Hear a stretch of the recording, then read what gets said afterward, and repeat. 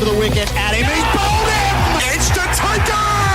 That is a shot of an emperor. Facing up on 28, bowls in! Middle stump out of the ground. Test cricket at its finest. Live from the Caribbean, the Frank Worrell Trophy, Australia and the West Indies on SEN Test Cricket. Yes, hello everybody and welcome to Grenada for test number 2 between Australia and the West Indies. Adam White, Bharat Sundaresan and Bryce McGain with you to kick things off. Bright, sunny weather.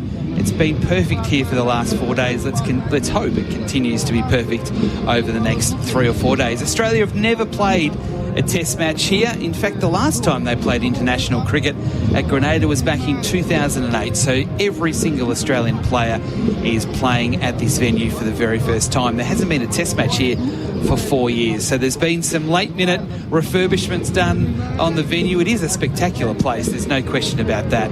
The first ball about half an hour away. It is SEN Test Cricket for Henley Homes, great supporters of Test Cricket on SEN, as I officially welcome in for the first time for test number 2, Bryce McGain. Bryce, welcome. Whitey, thanks very much. And it is a great venue. It's surprised a bit given the surrounds are just very relaxed, but the stadium feel here is very close to the water, and I'm sure all the players are really excited to get out there, and we'll touch on the pitch a little bit later, but things are looking pretty good to start with. Yeah, so toss not too far away, the first ball in a half hour from now. Bharat Sundaresan, welcome. It feels like home to you, this place. Yeah, I should be the one welcoming you guys. That's what it feels like. No, hello to everyone from the Spice Island. We've soaked in the sights and sounds of Grenada over the last couple of days. So have the Australian team. They haven't been out and about, but they've, like that comment said, I go to places where you need to look like me to go, but to be let in anyway. So it's been hot and humid all 3 days, and I'm very intrigued to see what happens at the toss as I see Pat Cummins with his jumper on. I also, things you don't see behind the scenes. I kept an eye on Cole Hitchcock, the media manager, and he walked out at one point and flashed 7, which meant 7 minutes for the toss. So Pat Cummins had to leave his warm-ups, go all the way up, put his jumper on, and he's back out there in the middle for the toss. So the mechanisms behind the scenes, Bryce, is always something to learn or something new to see when you hang around the outfield. We've got Javagal Srinath, who's actually out there in the middle now with his beautiful hair and his suit on, despite it being really hot. You mentioned before that Pat's got his blazer on, and now Roston Chase is walking out to the middle as well. So we're not far away from the toss. It's going to be important, Bryce, the toss, based on what we've seen with the pitch over the last couple of days. Yeah, I think so. But what we have seen is a good even cover of grass. So I think the unexpected deliveries that we had in Barbados, there may be less of those, but it probably means that however it plays, whether there's a bit of seam and movement, it means that it'll be consistent. And I think that's what all the players want. The inconsistency puts them down in their mind. A few balls standing up, some bare patches, some woolly grass patches. This is an even cover. It looks very flat. So I think it'll be consistent, and that's all the players are looking for. Yes, Bharat and I had a bit of a look yesterday at a bit of a cheeky look, and how close did you get? Close enough. Right there. Yeah, okay. We were right there. Let's confess. You can actually see some cracking already, which is a little bit of a concern. Very dry. I think the sun's going to beat down on it as well as it has in the last 2 days. They watered it slightly late in the evening. A gentle 2-minute sprinkle. And that's the last bit of water this pitch is going to see, in my opinion. Yeah. So there is a bit of a delay at the toss. Roston Chase has forgot his blazer, which is very important for the photographs and for the TV. It's only second time in charge, so he's not quite used to the routine as skipper. He might be borrowing someone else's blazer. It looks a little small. He does. Looks like a school blazer, a little school blazer. Looks like Craig Brathwaite's blazer. That's right. That's exactly I think it is. I think it might be too. But as is normally the case in a test match, there's 468 people out on the ground before the toss. Paint the picture, Whitey. Try and do it in 100 words, because there's so much action happening. Yeah, we've got all the Australians that have sort of stopped their warm-up waiting to see what happens with the toss. The West Indies are sort of having some slips catches. They need that practice. There's no question about that. And doing a lot of bowling at the moment, some of the West Indians. So we'll wait and see. We're not too far away from working out exactly what's going down at the toss. We're just waiting for the television broadcasters to get ready. The players are standing like statues on the edge of the pitch, waiting to be able to flip the coin. I think we're ready. Samuel Badri doing the toss like he did last week. So we know that Steve Smith is playing. Josh Inglis missing, the only change to the Australians. As we've now got the music stopped. The DJ got the message. It's a big build-up. Big build-up for the toss. Is that a drum roll? Always a pleasure and such a privilege to be here in the Spice Isle. A return of Test match cricket to these shores. The captains are out in the middle for the coin toss. Ruston Chase of the West Indies, Pat Cummins out of Australia, and the match referee, Mr. Javagal Srinath, will oversee the toss. Ruston, you've got the coin? Heads. Heads is the call. Heads is the call. Heads. And it is indeed a heads. Pat, your toss decision and the reasons for that, please. We're going to have a bat first. Don't really know what to make of the wicket, but I think it looks like it might be the best time to bat today. Yeah, your top order came under pressure once again in that first test. What sort of lessons do you think were learned, and how much, I suppose, latitude and patience given to a group that is still finding its rhythm? It's very rare that you play a test match where every batter does well. Last test match was the middle order's job, and they did a fantastic, effort of it. But it's always pretty tricky over here. Seems like there's always something in the wicket. Changes to your playing 11. Steve Smith comes back in. How important is it to have someone, not because of his record and experience, but his ability to problem solve in unfamiliar conditions? It's a huge benefit. That's what you get with experience. He's scored runs all around the world. So, he's never played here, but I'm sure he's played on a wicket like this, and when he gets out there, he'll find a way. Thanks for your time, Pat. All the best. Thank you. Ruston, I mentioned unfamiliarity here at Grenada. It's been a long time since Test match cricket has been played here. Only the fifth one today. What do you make of these conditions? Yeah, well, I've never played here, firstly, but the pitch looks decent. But I'm happy with the decision because we were the ball first. In terms of your team and what they did in that first test, you guys competed quite expertly with the ball. It's the batting that yet again seemed to be inconsistent. What sort of discussions that you guys had for a more decisive effort this time around? Yeah, well, we thought we played good cricket for at least two innings, and then we let ourselves down in that second bowling innings, and we gave them too many runs. So we just have to try to control the runs that we give them, and anything under 250 we'll be happy with.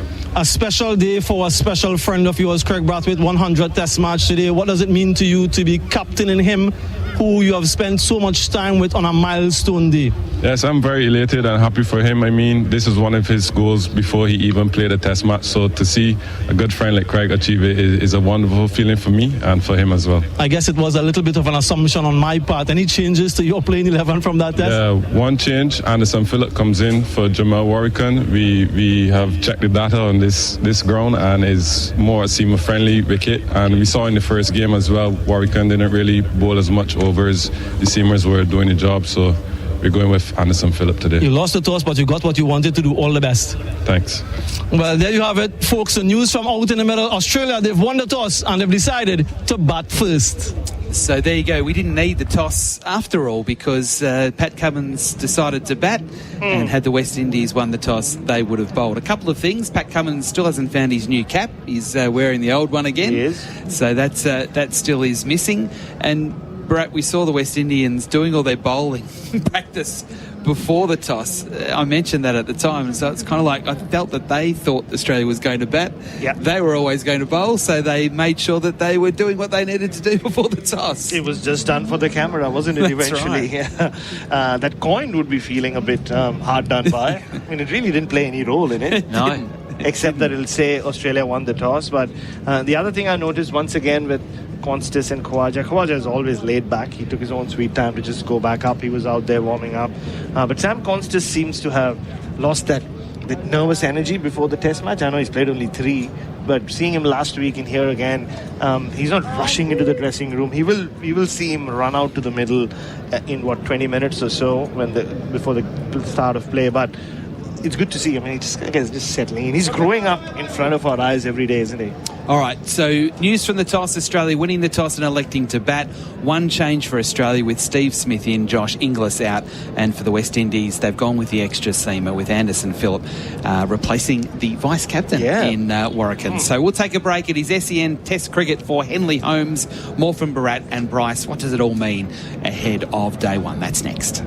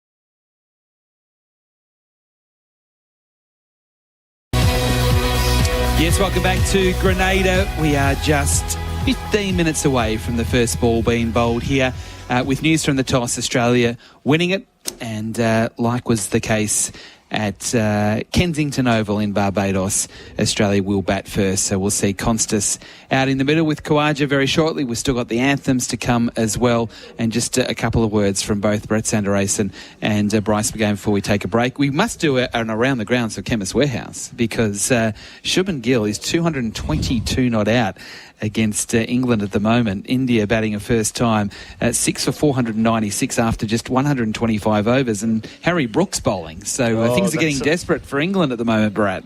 Well, all in support of the wrong-footed bowlers. I belong to that small tribe. Virat Kohli is now retired, so Harry Brook is keeping it up. But no, what a performance. He scored 100 in the first test as well, Shubman Gill. So what a start to his captaincy career as a batter. Oh, because he really hasn't got test cricket. No, he hasn't. And I'm a bit surprised how well he's going. And to have that extra responsibility, Bryce, of being the captain and to do that straight off the top, taking over from some pretty impressive captains in the last 10 years. It's a great way to sort of put your flag in the ground. It is an amazing start. And such a dry summer over in England. The outfields are lightning quick, so they're making the most of it. Yeah. It's a run feast, not only at Test cricket, but it's a run feast at county cricket as well. All right, from both of you, before we take a break and come back from the anthems, the toss of the con, what does it mean? How do we feel? Because it from both captains, they're saying we're both happy. Yeah, I think it's all about Sam Constas this first half hour or 1 hour. Australia is just going to bed.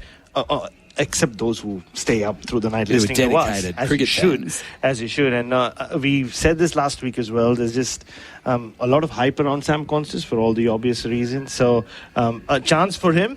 Vaidi, when we saw that pitch yesterday, both of us looked at it and said, this has to be the pitch where Sam Constas shows us what he's made of and makes a big score. Yeah, that's right. Because it does look like a pitch early on where the pace will be even and run scoring should be much easier. Yeah, I think you're right. That's going to be quite interesting. For me, it's Usman Khawaja as well, just to make sure that he can continue the legacy of his career and make some runs as well. Australia do need a good start. That'll set it up for Cameron Green at number 3, who started a little nervy last test, and hopefully he gets a good opportunity here. It's a good pace attack and the ball will be swinging. It's not going to be easy. All right, we'll take a break. Come back with the anthems and the first sport's not too far away. So last break before we have live play here in Grenada. Beautiful Grenada, beautifully and sunny. And I've said it twice, Brett. It's Grenada. We're back with more after this.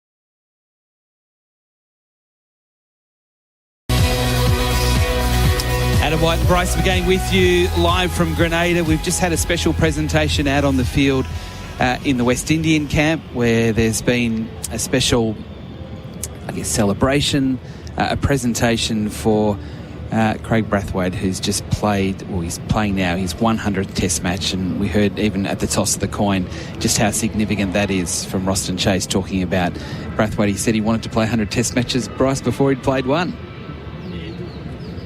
Thanks, Whitey. You keep me on here. It is quite remarkable, isn't it? 100 Test matches are a long and a huge goal to have before you've even played one. But I do notice he has changed his number as well to the 100 on the back for today's game. So that's on the team list. So I haven't quite seen with his jumper or his top that he's done that, but does have number 100 on the team list. That's the sort of thing you see in the NBA, not necessarily in Test cricket. Well, I'm looking for the banner to come out with a cheer squad for him to run through as well. That's right, exactly. So we're just waiting now for the official presentation. We've got the Australians all sort of sitting on the advertising hoarding to one side, to the left as we look at it, and then to the right, the West Indians. And you can see the noticeable difference between the Australians wearing the cream and the West Indies wearing the white. And the other change is that in the first test, the West Indies wore gold numbers on their backs, whereas they've gone back to the maroon numbers for the second test. Because why that's the case. Well, no one could see it. It was pretty funky up close, but from a distance it was a bit hard to see in the sun and the glare. But they're back to the traditional maroon flare down the side of their strides as well. So they're not exactly Baker's pants, if is often called that in the white. So they've got a nice little flare, and it's a good kit they're wearing. And they start walking out onto the middle. Now, umpires are out there. The Frank Worrell Trophy sitting on a box out in the middle as well, as we lead into the anthems. Yeah, so the West Indies filing out onto the ground now, and there's some young kids. It's like the Premier League, where the kids in their full kit hold hands with the players, and they are led out to the middle of the ground, and the Australians are doing it as well with some locals in their whites. I must say, one of them's an absolute man-child, nearly taller than Steve Smith. They're all little kids, and this one guy is... He's huge. He's going to block Steve Smith as he stands in front of him. If you've just joined our coverage, Australia winning the toss and electing to bat first. So they wore the gold because it was the 50th anniversary of the 1975 World Cup win. Yes. So as a result of that was why... I didn't know that, actually. I didn't mind the gold. I actually thought it looked all right. Bit IPL? Yeah, I don't know. I think gold's a good colour. It's a good colour. So we're just waiting now for the anthems. So everyone standing nice and tall and straight, and importantly, still. And we're just waiting to see what happens next. There's a big delay. I think I can hear some music. Orchestra tuning up.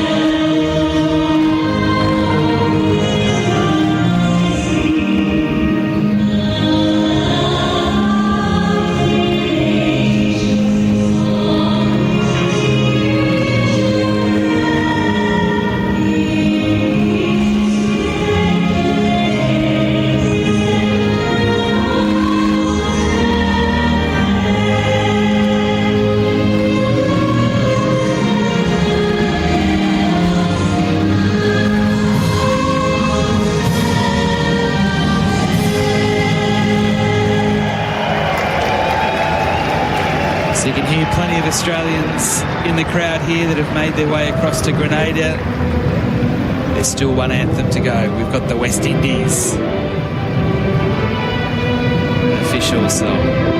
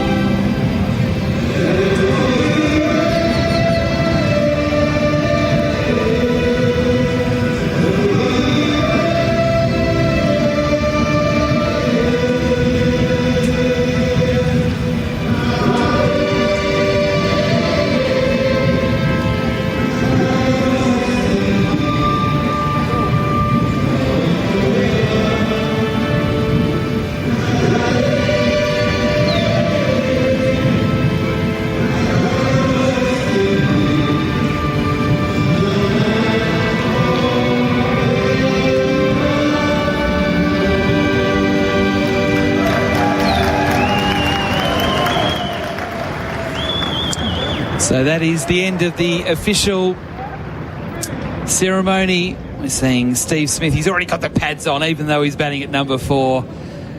Usman Khawaja and also Sam Constas doing a little bit of a trot as well as they leave the arena to get their gloves, their bat and their helmets, and we're not too far away from the first ball being bowled. Repeating the news at the toss, Australia winning the toss and electing to bat. One change for Australia with Smithy and Inglis out, and for the West Indies they've gone with the extra fast bowler with Anderson Phillip replacing Jamel Warrican, so the vice captain to miss out in test number 2. We're here at the spectacular Grenada, St George's Grenada. Bright sunny weather. There's a nice breeze. You can see when the flags were being held high at the anthems, they were fluttering beautifully in the breeze. We're not far away, Bryce, again from the opening ball. No, exciting, and there's been a bit of a gap between the cricket here in the West Indies, a lot of downtime, so it's great to be back into the action with these two teams. West Indies, well, they're fundamentally doing what they wanted to do. They wanted to bowl first, put that Australian top order under pressure. They get their wish, albeit with Pat Cummins' call to bat first. So Sam Constas has already dashed out to the middle. Usman Khawaja in his normal sort of meandering way, just walking out, doing a little bit of shadow batting. Constas, he's already gardening out on the pitch. And the West Indies following Constas out to the middle. The umpire's there as well. It's fair to say it's not a big crowd for day number 1, but it's certainly built up over the last sort of 20 minutes or so. We're seeing certainly a lot more locals starting to file their way into the really are spectacular grandstands here at the National Cricket Stadium. It is a superb ground, little open areas, but by and large a big major grandstand at that.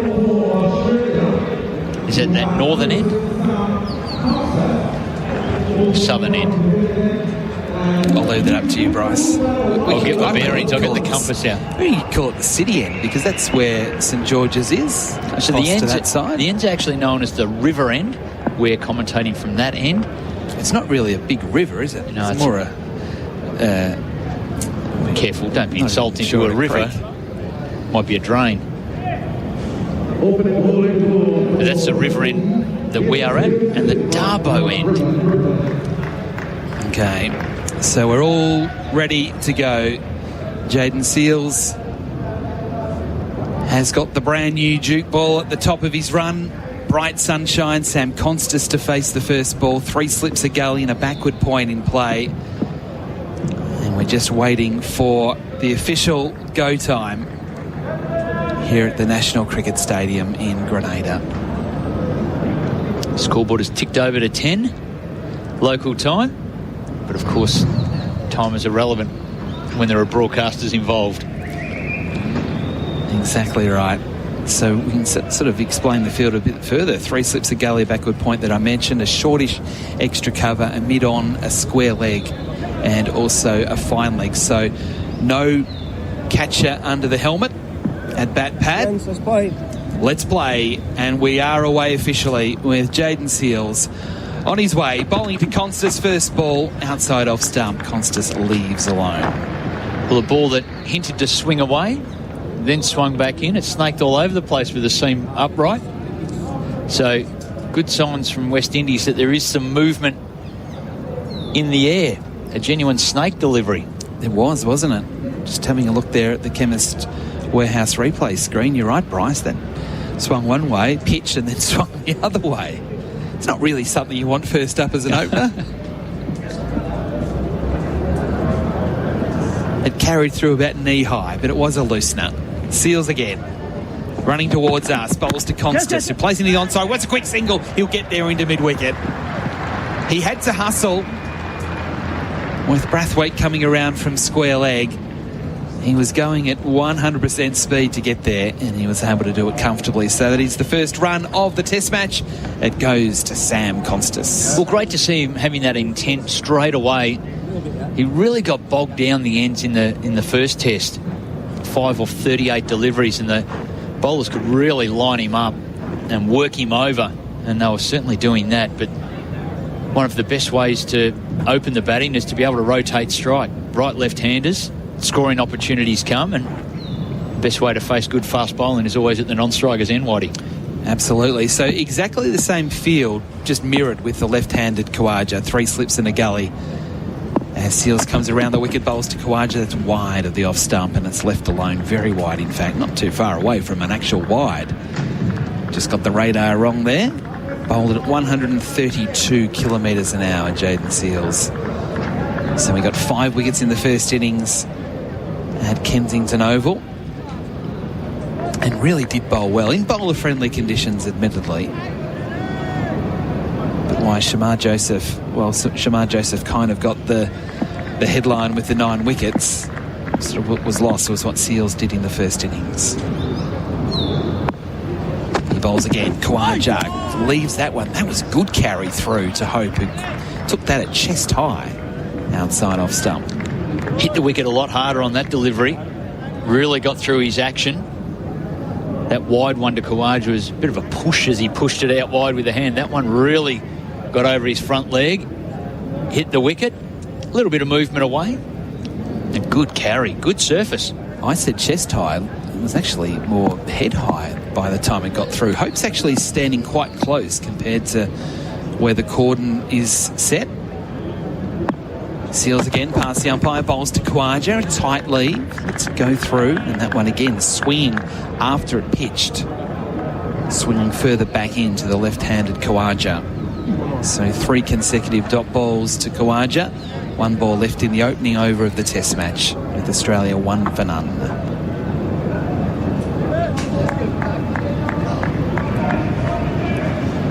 So no major concerns for Khawaja just yet. No major movement off the surface. A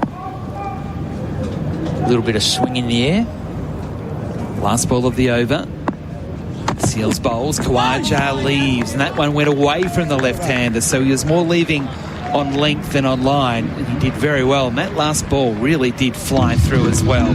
So good signs for the pitch in that opening over. So through 1 over, SEN Test cricket for Henley Holmes, Australia, no wicket for 1. Now, if you are wanting to listen to us and watch the TV at home back in Australia for SEN Sync, we think the sweet spot's about 33 seconds. So you've got to toggle on the SEN app to sync it up. If you are watching the coverage and wanting to listen to us on the streaming service, of course you can listen here at the ground. And it's a warm welcome also to all our West Indian audience across 7 or 8 different radio stations around the Caribbean. Welcome to SEN's coverage of Test cricket. Shamar Joseph 9 wickets in the first innings. He has the brand new ball from the end where we are positioned just above the side screen. We've got a perfect view. He's going to bowl the second over. Shamar Joseph bowls to Constas, pulls it away, over square leg. Terrific shot from Constas. That goes to the rope for 4, and that will give the young man some confidence. Oh, real. Picked up the length quickly, was into position early, and just lifted it over square leg. Good batting. And you're right, that will give him enormous confidence. He didn't try and keep it along the ground. He got into position quickly, got under the ball, and hit it straight over the square leg umpire's head. And very nearly carried for 6. Joseph on the way again. Past the umpire, bowls to Constas, who shoulders arms outside off stump. As Joseph might take a little while to get into his work.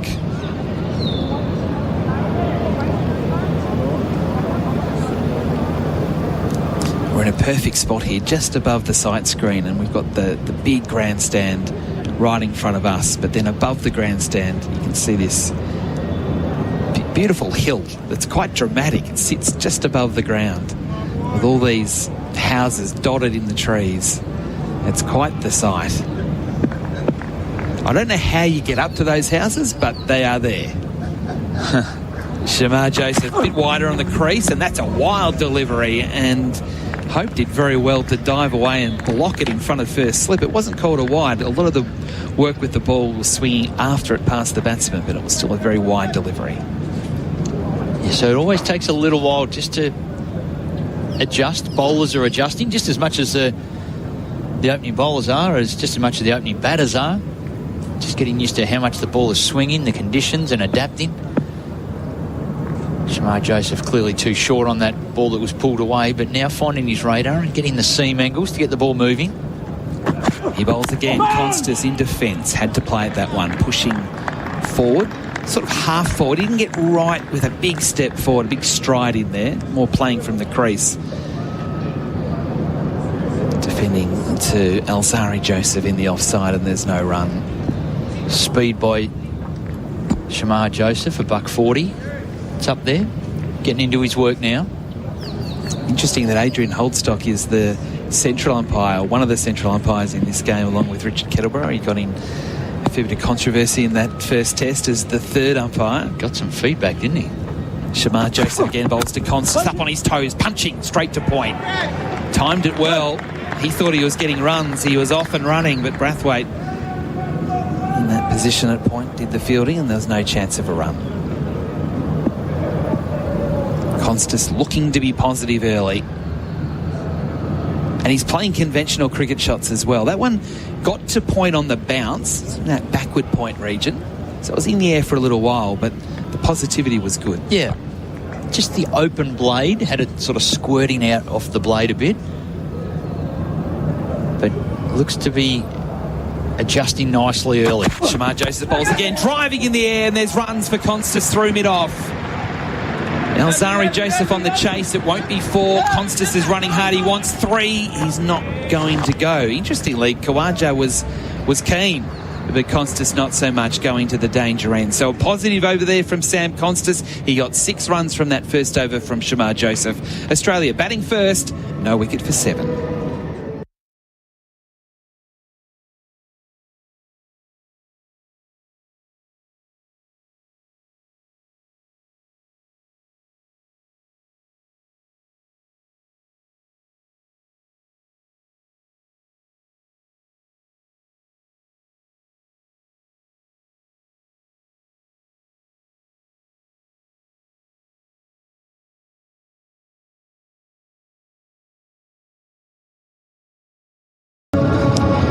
SEN Test cricket for Henley Holmes. Australia no wicket for 7 after the first 2 overs. Constas all 7 runs as Jaden Seals to bowl his second over from the river end. Bowling to Khawaja, who's prodding backward of point and getting runs. 1, maybe 2. Khawaja won't go bang for the second, so he's away with a single.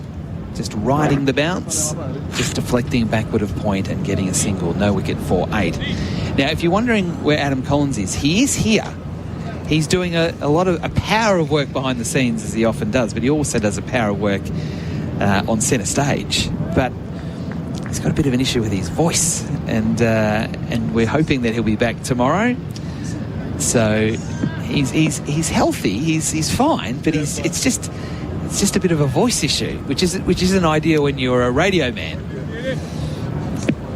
So hopefully Colo's back tomorrow. Jaden Seals bowling here to Constas. Constas driving back to the bowler on the second bounce, or chopping down on that one. And there's no run. And you'll hear from Andrew Mason, our man from the Caribbean. He's in visitor territory here because he is from Barbados, so he very much knew all about Kensington Oval and the entire island, and he showed Bryce most of it to us. But he's here from here at Grenada. This is foreign territory. Yeah. Sort of. No wicket for 8. Seals again, bowls. Constas plays and misses, trying to punch through the vacant cover region off the back foot. Good consistent bounce, bit of swing, and a massive gap in the offside, and Constas, he saw it and he wanted it. Well, it just jagged away a little bit and also rose up, beat the outside edge. It's Constance, half a back foot drive, half a cut shot. Swung pretty hard but missed it. Did have a good look at the West Indies in their slips warm-up this morning. Still a bit dishevelled, I've got to be honest with you, Whitey. Bowls again, Constas driving. There is runs through the covers. Not fully timed, but at least 2. It won't get to the rope. They'll think about a third. This time they will come. So Constas into double figures in just the third over of the Test match with a positive drive through the offside. No wicket for 11. On the Tyre Power scoreboard, winter safety sail.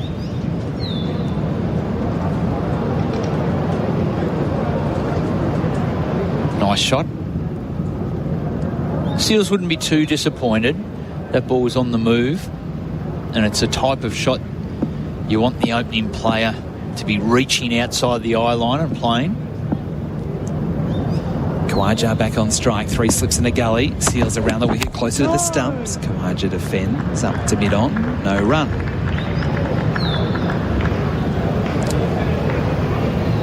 It's an interesting venue here because we talked about the grandstands, and it's quite a modern feel to the stadium to look at, but the ground is massive, and so they bring the ropes in quite a bit, and also the advertising hoarding. So even though we've got a perfect spot above the side screen, we're still quite a way away from the actual middle of the ground. Whereas at Kensington, we're right over the ground in a perfect spot. Here we're a bit lower. Seals again, Khawaja clipping down to fine leg and getting himself a single. So the runs are flowing early here on day 1 in Grenada. After 3 overs, Australia winning the toss and electing to bat. No wicket for 12.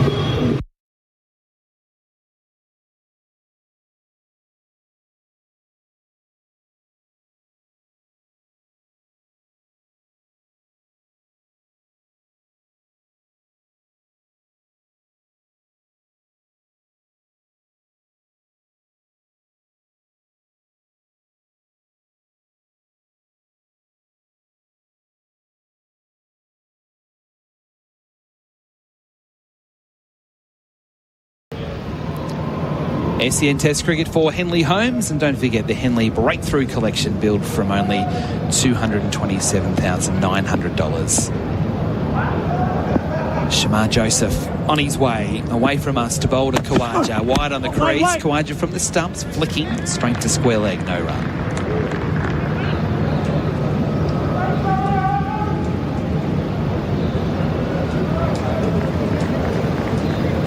Immediately both bowlers around the wicket to Khawaja,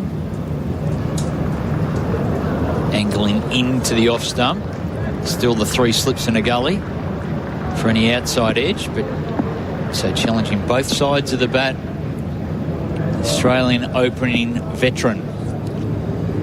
Shamar Joseph again. Fires in. Khawaja back and across, defending up to mid-on. Thought about a single. Azara Joseph came around from a wideish mid-on position to do the fielding, and they couldn't pinch that single. That stays at no wicket for 12. Adam White and Bryce McGain with you. Brad Sanderson not far away. Andrew Mason not far away. And as I said, Colo, he is here, so it's not even he's here in spirit. He's here. He's literally here. Right here. Right next to us. He just doesn't have a voice at the moment. I told him to eat pineapple. I'm not sure whether that's taken place. He's like a mime artist out the back. He's sort of nodding and yep. Marcel Marceau. Joseph again bowls. Khawaja beaten by a good delivery from Shamar Joseph. So caught on the crease, didn't go either back or forward, and that ball shaped away in the air and quite dramatically to beat the outside edge on the way through to Hope. Good skill by Shamar. He's gone in, looking to challenge the stumps and the LBW and the inside edge, if you like. That one really let it go. Angle of the seam. A big in swinger to the right-hander. Obviously beat the outside edge of the left-hander, and something to think about for Usman Khawaja early in the innings. Shamar Joseph again bowls. Khawaja beaten again. Very similar delivery, just a fraction fuller. Khawaja prodding at that one, and again seeing it go past the outside edge. He's tried to go forward on that second one. The first one was really caught on the crease. He's tried to go forward. He wants that front foot to go forward, but it didn't really move anywhere. It just sort of hopped up and down on the spot just in front of the crease, and he really felt for that delivery. So a couple of good deliveries by Shamar Joseph, encouraged by the few supporters here.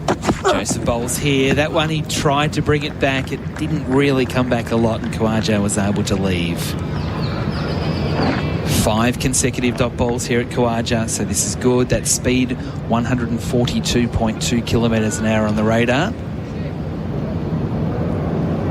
Shamar Joseph bowled a power of overs in that first test, over 40 of them, and you wonder if that's going to take its toll quicker here. Obviously his first couple of spells, you'd expect him to be nice and strong and fit, but that accumulative effect of workload for the fast bowlers.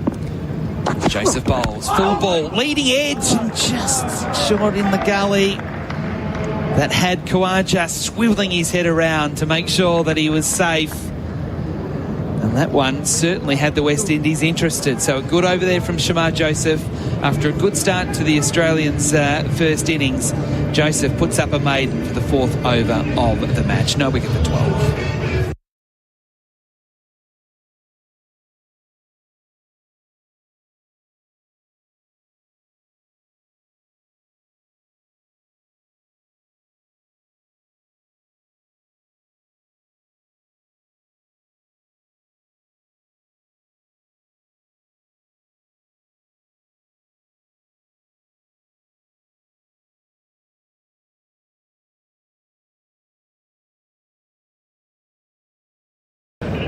SEN Test Cricket for Henley Holmes. Adam White and Bryce McGain with you live from Grenada. As Seals comes in again to bowl to Constas, who's defending from the stumps. This time he does get a good stride in, pushing up to mid-on. Around the grounds for Chemist Warehouse, India 6 for 543. Shubman Gill now is up to 254. Wow.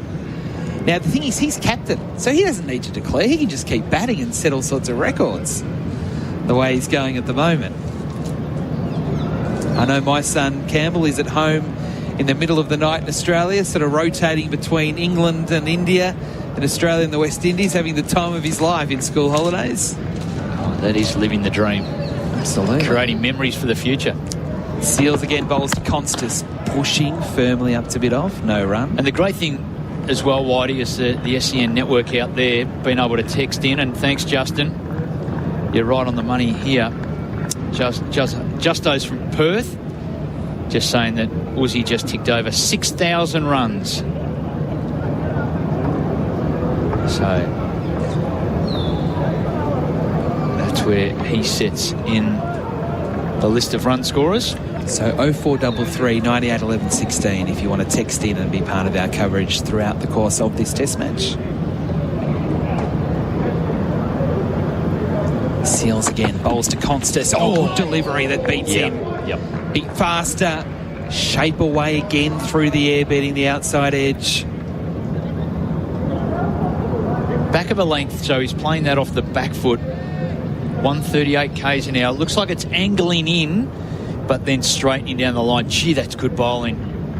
And going probably a school ruler over the, or maybe a little bit more than that, over the off stump. Gee, that's good bowling. Seemed beautifully presented. He impressed us all in the first test. Did Jaden Seals, and he's continuing on his great work here. Bowling again and beating again this time. Constas trying to be aggressive. He really tried to punch him through the covers. So consecutive deliveries beating the outside edge. This is good bowling from Seals. Constas, after a bright start, now starting to feel a little bit of pressure. So again, that ball just angling in and leaving him. It didn't move a lot, did it? Constant footwork. He's actually just in the air as he's looking to play that. Not a sound base, so it's all hands looking to blaze it through a big gap at cover, it must be said. There's a backward point and a short mid-off sort of extra cover region. Good bowling. Inviting him to play that shot, aren't they? He bowls again. Oh, it's 3 in a row, this time on the front foot. Shaping away and missing the edge. It's this massive golden invitation. Go for it, Sam. Hit through the covers. We're going to give you this massive gap. And he knows it's there. That was a terrific delivery. A shout out to Laurie Colliver, who's up in the stands listening through the SEN app. He put through that Khawaja had got his 6,000 runs. He'll be scoring somewhere in the stands. Yeah, no doubt.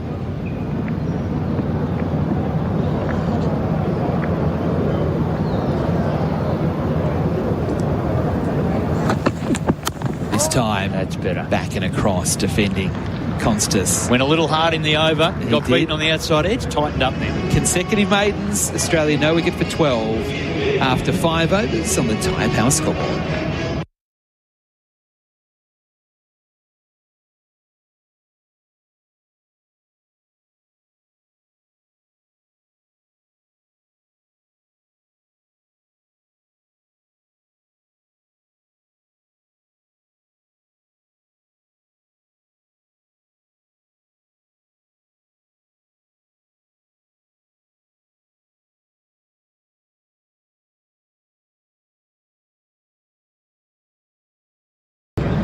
SEN Test cricket for Henley Holmes. Australia no wicket for 12. Batting a first time. Shamar Joseph into his third over. Bowling to Khawaja, who's in defence, pushing up to mid-on and getting a single. In fact, he might get 2 as well timed. They are going to come back for 2. Alzari Joseph really didn't race after that ball.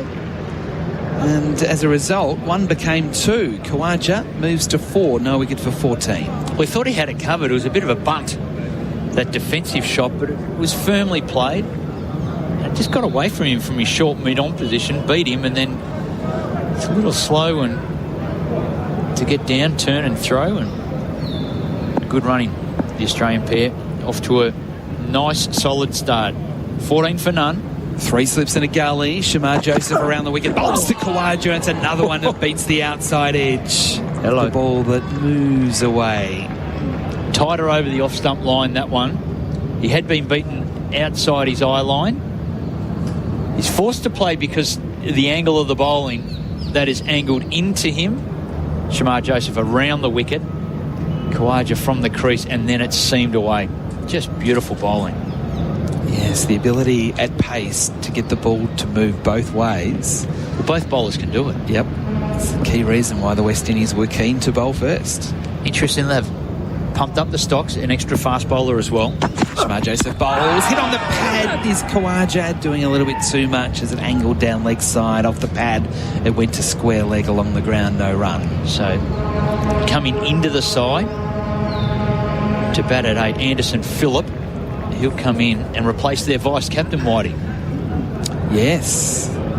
Well, I mean, it was kind of obvious it was going to happen because Warakhan had hardly bowled in the first match.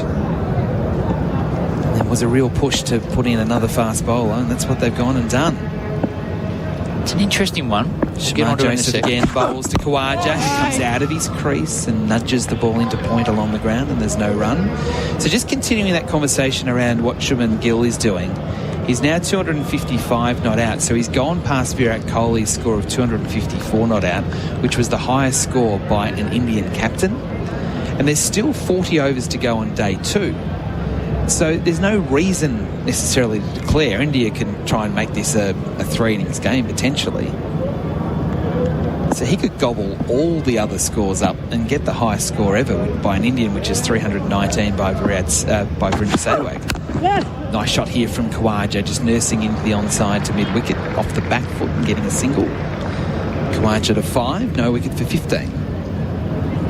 So Sehwag's got number 1 and number 2 on the list, 319 against South Africa, with a strike rate of 104, mind you, and he's got the second highest of 309. He's also got the fourth highest of 293. And he's also got one of the most entertaining ones, which was a Boxing Day 100 against Australia. That was unbelievable. At the MCG. It's 160 on it?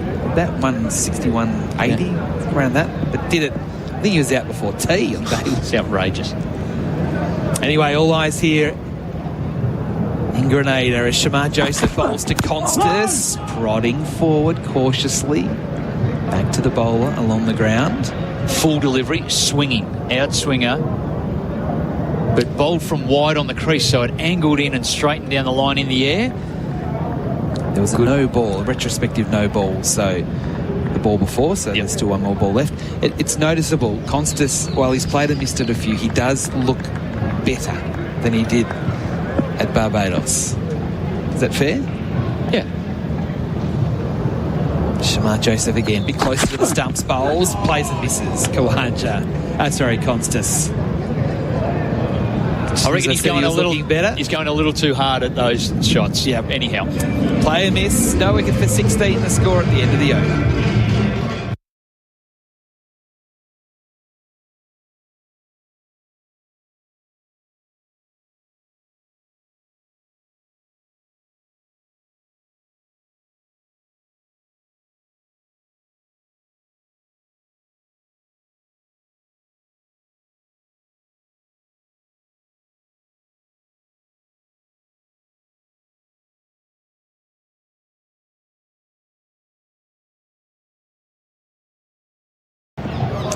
Australia winning the toss and electing to bat, and they've got through the first 25 minutes without loss. As Seals comes in again to bowl to Khawaja, and Khawaja from the stumps tucks it away in the onside to mid-wicket and takes a single. Khawaja to 6, no wicket for 17. SEN Test cricket for Henley Holmes. Adam White and Bryce McGain with you. Andrew Mason will join you very shortly. The voice of the Caribbean, Andrew Mason. Well, we're lucky enough to be on his show. It's a bit like he's the Waitley of the Caribbean, if you like. And, well, we were on his show recently with a cast of thousands and legends of West Indian cricket. It was quite remarkable. Jaden Seals bowls to Khawaja, bottom edge, trying to play the hook shot, and that'll race down to the boundary for 4 past the keeper. Constas to 14. That wasn't where the ball was supposed to go. An under edge.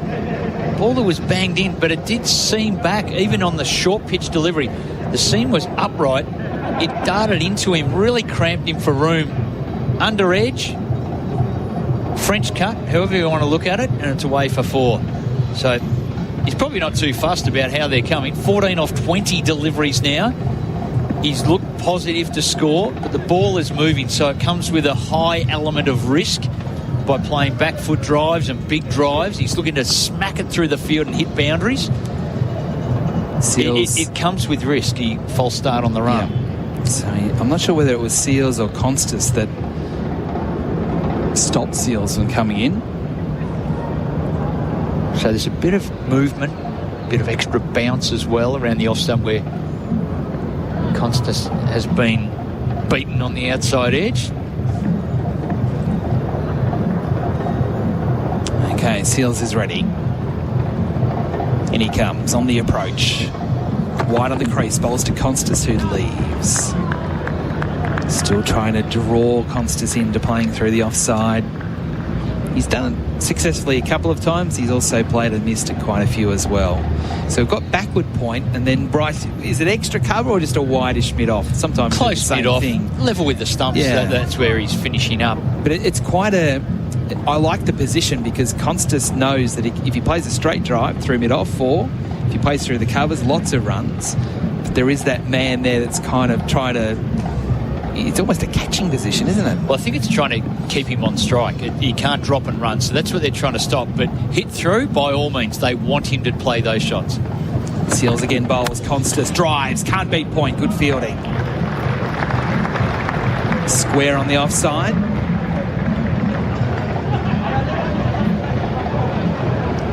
He's a little frustrated with himself as he walks to square leg and wants to have a look at the scoreboard again, watches himself up there, watches the fielding, which was pretty tidy at backward point. And both those fielders are in tight. It's not a deep backward, a deepish, right up there on the single. No drop and run. They don't want to be beaten in front of them. They're quite happy for Constas to smack it through the field and try and get to the ball to the boundary. Seals again bowls. Constas hit on the pad, trying to work away on the onside. It's doing a little bit too much. The West Indians sort of half-hearted appeal, really. Big movement in. Score remains no wicket for 21 on the Tyre Power scoreboard. Winter safety sail. Bright and sunny day here in Grenada.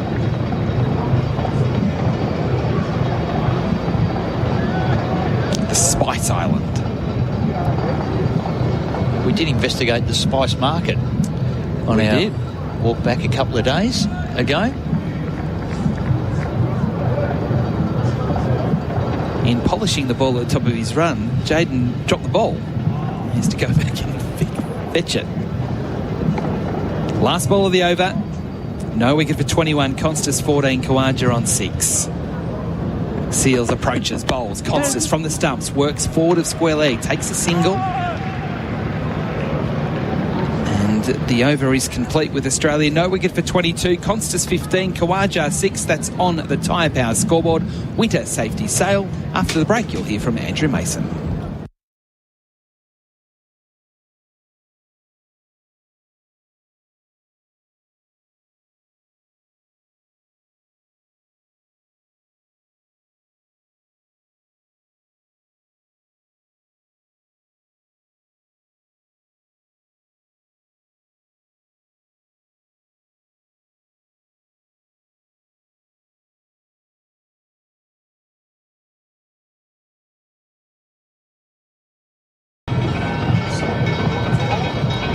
Good morning to all. It's another wonderful day in the Spice Isle, and I'm quite happy to be here. The last time I was in Grenada would have been, 13 years ago. Wow. And I almost didn't know where the ground was. Yeah, my hotel is on the other side in Grenans, but it's beautiful. 22 without loss. Constas has got 15, looking a lot better. Khawaja has got 6. Hello to Barrett. How are you, Barrett? Are you enjoying Grenada? Oh, loving it, Andrew, loving it. Buy some land here. Please do. Here is Joseph, who is, of course, from Guyana, which is on the line of the middle stump. Constas comes forward, elbows well, plays the ball towards mid-on, there's no run. Just listening back to that story from you, Andrew, 13 years ago, you come here, didn't know where the ground was. Knowing your influence on the region, that's when they built this ground, right? I think so, yeah. For your sake? Yeah, of course. That old ground's gone because you couldn't find it. It's gone. Yeah, I like that one. And of course, there's the Karani James Stadium next door. That Olympic gold for him in the 400 meters. He's a king here. Mash it up, they say. Yeah. Joseph comes up again. He's in. This ball is a bit low outside the off stump. Talk to me about that. What happened there? Well, the air went out of the ball. That's what happened. Oh. He let the air out. It hit back of a length and died and bounced another couple of times on the way through to Hope. This is quite remarkable. Oh, wow. Really died through. And Hope had to do the under 12, put the keeping pads together and just stop the ball with the gloves either side of it. And Sam Constance immediately walked down the pitch, a wry smile on his face, just checked the spot on the pitch where that ball landed. Yeah, but he's going to continue now. Shamar Joseph in bowls. Good tight delivery at the line of that leg stump. Comes across, plays the ball to the onside, down towards that forward square. There is no run. I'm interested, Barat, I'll get your view on this. The West Indies making an interesting change, in my view, in that Warkan is up, but Philip comes in. Are you surprised by that? Well, they've been listening to you. Yeah. I mean, you spent the entire test match in Barbados wondering why the vice captain was playing. And they said if Andrew Mason's not happy with the selections we're making, we're going to get rid of Warkan, and they've gone with the extra seamer. Well, and I'm going to come to Bryce in a very short while about that, because to me it's a bit of overkill in terms of the bowling, because I think Graves has done well enough. I'll get back to Daphne's delivery. Graves is down on the off stump. Shamar Joseph bang on target, pushes out towards that bit off air. There's no run. The score is kept to 2-run loss. I think you're exactly right. Yeah. I think because Graves has done such a terrific job, he as we get some highlights just going over the top of us there, he's done such a terrific job as the fourth fast bowler. You don't need to add a fifth in there, so you end up with this unbalanced lineup. Exactly. If they wanted extra batting, I would understand that. And allow Roston Chase to bowl the off spin and then have an extra batter. Joseph in bowls the consistency. Drive in! And the ball goes down to wide. Third man is gone for 4. Did the fielder Gully get his fingertips to that? It was a bowl shot. It was outside the off stump, went for the drive, bent hard. That's gone for 4. Well, it was a bit of a wild shot from Sam Constance. He's been throwing his bat at any width, on the up, away from his body. Roston Chase, I think he might have just got a fingertip as far as he could reach. I think it's just tipped maybe his middle finger and ring finger and burst its way through and was pretty quickly down to the boundary for 4. But Constance, maybe another life. It's a really tough catch. It's really as far as he could reach. I don't think he timed his jump too well, because if you see the replay, it went not over his hand but beside his hand. Shamar Joseph again comes into bowl to Constance to this delivery. He's off the back foot, forces to the offside. Lovely shot. That's going to get up towards the money. We'll have the legs to get there. Yes, it goes for 4. Oh, beautiful use as he went back and stroked the ball. It was a bit short, eyes open wide, and punched it through. That's gone for 4 to carry Constance to 23. Kawaja's got 6, and the score is up to 28 without loss, which is the latest score in St. George's.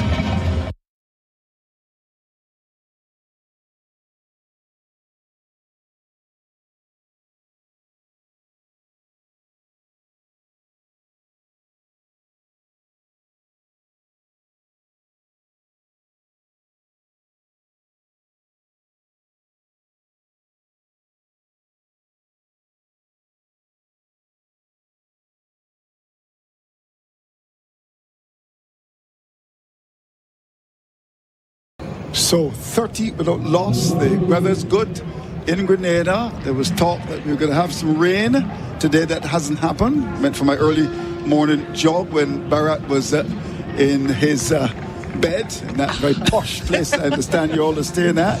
Yes, I understand it's very, very nice indeed. Not far from the ground, is it? No, not really. Okay. Well, we're going to have another change in the attack. As the first ball is too short, but he tends to do that a great deal.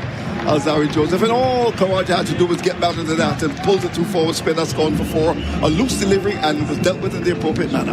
Also tells you a lot about the pace on this pitch or lack thereof. It just sat up for Usman Kawaja. There was really nothing delivery from Alzari Joseph. He's one of those fast bowlers, even in this modern era, who bowls the odd loosener, and that was a loosener. Oh, that was a gift. Just sat there and said, whack it. He didn't get all of it. He got enough to get it away for 4, but he's probably thinking he could have really smoked it. But he's gone to 10. 34 runs on the board. And Alzari Joseph again comes in from the River Road end. He's up to the wicket he's in and bowls too short again and pulled away 4 more. That's lollipop bowling, really. That's sweet as those Julie Mangoes didn't get here. That's put away. That's gone. Oh my golly! I would have hit that for 4. Or the star fruit. That's pretty juicy. Yeah, the star fruit. We had some of that from the roadside. Yeah. Stuff. It was nice, eh? Yeah. Spice Isle. Yeah. Grenada is known for its chocolates as well. Yeah. Cocoa. He's dished out a couple of toffees to Usman Khawaja to start this spell. And the pull shot and Usman Khawaja have had an interesting relationship in the last 7 or so months. Haven't always gone to plan.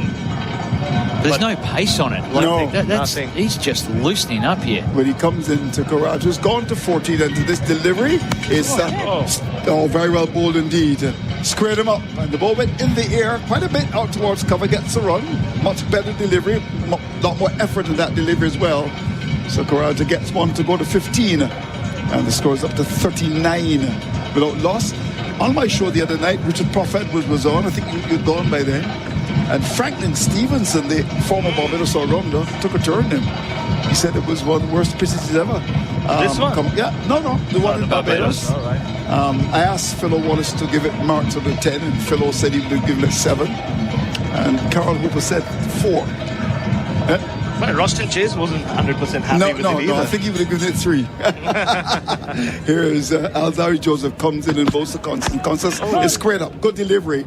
After bowling 2 short balls, he's bang on target. A little bit of movement across the right hand, and he guides it with some suspicion square in the offside.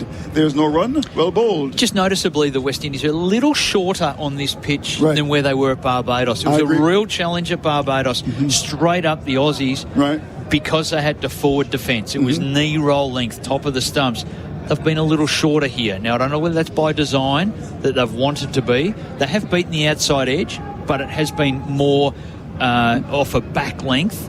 So maybe just getting that length up a bit will challenge more. Sorry, Joseph bowls the Constance. Yeah, that's a full-out delivery. Died as it went through to be taken by the keeper. He's kept on 23. Khawaja's got 15, 39 runs on the board. This is over number 10. How do you like the ground? You like it, Marat? Oh, it looks like they First put time in a in lot of Grenada? work. First time in Grenada. Put in a lot of work to make it look. The last couple of days, I'm told. They have. They have. I think gone from gravel to asphalt at the back. In 2 days. In 2 days? They do it. Really? The turnaround happens very quickly here. Okay, indeed. So that was stir response to duty's call. Here's the Dave. Some nibbles at that. Could see. Much better length there from Joseph. The ball angled across the right hand. He nibbled at it. The ball went by to be taken by the keeper. So 9 gone, 39 without loss. That's the latest score in St. George's.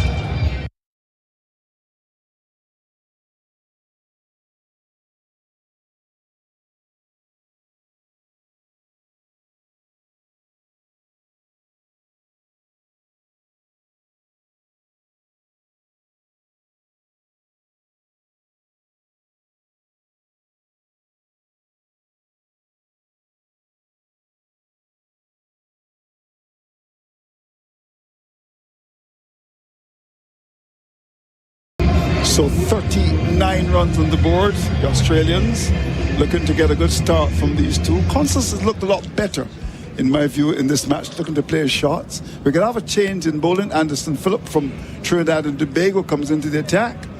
And the Australians, of course, their supporters are here. Carl Hooper said he had a group of about 43 sent on the show. Alongside Dizzy Gillespie, that's right. And Big Murphy's, So they've come to Grenada. Here's Phillip. Hard working, comes round the wicket, he's in and bowls, and that ball which is down the leg side. No need to play at that, Khawaja, and allows the ball to go by to be taken by the keeper. Look at those houses there. This is River Road. I think Junior Murray, the former West Indies keeper, comes from this area, River Road. You're going to buy one of those houses up in the hills there? Oh my golly, it's interesting. And it's a very, very steep hill. It's very steep hill indeed, yeah. Yeah, you hope they're hanging up there.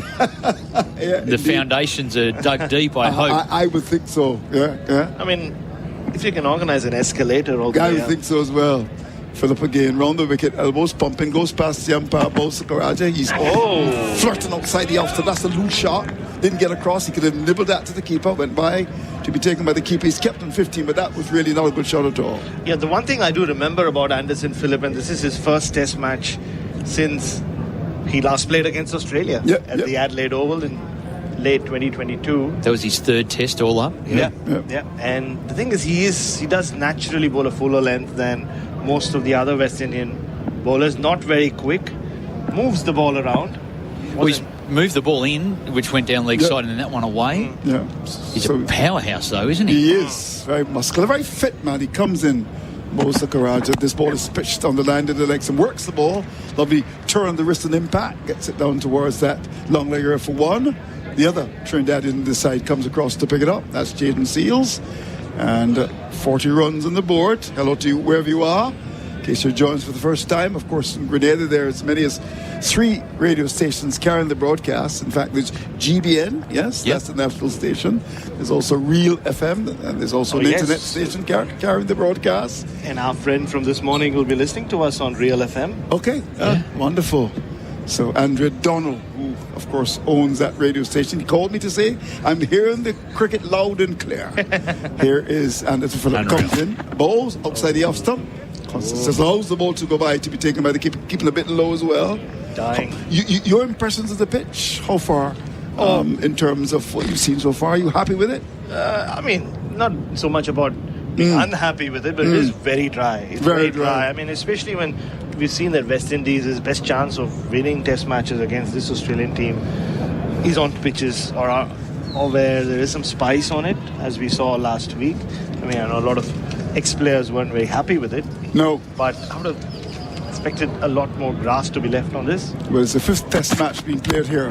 Here's a good tight delivery on the line of the off stump, bowled by Phillip. Coming onto the front foot is Constance, a little push away down towards cover, gets a single to move to 24. Kowaj has got 16, 41 now without loss. In fact, the last test match that was played here was a win for the West Indies back in March 2022 when they defeated England by 10 wickets. We'll never forget that, with Kyle Mayers, who seems to be what's going on with him? He picked up 5 for 18 in 17 overs. And we asked Darren Sammy what's happened to Kyle Mayers. He said he's still very much on his radar, but there's no evidence to support the claim.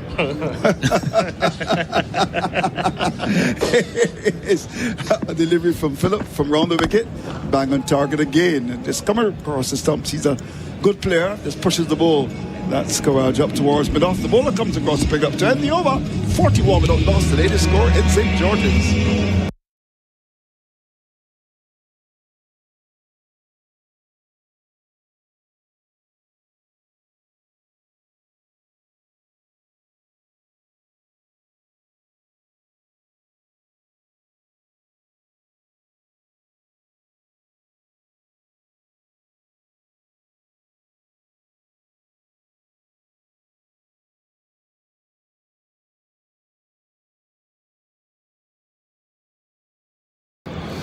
Just getting back to the decision to bring Anderson Phillip in to the side, I would have thought that you might have given consideration to strengthen your batting.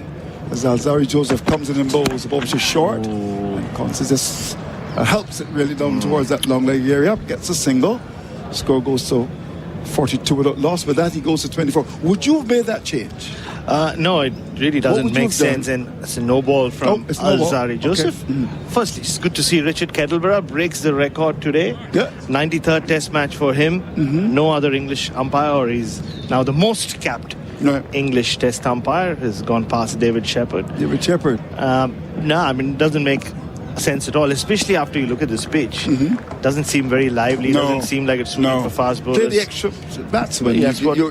You failed with your batting in Barbados, and you strengthen your bowling. Here's a ball which is bang on target. That's one. Cutting into the left-hander. This is Alzari Joseph bowling from round the wicket. Batsman squared up. The ball hit the top of the pad and dribbled on the pitch. There's no run. Score is kept in 43 loss. Would you say that Richard Calvert is the best umpire in the world? Well, he's been rated the best in the world for what says Barat? I'm going to say yes. Let's say. You seem a bit reluctant about that. Not at all. I just wanted to. You're not normally that reluctant. I don't want to sound very biased. Okay. I just wanted to sound like I'm thinking about it. Sorry, he's in bowls. The ball is played fine. This is going to head to the boundary, and we'll get there. It was one just excited that in fact came from the pads, went behind the keeper, right fine. Philip couldn't get across, just left that goes behind for 4 leg buys to carry the score to 47 without loss. This is not a flash start from Alzarri Joseph at all. 2 hit-me balls to start his spell. A couple of okay deliveries in the previous over. Now getting his radar wrong. Just ball swung a bit in the air, but poor line. So Australia is scoring at a really rapid pace at the moment, especially in the last couple of overs. This is over number 11. There are 4 balls left. Alzarri Joseph round the wicket, comes in to bowl to Karaja, who's covering up. There's an appeal for leg before. He's been given leg before. The umpire took a long time to give it. Will he go upstairs? We shall see. Wow. Well, Sam Constas was walking down the pitch saying too high, too high, too high. Oh. He's convinced his senior partner to take the review. Well, you asked me the question, Andrew Mason. Is Richard Kettleborough the best in the world? Yes. We'll find out now. We shall see. So, the original decision, ladies and gentlemen, boys and girls, not all, we shall see. Well, DRS. What's your gut feeling? Well, we'll just see the first replay. Here we go. Here. Oh, it could be in trouble. Look. You think? You reckon? Could it be sliding down the leg side? Well, no, because he jumps right across in front of the stump. You can see a bit of off stump. Okay, and no bat involved. No, just hit on the knee roll. Oh. The problem for Usman Khawaja is he's been given out and he's so far back in the crease. Yeah. They're checking for ultra edge. Yeah. Okay. Well, he spoke about this before the last test, about how bowling around or facing a right arm of bowling around the wicket has changed because umpires have started giving you out LBW quite a bit. That's how he got out last week, and we see the projection, and that's how he gets out this week. Umpire's call. Wow. Well, he took a long time to give it, and he has to go. So the West Indies making the breakthrough, 47 for 1. Karaja leg before to Alzarri Joseph 16. It's now 47 for 1. Well, comes back to haunt him. Usman Khawaja head down, wasn't entirely chuffed with the fact that it went to umpire's call, but it was an error again. His weight was all back in the back foot, that round the wicket angle. Alzarri Joseph, he just spoke about how he hasn't got his length right. The one time he gets it right, this is a repeat of what happened in the second innings last week in Barbados. What is he doing wrong technically, you think? I mean, he's never been someone with a giant front foot stride, but it feels like the forward press is gone as well. So he ends up playing back to a lot of deliveries that probably could at least lunge at, play it in front of his body, but late movement as well. Some credit to Alzarri Joseph. So he beat the inside edge of the bat because of that late movement. But once, and also because he started moving so far across his stumps to cover off stump. Right. Because he's been nicked off so often, he becomes a massive LBW candidate where from that position he just cannot miss the ball. And he missed it last week, was given out. He's missed it again. And I think it's a very fair decision. I mean, it was marginal on height, but in terms of line, he seemed to be right in front. So another new challenge now for Cameron Green. Well, he's going to face up to Alzarri Joseph with his tail up, as we would say. Starts his run, goes past the umpire, bowls to Green. Green is wrapped in the pad, in swinger. Might have maybe got a bit of bat into that, but it was a good delivery. Hurried across the stumps. The in-swinger would have maybe carried it down the leg side, but a good first ball to get. A very good first ball to get. The pace is up as well, 140.7 kph. So Cam Green, such a nervous starter. He looked okay in the second innings in Barbados before Justin Greaves got the better of him. Just look at his body language. He looks okay so far, but he was a cat on a hot tin roof in the first innings. Yes, should have been out. Second ball was put down by Brandon King. Can he get out of this first over to start with? Well, he taps the bat and waits on Alzarri Joseph, who goes past the umpire, find a leap and bowls. Outside the outside, he nibbled. That was a nervous display there. He nibbled at that, but went by to be taken by the keeper. He's all nerves, Barrett. He now goes down towards the square leg area. Well, Wow. I saw him earlier. So we have an open press box downstairs. You can keep an eye on the Australian dressing room. He was shadow practicing. This was around 15-20 minutes ago. Shadow practicing everything on the balcony. So he's an overthinker, Cameron Green, when it comes to his batting. He just needs to get through this first 10 or 12 minutes just to get into his innings. One ball left in the over. 1 for 47. He's in and bows to Green. And Green is this time allowing the ball to go outside the off. Was drawn across and then whipped the bat inside the line. And the ball goes by to be taken by the keeper. The end of a fine over from Alzari Joseph, who gets his cap and walks away. And over in which he got the big wicket, the big fish. When he got Kawaja leg before for 16. It's now 47 for 1, which is the latest score in St. George's. They're the tradies, mate. That's Simon.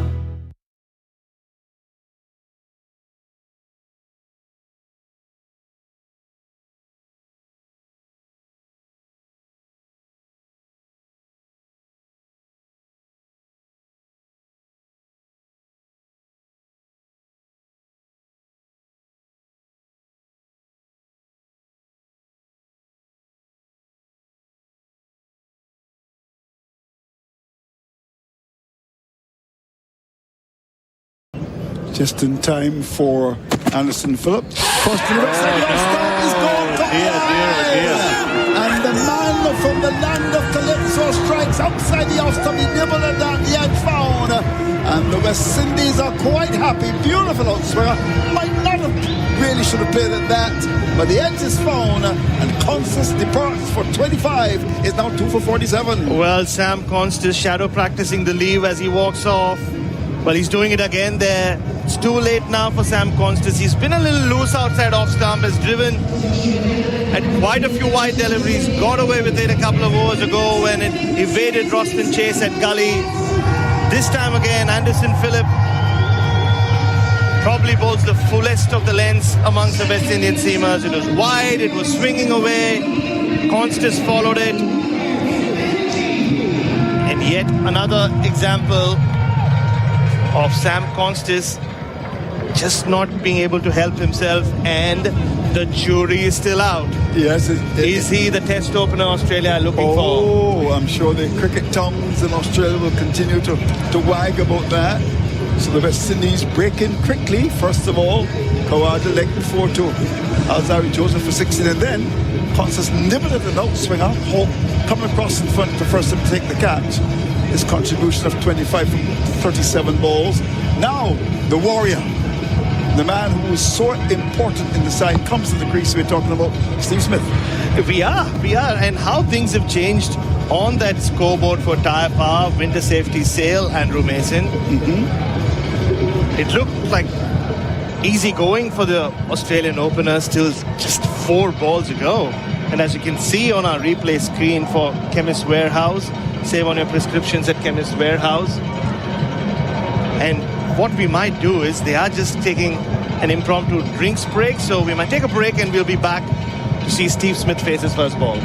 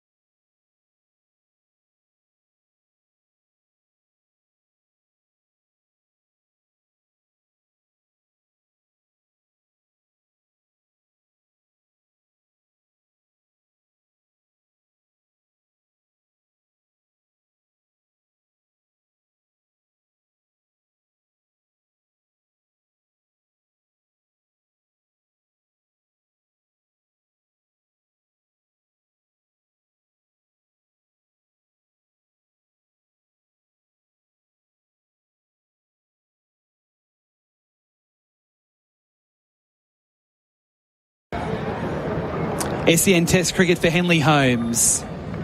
2 wickets very, very quickly. Both openers out. And Steve Smith strides to the crease for his first ball of the series. With Anderson Phillip getting his first wicket. Adam White and Brett Sundaresan with you. Interesting time in this match all of a sudden. Phillip bowls to Steve Smith. First ball up on his toes, pushing into point and getting a single. He's away. He is indeed. He's really been batting like an absolute champion at the nets, and even the way he batted in that first innings at Lords, right since he got that 100 at the Gabba, he's just been on another plane, like the Steve Smith of old. And yet Australia will need the Steve Smith of old. All of a sudden this game's changed when it really didn't look like there was anything happening. Usman Khawaja plays back to a ball that swings back into him from Alzarri Joseph, a loose shot from Sam Constas, and 2 for 48.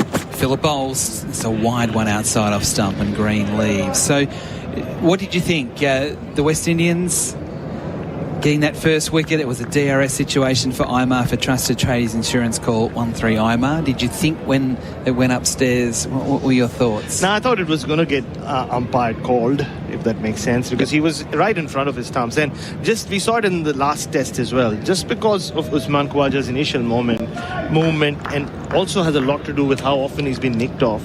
He's always trying to protect his off stump, which also means if the ball streams back into him, he's in a pretty bad position and he has to somehow get back on ball. Phillip again bowls to Green, who leaves another ball, a gentle outswinger outside the off stump at 132.1. And if he doesn't get bat on ball, and especially if there is some late movement or the angle, he just becomes a pretty easy decision. It becomes an easy decision for the umpire. I mean, Sam Constas walked down and said hi, but you didn't feel like it. Didn't feel like it was going over the stump. So if anything, it would have been umpire's call. Usman Khawaja wasn't very happy. He stood there, as no batter is when it's umpire's call, but he had to go. So Richard Gettleborough, you can say, gets his first decision in his record-breaking match correct. Exactly. Phillip again bowling to Green, yet to score. Past the umpire bowls, Green again leaves outside off stump. So it's probably a bit unfair to say gentle outswing, because he is bowling at 131.3, but considering some of the other West Indian bowlers, he's definitely down a little bit in speed, but he's accurate. He's just teasing Green outside off stump at the moment. Well, we have two Trinidadian swing bowlers. It'll be good to ask Andrew Mason when that's happened, when you've had two Trinidadians in a West Indian pace attack. Wouldn't have happened very often. And you have a Trinidadian as the assistant bowling coach as well in Ravi Rampal. They've put in another slip here. It's not really gully, it's more a fifth slip. And a short cover as Phillip bowls. Green he's left that one. I was going to say he had to play it, that one. It came back and Green at the last minute decided not to play it. Went straight over the stumps. So that is the end of a successful over there from Phillip. It is Australia after 12 overs on the Tyre Power scoreboard, 2 for 48.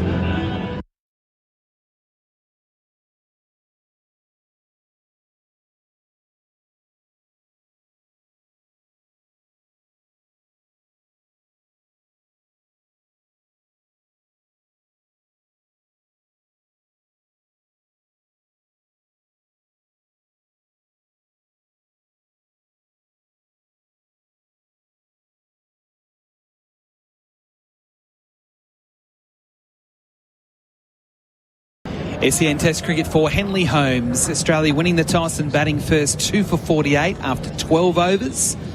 We've had just over an hour of play. Smith on 1, Green yet to score, so both openers back in the pavilion. All happening in the last 15 minutes. Steve Smith to face his second ball. And he's facing Alzarri Joseph for the first time. Smith up on his toes, pushing through the covers. Nice shot. He'll get 2 for that. Like was the case for Sam Constas, the West Indies keeping that cover region nice and open and inviting the Australian batsmen early in their innings to take the gap on. And Smith did that. What did you see from the replay for Chemist Warehouse with the Cameron Green leave? It was a very whacker leave, I must say. Left it on bounce. And I don't think he expected the ball to jag back in that far. Went over off stump, so you can say it was a good leave. It was well above his stumps. But yeah, I think he would have had his heart in his mouth when he saw that ball come back into him. Oh, what have I done? 50 coming up after 12.1 overs with that double to Smith. He waits again. He leaves in good shape away from Alzarri Joseph. And a bit of a jig as well from Steve Smith. Yes, just going back to the way he's been batting at training. Yesterday he finished a stint at the back, widey, and he was smashing the ball around. And George Bailey was giving him throwdowns. So once Steve Smith walked past, George Bailey came to a couple of us and said that was exquisite. And it really was. He was hitting the ball with a bit of angst, to be honest. 3 slips in a gully. Joseph bowls and Smith leaves. The one that kind of comes back, or at least straightens a little bit. And happy to leave on length as much as anything. Steve Smith's back, so we're getting all the idiosyncrasies of Smith at the crease. Twitching, kicking away at the crease, and fiddling and flicking his bat around. And a lesson for Casey Carty. He's never played Test cricket against Steve Smith. He's in there deepest short leg. When he does all that and he looks in your direction, he's not talking to you, so leave him alone. In the zone. Alzari Joseph again, running towards us, bowls to Smith, who prods into the onside, gets it past bat pad. They don't take the single. Carty immediately went after it and slides and throws in the one action to get it back to the keeper. There probably could have been a single. It was deep enough to just get around to it. So Adam White, that question will be asked over and over again when Australia wakes up, if it has gone to bed, that is. And we'll be talking about it on the new ball as well. We will be talking about what the new about ball. Sam Constis? What do we know that we didn't know about him before this innings? Well, it's interesting because Bryce and I disagree, and we don't disagree on too much, but we are in... Yeah, you generally don't. No, but we are in... Breakfast options maybe, but... Yeah, we are very much in different views on Constis' innings. Now, Smith is annoyed by some there's a child. Children, just above the sight screen. Come on, Dad. Yeah, don't let your child just wander around behind the side screen when Steve Smith's batting. That's bad parenting. He could be wandering around the spice market and it'd worry Steve Smith. Alzari Joseph bowls. Smith, top edge, pull shot, close to the boundary, caught, out! Just inside the field of play, Steve Smith is out for 3. Alzari Joseph gets his second wicket, and it's the prize scalp of Steve Smith. Well, that wasn't exquisite at all from Steve Smith. Well, he can't believe it. It was a short ball, got a little big on him, and he went for the hook straight away. And it was caught the top edge, and the ball just hung in the air. It felt like forever. So much pressure on the fielder there. Anderson Phillip playing his first test in 3 years. It felt like the whole crowd was holding their breath, including Steve Smith, to see if he could clasp it just in front of the ropes. And the little child behind the side screen. He's taken an assisted wicket. He has. Well, it must be said, Australia, again, their top order, 3 for 50. Even with Steve Smith back in the team, they find themselves in trouble. And again, it's up to Travis Head, striding at the crease at 3 for 50, in need of a rescue operation. Well, on a pitch which, so far from what we've seen, yes, the ball swung around a little bit, is nothing like the Kensington Oval either. So last week you could argue, yes, it was so difficult to bat and was really difficult, especially against the new ball. But just loose cricket so far from Australia, loose shot from Sam Constis, and a pretty one-toward shot from Steve Smith. Well, we're having a look at the Chemist Warehouse replay screen. It wasn't particularly short, but Smith, he tried to hit that for 6. It was very much low to high, trying to lift the ball over the fence. And that was a good catch. Phillip took a good catch because he didn't really know where the rope was. I must confess, off the bat, even though it was top edge, it looked like it had the carry, but it didn't have the carry. And Steve Smith is out for 3 for 50, and both Travis Head and Cameron Green are at the crease together, neither having scored. Oof.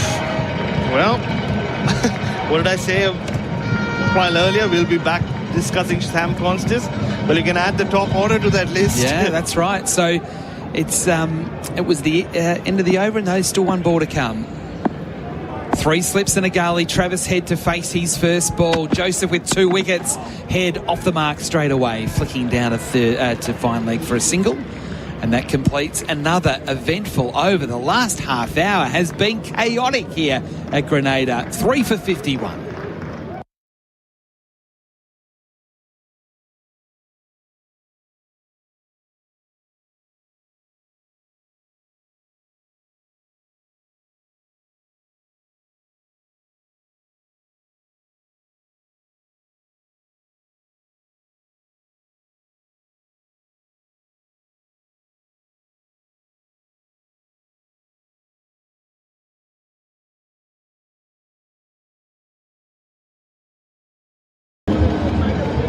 SEN Test cricket for Henley Holmes. So after Australia were no wicket for 47, they are now 3 wickets for 51. Head on 1, Green yet to score. Smith the last man out for 3. And the West Indies, like they were at Kensington, are on top early. It didn't look even possible 20 minutes ago. Phillip bowling here to Head, who tentatively pushes forward at that one back to the bowler. Well, Anderson Phillip isn't the quickest bowler in the world, but he could just be the kind of bowler who Travis Head finds a little difficult to start against because of the length he bowls. If he can just get one outside off stump full and shaping away, you know Travis will go after it, and he might be in business here. And wow, Australia can't afford to lose Travis Head. It's already been a shocking 15 or 20 minutes gone from being in command to losing complete control. Phillip again around the wicket, wide on the crease, bowls to Head, tries to drive, takes the inner portion of the bat and spits out into forward square leg. Just the kind of delivery I was talking about, because he's floaty, Anderson Phillip, and Travis Head, because he goes so hard at the ball and his hands do most of the work for him, he could find himself in trouble. And it's not just a slip cord, and even mid-off could come into play. So see the batting coach Michael Divinato, assistant coach shown on camera. Well, he'll have a lot of thinking to do. How have Australia found themselves in this position yet again on this pitch? 3 slips in a gully. Head waits for Phillip. Head tucking away off the stumps, backward of square, has 1. He should be able to come back for 2 as fine leg comes around to do the fielding. They too do come back for 2 quite comfortably. So Head to 3 for 53, the score on the scoreboard, as we're seeing on our effects mics here. There's some TV dismissals of Khawaja through the innings, and all that similarly, things caught on the crease, where he's not. It doesn't feel like he's picking up the length as well as he would normally.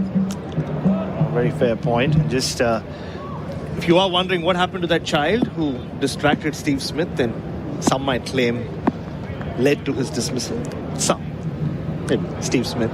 Head on 3, waits, plays from the stumps, flicks into the onside again into mid-wicket and takes a single. But you can see what the bowlers are trying to do to Travis early. Bowl full and straight at the stumps. So he's now on his dad's lap. He's being held closely. I can't see through my binoculars whether he's a little sad with life, because it does look like he's being consoled for some reason, Whitey. Do you think he holds himself responsible for what happened to Steve Smith? I don't think he would have any idea. Well, if you're... as to what he actually... He's clearly part of a cricket family. They've travelled this far to come watch cricket. Maybe he does know. Yeah, well. A drama at the Grenada National Stadium. Drama in Grenada. Cameron Green on strike now. 3 slips and a gully. Phillip bowls. Green pushes. Gets runs. He's away. He's off the mark. It's taken 8 deliveries, but he's got a couple of runs with a thick outside edge that went along the ground as he pushed forward hard at the ball from Phillip. Yeah, West Indies wouldn't mind that. Once again, he was playing away from his body. He's flashed at one and escaped without getting an outside edge. Alzari Joseph's bowling, and Shea Hope's found his voice. The West Indian slip cordon are up and about. Really noticeable. Flat first 45 minutes. He felt Shamar didn't seem to have much of an effect. Neither did Jaden Seals. But it's taken the 3rd and 4th bowlers in this attack.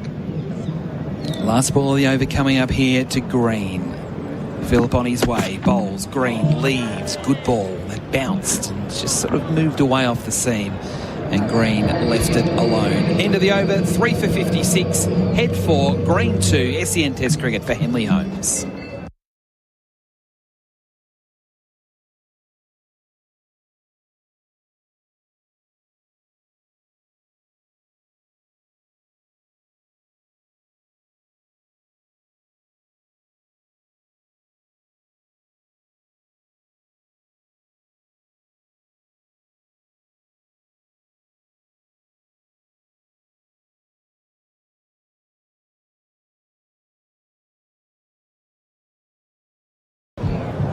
Around the grounds for Chemist Warehouse, Shubman Gill is out. He is, just so he made 269, which is the highest test score by an Indian in England and also the highest test score by an Indian test captain. As Alzari Joseph bowls here to head, 4 ball again, dug out, back to the bowler. Obviously for our Australian listeners and those in the box, there's also what Adam Voges scored against West Indies, didn't he? His highest score as well, 269. So Shubman Gill with a doff of the hat to Adam Voges, getting out for 269. He'd looked for all money that he was going to get a 100. Very different test matches going on in 2 different parts of the world. While he runs galore in England, in what is now called the Anderson Tendulkar Trophy. Much debated. Yes, very much so, as it should be. Alzari Joseph again around the wicket, a bit closer to the stumps, cutting his head, chopping it down on misfield by Brathwaite. The Centurion at that good point, they just amble through for a single, head to 5, 3 for 57 as we welcome back in Bryce McGain. G'day, Whitey. What happened? What happened? Where did those wickets come from? Well, it happened in a hurry. That's what happened. Bang, bang, and then another one as well. Smith with the top edge down to fine leg. So it just happened in a hurry, and suddenly Australia once again 3 for 50. 57 now they are, but it was Khawaja caught on the crease, beat the inside edge. We've seen it before because he's protecting the outside edge. Constance lived the life, swimming outside the flags, caught some good waves, then he's back in the sheds. Joseph bowls here to Green, who tries to force down the ground, but goes straight back to the bowler along the ground. No run.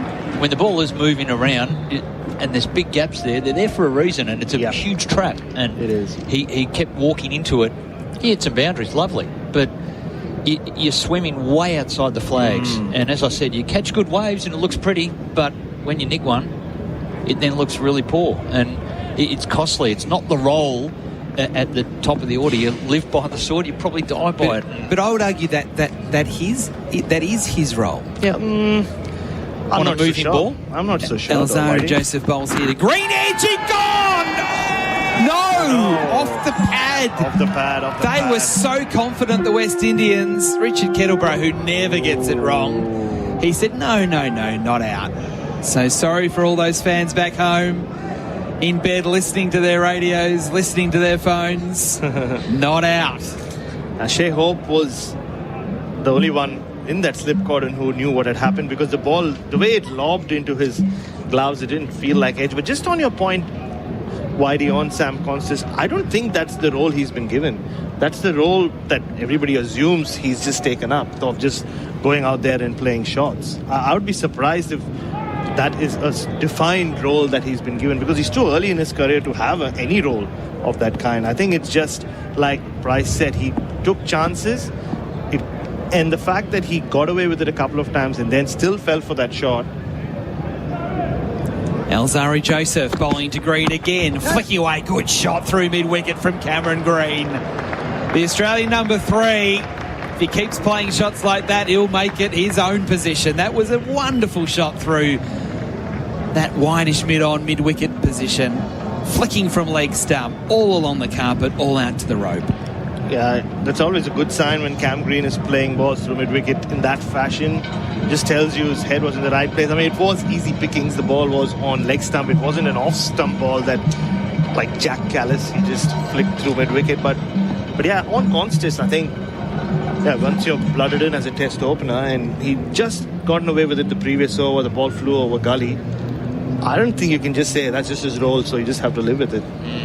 Alzari Joseph bowling here to green again, down leg side. We just saw a replay for Chemist Warehouse. Save on your prescriptions at Chemist Warehouse of that caught behind that was given not out. We'll get back to that because it is the end of the over, just to show how close it was to hitting the blade. But at the end of the over, the Australians, they're 3 down.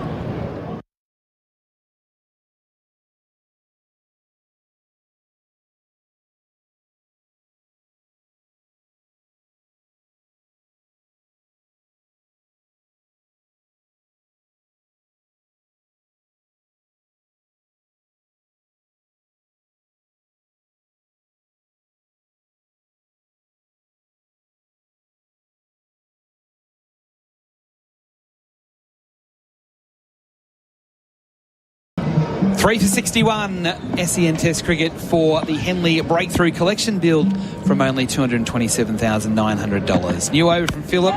Head gets one that bounces a little bit more than he thought. He's able to absorb it into point off the back foot. No run. Well, I'm just glad that our respective bedrooms in the beautiful apartment we are sharing are far apart, because there's a debate in the commentary box. Bryce McGain, I think you two, the two of us seem to be on one side. But So I'll ask the question, Bryce. Why is Sam Constas in the team over some of the other more recognised openers in Shield cricket? Well, that's not what we're really talking about. You're bringing in a whole lot of other stuff. I'm bringing in what I saw today. Why? No. I've asked a question. Why is Sam Constas in the team? Head. He had nibbles at one outside off stump, and good ball of this. Missing the outside edge. Sam's in the team because of an age demographic. He's shown with 2 centuries early in the Sheffield Shield season last year that's the future. They think he's an opening bat that he is capable. Now, we know he's in before his time, and what we're seeing is someone trying to work out the game at the highest level, and this is not the area to try and work it out. But why is he getting a game ahead of others? Because the selectors are making those decisions. But what's his specific role in the team as opener?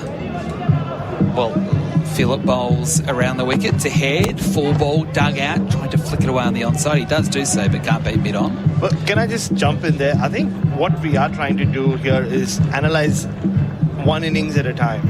And they have clearly made an investment. And when you bring a 19-year-old, it is a long-term investment. In whatever sport, and especially in cricket, and especially when you're a batter, that to an opener. So it is a long-term investment, so they're going to give him chances to fail before he comes good. Why, to your question. Yep. But I think our job is also to just analyse each innings and not immediately go, why is he here and somebody not here? Or even say, this is his role. I think we go innings by innings. Today he started okay. I mean, he got a couple of boundaries away.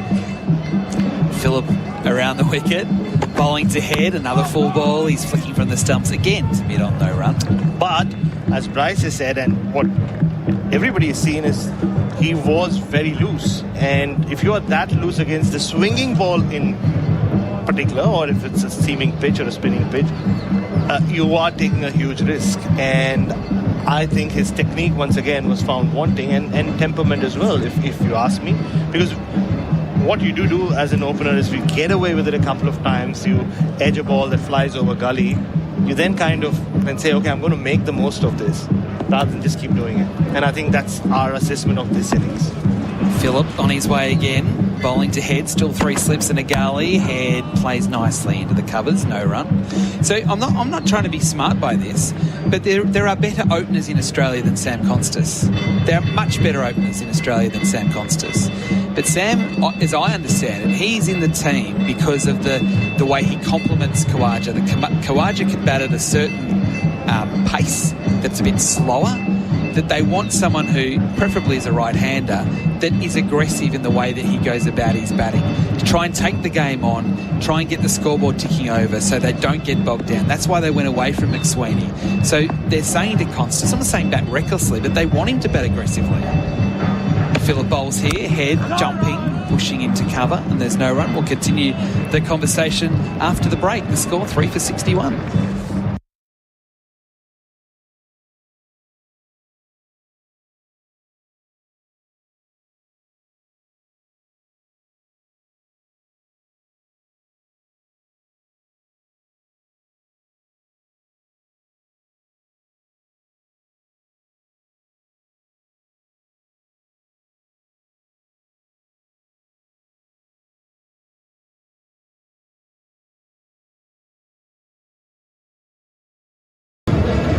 SEN Test Cricket, the Tyre Power scoreboard, winter safety sale. Australia 3 for 61 after winning the toss and electing to bat, and there will be a change at the River Road end.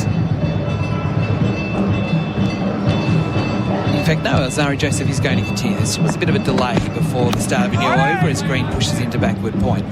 So, to my point, Bryce, about, and I might be wrong here, by the way, is that Constas, I think, is told, we want you to go out there, play your shots, be aggressive. So his flags are much wider than if Cameron Bancroft, Henry Hunt, Marcus Harris opening the batting. Their flags are closer together, but more in the Khawaja vein. So that's why, as I understood, McSweeney was taken out of the Test team because they felt that the opposition was dictating too much about the way the first hour of play played out, because they were both very similar in the way they went about things. Alzarri Joseph bowls and Green leaves. So Constas is there that, yes, he's a talent, yes, he's only 19, yes, he's still working out his game, but he's there because he can get Australia potentially off to a fast start. Now, what happened at Boxing Day was an outlier, but I think they still want him to be relatively aggressive about the way they go about it, to have a complement in the opening position, because otherwise, in my view, they wouldn't go for him, because he's not in the best 4 or 5 openers in the country at the moment. If you look at the last 5 or 6 years, he's just not. But the others are too similar to Khawaja. Silence. 3 for 61. Joseph again bowls to Green, who prods forward, pushes, takes a single, just dropping it at his feet. You make a good point, and Australia ideally would like that, but they'd also like to be none for 50 and not have the stress of it.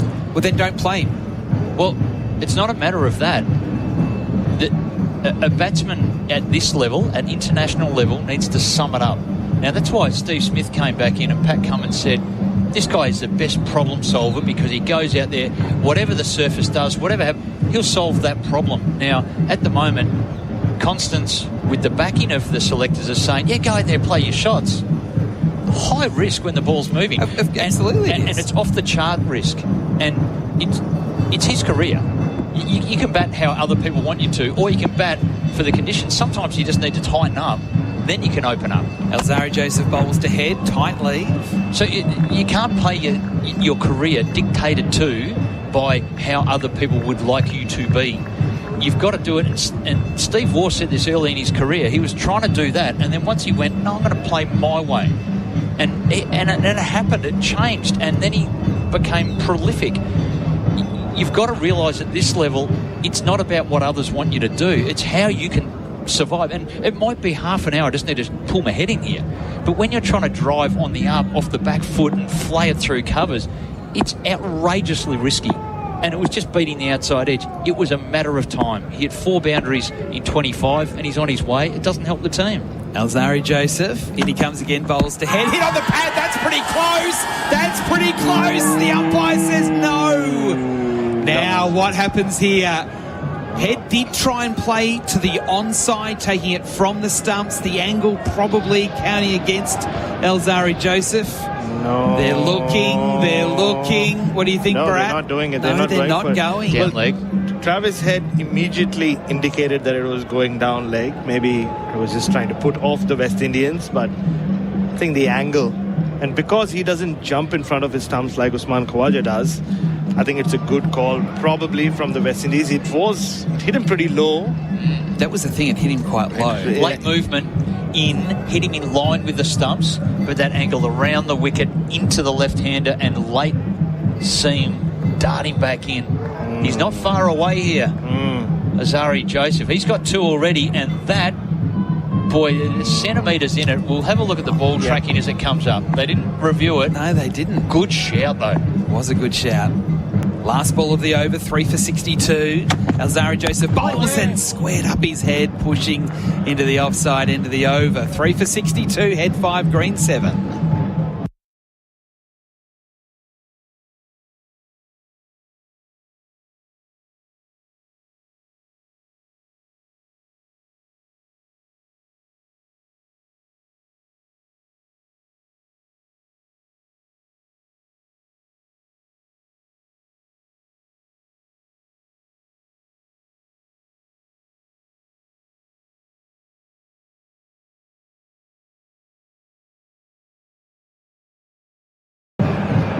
Tyre Power scoreboard, winter safety sale sees Australia at 3 for 62 after 17 overs, so it's been slow going, it's fair to say. Philip's going to continue from the end that we're commentating from. Perfect spot just above the sight screen. Philip has the figures of 1 for 8, bowls to green, pushing firmly up to cover and through cover. They'll get a single straight through the legs. So just tidying up this debate before Andrew Mason comes back in. This is the last word. The last word. No, because I agree with you in the sense that I don't think what Constance is doing is going to work, because I don't think he's got the skills to be able to do it the way that they want him to do it. But my point is that, so I'm agreeing with you. It's reckless. At least he didn't go dancing down the pitch today and all those sorts of things like he did at Kensington. Yeah. But my point is that I don't think he's playing unless he plays that aggressive way, because there are better options if we want Australia to be none for 50 after 90 minutes. Just on that point, I think the selectors and the captain would love him just to make runs. So you play whatever way you want to, mate, just make runs. And at the moment, by swimming outside the flags in these conditions, it was really difficult. Philip around the wicket, bowls to Head, who pushes forward just a little cautiously up to mid-off. Can I just jump in and say, I think there's also probably a case of the selectors and the team management not really knowing what the conditions are going to be like in the West Indies. I remember the first net session they had down at Windward Cricket Club on the southern coast of Barbados, and the first time these batters faced the West Indian Duke's ball, we spoke about it last week, redder in colour, and once it started swinging around, they were like, hang on, this is not what we expected. Yep. And I think that's played a big role in what's happened. Philip around the wicket, bowls to Head, tries to slash, bottom edge, straight into the ground, bobbles away on the offside. I don't think they expected batting conditions to be of any challenge. In fact, there was some talk that, it'll be a spinner. Slow, dead wickets. Slow, dead wickets. Yep. That's not what we've seen. The West Indians have bowled really well. And I go back to my point before we go off air, Whitey, that I think we don't need to discuss the bigger picture, because the bigger picture has already been decided upon by the selectors. That it is a long-term investment. We see him as the guy who can do something for us in the Ashes. Which is why I keep going back to, we just see if there is improvement from innings to innings to innings. See the growth. Yeah, halfway through the over, Philip wider on the crease, bowling to Head, flicking over the top of square leg. That wasn't too far away. He'll get 2 runs. But Seals thought for a moment he was half a chance standing next to the square leg umpire. He moves to 7. Travis Head with that clip off his toes. And I think it's more a question of a progress chart than kind of, us. And I think it's only human to take a call and say, why him and not someone else? Or will he get only 1 more innings before because the call has been taken clearly. That what they saw from him against Gomra, the fearlessness, what he brings to the team, that he is a bit of a semi-long-term option at the moment. So I think it's just the way he goes from innings to innings that matters. Philip storms in, bowls to Head, tries to drive down the ground, no timing the shot, fielded at mid-on. So did he swim between the flags on Boxing Day? No, he did not. No, but again, I think the reason Nathan McSweeney was dropped is, what you spoke about, they were getting stuck, but also because they were up against the best fast bowler the world has ever seen. So they just needed something different. Yeah. Anything would do. Circuit breaker. Yeah. Yeah, that's exactly right. But that was a specific role. That, I think for those 2 test matches, or for Bumrah. It feels like they're trying to find the next David Warner to complement Usman Khawaja. That's what it feels like. Philip, last ball of the over here. Bowls to Head, who plays and misses, flashing outside the off stump again. 3 for 65, Head 7, Green 8. Don't forget, listen to the State of Origin decider this Wednesday night, live from Acor Stadium across the SEN network. You can pick up the call, Blues Radio, Maroons Radio, or the unbiased call as well. It all comes down to this. It's the decider, Australia's biggest rivalry, right here on SEN, your home of sport.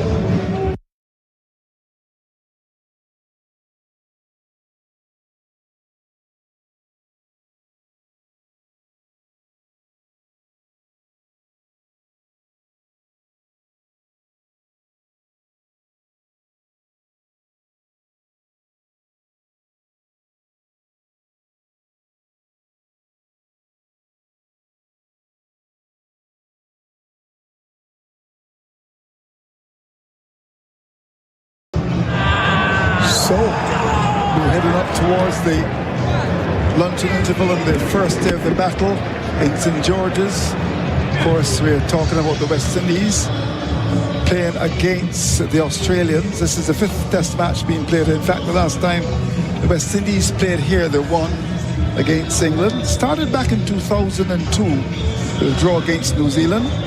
Then Bangladesh came in 2009. Remember that, when a lot of the top players didn't play. In fact, Floyd Reefer actually captained the West Indies team. Then Bangladesh won by 4 wickets. Alzari Joseph in a good spell continues from the River Road end. He's in and bowls. A ball misses on the line of that middle stump. The batsman is coming onto the front foot. Pokes the ball up towards that mid-on area. Getting right across his stumps. That's green. There's no run.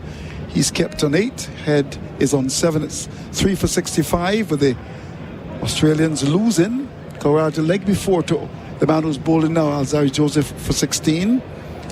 Contest certainly a situation where he's got to really get it going, really, and was caught by Hope off the bowling of Phillip for 25. Steve Smith, well, caught by Phillip off Alzari Joseph for 3. That was the big wicket. Here's Alzari Joseph again, comes in, bowls to Green. Green is on the back foot to ball, which is on the off stump, and comes into line nicely, plays the ball up towards that mid-off fair. There's no run just before Bryce comes in. Just to continue, West Indies then in 2015 played against England. England won by 9 wickets, but then back in 2022 the West Indies played against England. The West Indies won by 10 wickets. We'll always remember that game. England 204 and 120, the West Indies 297 and 28 without loss. Kyle Mears got 5 for 18, bowling beautifully in the second innings. Here's Alzari Joseph as he comes in again. He's looked better this morning. He's in and bowls. Ball outside, and he often banged in. And there's Green just watching the ball go by to be taken by the keeper. 65 for 3. Head is 7. Green has got 8. So the action continues. In fact, Kemar Roach has played 3 test matches here in Grenada. He's now finished with it with a pair, 11 scalps, including that 6 for 48 against Bangladesh back in 2009. A lot of anger in Barbados because Kemar Roach didn't play. I think some didn't turn up at Kensington because Kemar Roach was not in the side. Really? Yeah. I'm telling you. Here is a delivery, which is that's a story that Barrett to write in his column. Yes, I know many people. In fact, we do local cricket in Barbados and went to the Empire Club, which of course is the club of some of the greats of West Indies cricket. Everton, the course 2 weeks, who's of course gone to the great beyond Everton. And in recent vintage, people like Roland Holder, Carlisle Bess playing for that club. In fact, it's also the club of Justin Graves, who plays for the Empire Club, just in the outskirts of the nation's capital. And they were saying, no, Kemar Roach, we're not going. 65 for 3. Alzari Joseph turns now. He's looked good. With the River Road behind him. And some houses dangerously perched on the hills. He's in and bowls short. He swings it in the air. We'll get away with that. That's going to go out to the boundary. Down at square leg. That's going for 4. It was short of a length. Got inside of his stumps. It was in the air, but safely. There's no danger with that.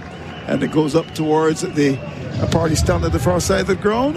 And a boundary to Green. He goes to 12 at 69 for 3. Nice shot. Yep. It was short pitch. Yep. And he just hopped into it. And a couple of the deliveries that the bowlers have put down, Alzari Joseph, his first two deliveries were real Lamonges, just put it down. It's under 130. Yep. Real looseness, genuine looseness, and Khawaja put him away for back-to-back boundaries. Again, tried the short pitch to Green. And from Perth, bouncy wickets, he dines out on that sort of stuff. That was easy. I would think so. He's got to get his length right. He comes and he's in and bowls, and there's the batsman driving through, been off. That's a lovely shot. Will have the legs to get there. The race is on. The ball wins the battle. That goes for 4. Pitched up, launched into the drive, and firmly past the bowler. Mid-off didn't have a chance. So back-to-back boundaries to carry Green to 16. Head is on 7. The over comes to an end. 19 gone. 73 for 3 is the latest score in St. George's.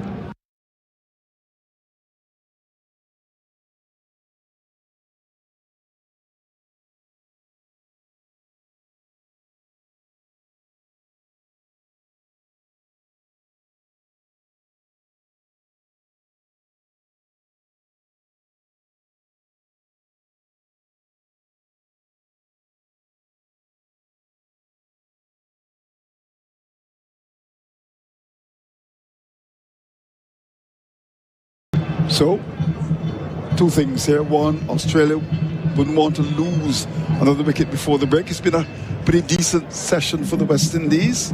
And, of course, West Indies, we're hoping to get another scalp or two. It's going to be Shamar Joseph back into the attack. He's bowled 4 overs, 1 made none for 18, Seals 4 overs, 1 made none for 12. Azari over 6 overs, no maidens, 2 for 28. And Phillip 5 overs, 1 maiden, 1 for 11. So we brought you up to date. And Shamar Joseph with his second spell, bowling round the wicket to the left-handed Travis Head, who's got 7 from 21 balls. Green is 16 from 23. In he comes, round the wicket, on his way. He's got 2 sips in the gully, goes past the umpire, he's up and bowls. Ball is on the leg, some worked away wristily down towards that square leg air for 1. Will contemplate the second, decides against it as the ball is picked up by Alzari Joseph, moving across to his right. And the return comes in quite strongly. 74 now on the board, 3 for 74, but that single. Head goes to 8. Green is on 16. What time is it down in Australia? Well, on the East Coast, it'd be coming up to 1:45 in the morning. In the morning, okay. Yep. So, our listeners on the East Coast, a couple of hours behind over in Perth. Mm-hmm. Yeah. Behind that time. Okay. Closer to our time. Well, so, yeah, it's shaping up well here. Anderson Phillip bowled a good spell. I thought so. 5 overs, was on the money. He bowls a really awkward length that was challenging Head. They've obviously gone back to the strike weapon now, Shamar Joseph. And he comes in to bowl to Green, and to this delivery. Green is along the ball to go outside the off-stump, taken by the keeper. He's got 3 sips of gully. There's a man at point, there's a mid-off, mid-on. There's a man at mid-wicket and a long leg. I dare say at the other end, Alzari Joseph, he will have a break. 6 overs his spell. Mm-hmm. He started with 2 boundaries to Khawaja and finished with 2 boundaries. So he's bookended his spell of 6 overs with 8 runs at either end. In between that, there was plenty of good balls and a couple of wickets in his pocket as well. So picking up, of course, Khawaja, LBW, and then Smith with a top edge, caught at fine leg. So it's a good spell. I don't think you'll get another over, though. Shamar Joseph comes and bowls to Green. Green, again, just watches the ball go by, keeps a bit low. Keeper took the ball down by his bootlaces there, died as it got past the batsman. You came to Grenada when on Monday? Good flight from Barbados? Yep. Has anything struck you about Grenada? Well, it's an interesting country, Spice Isle. Yeah, it is the Spice Isle. We happened to take a turn and went into the spice market to have a look. And a spice market? It was. I guess the interesting part was that everyone was selling the same thing. So there was probably 50... nutmegs, table set up, all of nutmeg, all of those things. Shamar Joseph in bowls and ball misses on the line of the middle stump. We'll look for a single and my golly, went up towards the mid-on area. Well, I don't know what they were thinking. They were flirting with danger. The field that mid-on came in did not pick the ball. Had he picked the ball up and maybe hit the stumps at the non-striker's end, I rather suspect Green, who was rather late in going for that, might have been in some trouble. Jaden Seals didn't pick it up. Absolutely. Seals, fast bowler, picked it up, and then a fumble, went to his knees, and it was on. The run-out was really on. Well, yeah. A surprise that Green would have gone for that. Went up towards mid-on, but he got away with it, flirting with danger. So it's Shamar Joseph with 2 sips and the gully. Backward point on the boundary now as he comes round the wicket to bowl to Head. And to this delivery, Head is whipping the ball in the air down towards that long layer. We'll get a single, just turn the wrist away, but no danger. And the man who's played this 100th test match, Craig Lamont Brathwaite, comes across to pick it up. Score goes to 90. Make that 76 for 3. Craig Brathwaite has been around for quite a long time. You know, the Barbados Cricket Association, they've got representation. We want to congratulate him. Really has been a stalwart, as one who's really worked very hard. In fact, as a 15-year-old, he said that he wanted to play 100 test matches for the West Indies. He says 100 test match. He's got what a goal. Century. Yeah. Here's a ball pitched up, and batsman is coming forward, pulling the bottom hand away. It's a rather strange shot, that screen. We'll get a second as Alzari Joseph has to move from mid-off down to extra cover, picks it up. They'll come back for the second to carry the score to 78 for 3. But there are many people who feel, as the over now comes to an end, 78 for 3 is the latest score in St. George's.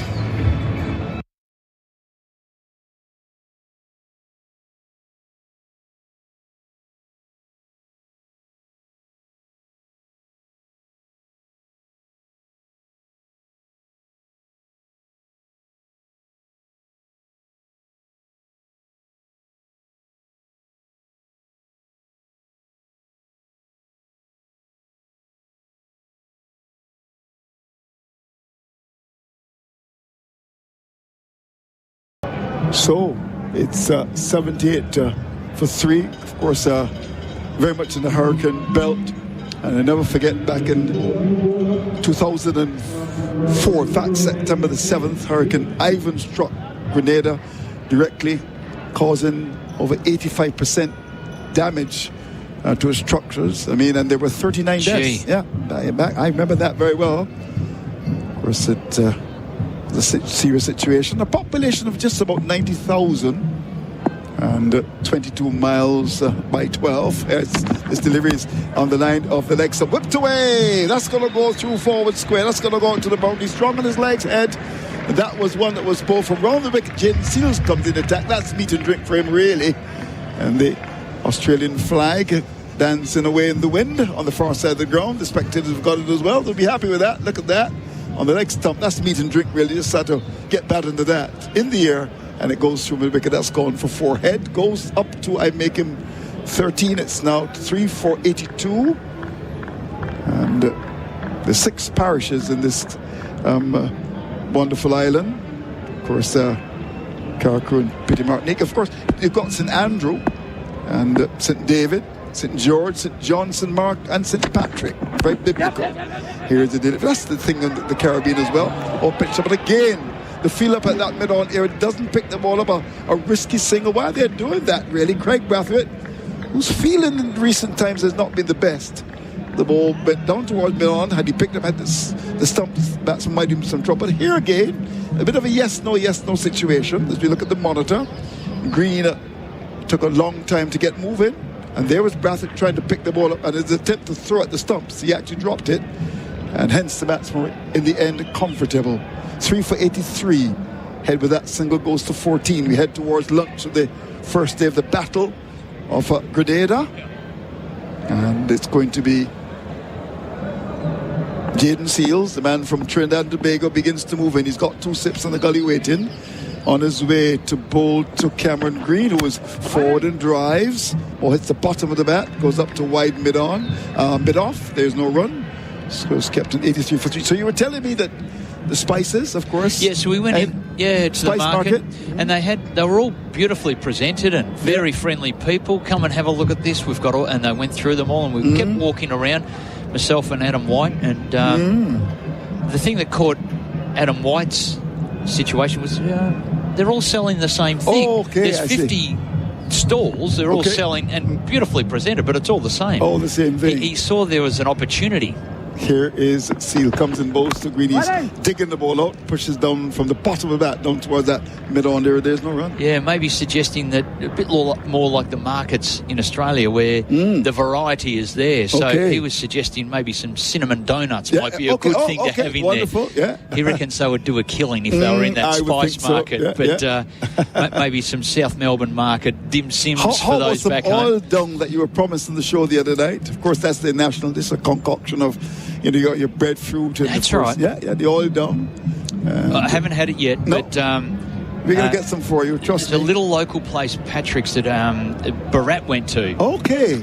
Seal is in bowls, and there's the batsman coming forward, looking to drive the ball through the offside. Instead, it comes from the inner portion of the bat, and instead of going through a bit off or extra cover, the ball ends up down at that forward square area.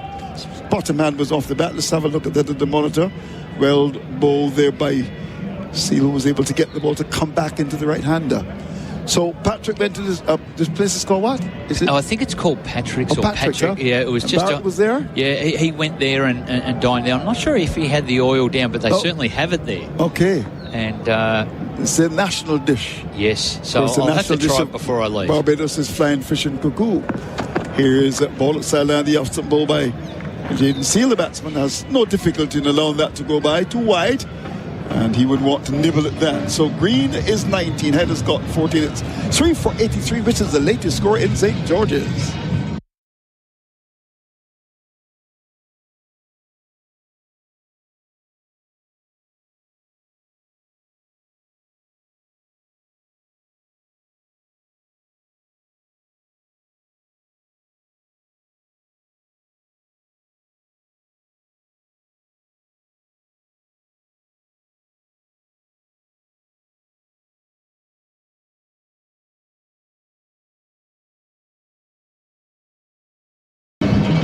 So we're just about 9 minutes away from the break. A lovely breeze is coming across the ground from the River Road, high in the mountains, and it's really welcome. There's no question about that. It's going to be very hot. The steel pan is very much in evidence here on the party stand at the far side of the ground. Oh yeah. Here is Shamar Joseph from the wicket, comes in and bowls, and ball wishes on that off stump. The batsman just comes across, that's head left-hander, pushes up towards mid off the bowler, cuts it out. There's no run. 83 for 3. What's the national dish of Australia? Oh, probably a meat pie. I don't know. Yeah. Well, okay. Just something simple. I don't meat know. Pie. Probably, I reckon what's moved to the top of the list now is, well, it depends what state you're from, but a chicken parma. A chicken parma or a chicken parmi. Okay. A chicken parmigiana, that's what it's short for. Oh, really? So that's I'll explain it to you. Oh, please, I want to hear more. Here's, that's Joseph round the wicket. Ball comes to the bottom of that. His head pushes to mid-on. There's no run. So it's a piece of chicken that's been flattened out, crumbed, deep fried. So it's like a fillet. Okay. And they crumb it, and then they, on top of that, they have some tomato, maybe a bolognese type sauce, a tomato sauce, and then on top of that they have grilled cheese. Oh, grilled cheese. So okay. it has this combination and this depth to it. Sometimes there's some ham in there in the top end. Somebody says a chicken burger. Yeah. Whereas without the bun. on the wicket, played down towards the backward point for a single. Yeah. So that served with chips and salad. Chips and salad. Yeah, that's what it is. Chips and salad. Chips and salad. And not salad and chips. No. Chips and salad. That's it. It's just the rhythm of it. A chicken palmy. A chicken palmy. And the question usually is chips and salad or vegetable? No one has the veggies. Everyone goes chips and salad. They want the chips. Okay. And the salad is often left on the plate, let's be honest. Okay. But that's how Australians have got by. I think that's moved to the top of the list now. Oh, really? Okay. Yeah. So 3 for 84. And it's often at the pubs and that it's a Palmer and pot night. Okay. So you get a pot of beer. Here's Joseph, comes in, bowls to green. He's driving. Oh, wow. Through extra cover. Will the ball have the legs to get there? The race is on. The ball wins the battle. It goes for 4. Reached for it and drove the ball through extra cover. Slowed as it got to the boundary, but had the legs to get there. And Green gets another boundary. Well, it's gone a bit aerial there. There was a drive the over before. Same sort of outswinger. Way outside the eye line. There's a catching cover and he's gone over it. So he went through with the shot over the top. He had to reach a long way, the big man, and he got away with it. It wasn't perfectly hit, though. No. I think what was good for him was that he was aggressive in that stroke play. Here is Joseph again, comes in, bowls to him, an in-swinger, and he's across the stumps, pushes up towards mid-on. That's Green, who's on 23. It's 88 for 3. Joseph, not often that you see him bowl for such a long spell without getting a wicket. This is Shamar Joseph. So hello to you wherever you are. And of course the Grenadians, we encourage you to come and watch the cricket. There's plenty of room here for people to come. Yeah, you'll find a seat. Yeah, definitely. Seems as if there may be more Australians than Grenadians here watching the game. So come out and watch the cricket. Come from all parts of those 6 parishes in Grenada.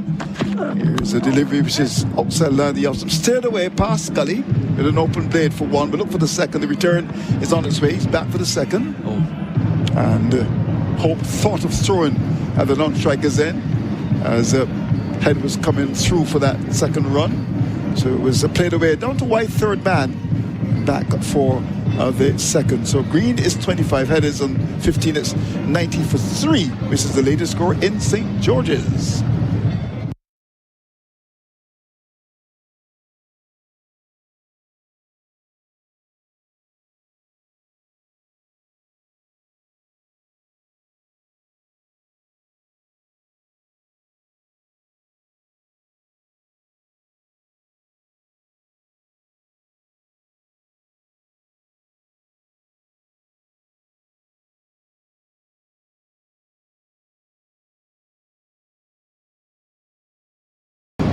Of course, Grenada boasts of 40 beautiful beaches. You've got to get a chance to go to Grenades.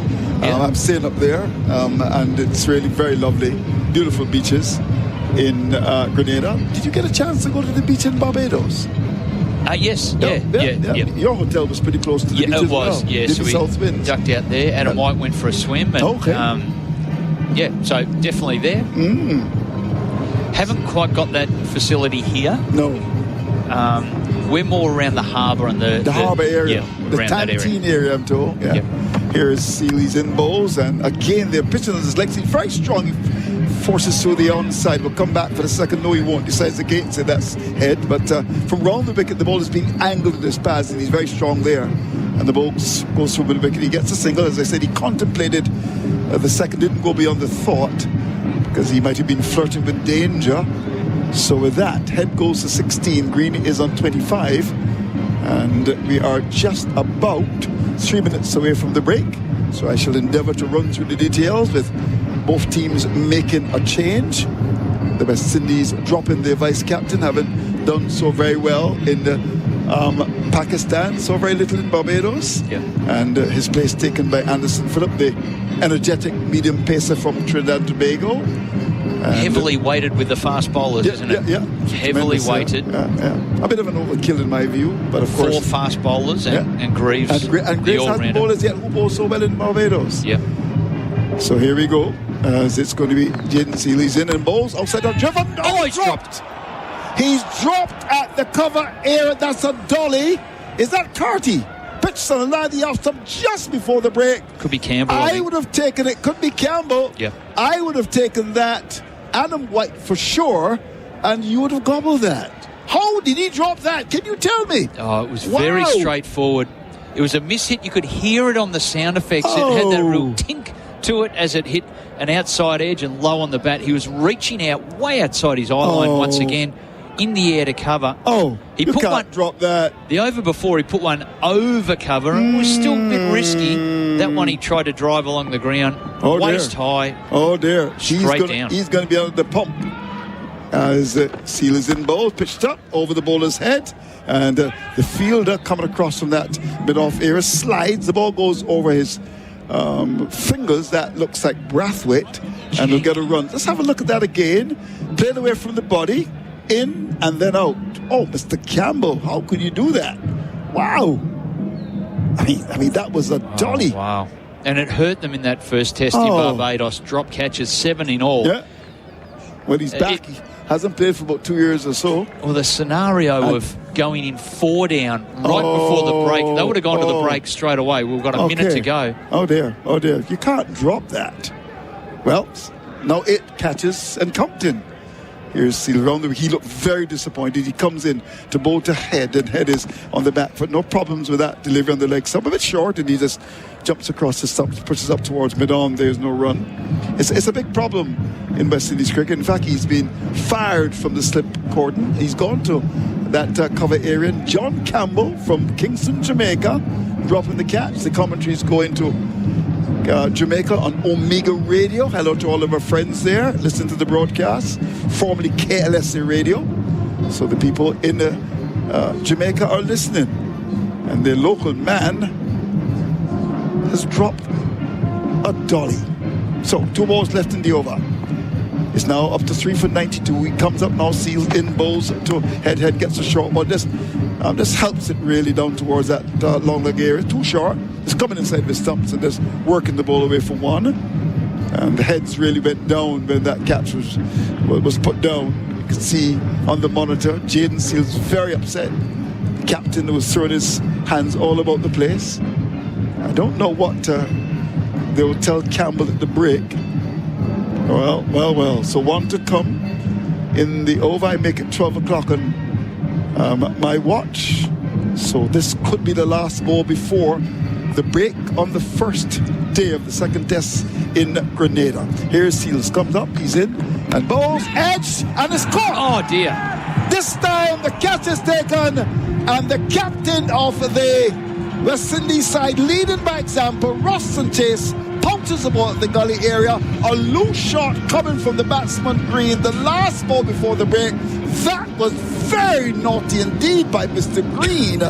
He goes to 26. A good session for the West Indies. 93 for a loss of 4. Well done, West Indies. Oh, well done. 4 wickets for the session.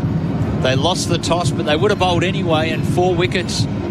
It looked evenly poised. 3 down, 3 for 91, and getting dropped in that over, it was going to be heartbreak for the West Indies, but they get their man in the end. The very last ball, Cameron Green goes for the big drive, an outswinger, took the outside edge, caught in the gully, and Travis Head was that frustrated. He threw his bat in the air and made it do a 360, caught it back on the handle. He could not believe, after getting a life from Cameron Green, to then walk straight into the same trap, this time caught in the gully. Extraordinary. Yeah, it was rather loose, really. It was a ball that was driven out. There was a big gap between bat and pad as he played it, and gone back to the pavilion. So just quickly then, Khawaja, he was leg before to Alzari Joseph for 16. Contest was caught by Hope of Phillip for 25. Steve Smith caught Phillip ball by Alzari Joseph for 3. And the last ball before the break at lunch on the first day, it was Green playing a loose shot, caught at gully by Chase off Seals for 26 to make it 4 for 93. A very good session for the West Indies. I think it is. Australia winning the toss, electing to bat, as I said, and we said it right at the start, the West Indies were going to bowl anyway. I think West Indies had just got their nose in front. 93 runs on the board, but 4 of the Australian top order back in the pavilion, and it will be Bo Webster. Slug Webster will come out after the break to join Travis Head. But good session by the West Indies indeed, as a few of the Australian players come out to the middle as they want to have a closer look at what this wicket is doing. The wicket looks to be pretty fair at this stage. 4 wickets to the West Indies, most impressive, Andrew. Yeah, so let's look at the bowling figures before we take a break. Jaden Seal, 6 overs, 1 made and 1 for 20. Shamar Joseph, 6 overs, 1 made, none for 30. Alzari Joseph, 6 overs, no maidens, 2 for 28. And Anderson Phillip in the side, 5 overs, 1 maiden, 1 for 11. So at the break on this, the first day of the battle in Grenada, Australia winning the toss and batting 93 for a loss of 4 wickets. We'll take a break and come back a little bit later on. Please join us then.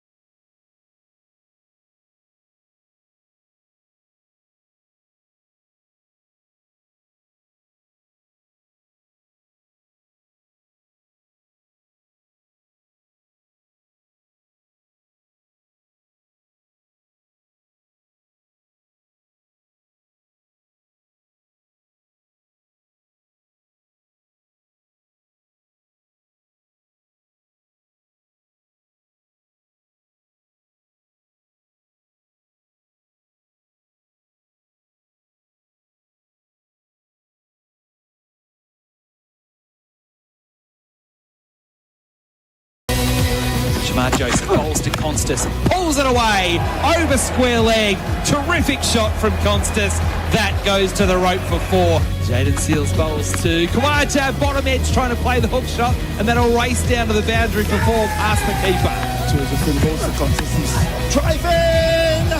And the ball goes down to wide. Third man is gone for 4. As now Joseph round the wicket comes in to bowl to Kawaja, who's covering up. There's an appeal for leg before. He's been given leg before. Just in time for Anderson Phillip. First to the left side, your stop is gone to wide. And the man from the land of Calypso strikes outside the off-stump. He nibbled at that, he had found. Shamar Joseph bowls. Smith, top edge, pull shot, close to the boundary, caught, out! Just inside the field of play, Steve Smith is out. And both edge and it's caught. Oh dear. This time the catch is taken. A loose shot coming from the batsman green. The last ball before the break. The lunch break. SEN Test Cricket's coverage of the Frank Worrell Trophy. It is lunch on day 2 of Grenada, and it's Australia's top order who have faltered once again, leaving the middle order to pick up the pieces in the middle session. My name is Matthew Donald. 0433 98 11 16 is the number to text in if you do want to be involved in the conversation throughout the lunch and break. Plenty of people who have been texting through their thoughts on proceedings thus far, their thoughts on the match and where around the world they are listening. Don't hesitate to let us know where you're tuning in from. That number 0433 98 11 16. Lunch on day 1, as I mentioned here, of the second test. Australia 4 for 93. Heading into the very first major break of this second test match. Go through a call of the card. It was actually a solid enough start for the Aussies. The openers, Sam Constas and Usman Khawaja, putting on 47 runs for the first wicket. Usman Khawaja was the first to go. He was dismissed. LBW off the bowling of Alzari Joseph. He made 16 of 29 deliveries. He did send the decision upstairs. It was umpire's call on whether it was hitting the wickets. So Khawaja had to go on that front. And then the next man to go after that was Sam Constas. Barely 5 deliveries later, he caught in the slip cordon, caught Hope, bowled Anderson Phillip back into the side, dismissed for 25 of 37 deliveries. He started very well, Constas, in terms of his scoring, freewheeling early. But then after that, really struggled. He was well held by the Windies bowling attack after that brisk start. Gone for 25 of 37 deliveries. And then in the following over, it was Steve Smith, the man brought back in at number 4 for the Aussies. And the linchpin in their batting lineup, dismissed, caught at fine leg for 3 off just 6 deliveries. Again, Phillip involved, taking the catch this time off the bowling again of Alzari Joseph. And that left the Aussies in a bit of trouble, 3 for 50. And then Cam Green and Travis Head did fight back, a stand of 43 broken on the very last ball before lunch. Cam Green, who had been dropped earlier in the over, playing at one outside off stump that was no threat to the stumps at all, edged into the cordon again, caught by Roston Chase off the bowling of Seals. He's dismissed for 26 of 37 deliveries, leaving the Aussies where we are now at 4 for 93 at lunch, 23 overs bowled in the session. Travis Head remains not out, 17 of 31 deliveries. He will be joined by Bo Webster at the start of the second session. So it's a big job once again for those two who had to produce a bit of a counter-attacking effort a couple of times in the first test at Kensington Oval. They'll have to do so again here in Grenada. The bowling figures, Jaden Seals, 6 overs, 1 for 20. Shamar Joseph, the only one who hasn't taken a wicket, oddly enough, 6 overs, none for 30. Been very expensive, and the Aussies have scored reasonably quickly off him as well. Alzari Joseph, 6 overs, 2 for 28. It's been the leading wicket taker thus far for the Windies. And Anderson Phillip, I mentioned, back in the side, 5 overs, 1 wicket for 11 runs. And that's how things stay here. Day 1 of the second test between the West Indies and Australia. Of course, Australia leading the test series 1-0. Following their 3-day win at Kensington Oval last week. The other test match that's being played, and this is fascinating, this has taken a huge turn of events. The boys have been keeping you up to date, at least partially, with how this one has played out at Edgbaston between England and India. This is the second test. The English taking a 1-0 series lead in the first test at Headingley. They're in all sorts of trouble here, though. They're going to do well to go 2-0 up from here as things stand. So India's innings, not long concluded, were bowled all out for 587. The key man there was Shubman Gill, who the boys referred to on a number of occasions during that first innings. Dismissed eventually for 269 of 387 deliveries. It is the highest score in England by an India batter. So a phenomenal achievement there from Shubman Gill. The only other scorers of note, Yashavi Jaiswal made 87, Ravindra Jadeja made 89, and Washington Sundar as well made 42 in the end. The wickets were shared around by the English. Shah Bashir took 3. It came at a pretty princely sum, though, of 167 runs off 45 overs. And then reply, England have been very shaky to start with. Only 3.5, or just ticked over the 4th over now. 2 for 13. Zach Crawley is out there on 11, not out at 18 at the moment. Joe Root, the only other man who's just arrived at the crease. He's yet to get off the mark. He's faced just the 2 deliveries. Ben Duckett, a 5-ball duck. Ollie Pope, a 1-ball duck. Akash Deep was on a hat-trick at one stage. He's figures of 2 for 12 off 2 overs. Mohammad Siraj has bowled the other 2 overs. He's conceded just the 1 run at the moment. So that's where things stand with that one. 4.1 overs. England 2 for 13. They still trail India by 574 runs in the first innings. To other sport and around the grounds, round 17 of the AFL season kicked off overnight, and the Western Bulldogs have temporarily moved up to 4th spot on the ladder with a 49-point win against North Melbourne at Marvel Stadium. It was a night where North Melbourne was celebrating 100 years since their admission into the AFL competition, or the VFL as it was known when they arrived back in 1925. Started very brightly, the Roos, actually. They even had the lead at quarter time. Nick Larkey doing all the heavy lifting there. He booted 4 goals in the opening term alone. So he got the Roos off to a bright old start indeed. And it was a lot of momentum swings over the first 2.5 quarters. And at one stage, at about the midway point in the third term, the Roos had closed the gap to just 2 points on the Bulldogs. So they put up a very good fight for a large portion of the night. But that was when the Bulldogs kicked clear. They finished the match with 9 of the last 11 goals to kick away from the Roos and in the end secure a reasonably comfortable 49-point win. Although certainly for the vast majority of the night, it was a lot closer than that would suggest. Aaron Norton was the chief destroyer for the Bulldogs. He kicked 5 goals, a season high for him. Sam Darcy managed 4. In game 250, Tom Liberatore saved one of his best performances of his career for the milestone match. 27 disposals and 2 goals for him.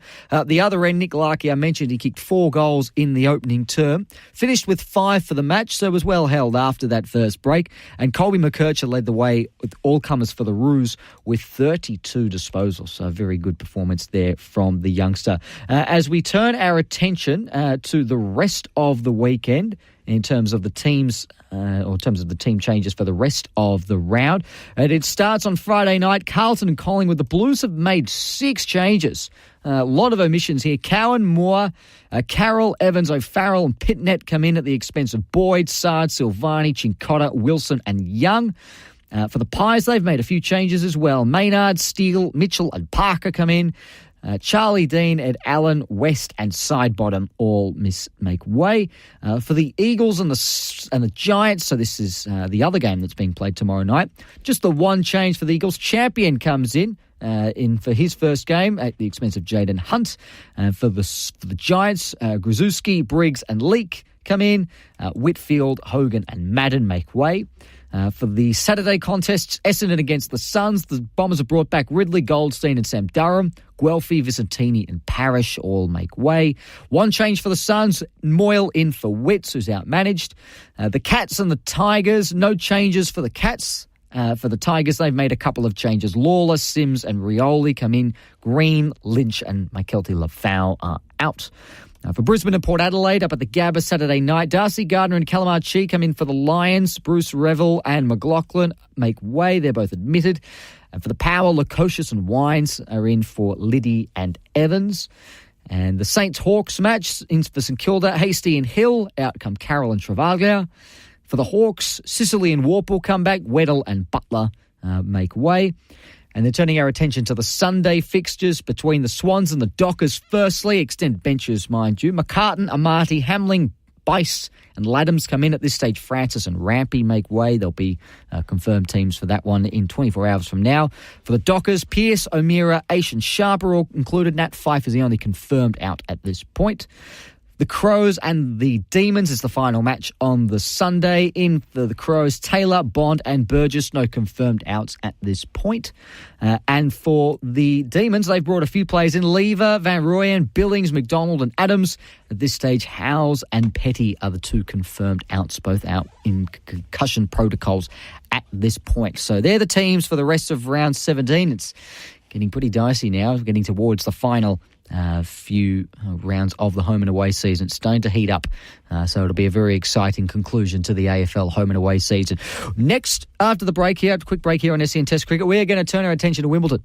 And we're going to have Brett Phillips, who's the SEN tennis expert, join us. He's going to give us a wrap of everything that's going on in London at the moment ahead of another exciting tournament. So stick around for that. Of course, if you want to get involved in the conversation, 0433 98 11 16. This is SEN Test Cricket. We'll be back very soon.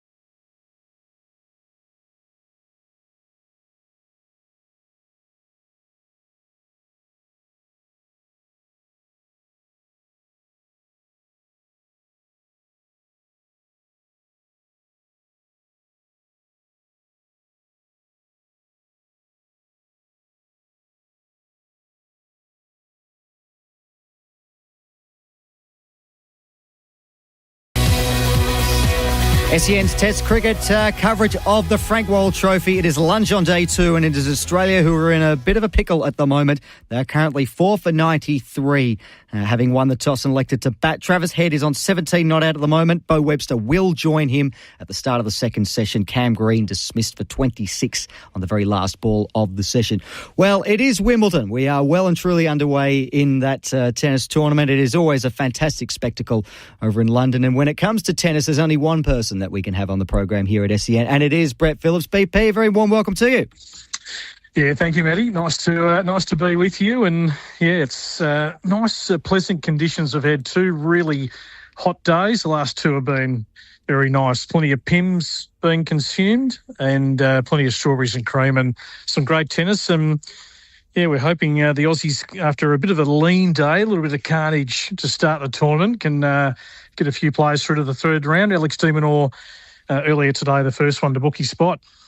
So let's start there with de Minaur, and he's clearly the leading Aussie. I suppose he's probably still the one that's the best hope of going deep into this tournament from a men's perspective? Yeah, he's always our starting point just because of his, obviously, his seeding and ranking. And yeah, today he defeated the Frenchman, Arthur Cazot, who took the first set, actually, and sort of really came at de Minaur, and de Minaur hadn't seen much of him. But once, the Demon sort of settled into the game, he plays, very good grass court tennis. He was able to bring his qualities to the table. Cazot made probably too many errors in the end. That's why he's 114 in the world coming through qualifying. And, Alex is around the top 10. There's the difference, just giving away those cheap points. So, yeah, I mean, the Demon does play good grass court tennis. He's going one match at a time. He knows how tough it is at the top of the sport. You cannot look too far ahead. In saying that, though, we've seen an extraordinary number of seeds actually go out of this tournament. So players like Alex, suddenly become a better prospect with some of the carnage. It's been more on the women's side, but we have had quite a few of them going out. And, and Jordan Thompson, who he referenced, Tomo's basically playing on painkillers on one leg. He's also through to round 3. 2 heroic 5-set performances has been fantastic. We didn't think he was going to play in the doubles today with Pierre Herbert, the great Frenchman, who he's the right-handed version of John McEnroe. Think of John McEnroe's big swinging lefty serve. He's the opposite, right-handed. But he invited Herbert to play in the doubles. So I didn't want to let him down. So Tomo, who told us yesterday that he's not even practicing, went out and played doubles today. This guy's incredible, what he's putting his body through. So, yeah, de Minaur and Thompson are still alive on the men's side. And just having a look at the schedule, you mentioned there have been some big seeds that have fallen, some opportunities for some Aussies going up against some high-ranking players, Alexander Lukic and Richie Hijikata as well. Yeah, Vuk's, he's got a tough assignment, no doubt. Playing Yannick Sinner on centre court is going to be a tough assignment. But, look, he's got a big serve, big forehand, got to start well. These guys are great front runners, so you've got to get out of the blocks. He actually played Carlos Alcaraz here last year and took him to a first-set tie-break. So he was right in that tie-break. And once Alcaraz won that, he was then able to power away as the good players do. So we'll see what Alex can bring. Rinky Hijikata, who I'm really bullish about, young guy from Sydney who's a bit younger than the other guys. He's got an all-court game. He's got to play big Ben Shelton today. Now, anyone has seen this guy play, we know he's got a lot of pizzazz about him, lefty, serving at about 240 clicks, whistling past your ears down the tee. But Rinky's a good returner. He actually anticipates really well the serve. So if he can get into the returns, he can be right in that contest. Shelton does give you a chance because he plays so offensively. But, yeah, certainly the odds are with the 2 opponents against the 2 Aussies. And Daria Kasatkina is about to take to court, our newest Australian, of course, playing under our flag this year, taking on Irina Camelia Begu, seasoned Romanian. But Daria, on paper, probably should win that. Yeah, just looking at that one, 16th ranked is Daria there. So we wish her well on that front. And then a little earlier, just moving away from the Aussies as well, I suspect all eyes would have been on centre court. Novak Djokovic cruising through to the next round. Yeah, playing Dan Evans, the Brit. He's had a checkered career, Dan, and into his 30s now. And he'd actually beaten Djokovic in their one meeting previously, but today Novak I mean, since 2017, Novak's only lost 2 matches on centre court, and both have been to Carlos Alcaraz in back-to-back finals the last 2 years. And we keep sort of thinking this is, it's not mission impossible, but he's defying history at 38 if he's going to win another major. To get to 25 would set him apart with, of course, our legendary tennis figure Margaret Court on 24. Men and women combined, that number of 25 would be historic. It's really tough, though, when you're 38 and then at the pointy end of the tournament, you're probably either running into Alcaraz or Sinner, who just are a step better because of their age, where Djokovic was in his prime. So, but he's still on grass, a really difficult customer to play, and grass is a little bit of an equaliser. So Novak, respected and obviously hugely dangerous, but, it's been sort of a different period now, later in his 30s, where he's not the outright favourite. And then just moving from a women's perspective, Iga Swiatek, ranked 8th in the world, is having a bit of a fight put to her. Katie McNally, the 208th seed American. We're going to a third set tiebreak on that one as well. Well, I tell you what, if Iga goes out, I mean, who knows who's going to win this Wimbledon title? We've already lost the 2nd, 3rd, 4th and 5th seeds, and we know Swiatek has never traditionally played well at Wimbledon. She loves the clay. Has won a US Open on a hard court, Matt, but has not delivered her best here. She likes more time on the ball, and grass, the ball does zip through a little bit quicker. But she would look at the carnage around her with, Coco Gauff and Pegula and Paolini and Zheng, of course, the gold medalist of last year, all going out thinking, well, maybe this is my year. So she's going to have to pull out all stops. But Aryna Sabalenka sitting at the top there, who's lost an Australian Open and a French Open final this year.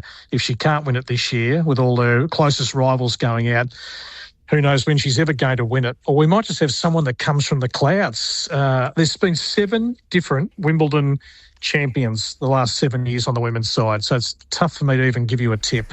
Well, I wasn't going to ask you, BP, I'm glad you've covered yourself there. I won't put you on the spot with that one. But thank you for your time. We'll let you go. We understand you're a very busy man at this time of year, but we look forward to checking in with you throughout the course of this Test match as well for the latest that's going on at Wimbledon.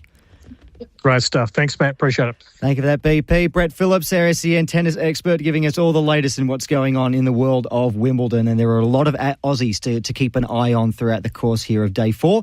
And we will continue to provide you with updates that here on SEN Test Cricket during the tea break. Hey, cricket fans, ready to explore Grenada your way? Caribbean Horizons has you covered. If you need a ride, cruise in comfort with our reliable car rentals. If you're craving a local experience, join our guided tours from lush rainforest, cascading waterfalls to spice plantations and immerse yourself in the rich Grenadian culture.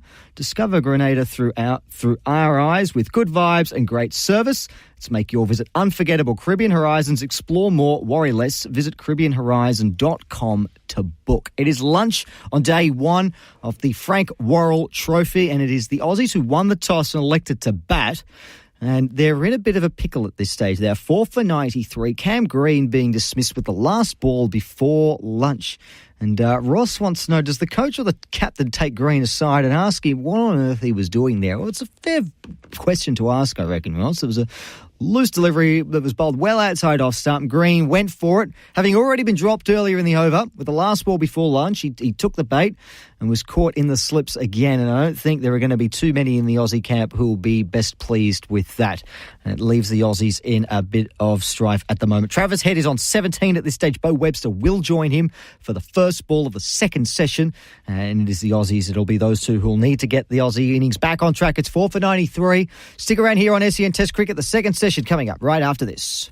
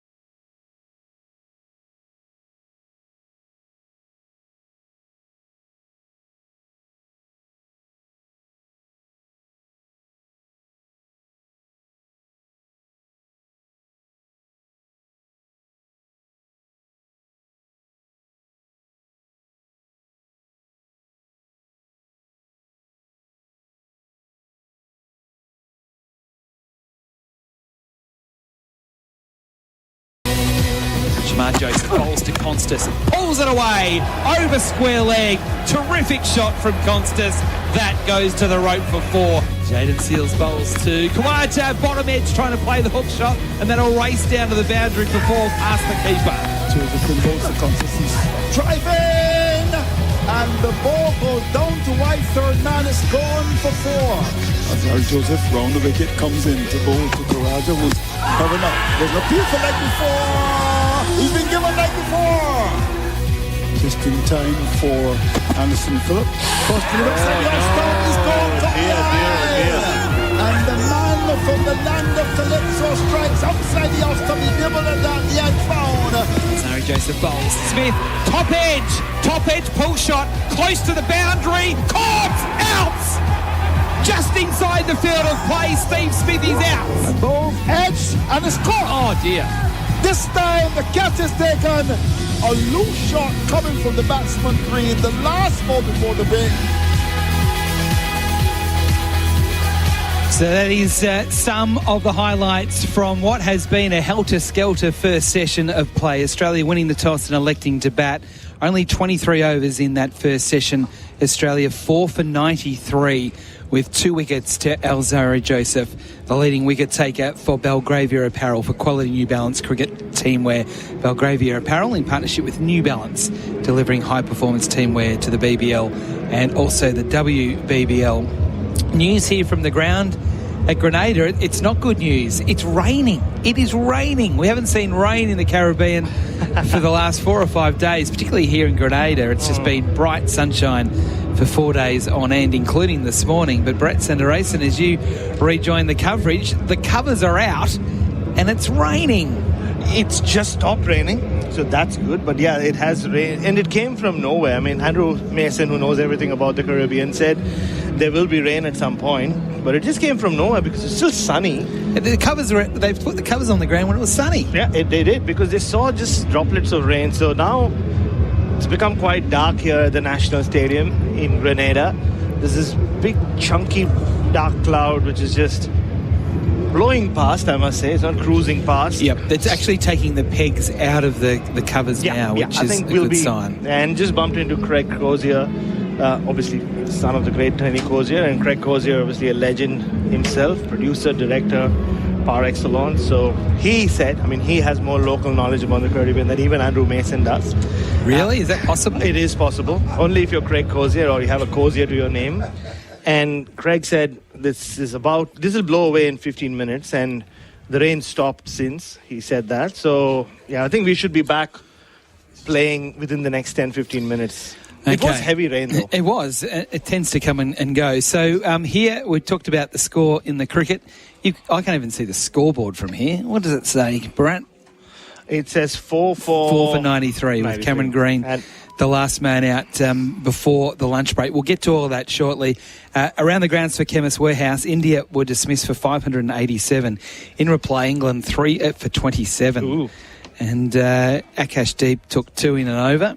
So Crawley out for 19. Duckett and Pope both made ducks. So Root's on 5 and Brook is on 1. So India certainly having the upper hand here as it gets a lot brighter. They still haven't taken the covers off the field, but we're almost seeing some sun. As we look up on the hill, I just can't believe. Now, I want you to describe the houses you see up on top of the hill there that are just almost stuck into the side of the hill.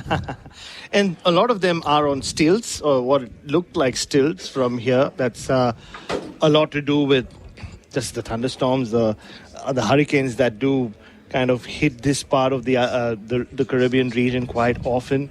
Last year we had Hurricane Beryl, which smashed, leveled St. Vincent and the Grenadines and just about missed Grenada, hit Grenada but didn't have the same impact it did at St. Vincent, which is just north of here.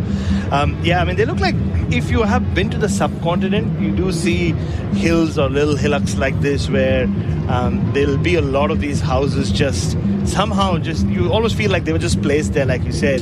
And from a distance, you can't make out how people get Well, that's to what these I houses. don't understand. But if you look closely, you'll spot through all that green foliage some steps, and there'll be a little narrow pathway just for just for a car to go past. somehow, like half on the road, half in the bush. So this is not particularly what they mean when they say you live in the bush. That means something completely different. What I would like to know is how would a Henley home look on top of one of those hills at the moment? I reckon there'd be no dramas there in being able to get a Henley home overlooking the stadium here. They would look magnificent on the side of the hill. A few Henley homes, I must add, like they will look fabulous there, and I'm sure, knowing just the facilities that do get provided around Henley homes, that they will not have to take the steps all the way up. That's right. I mean, imagine the step count on their phones each day coming up and going down. So, well, last night Bryce and I went to the supermarket. It said the supermarket was open till 10 o'clock, so we went down in the dark at about 7:15 with our backpacks because we were going to get supplies and then go back up the hill to where we're staying. There was a major setback when we went down. There was no supermarket open, so we had to go back up the hill with no supermarket groceries at all. So I had Sultana brand for dinner last night, which was a bit of a setback.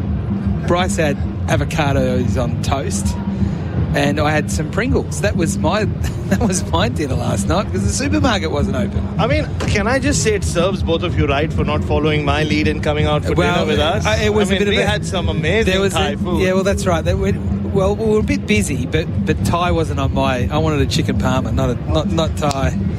So yeah, that was a bit of a setback. So there was a bit of karma involved in all of that. But looking at that hill does remind me of a movie that is a favourite of Adam Collins and mine. An Englishman who went up a hill but came down a mountain.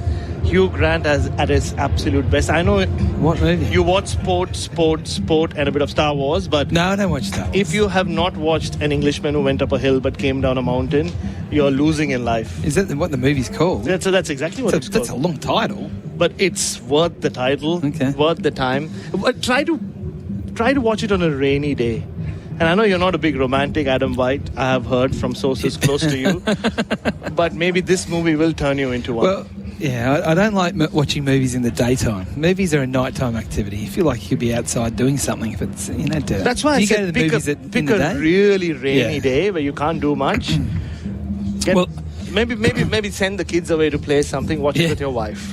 Well, the good news is that the covers are coming off here at the National Cricket Stadium here at Grenada, and the umpires have been out. They told the many number of ground staff, right, get them off, and we shouldn't be too far away from resuming because it is actually quite bright and sunny at the moment. But I have a suspicion that we might be having one of those days where we're on and off between now and the end of the day. Not that I have any experience with Grenada weather in the last 3 days, but I've tried to have a look at a few of the radar shots, and it does look a bit patchy. If you're in Barbados at the moment, you're getting very wet.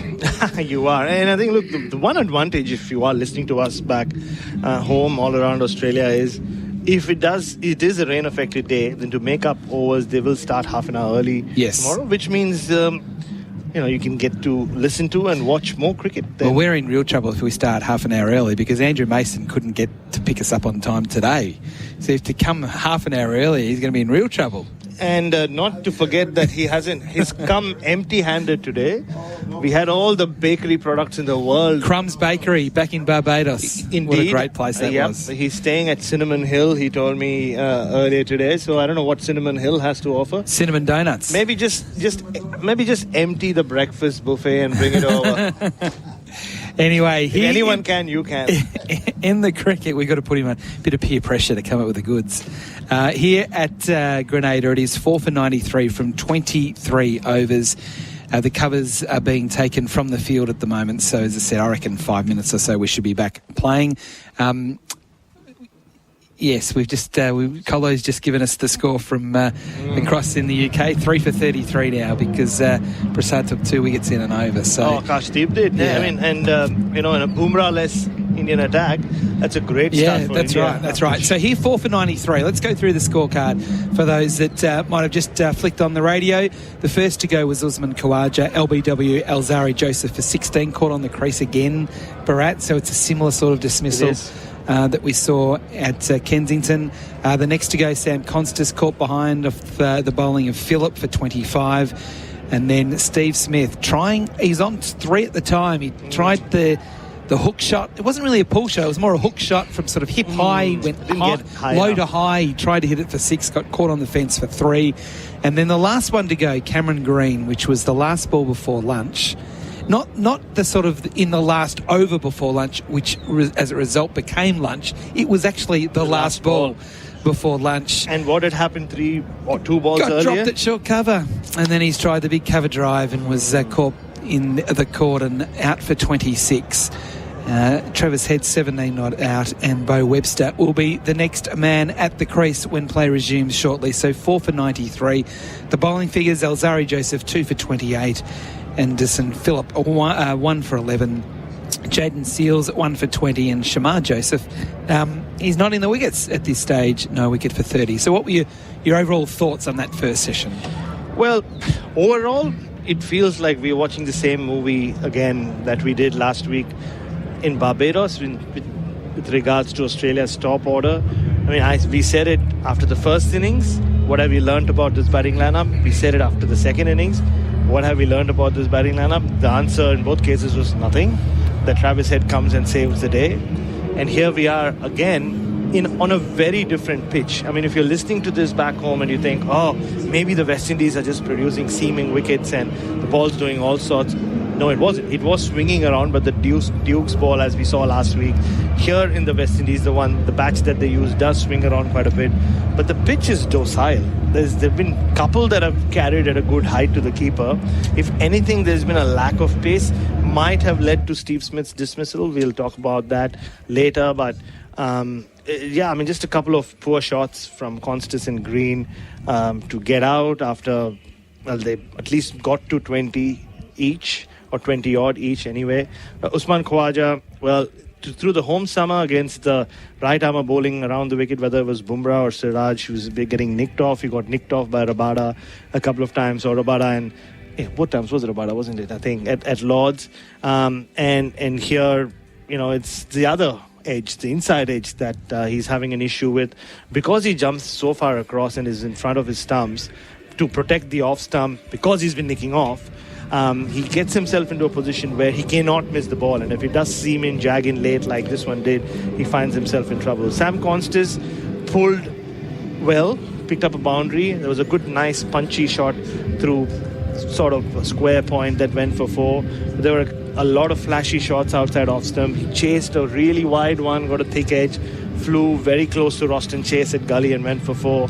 2 overs later, again follows a full wide delivery, this time from Anderson Phillips, the slowest of the West Indian seamers, and is nicked off in the over, or 2 balls after Usman Khawaja was dismissed, or 3 balls at best. As the Steve Smith dismissal you described, it just kind of didn't get up, did it? So he kind of got a top edge because he realized, oh no, I picked the right length, but the ball just didn't get up as much as he wanted to. And Cam Green, probably is looking better and better each time he walks out to bat at number 3. He almost got nicked off the second ball he faced, but he survived that, and it was probably the best of the 4 innings or 5 innings we've seen so far at number 3. But then at the stroke of lunch, for someone given that responsibility of batting at number 3, after being dropped the way he was at short cover, and we saw some shocking drops from the West Indies last week, this was right up there. John Campbell, it was it was catching practice at short cover. He gets a let off, 2 balls later, chases another wide one, he's caught off gully. So what have we learnt about Australia's top order? Nothing. Well, I agree. I think what we've learnt is that we don't know yet. We still don't know yet. No one has taken their opportunity. It was set up for Cam Green, considering the fact that there'd been wickets to fall around him. He was the one that was going to guide them to lunch and hopefully guide them to safety. And that's a poor decision that he's made. And top order players don't make many poor decisions. And so this wasn't a skill thing. This was a mental strength thing to say, this is the last ball before lunch. I don't need to play this ball. Can I just say something? For the longest time when Manas Labuschagne was averaging 60 and 50, people often spoke about, he's the luckiest batter in the world. He gets dropped so much. He gets so many reprieves. But he averaged 60 after that, right? He made the most of it. He was dropped, 5 times in an innings, but he made big runs. Now, Sam Constance was dropped twice in the same over in the previous test, made nothing of it. Cam Green was dropped in the second innings over there. In the first innings over there, he's been dropped again. And what has he made of it? So, it's very easy to sit and talk about batters being lucky, but it's about what you make of the dropped opportunity or the second and third chance you get in each innings that counts. And this is the thing too as well, is that when you look at, as we're all critiquing the top order at the moment from Australia, there's two parts to it. There is the technique side of things, but there's also the decision-making side of things. And that's the thing that's probably disappointing me more than anything else, is some of the decisions that are being made, the judgment that's being made, which is causing some top-order headaches for the Australians. And it's still too early to tell, I think, with the likes of certainly Constas. Inglis has only played a couple of matches. Green's still relatively early in his career as well, although he has played 30 matches. But they just seem to make bad decisions at critical times, which that's perplexing to me. And even Marnus had got into that situation of playing these silly shots into gully, and they're bad decisions. And that's not something that we would know. Australians generally would make the right decisions at the right time. Sometimes they get a good ball. Sometimes they play a big shot and they get caught, whatever. But generally speaking, they make the right decisions. And just felt that that's not happening at the moment. And, you can say, but there's a lack of experience. I'm sure we'll be talking about this a lot on the new ball. But the reality is they're playing for Australia. So if you're playing for Australia, you should be making good decisions because you're seen as the best batsman in the country. Yeah, and you cannot be making the same mistakes over and over again. That's right. Repeat offender type stuff that frustrates fans, and I'm sure it frustrates coaches. Oh, it frustrates selectors. The selectors were having a long chat as well today. We were sat not too far away from the second floor balcony here of the dressing room. And George Bailey was stood there throughout the session, just keeping an eye on proceedings. Literally 3 minutes after Sam Constance got out, I saw Andrew McDonald walk up from the dressing room downstairs, and the two of them stood together, had a long chat for 15 minutes. And probably they were having the same chat we are. What have we learned about this kid? Not really, not much. And the reality is for Constance, let's just focus on him for the moment, is that they know, the selectors, in the cupboard, there is a man by the name of Cameron Bancroft who has 32 first-class centuries, and there is a man in the cupboard called Marcus Harris who also has 32 first-class centuries. I've got him in. I've got the name in. But between them, between them, there are 64 first-class centuries there from two players. Yes, they've had their chances, all that sort of thing, but they're still opening their batting for their respective states. The experience is there if they want to go back to that. And not just experience, there's also Henry Hunt, who's, till 21 or 2021 was in the reserves. Yeah, in the Australia 18. Very much so. And he was also travelling with the Australian Test team for a while during the Ashes because of COVID. And then in the last season or so, Jake Weatherall has made runs. So, yes, we speak a lot about Bancroft and a lot about Harris, but it's not that the buck stops there. You have others coming through the ranks as well. But the reason I mention those names is that it feels like the selectors have gone past them. That's not their time. But I guess, Whitey, that's just the reality of cricket. But I think that's just the reality of cricket around the world. You get your chances, and it's all about timing, isn't it? Yeah, it is. And if the timing, the timing has to be right for you to get the chance, and the timing also has to be right for you to get the chance again. And age plays a role, and what the selectors have made of you, and not just the same selection panel. Don't forget, it's not that George Bailey has been selected throughout Marcus Harris's career or throughout Cam Bancroft's career. So I think we need to take that into consideration as well. It's just cricket. We can't just keep going back to Bancroft and Harris. You also need to look at, and the cupboard is no longer bare, which is why I brought up Henry Hunt and Weatherall and a few other names who are doing the rounds. Okay, so plays to resume in 3 minutes. So we've got that just coming through now. The umpires are meandering out to the middle. This is SEN Test Cricket for Henley Homes, proud partners of SEN Test Cricket coverage all around the world. Australia to resume very, very shortly. 4 down. Yep, that's right. 4 down after getting through the first 45 minutes without losing a wicket. They are 14 for 93 at lunch. So this will end up being a 20-minute delay to proceedings before we start session number 2. And it is look, there are some heavy clouds around. They're moving quite quickly. It could be one of those days where we're on and off. It's very humid, very hot outside, and which is going to make it uncomfortable to watch as much as it is to play. I feel sorry for a lot of the Australian contingent out on the concrete terrace in that first session where the heat was just radiating off the concrete. But things could be worse. They are watching cricket in the Caribbean, aren't they, Brad? Like we are. They are. They made the long trek here. And what I want to check out is the little blonde kid who kind of put himself on camera, didn't he? Whitey. The ball before Steve Smith was dismissed.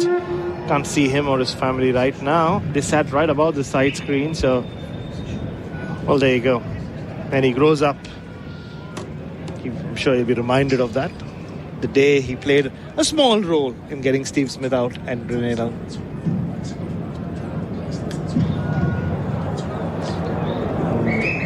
Travis Head and Bo Webster, who really saved the day in Barbados when Australia were in a precarious position. Well, these are the two, aren't they, Brad? Bo Webster and Travis Head. With Alex Carey to come after this, and then those four. So, yeah, Travis Head runs in both innings in Barbados. He's got himself a start here. And the very impressive Anderson Phillips, must say, will start proceedings from the river end. So he pulled the right length. He spoke about how he is the slowest of the four and has a natural full length. So he is a bona fide swing bowler. And very impressive. He's, if anything, outbowled his compatriot Jaden Seals. Okay, we're just about ready under cloudy skies, but importantly, it's bright and there's no rain. So after 23 overs, Australia 4 for 93. Travis Head on 17, Bo Webster yet to face a ball, and it will be Head facing the first ball of the second session. Phillip White on the crease, and Head leaves alone outside off stump. Adam White and Brett Sanderson with you. So just a 20-minute delay post the break. So they've been off for exactly 1 hour. Oh, they have. Good. Well done, White. That was very well done. Man for round figures, aren't you? Well, I'm very poor at maths, but I at least can put 20 and 40 numbers, together. Yeah, well done. That's good. And, I did also find out why it's called the Darbo End. Yeah. That's the little suburb of St. George's on the other side. Okay. Phillip again. Have White on the crease. Head almost chopping onto the stumps. Fortunately, he was able to get his bat in the way of the stumps to stop that ball from going back on to the bright yellow stumps. And it was very nearly it was bottom edge or inside edge onto his foot, onto the actual sole of his foot, and that rolled back before... Just in time, he got his bat down there to stop it from hitting the base of the stumps. Yeah, lucky there wasn't enough momentum for the ball to go towards the stumps. Used his bat like a hockey stick in the air. He did, didn't he? Dribbled it away. Phillip again. Bowls to Head, who's late on that one as well, trying to push down the ground, taking the inner portion of the bat. Maybe a bit of pad involved as well as it just dribbled out on the offside. No, this has been very impressive, Anderson Phillip. He's used this ball well again. The ball is still jagging around. That came back into Travis Head. He just operated on that four and a half, as they call it, outside off stump. He's constantly made the Australian batters make decisions whether to leave, whether to play. It's not been easy. Getting that ball to come back to the left-hander. Again, White on the crease. Head driving through the covers. Good shot. It was in the air for a while. It won't be 4. They'll get at least 2. It's retrieved just inside the field of play, and they settle on 2. He really tried to jump into that one. I initially thought it was right off the meat of the bat. It wasn't really. It's still 2 runs. Just get a feeling it was on the up, that this could well be a pitch where, as the game progresses, I mean, we've already seen a catch go down at short cover. You just get a feeling that there will be catches or catchers brought into play at short mid-wicket and short cover. The ball just seems to stop on the batters. Hasn't been the quickest of surfaces here in Grenada. 4 for 95, the first runs after the break. 19 to head. Taps away. Waiting for Phillip, who bowls. Head, squeezes out on the offside to that sweeper who's gone back at backward point, which is often a fielding position that he's used for Travis Head. He's the beneficiary of getting a single as a result. Well, Bo Webster, we spoke about it last week. Played only the second man in Test history to play his first 5 tests in 4 different countries. Now you can say he's played his first 6 tests in 5 different countries. The beauty of coming to this part of the world. There you go. So Australia, Sri Lanka, England, Barbados, and now Grenada. And the way he's been batting, he can add a 7th or 6th to a list next week in Jamaica. He's got 1 ball to negotiate here. Anderson Phillip on his way over the wicket. Past the umpire, bowls to Webster, who gets a good ball that moves away off the seam, and Webster came forward and just pushed cautiously defensively away on the offside, and that completes the first over after the break. It is 4 for 96 Australia.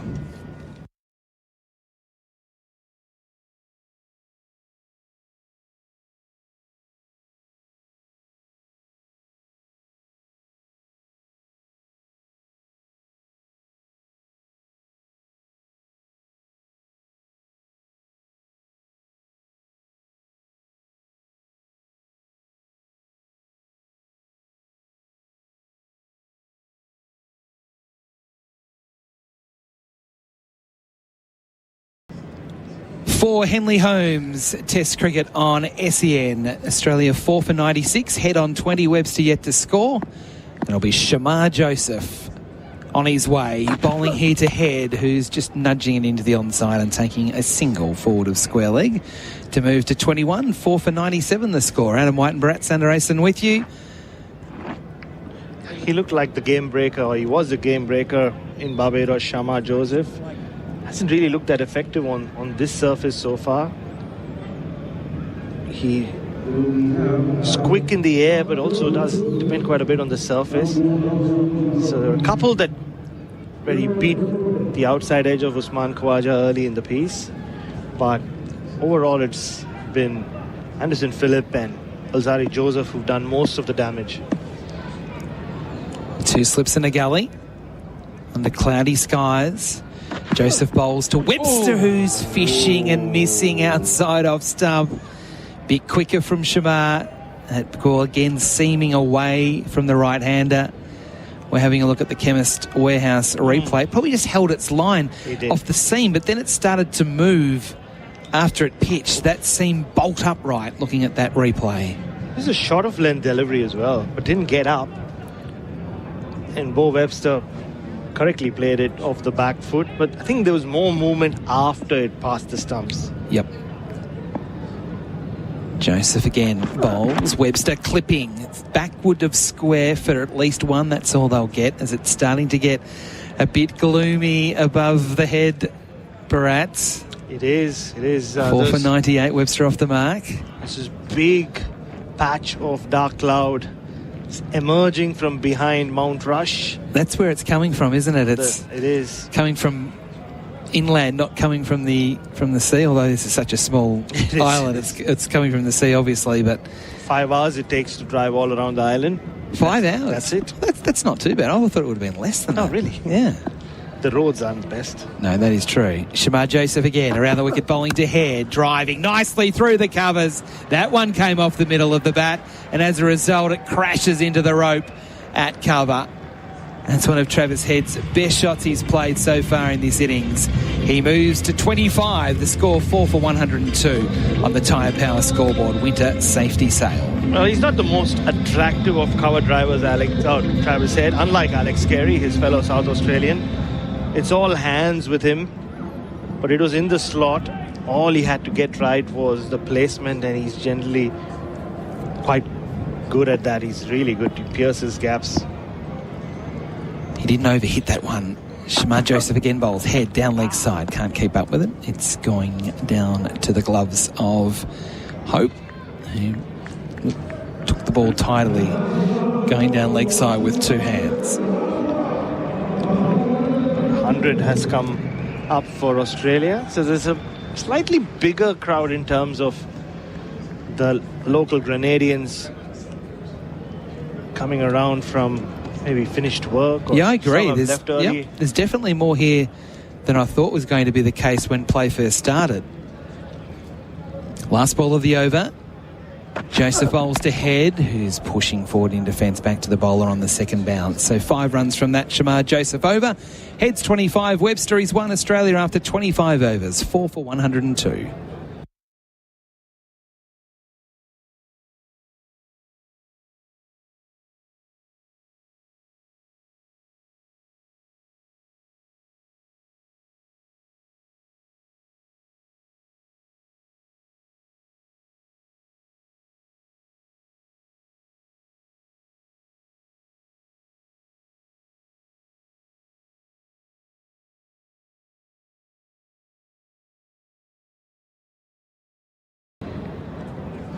SEN Test Cricket for Henley Homes. Don't forget the Henley Breakthrough Collection, billed from only $227,900. With Henley Homes, it's going to be Anderson Phillip to continue from our end up in the broadcast box, running away from us, bowling to Webster, who's standing tall and defending away on the onside from the crease. Yeah, when I look to our left, Whitey just over Mount Rush. More and more dark clouds coming through, smoky clouds, must say. So they're moving very quickly, aren't they? They are. Is that because they're so low that they seem to be moving quicker rather than they actually are? That's a very good question. I think they are. I'm going to agree with you. I'm putting it out there as a question more than anything. No, I think I'm not really a meteorologist. It sounds very convincing to me. So Phillip again, rushing up to the crease. Past the umpire, bowls to Webster, who's again squeezing it backward of point off the front foot. Runs to be had. He just opened the blade and he's actually reached the boundary. Bo Webster's first time he's reached the rope. He's up to 5. It's 4 for 106, and that was done effortlessly. He plays that shot so well. We saw him do this or access that region quite a bit in both innings in Barbados. It's purposeful. It is totally intentional. Yeah, just punched it into the ground, didn't he? And there was that gap that he found, and he kept finding that gap to the extent they had to put a fielder back, that sweeper point region, pretty early in his innings. Yeah, because he's so tall, he can get on top of the bounce, and he just releases the hands on contact, which enables it to get behind point. 13 boundaries hit by the Australians. This time in defence, that was right in on middle and leg stump. Full face of the bat from Webster, defending up to mid-on. I like watching someone like Anderson Phillip operate, Whitey. It's like every ball, his life depends on it. He's got this hustle bustle about him. He's not very quick, like I said. Skillful bowler. But you just see him walking back to the top of his mark. He's always in a hurry. Just high energy about him. Yeah. Yep. And that can be infectious on his teammates. You can't always need at least one of those in your team. Closer to the stumps, bowls to Webster, who again he's up on his toes, pushing away to mid-on, and there's no run. Kind of feel like it's, Shamar Joseph has kind of played that role since he's come into the team, but everyone needs that sort of player, I think, particularly when it's hot and you can't get a wicket, that someone that can come in even and bowl 4 or 5 overs in a spell of high energy that can sort of be a little bit infectious on others. Even the guy that takes the cap off the man at fine leg so he doesn't have to give it to the umpire. Just that sort of player. Marnus Labuschagne kind of plays that role, even though he thinks he's a fast bowler, but he's not a fast bowler. Phillip again, in close to the stumps, trying to drive Webster. He lost his footwork there and he was a bit lucky. He sort of chopped it away on the offside into mid-off. That was an ugly looking shot in the end. There was width, sort of driving length, but he just lost his shape, Webster. He usually in that situation he would plant his feet. He didn't. They were sort of hop-skipping and jumping around a little bit on contact. So that second floor balcony that I mentioned earlier now has become a spot for all the dismissed batters to sit and watch proceedings. They're in the naughty corner. Phillip bowls again, chopping into the gully on the bounce. A few in the crowd thought it might have got there on the full. It didn't. It is a dot ball to complete the over. 4 runs from it. Australia 4 for 106.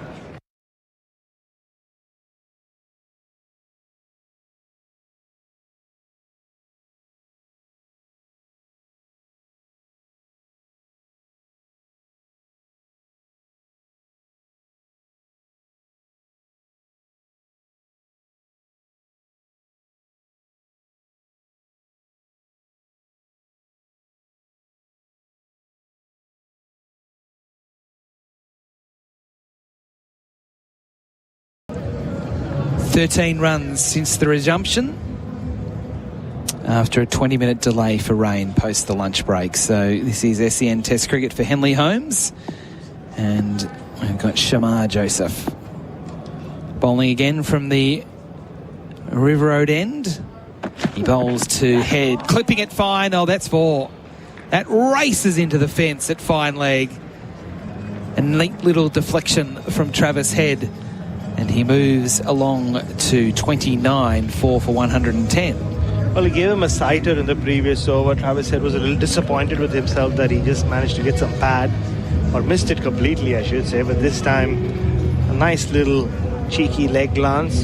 So he'll take that. Shamar just not finding his radar in this spell. So yeah, I can see Cam Green sat there. Usman Khawaja right next to him. Steve Smith not too far away. It's like they all want a better view of what's happening out there. Head taps away, waiting for Shamar Joseph, who bowls head in defence, tucked up, pushing up to mid-on, no run. I don't know whether this trend will continue every time Australia bat in this test. If you get out, you go and sit upstairs, and the not-out batters are on the first level. It is unusual, isn't it? It is.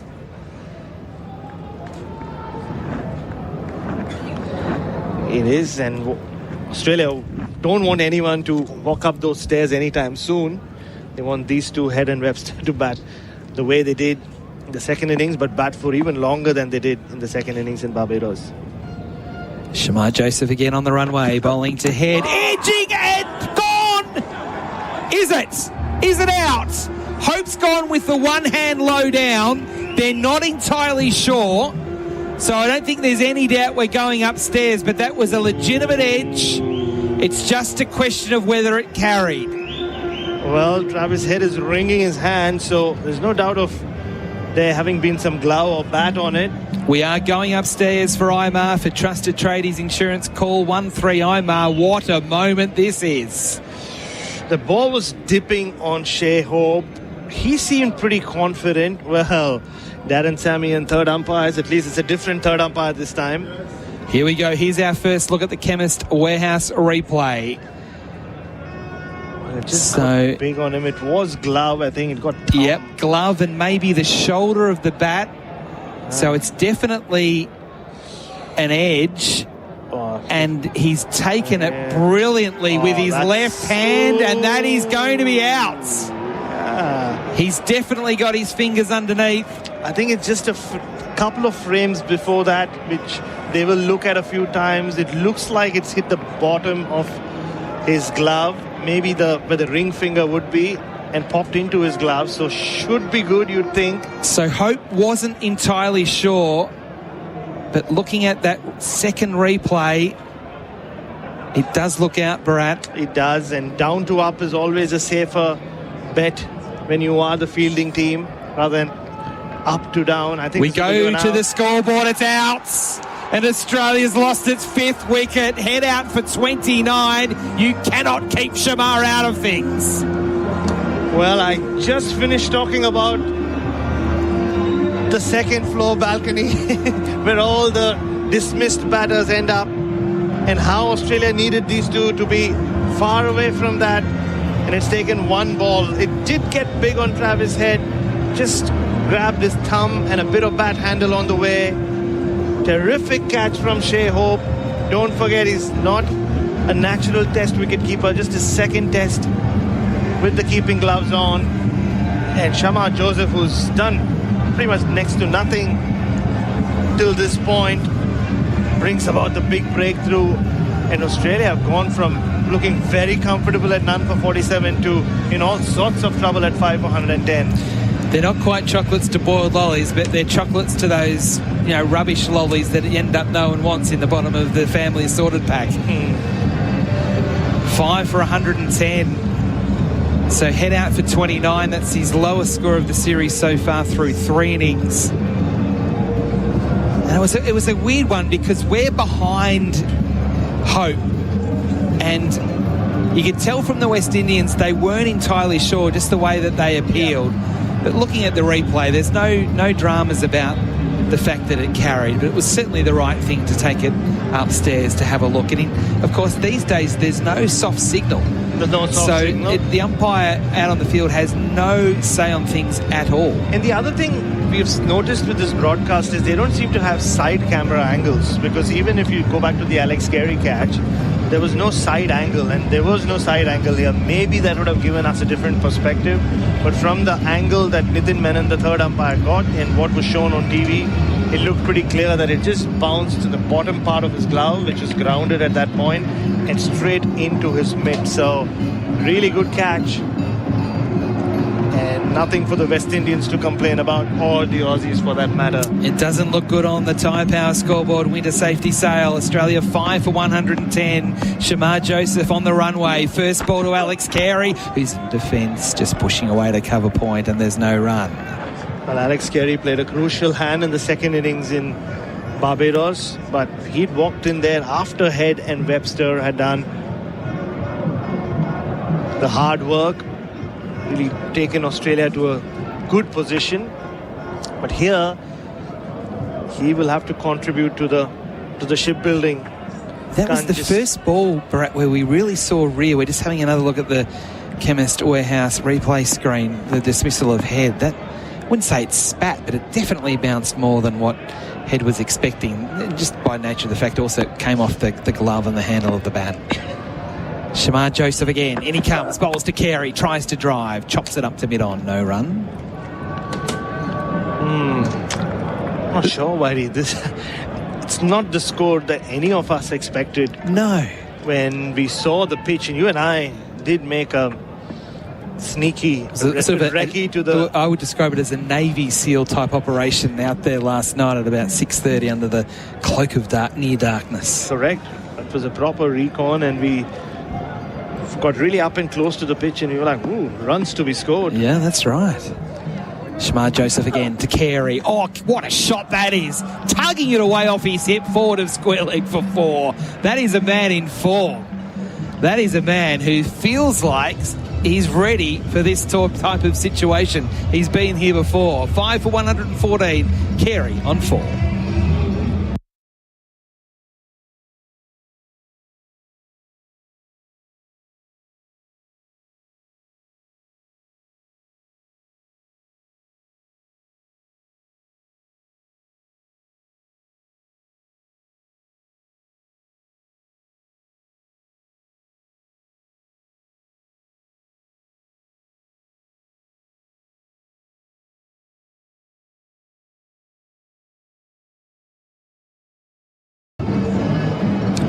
For 114, so 1 wicket to fall in the 20 minutes post-lunch.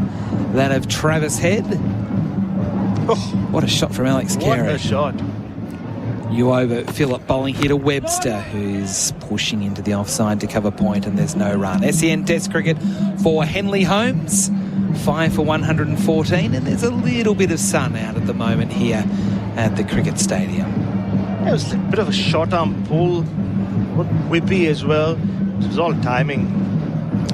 And Alex Carey, some bombs in the last test, some big sixes for him. He's charging at the fast bowlers, having a great time, but not sure he can play that kind of innings from the position Australia are in right now. Phillip bowls here to Webster. No timing in the shot as he tries to drive. Back to the bowler it goes. So as it stands at the moment, you know, considering after half an hour you're thinking Australia make 500 here. Yeah. And now 20 minutes after lunch, Mitchell Starc has the pads on. He does. So does Pat Cummins. That's how quickly this thing has changed. What, 47 or none for 47 they were. And in cruise mode. A couple of balls that had beaten Usman Khwaja's outside edge, and we were just criticizing Alzarri Joseph for the way he'd started. He'd been pulled for 4 back-to-back deliveries in his first over. Phillip into his 8th over here. He's bowling to Webster, who's up on his toes, and he's carving it out to point. So they've only waited 2-3 overs, and they've put a man out in the deep at backward point for exactly that shot. So rather than get 4, he only gets 1, 5 for 115. You know, even in Barbados, it took 1 boundary for them to put the fielder back. I've just mentioned that, and they've gone back to it. So yeah, just back on the surface. And just as we speak, Travis Head has joined the rest on the second floor balcony. He didn't waste any time in getting up there either. I don't know if it's a rule for this test. I would have thought... There he is. He's brought his own chair. And he sat in the corner next to Steve Smith. I would have thought they'd be better down at the level where the batters are to go in, so they can actually trade some information or give some information as to what the conditions are and what the bowlers are doing. All I can say is they're sitting in batting order as well. So Head had to go and sit in front of Steve Smith, Usman Khwaja and Cam Green on this side. Anderson Phillip bowling here to Alex Carey, and Carey slashes through backward point 4. Welcome to the crease, Alex Carey. Smoked that one backward of point. Quickly moves to 8 off just 4 balls. Don't give him width. I mean, don't bowl there to a South Australian left-hander. Even I would play that shot. That's just how we're raised. Even if you weren't from there. Just a little bit of width, and then they create that extra bit of width, and he just slapped it away, and immediately a fielder has fallen or has been pushed back to that fence. Look, as good as the shot was, that should have been fielded by Cardi in the gully. And Cardi's been sent back to the boundary. 5 for 119. Phillip, wide on the crease. Carey trying to flick, comes off the pad, balloons out on the onside behind square. They get a leg by. And if you're wondering about the music in the background, so there are 2 bands on 2 separate ends of the ground. So the national instrument here in Grenada is the steel pan. It sounds a lot like the steel drums in Trinidad, and you can hear them giving it a proper whack. So there are it's a blend of music coming from 2 different parts of the ground. Yes. I've got, after this ball, there's something for Adam Collins that he will know exactly what I'm talking about after this ball for fans of Australian football. There's also a question from Dean wondering where Adam Collins is. He's recuperating. He is. Webster on strike, Phillip bowls wide of the off stump. So back in the sort of the late 80s, in fact, we're going to build the suspense. It's the last ball of the over, so we'll come back to it. 5 for 120.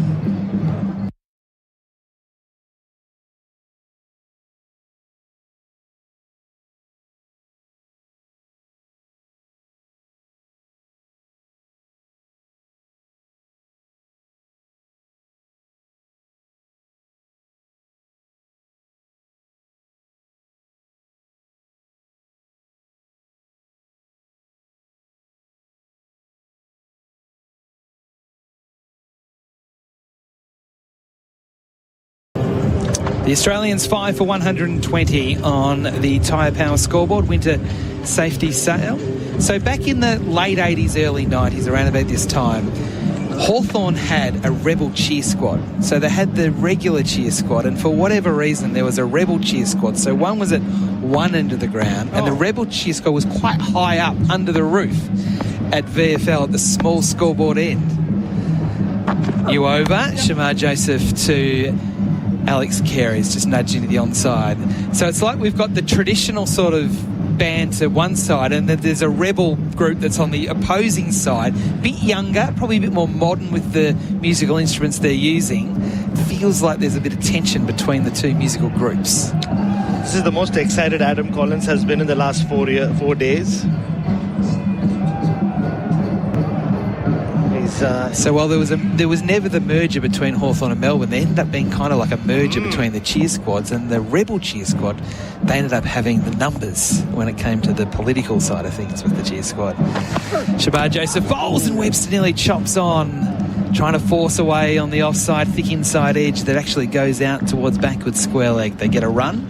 5 for 122. Carey 9, Webster 7. That's real Adam Collins. It is. Sort of Well, I will areas. say this, not to digress away from this cricket, but as part of my football education, I did watch that entire clip on YouTube. Not clip, it's a 2-hour thing where this live coverage of the Hawthorn-Melbourne merger and how it didn't work out. Don't worry, I was on top of it. I had tears rolling down my cheeks thinking about a young Adam Collins. Shamar Joseph rushing in, bowling to Carey, who's pushing into the offside. Our West Indian audience has no idea what we're talking about. Yeah, but that's correct. But that's I've heard that there are a few West Indians who indulge in those. No, I'm just making it up. Nobody does. Maybe 5, Andrew 1, 2, Mason 3. will have to. Well, one thing, Andrew Mason's coming in at the end of the over, and he can talk to you a little bit more about. We watched the Grenadian women's soccer team train yesterday. We certainly did. They call it the football team here. Next to the stadium, right? Because the on just Grenadian... a parcel of land that we didn't expect would be used for international football training. True, but it was. 5 for 123. Shamar Joseph bowling to Webster. It's wide of the off stump and it's left alone. They were training hard too, weren't they? They were, and they were really being put through their routines. The Grenadian Football Association is next door to us. So there's obviously the Kirani James National Athletic Stadium where Steve Smith kept hitting balls into yesterday. Kirani James, obviously the superstar of Grenada, won gold in 400 meters at the London Olympics and silver in Tokyo, I'm going to say. So imagine being that 115,000 people, you have an Olympian gold medalist. Shamar Joseph again a bit close to the stumps, bowls to Webster, pushing in the offside. They want a single. Carey was late to go. He gets through, but again, Casey Carty was just a little bit sort of late out of the blocks there. We're not sensing the situation particularly well. Yeah, I mean, he's known to be laid back, but he often does get caught out in the field, doesn't he, Casey Carty? I mean, the catching's been, we saw John Campbell drop a catch, but it's been better. The ground fielding's been shoddy from West Indies this morning. Casey Carty sounds like he should be doing love songs and dedications late at night on the radio. That sort of name. Casey Kaysen. There you go. Right. That's good. Last ball of the over, Shamar Joseph bowling to Carey, pushing from the stumps defensively away on the onside. And that is the end of another over. SEN Test Cricket for Henley Holmes, Australia, 5 for 124. After the break, you'll hear from muscular radio man Andrew Mason.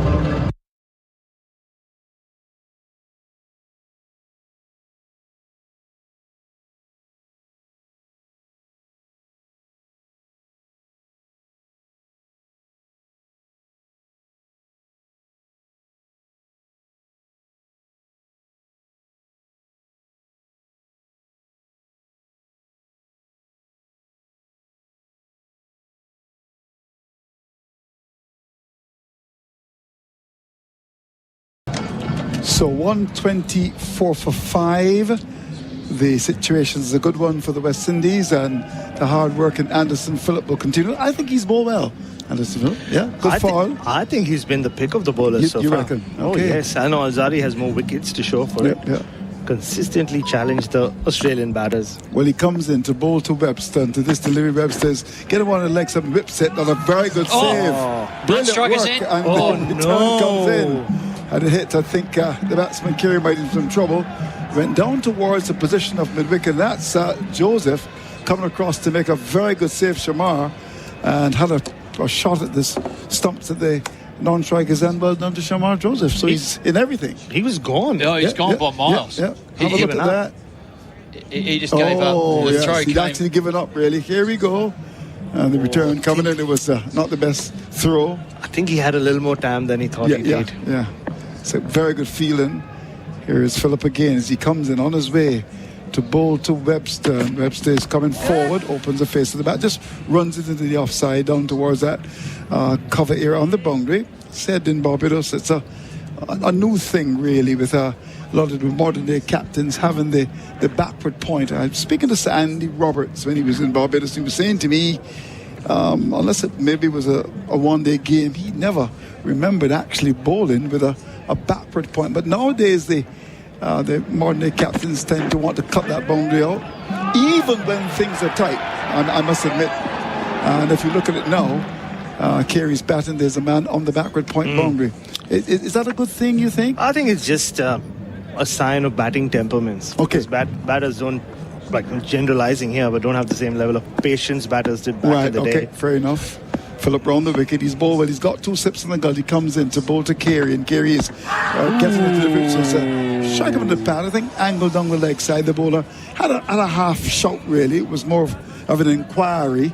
Didn't get the support of the keeper, but a good delivery from round the wicket. 125 for 5. And the West Indies situation is a pretty decent one so far. They've bowled well. They have. Australia have contributed to a lot of the dismissals as well, but Anderson Phillip in particular has bowled the right lengths. He's challenged both edges. And justifying the selection? He is. Indeed. We had a riveting, rather muscular discussion about it this morning. He was pretty muscular. Here's Phillip round the wicket again, comes in to bowl to Carey's got 10, and to this delivery pitched up. He drives from the bottom of the bat. The ball goes down towards that mid-on area. There's no run. Yes, he's one of those cricketers that you don't hear a lot about, really. But when you look at what he's done for Trinidad over the years, he's a type that on performance in the regional tournament will get into a side. And I know that they like him. First of all, he's fit. He'll give you 550% all the time. And he's come into this game. 550? Yeah, 550. Okay. Or 551. Not 450. No, or 551. 550. Yeah, he will. And he's fit. 5.5 times the average man. Absolutely, yeah. He is. He's that. He is that 100%. Yeah, he gives it. But Andrew, I had a question when you were off air. When was the last time a West Indian pace attack had 2 Trinidadian fast bowlers? I was thinking about it as he comes up now. He's in and bowls, ball in the leg, some work to it in the onside. That ball was angled across the left-hander. Fielder coming across to make this up. Is that Louis on the field? Yes, like it is. Yeah. Alzari Joseph is off the field. Yeah. Louis from. I know he's got a Dominican. In fact, his father's Dominican. The first time it's an interesting situation. I remember going to St. Kitts a couple of years ago, and I actually had dinner at his father's house. And he was there, little man, and he said, "I want to play for the West Indies." I'd never forget it. And he's worked very hard, and he's on the West Indies side. And many people feel that they should continue with him. He got a 50 in England. He did. But he decided to bring John Campbell back after 2 years in the wilderness. Here is a delivery. Pitch up and driven through the mid-off area. That was paved a washpan of disdain. Because he actually came down the pitch and stroked the ball through mid-off as if he were a spinner. What a shot.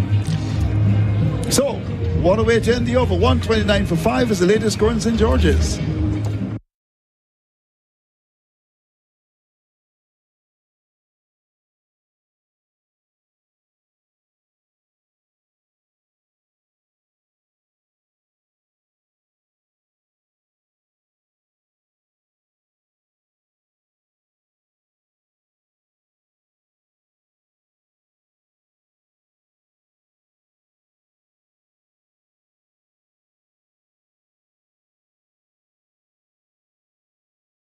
But of course, Trinidad and Tobago known for its batsmen, his spinners. Of course, the greatest of them all, Brian Lara, Ian Bishop would have Tony Gray.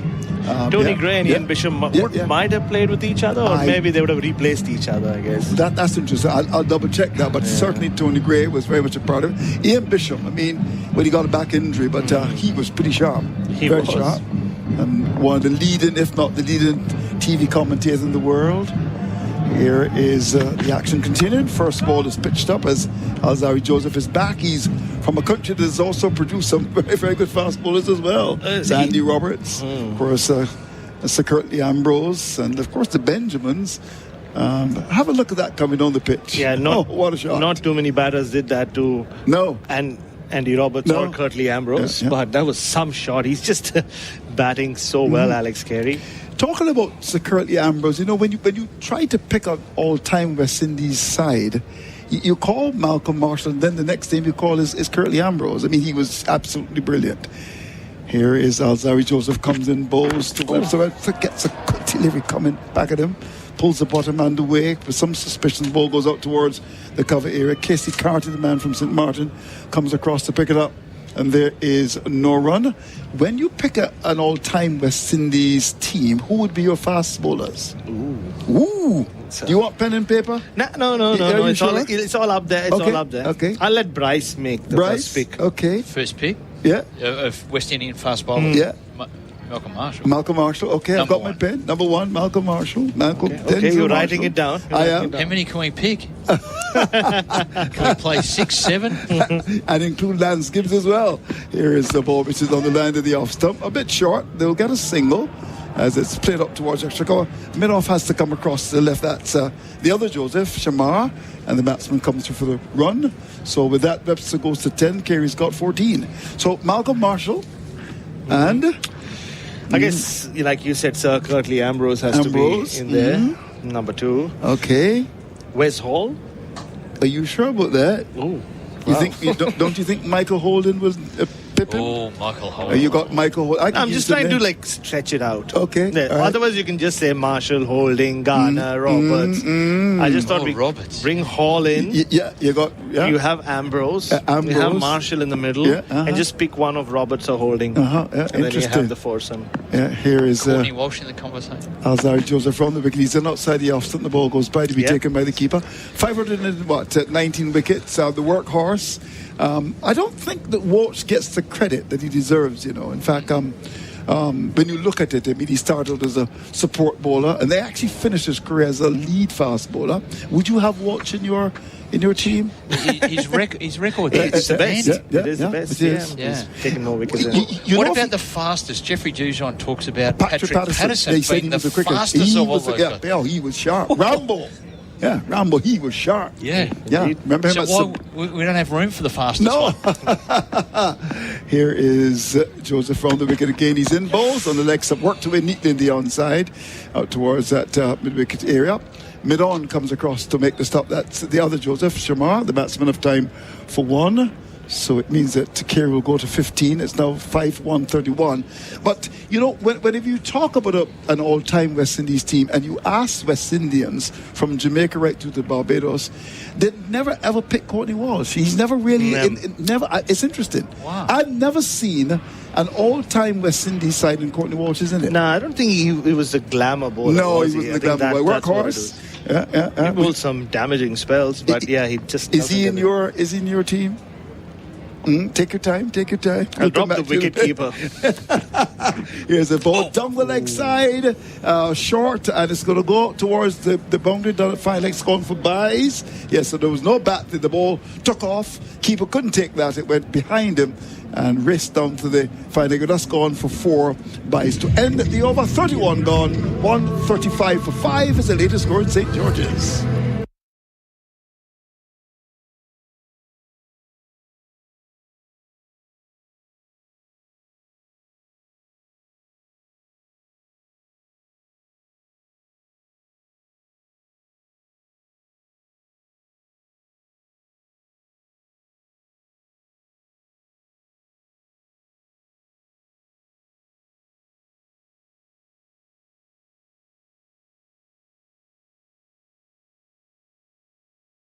Right, and sometimes they don't pick the 4 fast bowlers. They find room for Lance Gibbs. We can have a change in bowling.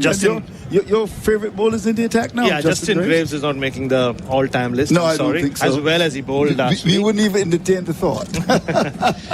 and just on because you said it's a best of 11. Gary Sobers is going to be in there anyway. Oh, without doubt. So you have that extra seamer as well. There's always an interesting discussion about the opening batsman. First ball is badly lined and turned away. It will go out towards the boundary. We'll get there. It does. From round the wicket, pitching the ball. All he had to do was to get back in that. Just glance it fine. And that's gone down to the boundary. Carey gets another boundary. He's looked good so far. He's gone to 19. And another good start by Justin Graves, the gentle medium pacer from Barbados. And in terms of the opening position, there's always this big debate. You've got Greenwich, you've got Haynes, but a lot of people actually talk about Corwin Hunt. Particularly the old folks who saw him. They thought he was brilliant. I suppose Greenwich and Haynes will open, don't you think? Chris Gale, throw him in there. Chris Gale as well, on ball down the leg side, and there's the batsman getting one down the leg side, and the keeper sprawling across to his right to hold the ball in goalkeeper style. 139 for loss of 5. Sad news in that Giotto died in an accident. It's terrible news. I mean, it's Sporting World. Oh, Sporting World, yeah. Oh, in fact, they were putting flowers around Anfield the last time I was checking. I mean, so sad. Because married recently, 3 kids. His brother died as well. May he rest in eternal peace. 139 for 5. Here's Graves. Round the wicket, comes into bowl to Carey, and Carey's coming forward and whips the ball away through mid wicket. Lovely shot. Won't get to the boundary. Look at possibly 3 here. They'll turn for that 3rd run now comfortably. Oh no, they won't. Perhaps if they run aggressively, they might have gotten 3. They pitched up, whipped away in the onside. They fielder, that's Alzari Joseph, had a long route to mid wicket, pulled it back about 10 metres inside the boundary, and they're back for the 2nd. But Carey looks good so far, doesn't he? Very aggressive, very positive. No doubt, yeah. 31 runs. Still, I wouldn't mind the rate at which they've come. Yep, indeed. So the action continues. Getting a call from Pastor Stevenson Worm. He was on the show the other night, and I'm sure he's going to give you his all-time team. He likes to do that. He's a bit of a historian as well. On 41 for 4. Outside, you have to beat them comprehensively. Roping, fishing, flirting. The ball just goes by to be taken by the keeper. You never know what's going to happen when you're on air with Andrew Mason. Pastors are calling in. Yeah, I know. Yeah. Yes, of course, this country is very Roman Catholic, actually. I was just checking. I walked up to one, right up that steep hill. You went to another one as well. Yeah. Amen. Well, they say the capacity at Queen's Park is 17,000, and compliments of the People's Republic of China, that's back in the day. And I know a lot of construction was done recently as well. Hang on. Ball pitched up, driven, and a good save. Pitched on the line of the middle stump, and there was Carey driving down towards the mid-off area. Sliding save by the fielder coming across to his left. That's Jaden Seals, and there's no run. 141 for 5 years. Could us put that piece together? China, Grenada. How did it come together? Well, you know, a lot of support here in Grenada. Okay. And they give them a lot of support. There's no question about that. And in fact, only within the last year or so, a lot of work has gone into this ground as well. Have the Honourable Minister on the line. Here's one outside the off stump, bowled by Graves. A bit of movement. The batsman goes for the drive. Might have been slightly undone by the lack of pace there, driving a bit early. The ball goes by to be taken by the keeper. So at the end of the over, Carey's got 21, Webster's 10. 5 for 141 is the latest score in St. George's.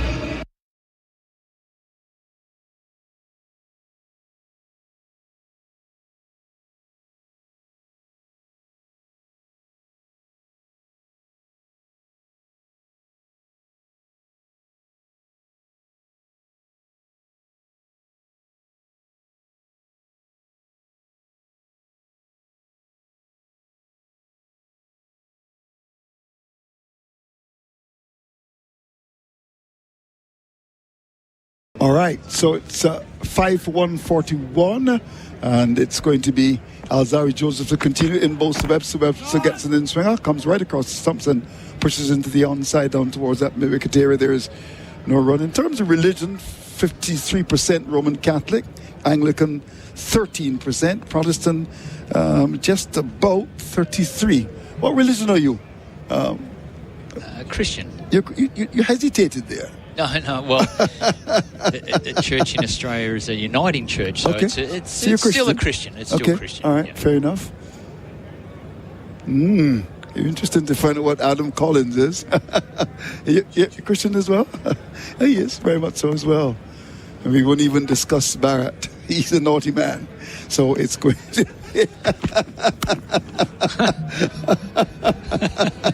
He's shocked over there. Hello, and I mean that. The off stop just played a bit on a bit off here, and there is no run. That has certainly brought some laughter in the box. Naughty Barrett. Well, Andrew, Sean on the text has also pointed out that's another slab for you if your phone goes off while you're on air. I hope you have a Dan Murphy's membership. I don't know whether there's something similar over here. There's Caribbeer, I think it is. Is that the local one here? Well, but they have Banks Caribbeer. was the one. Banks is in Barbados. Barbados, yeah. Big in Guyana as well. The ads for Banks. People are having a lot of fun. Yeah, indeed. The rum is very strong here, so don't take too much of it at all, I can tell you. There's a white rum here that you just have it a little bit and you're in trouble. Really? Yeah, you got to watch it. Of course, it's a wonderful country. It's lovely beaches, and I've been here several times. Of course, we normally will do the local, the regional cricket here, and not many test matches. In fact, this is just test match number 5 for them. Yes. And a capacity, they tell me, about 17,000. Would they play first-class cricket here in a block of games? Is that what they tend to do? Yeah. Here is a ball which is bang on target, short of a length, and the batsman just goes back, hustles onto him. That's Alzari bowling to Webster, pushes down towards mid-off. There's no run. Of course, the regional tournament was held recently. In fact, Barbados didn't host cricket for a while. They had 4 matches because there's a concentration of a lot of cricket in the Caribbean nowadays, even at the junior level, in places like St. Kitts. Okay. Trinidad gets a lot of cricket as well. In fact, the under-19 tournament is going to be starting for both men and women. And the Barbados team actually went off a couple of days ago. And an 11-year-old, I did a presentation to her. She's actually made the Barbados side at age 11. Quick change in field. Can you Deep imagine square's that? gone out. Yeah, it has indeed. So we're going to get the short ball coming along. Ball in the line to the leg stump. And that's one on that leg stump. Just turned away in the onside by Webster down towards that square leg area. There's no run. Joseph tends to be short. In fact, that is a challenge for him. And as you know, Vincent Benjamin is his personal coach. Yep. Just trying to get his length much better. I thought he bowled a lot better in Barbados. Oh, he did. Yeah. And I think collectively the whole bowling attack has bowled a bit shorter here than what they did. It's not short pitch delivery, so not whistling around their ears, but it's just been back of a length, where in Barbados it seemed to be a lot fuller, challenging the top of the stumps a lot more. Bryce, I'll ask you a question after this delivery as Ari Joseph is in. Again, banged in short, and the ball, almost as he's picking the ball with his chest. That's a good delivery. And he just plays it with a bit of suspicion down towards gully to end an over for tremendous probe at the end of it. Carey's got 21, Webster 10, 5-1-41 is the latest score in St. George's.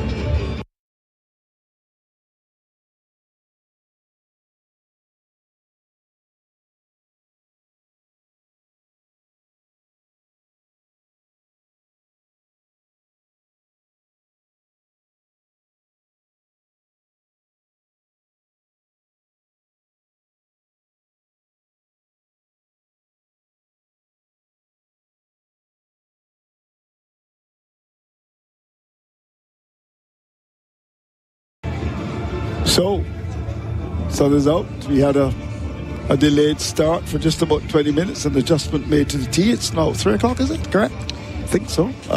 Tea will be at 3. It's 10 to 2 currently local time, so it's still a bit of time. Yeah, indeed. The 12th men went out there, Scott Boland and Josh Inglis. Yeah. They ran out. Drank some towels. Yeah. So that was a delay in that over now. Mm-hmm. So it's going to be Graves to continue. He's in bowls, and this is Carey coming across. Just pulls the bottom hand away. The ball got slightly big on him. And this is the role that you expect from Justin Graves, just to come and keep things tight. Yeah. I was asking you note with interest that the length has changed here in Grenada. Why do you think they've changed when you consider what happened in Barbados? I'm really not sure. Okay. I think there's been more deliveries here beating the bat, and it's been back of a length, particularly early. Right. You know, we're into the 34th over now. The ball's still moving. Yeah, Justin Graves in bowls. Yes, it's moving. That's a good length. Pitched up a little bit moving. You got a good view looking over the umpire's head, and you can see that ball just coming back to the left hand, who just played it out towards extra cover. There's no run. It's 5-1-41. Just to recap what happened, of course, people are tuning in all the time. People get up in Australia. Australia won the toss, as they did in Barbados. And the captain said that his first interview, he wasn't quite sure what was happening with the pitch, so he's decided to bat first again. As Justin Graves on the wicket bowls to Carey. Carey's drive in out towards that cover area. Doesn't time it all that well. There's a ring of fielders on the offside. There's an extra cover. There's a cover and the mid-off. There's also a backward point. He wasn't able to pierce the offside field. So Skoraji was the leg before to Alzari Joseph for 16. They've just staggered the fielders there. Yeah, they've just dropped the cover back a bit deeper, and the the cover point is up a bit closer, and then the sweeper at a deep backward point. So they've just staggered the field, so he can't just blaze it through there at will. He comes round the wicket again. This is, well, it's outside the off, with the back foot and punched away down to that field, that short cover area. And there is no run. Just walks away a bit. Thought he might have gotten some runs from that. It was too short. His eyes opened very wide, but he wasn't able to put it away. Carey's got 21. So this was a caught hope ball by Phillip for 25. Flirting outside the off stump was a loose shot. Steve Smith, well, top edging down towards fine leg, taken by Phillip off Alzari Joseph for 3. Green, last ball before the break, caught in the gully by Chase-Off, Seals for 26. Here is the batsman coming down the pitch again and plays the ball wide of mid-on. That's going to go away for 4. What a shot! Coming down the pitch. Not often that you see that, but he threw it that fast and played the ball wide of mid-on. The ball went across the outfield. That's gone for 4. He's that kind of a player. He goes to 25. It's 5,145. Well, he's used his feet. He did it a few overs back when Anderson Phillip was bowling. Now, Anderson Phillip a little bit slower, but he's so accurate. His length that he was bowling was accurate. So Carey made the length his. He skipped down and drove him through mid-off. Different field set here. So he skipped down to Graves, and he's picked him up over wide mid-on. A few bounces and it trickles away for 4. So he's quite prepared to come down the wicket and play shots. Well, he waits on Graves into this delivery. He's coming forward, batting with a great deal of confidence, and drives the ball out towards extra cover. Shamar Joseph with number 70 on his back comes across to make the stop, and there's no run. And then head caught by Hope off the bowling of Shamar Joseph for 29. That was a big wicket. The first wicket fell at 47, the second at 47. Then it was 3 for 50. The break, it was 93 for 4. In fact, Green got out last ball before the break, and he was gone. So it's 145 for 5, which is the latest score in St. George's.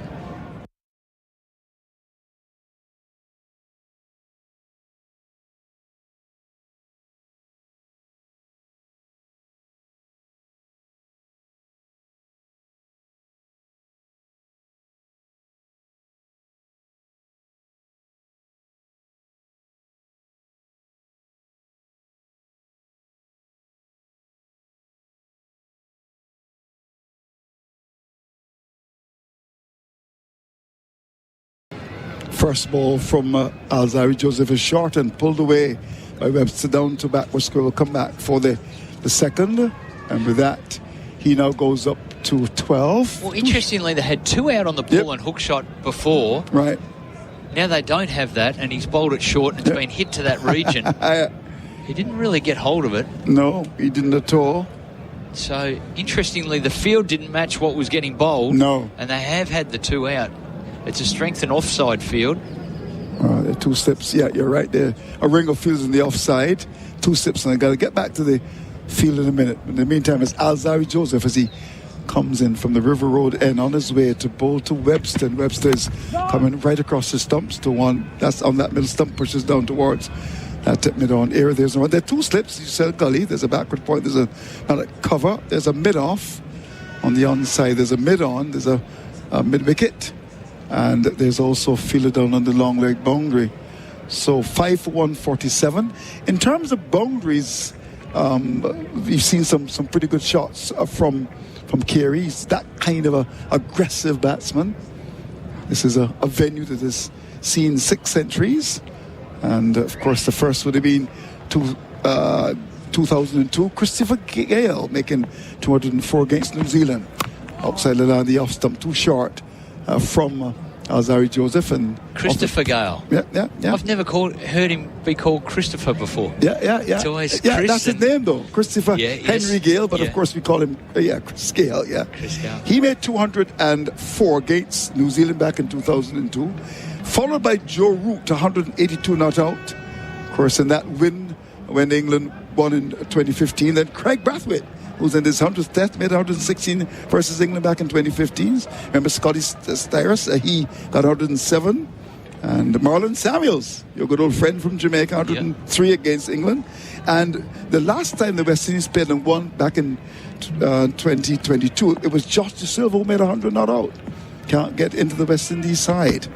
Here's a delivery from Alzari Joseph, once again, that length is a bit short and just comes across the stumps and just plays the ball into the offside onto cover. There's no run. Another call coming in from Grenada. I need to just take my phone off. Yeah, really. yeah. That thing's on fire. I think they're inviting me to church. Yes. The pastor's back in touch. Pastor Stevenson Worm. Yeah. He's calling again. 147 5. He said maybe he's saying like Barrett, I'm a naughty man. Yeah. So it's Alzari Joseph, of course, keen to get another wicket as he will continue to Webs, who's got 12. It's 5-1-47. He's in and ball short and just pulls out of the shot. But down the legs, I thought of maybe hooking, but then decided against it. He's got the two fielders out there fielders now. Out there now. Yeah. Yep. And the ball goes by to be taken by Shehope down the leg side. Yeah, but that was a very good victory for the West Indies the last time they played here. Justice Silva, who actually lost his place.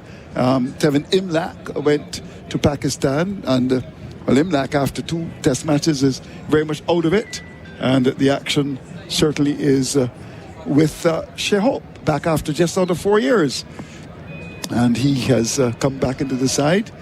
5-147, 1 to come in over number 35 as Alzari Joseph comes in to bowl to Bo Webster, who is coming forward and drives through cover. Lovely shot. 4 runs, I believe. It goes away into the boundary just about now. Pitched up, just not the full-blooded drive, just ease it through cover. That's gone away for 4 after bowling very short. That was pitched up and leaning forward and driving through cover to get to 151 for 5, which is the latest score in St. George's.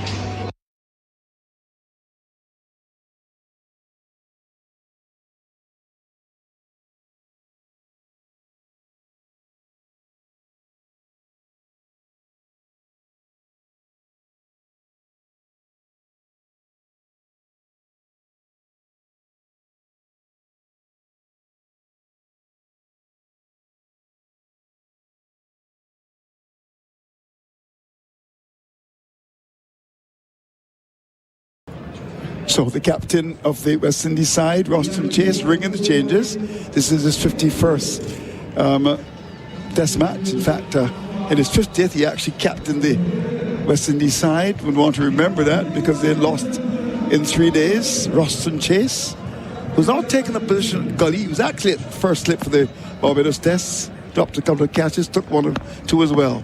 So Jaden Seal comes up, he's in, and bowls to Kerry, and Kerry is going across, looking to drive the ball into the offside. It's the bottom of the bat, and instead of maybe going through cover, maybe the slowness of the pitch, the ball ends up down at mid-wicket for Craig Brathwaite to come forward to pick it up, and there is no run.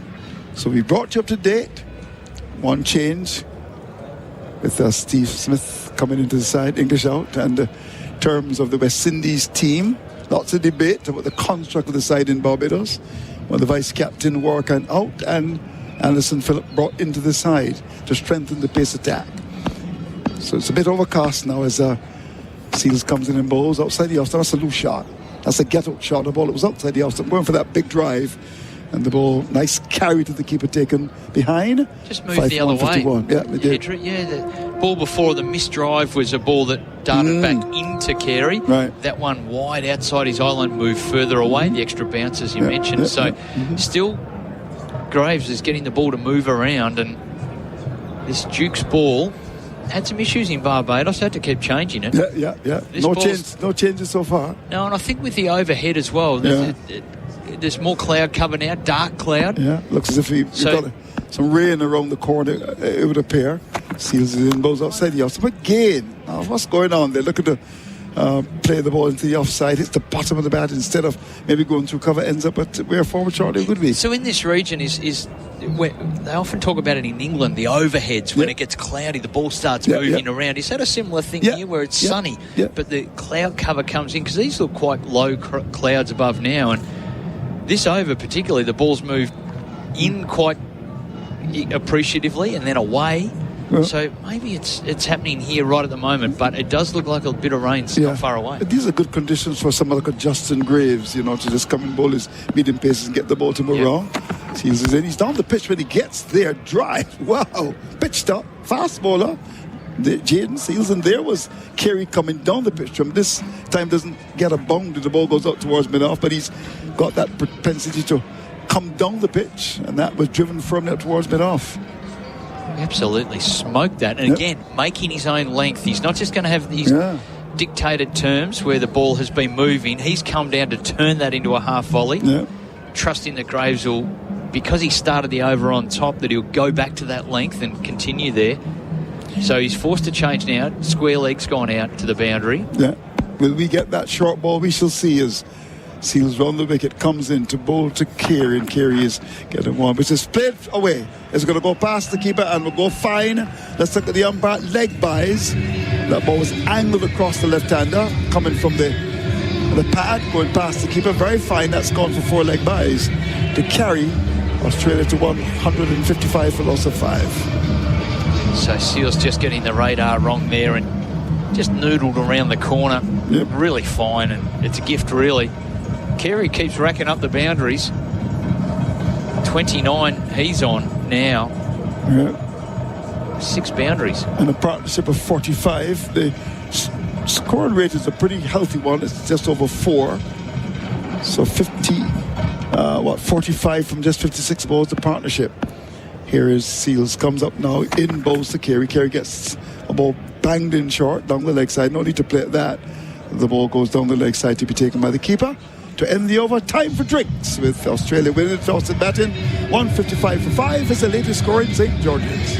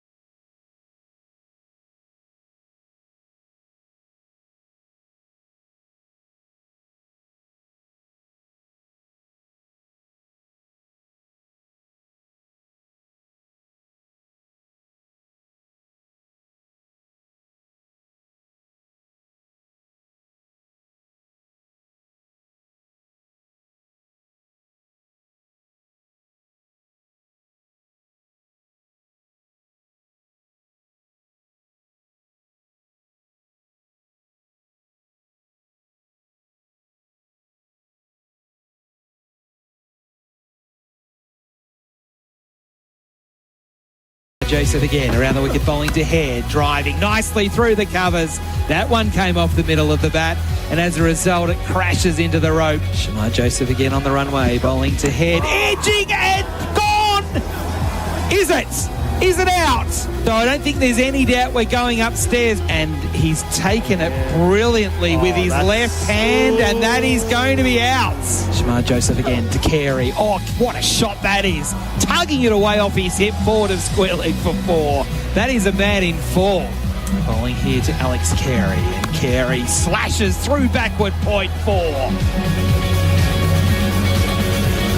Some of the action in this middle session. We've reached the midpoint of day 1. Cloudy, almost threatening skies at the moment. It does look a little bit bleak with the umpires looking up to the weather quarter in the sky as the players start to disperse after taking their beverage break in session number 2. Adam White and Bryce McGain with you. Bryce, where do we see things at the moment, do you think? Well, it's all of a sudden Alex Carey's gone out there and the game's gone into fast forward. He's scored 5 boundaries in his 25. Sorry, I got that. I thought they hadn't updated with the extra boundary. So 20 of his 25 runs in that, 32 balls. He's busy. He makes his own length. He's putting the bowling under pressure. And when the wicket fell at 5 for 110, things looked tight. it looked nasty. West Indies well on top, and suddenly 45 runs have come in a blink of an eyelid, and it allows Webster just to get in. And that's what's happening, Carey, with this acceleration piece. It's allowing Webster to get in, and it's quite a good partnership they've been able to put in the last half hour. I don't think we're going to get much play, if any play, to be perfectly honest. I think the rain... bit of rain? Yeah, the rain is coming. And the umpires, again, looking up over the hill to see whether they just call it. It is definitely spitting rain. The curators know, and they're all over the covers. Webster's going to face up, though, with the curators, with the tarpaulin on the side of the rope. You're about to run straight out anyway. No, we're going to play. We're going to play with spitting rain here in Grenada. Alzari Joseph, 5 for 155. He's bowling to Webster, who's playing off his pads to forward square leg, and there's no run. I think the curators know better than the umpires, I've got to say. It looks a bit gloomy over the top of the hill that's overlooking the ground, but they're persisting. Yeah, even in the last sort of 30 seconds, it's kind of got a little bit brighter. The breeze is very strong, going across the ground from the hill towards the sea.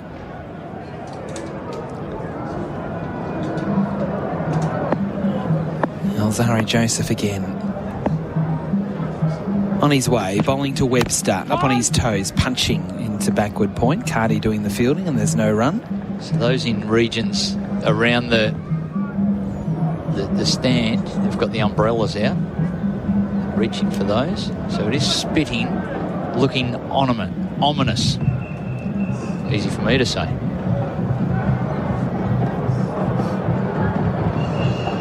It's certainly not bright and sunny like it was over the last 3 days, but even in the first hour or so of play, where there was no suggestion or hint that there would be any rain. Not the case at the moment. 5 for 155. Alzari Joseph on his way again. Wider in the crease. Bowling to Webster, edging it and getting it through. Past gully, along the ground and down to the rope for 4. Webster to 20. 5 for 159. That was a legitimate, uncontrolled edge, but fortunately for Webster, playing with an angled bat, he was able to keep it down. Yeah, stuck on the crease, and immediately he practiced being able to press forward, because it was a length he should have gone forward to, but he was caught on the crease, and the bat just wiping through his back hip, coming through, and so really squared up, but got away with it. It went to ground. So just practiced that forward defence, which was challenged a lot in Barbados, but he was able to withstand all those challenges at that length. Webster waits for Joseph again. In defence, pushing up the onside, up to mid-on, no run. This partnership worth 49 from just 61 balls, as the sun now decides to make an appearance just when it looked like we were going off. And that's not just my view, the curator's view. The ground staff had the tarpaulin in their hands to bring out. Shift and change so quickly. I can hear some conch action in the background there. Following the team around to see the conch artiste. He takes his time between balls, Joseph. And he comes again to bowl to Webster. Oh, that's a good bouncer. And it was one of those bounces where the batsman actually jumps because he wasn't expecting it and almost headbutted the ball on that occasion. That was a very good bouncer. Looking at the Chemist Warehouse replay screen, that wasn't too far away from hitting Webster. You've got to bowl it short to get it up at that sort of height to a man over 200 centimetres, Bryce. Well, he went to ride it, and he's used to riding the ball, but it got big on him, so he sort of, the feet went in the air, the head went down, so he was a bit of a jump duck as he got under it, right on the money. Fast and short by Joseph. Last ball of the over. Again wide on the crease. Webster up on his toes, punching firmly, but can't beat cover. And that is the end of the over. So just the 4 coming from it, an edge through the corner. Webster 20, Carey 25. SEN Test cricket for Henley Holmes. Australia 5 for 159.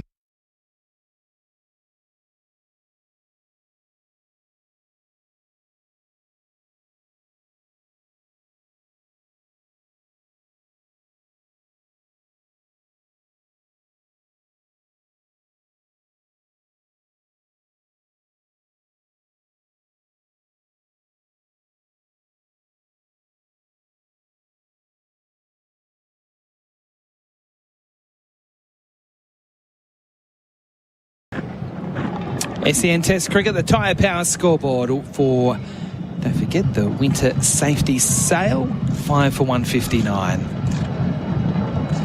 Australia, after winning the toss at the start of the day and deciding to bat, Roston Chase at the toss said, well, we didn't need the toss because if we were winning, we would have bowled.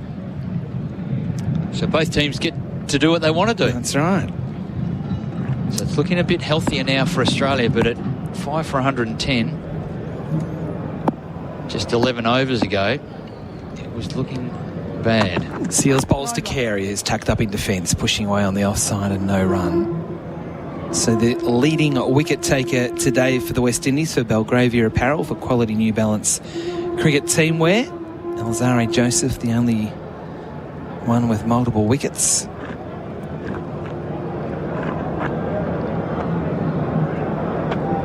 He has 2.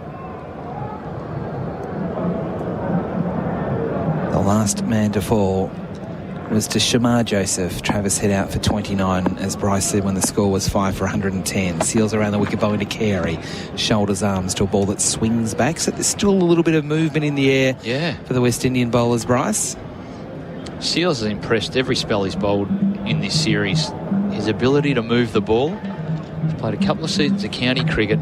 His skill at swinging at both directions has been really a standout of this attack, and doing it at a really good pace too. He's got 1 for 20. He's into his 8th over now. Oh, here we go. We've got some ball issues. It is going through the rings though. All clear. And there's a ring that it doesn't need to go through. If it can fit through the other ring, then we have issues. So it's all clear. Seals again running away from us. Bowling to Carey. Oh, very nearly chopping it back onto his stumps. Chopped down into his legs and fell at his feet. And he actually picked up the ball and threw it away to the field. He did check first. He did. He just do you mind checked. if I do this? Yep. But it's interesting here, Bryce. I mean, the ball, what are we? What over number are we up to? Yeah, 38th over. But there's you can still see you can still see the gold writing on the ball. Absolutely, you can. I'm asking you because from where I am, I can't see the scoreboard, which is a slight issue. You keep a score in your head. It's quite amazing the way you do that. The breeze is continuing to blow. Carey this time rides this one into point. Again, kind of trying to get on the front foot, but that's where he kind of can get caught on the crease, where he ends up just pushing at the ball outside the eye line. He did that comfortably to point, but that's where he can sometimes get himself into trouble, Alex Carey. He slowed his rate somewhat. He's 25 now of 36. He was going at better than a run a ball by the time he got to 20. And this is the batsmanship.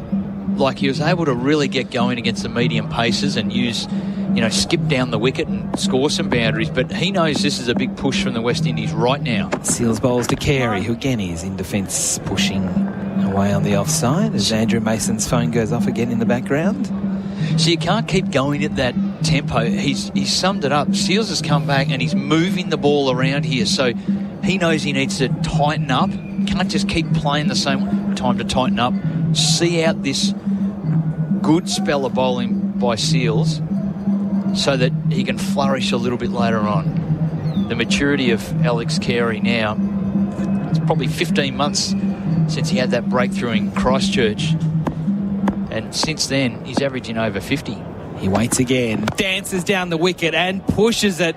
In fact, he punches it through the offside and out to the rope for 4. He hit that so hard with really limited, minimal leverage. The way he just punched at it with Seals over pitching and the ball racing away to the rope, advancing down the wicket, and away it went. Furthermore, Seals is trying to engage out there. Carey's not having a bar of it. Going back to his crease, I'm just going to get on with it. Over bowled 5 for 163.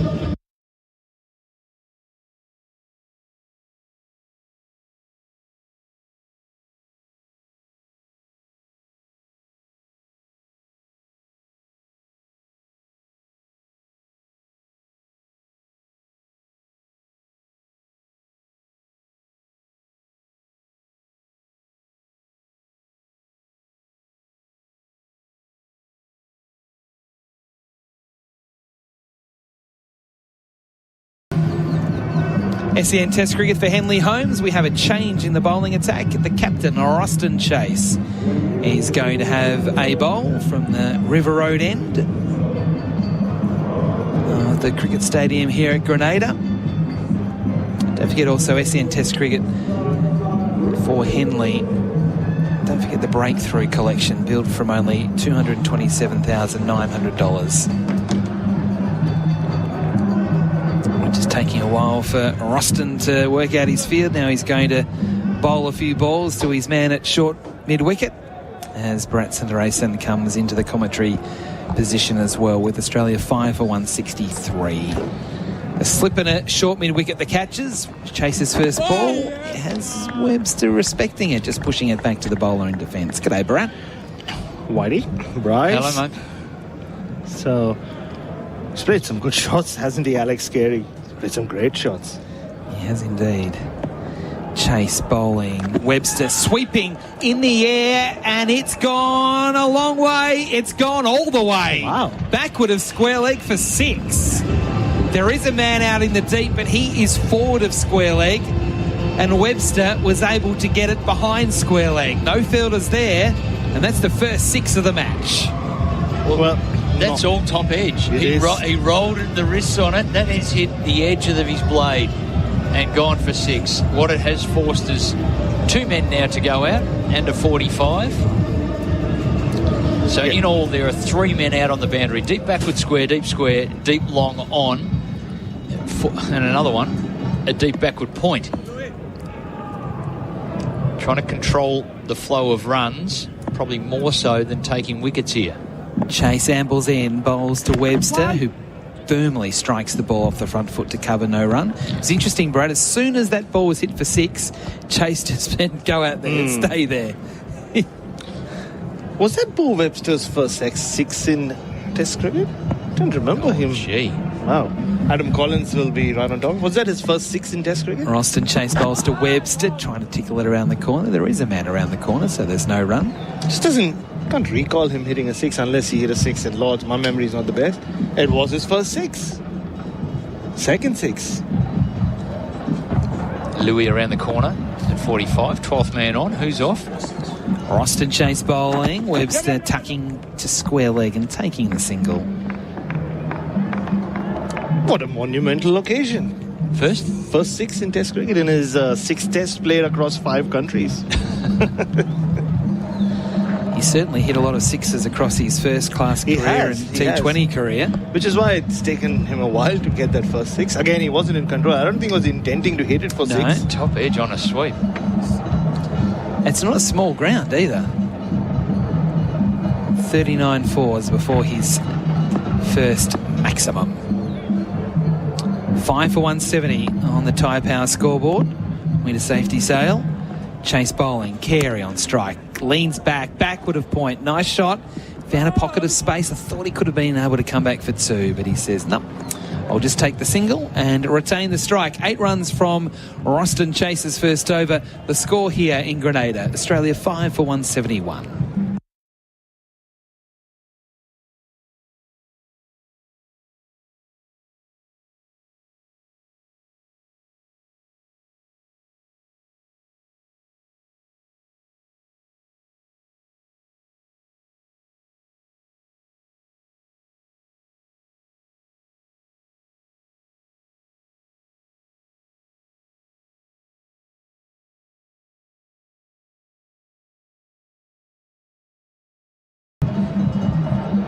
Seals will continue. Jaden Seals with Australia 5 for 171. SEN Test cricket for Henley Holmes.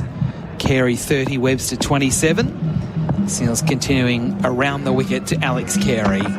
And Carey driving firmly, square of the wicket off the front foot, but straight to point, no run. Just going back to some of the shots Alex Carey has played in this innings, you almost feel like you want him to make even more of this great vein of form he's in than he is at the moment. He's just found ways of getting out. That reverse sweep attempt of Keshav Maharaj in the first innings at Lord's when he was looking good. Even in the first innings last week, he started well, and then you just want him to, like he did in Sri Lanka, go big. Because it's very rare, Bryce, as you would know, that you get to be in the kind of form that he is in your career. Yeah. Slip at a gully and a shortish point. And Seals bowls to Carey again, who chops down on that one bottom edge straight into the ground as it splashes out on the offside and there's no run. Again, late movement by Seals here. Sun poking through the threatening clouds. I just feel with the wind up, it's less likely we'll have some issues with the weather. Kind of feels like it's dodging us a bit at the moment, the weather system. And just on the surface as well, just bumping into a couple of the TV commentators, Ian Bishop and Darren Ganga.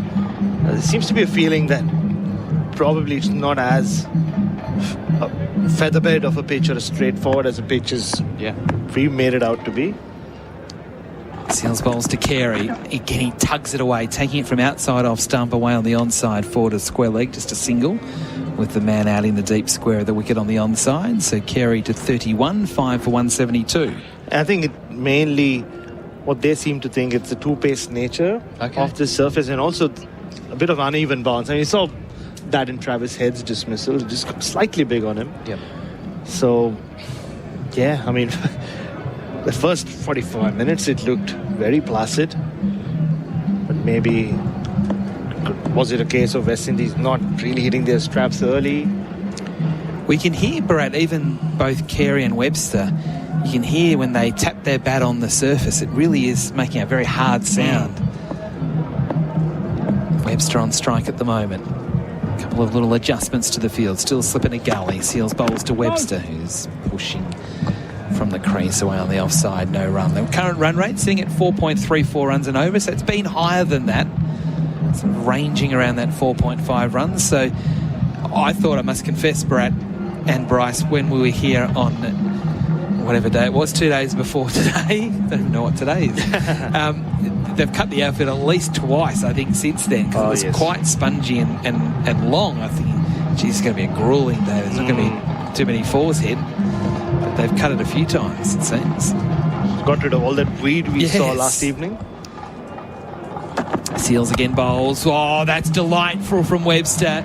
Square of the wicket, driving away out to the rope for 4. Getting onto that front foot, a big stride in. Seals offering width, and certainly Webster taking the invitation. Seals looking for the outswinger.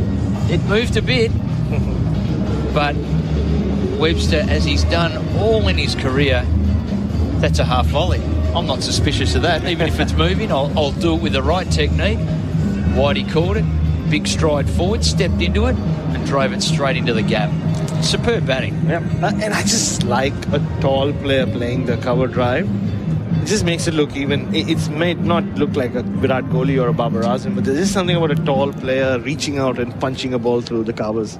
Both on 31. Seals bowls again to Webster, who's back in defensive mode, pushing with a straight bat into the covers, and that completes the over. 5 for 176. SEN Test cricket for Henley Holmes. They're going all right, the Australians. About half an hour until the tea break.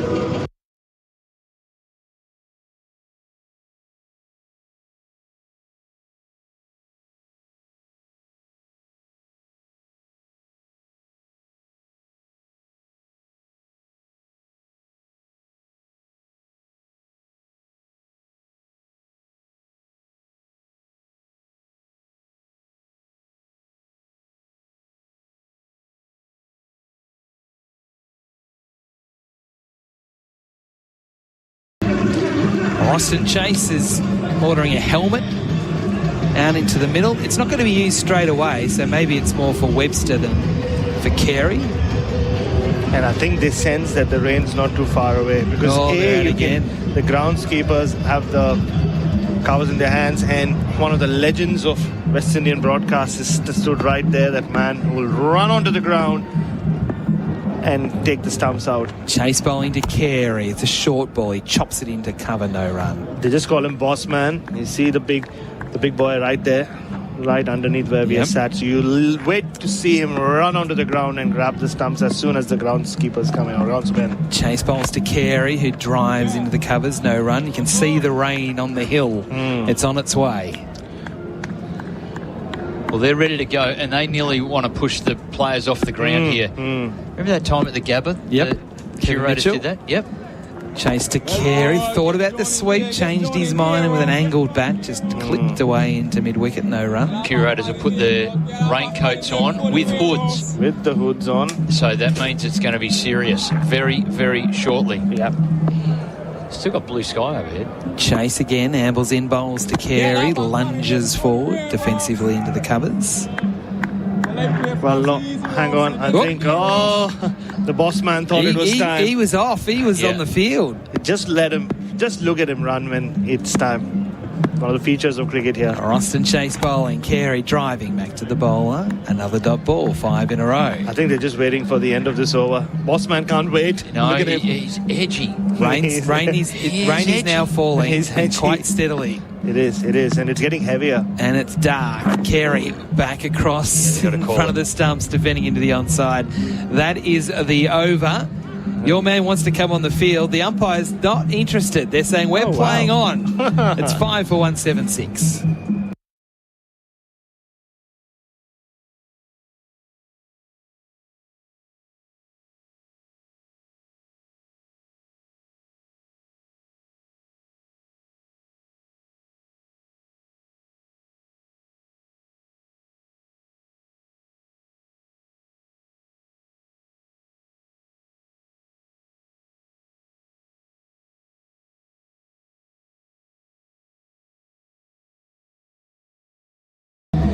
So play continues here. SEN Test cricket for Henley Holmes.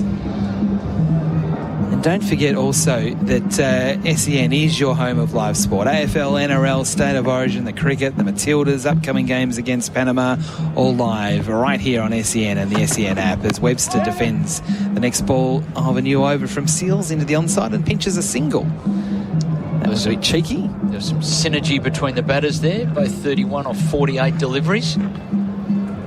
Carey was the fast mover early. Webster's catching up now. Don't forget also that Alzari Joseph, the leading wicket taker so far in the match with 2 for Belgravia Apparel in partnership with New Balance, delivering high performance teamwear to the BBL and also the WBBL. The Tyre Power scoreboard here, 5 for 177. Seals around the wicket, bowling to Carey, who's in defence, pushing away on the onside. What's happening downstairs, Barat? What can you see?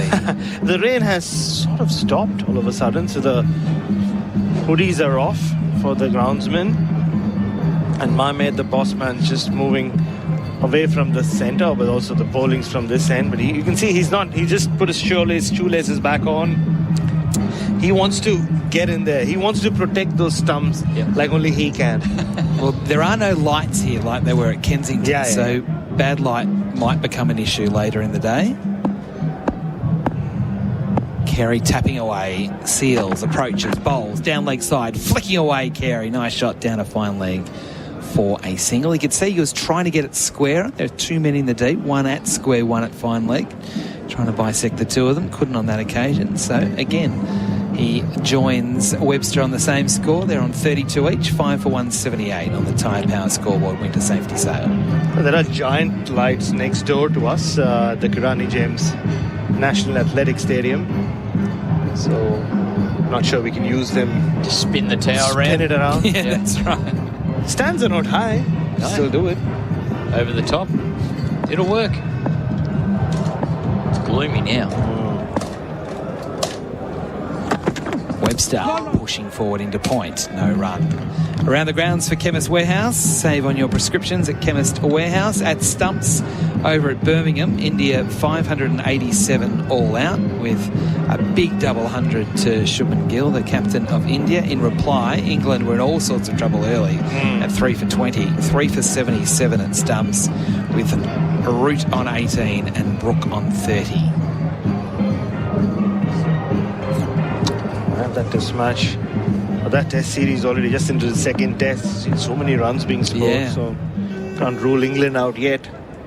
Jaden Seals again, one slip in a gully, bowling to Webster. Short ball smashed away with the pull shot out to the man in the deep. And got there to him so quickly. You could hear it made that beautiful sweet sound off his Grey Nichols bat. Webster to 33 with that single, 5 for 179. 1 ball left in the over. Kind of similar to the last test. Batting just seems easier once you get to that 35th over mark. It's just that neither of the teams have had enough wickets in hand in the first 5 innings we've seen so far to really capitalize on it. It's been either 4 down or worse to this point. Last ball of the over. Jaden Seals to Carey. Carey from the stumps, turning into the onside to mid-wicket, taking a single, with Alzari Joseph having to come around to do the fielding at mid-on. So 1 more to the score, 5 for 180. Carey and Webster on 33 each. The voice of the Caribbean, he's coming in next, Andrew Mason.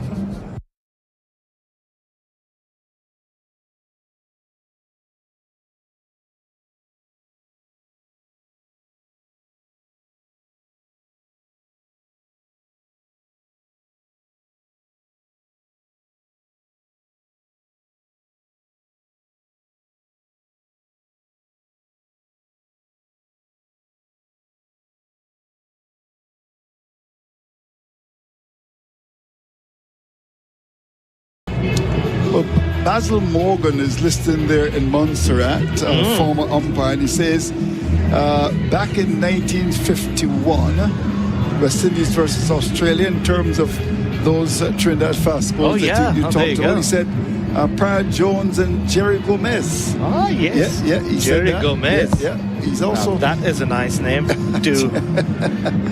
Yeah, so that's right. no decent. Chase to continue. West Indies looking to break the partnership here. With that delivery, one on the line of that leg stump. Carries forward. There was a sort of catch it as the ball went down towards mid-on, but safely there's no run. 180 for a loss of 5. This represents a partnership of 70 from just 94 balls. Chase the captain round the wicket, comes in, bowls to Carey. Carey is hitting the ball away just out of the reach of the field at mid-on, go for 4. There was a shot of catch it from the captain, was dragged from outside the off stump. The field up there, that's Jaden Seals, could not hold it in, or is it Alzari? Just double checking. It was Jaden Seals. Jaden Seals. And let's have a look at that. Dragging the ball from outside the off stump. Yeah, did he get his fingers to that? I don't think so. I think the ball just kept swinging away from Jaden Seals' left hand. Yeah, you're right. I think Alex Carey was trying to hit it more towards deep mid-wicket, but the ball got close to him, so didn't pick the line as well as he would have liked, which is why he went through with the shot and went more in the direction of mid-on, but wide enough. He's going to 37 with that boundary. Chases in and bowls him. He's onto the front foot. Beautifully bowled indeed, bringing him onto the front foot. A bit slower. Pokes the ball in front of him. There's a shot of how's that coming from the keeper. More of an inquiry. So the battle lines have been drawn here. 184 for 5. Here's Chase, the West Indies captain and off spinner. Comes round the wicket from the River Road end to bowl to Carey, and Carey's on the back foot, forces out towards backward point. There is no run for him as Alzari Joseph moves across to his right to pick it up. Scores kept on 5 for 184 as we head towards tea on the first day of the Battle of Grenada. Here is up Chase as he comes in again, bowls to Carey. Carey's on the back foot to one on the off stump, plays it square in the offside again. Alzari Joseph has some work to do at backward point. There's no run. Just going back to Jerry Gomez, see one of the first few bowling heroes for the West Indies just before the Ramadan Valentine. Those little pals of mine took over. Here is Chase, comes up now. 1 ball left in the over. All pitched on the line of the leg stump. Those gaps will open up as soon as you start to put a good partnership together. The ball is stroked down towards long on for 1 to end over number 43. 5 for 185 is the latest score in St. George's.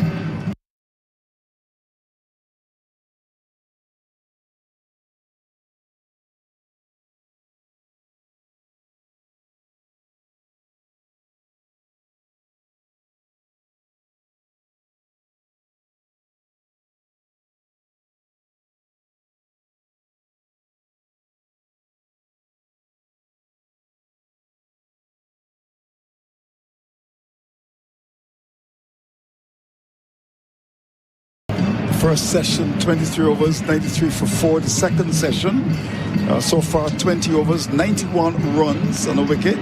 So you can see the session after lunch has been a good one for the Australians. In fact, they went to lunch at 93 for 4. They've now recovered thanks to some very positive batting from these two. I thought Webster batted very well in Barbados. A good player, there's no question about that. Anderson Phillip returns, and he'll be looking to see if he can, as they say in Caribbean parlance, pick a pepper. Have you ever heard that? Pick a pepper. Pick a pepper, yeah, indeed. And there's several peppers in this country. It's very plenty spicy, of peppers very in this hot. part of the world. You can tell.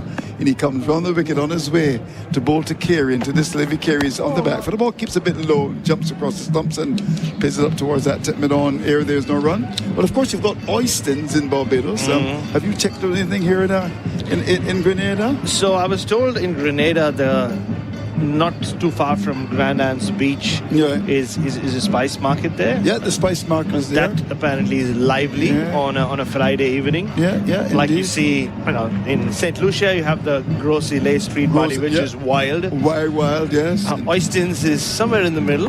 Everybody as part of the Australian media, everybody has visited Oystons at least once by now. Here is Phillip round the wicket, comes in, bowls to Carey. Carey's on the back foot, ball pitched on it off stump, pushes up to bit off. There's no run. Except our colleagues Bryce McGain and Adam White, disappointingly. No, they stayed at Divi South Winds. They did. Yes. Just wanted to make the most they of the actually went to resort. St. Lawrence Gap.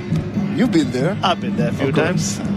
Yeah, so I've heard Grand Anse Beach is where you need to be on a Friday night. So if you're listening to this, Saturday nights are fun, but Friday nights is when the lime is all true. around the Caribbean.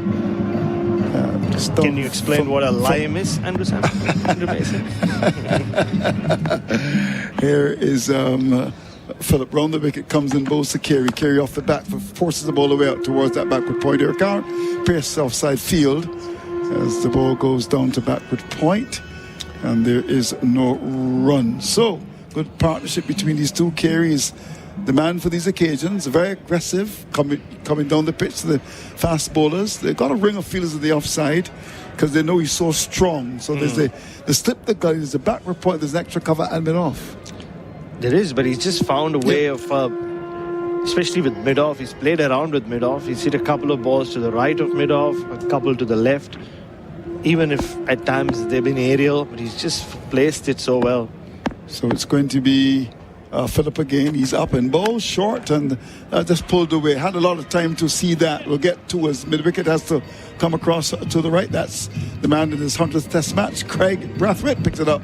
No pace at all. Nothing to that delivery. Had a day and a half of the piece to go back.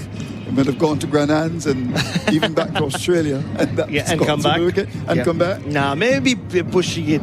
Australia does take a while to get to. Especially when you're going back that way. Of course, you've got to go down under. Yeah, very much so. So 187 for loss of two. Those two will carry into the 40s. Now he's got exactly 40.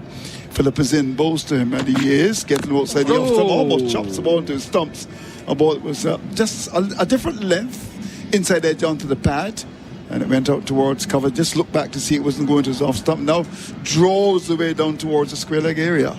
Well, he's got another 40 plus score here, Alex Carey. So just like I said, he just found ways of getting himself out after getting a start quite often in the last few months. Even against India, he had a 70 in the Gabba test, but there were other times when he was batting beautifully, just dismissal would come from nowhere, something innocuous. So can he just break through this period and get himself a big score, the one that he deserves? Here's Phillip, comes into bowl to Carey, and Carey is coming forward and drive in. The ball's going to go for 4. The backward point didn't have a chance. That came off the outside edge, pitched up, launched into it. Backward point came across to the right just to retrieve from the wide third man boundary. Another boundary to carry Carey up to 44 is 191 for 5. And this has been a good response to a crisis here. So the over comes to an end. 191 for 5 is the latest score in St. George's.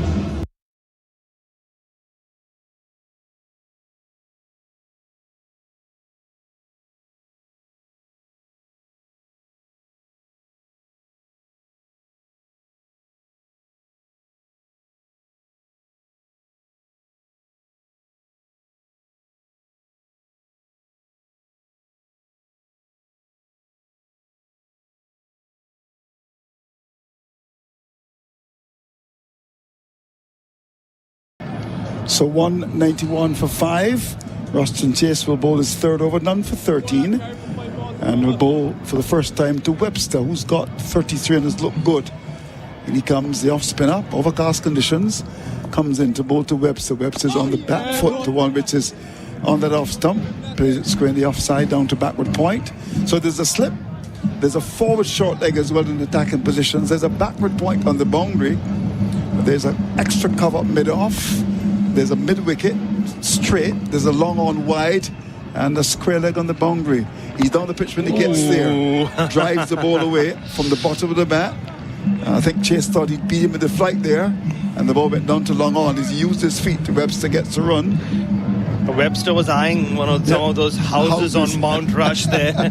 You could see when he jumped out. There's a bit of glee in the way he just jumped out. He was like, ooh, ball up in the air.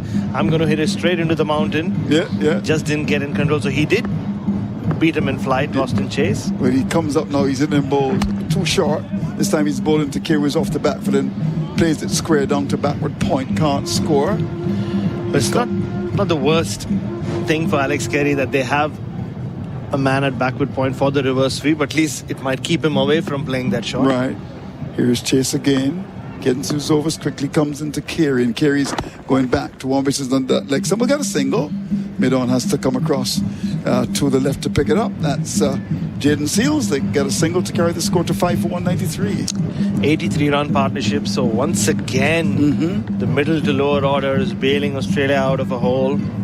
It's become such a theme, a worrying theme for them of late. The top order doesn't really contribute the way they would like.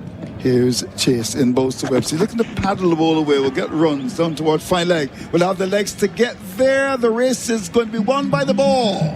It goes into the boundary. It slowed as it got there, but in the end, another boundary. These are important runs for the Australians. The current rate is 4.39. Have a look at that. Very cute as he played that. A bit of a little paddle, and it's gone away for 4. For such a big man, we just spoke about how he wanted to clobber the ball into the mountain. He does love that paddle sweep, likes to be cute. Bo Webster. Not a word you use with him generally. No, he's 38 now and chases in and bows to him. He's forward, one given lots of it. That's a good delivery. And this comes, having to stretch a little bit further to get to the pitch of the ball, and plays it gently down towards mid-off to end the over.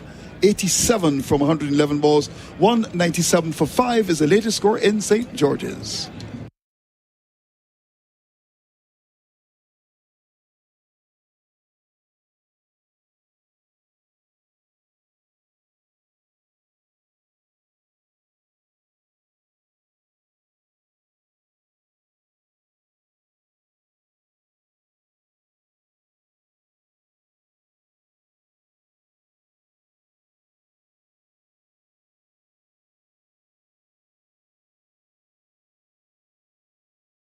So Anderson Phillip 10 overs 1 bin 1 for 34 to continue. Seals 10 overs 2 bidders 1 for 33.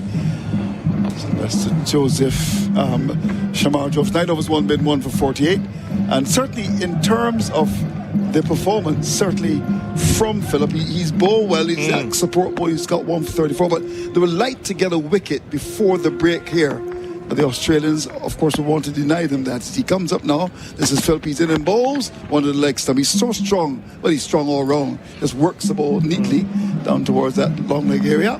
We'll get a single to go to 46 now. It's 198 for loss of 5. How is the pitch played generally, Barra? Can you tell me? Well, I think everyone listening to us on SEN Test Cricket for Henley Holmes, it's around 4:45 a.m. on the Eastern Seaboard, would be wondering the same, Andrew Mason. Right. And you look at the scoreboard for Taipa, Winter Safety Sale, and you might think, well, maybe it's a repeat of Kensington Oval. I thought there were no more ads. That's not to be repeated on. Really put me on the spot there, Andrew. All right, we'll just deduct some of your pay. Here is a ball which is on the line of the off stump as Phillip continues. He just steers it straight the offside of the backward point. Score is kept in 198 for 5. Carey is on 45. Webster's got 38. Continue. Well, I'll continue. So yeah, I think it's a question that everybody would be waking up to. Is it a repeat of the Kensington Oval? Has it been that difficult to bat on? I would say no. No, I agree with it that. hasn't had the same pace. No. Just speaking to Ian Bishop and co at the back, they feel like it's been too pace, so maybe that's played a role. I think it's just been not very, very good batting. Here's Phillip, comes up now, bows to Webster. Webster's getting the ball on the leg stump, and the whips it beautifully. That's going to go for 4. What a wonderful shot. Timed, just rolling the wrist and impact, and bisecting the field. It was one of the leg stump, went down to backward square. Milwickham to the boundary came across. Long leg as well, splitting the field. That's going for a lovely boundary. And what a way to bring up the 200 for Australia. Oh, beautiful shot. That's all wrist. So in the last over, he showed us his cheekiness with the paddle sweep. This is just all class. It was a poor delivery, but just the way he got it much finer than the two fielders on the boundary and right into that gap. So this partnership has been stunning. 98 runs. It's come from quick time. 92 runs, I must say. It's come in quick time and really put some smiles back in the Australian dressing room. Yeah. Here's Phillip again. Comes into Webster's 42 into this delivery. He's off the back foot, forces the ball away. Down towards that backward point area. Spectators catch. And the ball hit into the pitch and this went out towards Kingo came across to pick it up, and there is no run. Look at that rate, scoring 4.42. Yeah, and it's kind of indicative of how these two generally play, but Alex Carey, you realize, was going to take the counter-attack option, but it's just how he's been batting in Shield cricket as well. Yep. Ever since he played the match-winning knock in Christchurch last year, the 98 not out to guide Australia home, almost has given him a free lease in life. And he started the Shield season in that fashion, scoring very quickly, getting off to quick flying starts. Here is Phillip, comes up now, bows to Webster. Webster gets a short ball, and this helps it really. No pace on it, and it goes down towards the long leg area for a single. Let's come inside of his stumps and helping the ball down towards that long leg area for a single. I think also the pitches played a little bit better. I think at the start, yes, two pace, 1 or 2 deliveries kept a bit low, but let's just get the feeling in this session, maybe with the moisture going on. It seems to be a little bit better for batting. 203 for the loss of 5 now as we head towards the tea break. This has been a very good session for the Australians. At one stage they were 5 for 110. They were. When Travis Head got out, you did worry about whether we'll see the likes of Mitch Starc and Pat Cummins batting in the second session of the test match. Wasn't to be, or so far we haven't seen that. There's still some time left in this session. These two have just batted so well. Continued on from where they left off in Barbados. Here's Phillip, comes up now, bows to Carey, and Carey's getting the ball, which is dropped by the keeper. Wow, it was short, and I think he was trying to almost like a tennis kind of a shot, and the ball went to the keeper, and he didn't take it. Wow. Well, as that over comes to an end, well, Shea Hope was one guy who hadn't dropped a catch behind the wicket. He just kind of tried to uppercut it or glide it over the keeper. Shea Hope went for it with both mitts in the air. I think he got his right hand to it.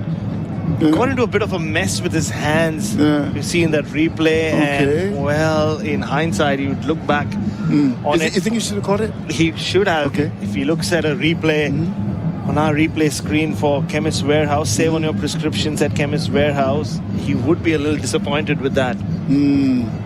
Yeah, but what was Carey trying to do there? Like I said, he's something. He gets. Yes. He finds a way to get out. He does. When he gets into his 40s, it feels like he just wants to break free even more. Yeah. He's got such great rhythm, and it would have made for not the best replay if you were Alex Carey. Just with tea break round the corner as well. We've seen one wicket fall on the last ball before a session break. Alex Carey, just a sigh of relief. So 9 catches now for the West Indies. Just keep dropping it. And Shea Hope has now added himself to the list, as I said earlier. Well, it's going to be Shamar Joseph back into the attack. He's in and bowls. Ball which is on the top of the off stump. On the back foot goes Webster, plays it square down to backward point. And there is no run. It's been a good session, as we said. And they've now turned to Shamar Joseph. 9 overs and 1. Ball 1 made 1 for 48. He's got 1 for 33 from 10. Philip has bowled 11. He's picked up a wicket as well. All that on the Tyre Power scoreboard, Yep, in the indeed. safety sail. So 5 for 203. And Shamar Joseph comes in overcast conditions on his way to Webster. And Webster is covering up and stroking the ball from an off stump out towards that squares cover area. There is no run. Well, last week, every time Roston Chase turned to Shamar Joseph, he got him a wicket. I think on 4 separate occasions, he got a wicket in the first over and offset batters as well. So no surprises that he's turned to his main man. He started pretty not in the same rhythm he seemed to be in last week, but he did get that big breakthrough of Travis Head. Can he break this partnership just before the break? But he comes in to bowl to Webster, who's 43, and Webster is just coming across the stumps and just plays the ball square down to back. I think he knows that it's just for how many minutes away now, for about 5 minutes or so before the break. Wouldn't want to give his hand away. As I said, he's now playing for T. He's at 43. Carey's got 46. And from that position of 110 for 5, it's now 203 for the same 5. Yeah, and those of you waking up and listening to us on SEN Test Cricket for Henley Holmes, this session was delayed by around 20 minutes. But round there, that Shah that came from nowhere, really. And since then, there's been a couple of brief spells of rain, but not the kind of rain that would take the players off the field, even though it felt for a while that the groundsmen were running out. Here's Joseph. This is Shamar Joseph's in bowls. Getting tall to short ball. And this plays it square again to that backward point here. It tends to score in that general backward point cover area.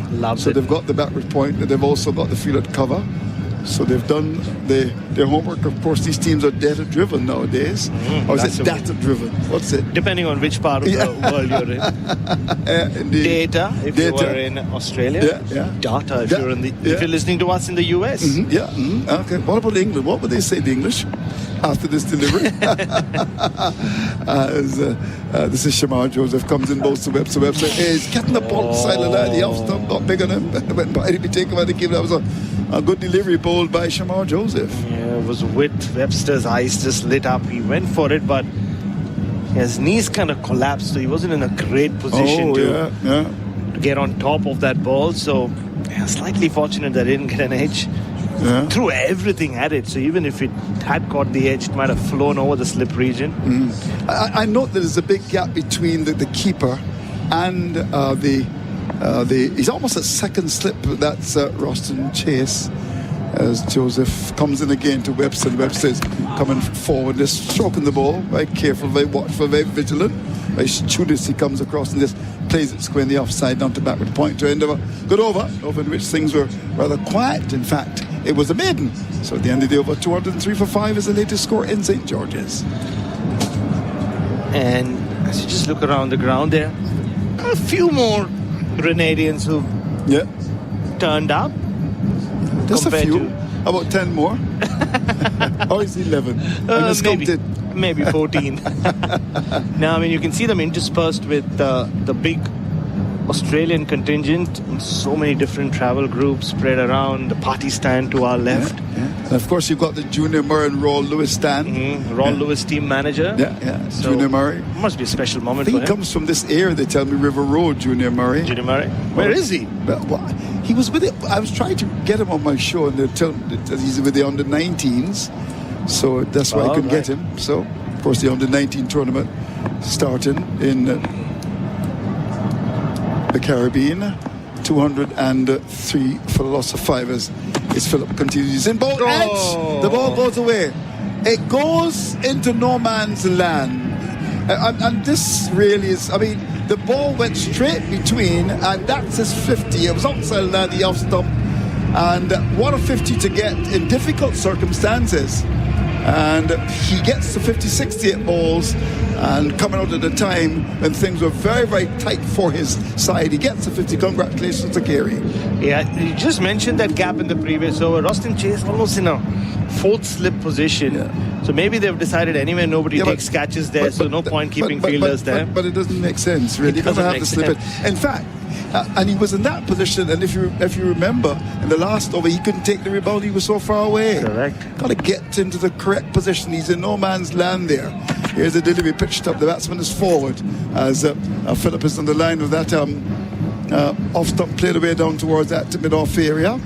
If you got a slip, you put the slip in. It's almost as if you're trying to cover first slip, third slip, and you find yourself in that. It's a no ball called by the umpire in that almost like third slip position, and the ball goes between the keeper and yourself, and it goes for 4. Yep. Now, go to the conventional slip position. Listen to Andrew Mason. Yeah. I mean, I get, to be honest with you, quite annoyed by these things, really. It's a basic thing. I mean, you're going to be at slip. He's now coming closer to the keeper, but he's still almost at second slip there. Here we go as Phillip starts his run, comes into bowl to Webster. Webster is coming forward or pitched up. Full length delivery comes from the bottom of the bat, goes down towards that mid-on area for Shamar Joseph, the man from Barracara. Deep in rural Guyana, picks it up. There's no run. Alex Carey is putting a new haircut as well. I see. So, you think he got it in Grenada? I think he might have. Maybe in Barbados. Grenades. Maybe. You think they still hold in Barbados? Well, I've been to a couple of barber shops in Barbados. Really? I went to one here which was attached to a bar and a printing machine, all owned by the same man. So really? That's in St. George's. But what an innings from Alex Carey. Did you get a discount? For all 3 of those facilities? Yes, so. I did. Yeah, 209 for 5. Here is Phillip. Comes up now, bowls to Webster. Webster is coming forward. This has been a good knock from Webster. I like him as a cricketer. I thought he guts it out in Barbados, and he's showing it again here. And that's what you got to do. Bat with steely resolve. Your team is in trouble. You got to respond to a crisis, and as he did, of course, in Barbados, and again here in Grenada. It feels 110 for 5 at one stage. It was, and the tyre power scoreboard winter safety sale wasn't looking very good for Australia. No. But it has really looked good in the few test matches he has played in bowling-friendly conditions, going back to his debut at the SCG. But he's been the crisis man, feels like, from the start of his career. When he comes up now, this is Phillip into bowl to Webster, and Webster is coming forward. Good delivery, pitch right up. Just not playing really for the break. Plays it down towards that mid-off here. There's no run there. 3 balls left in the over. I've got 3 o'clock. So this should be the last over. So let's run through the details of what has happened. Of course, people are getting up all the time in Australia. 3 o'clock, of course, in the Caribbean. 2 o'clock in Jamaica. Where we go next? 5 a.m. in Sydney and Melbourne. 4:30 in Adelaide. Okay. Oh, wonderful. So, they would be waking up. The first cup of coffee.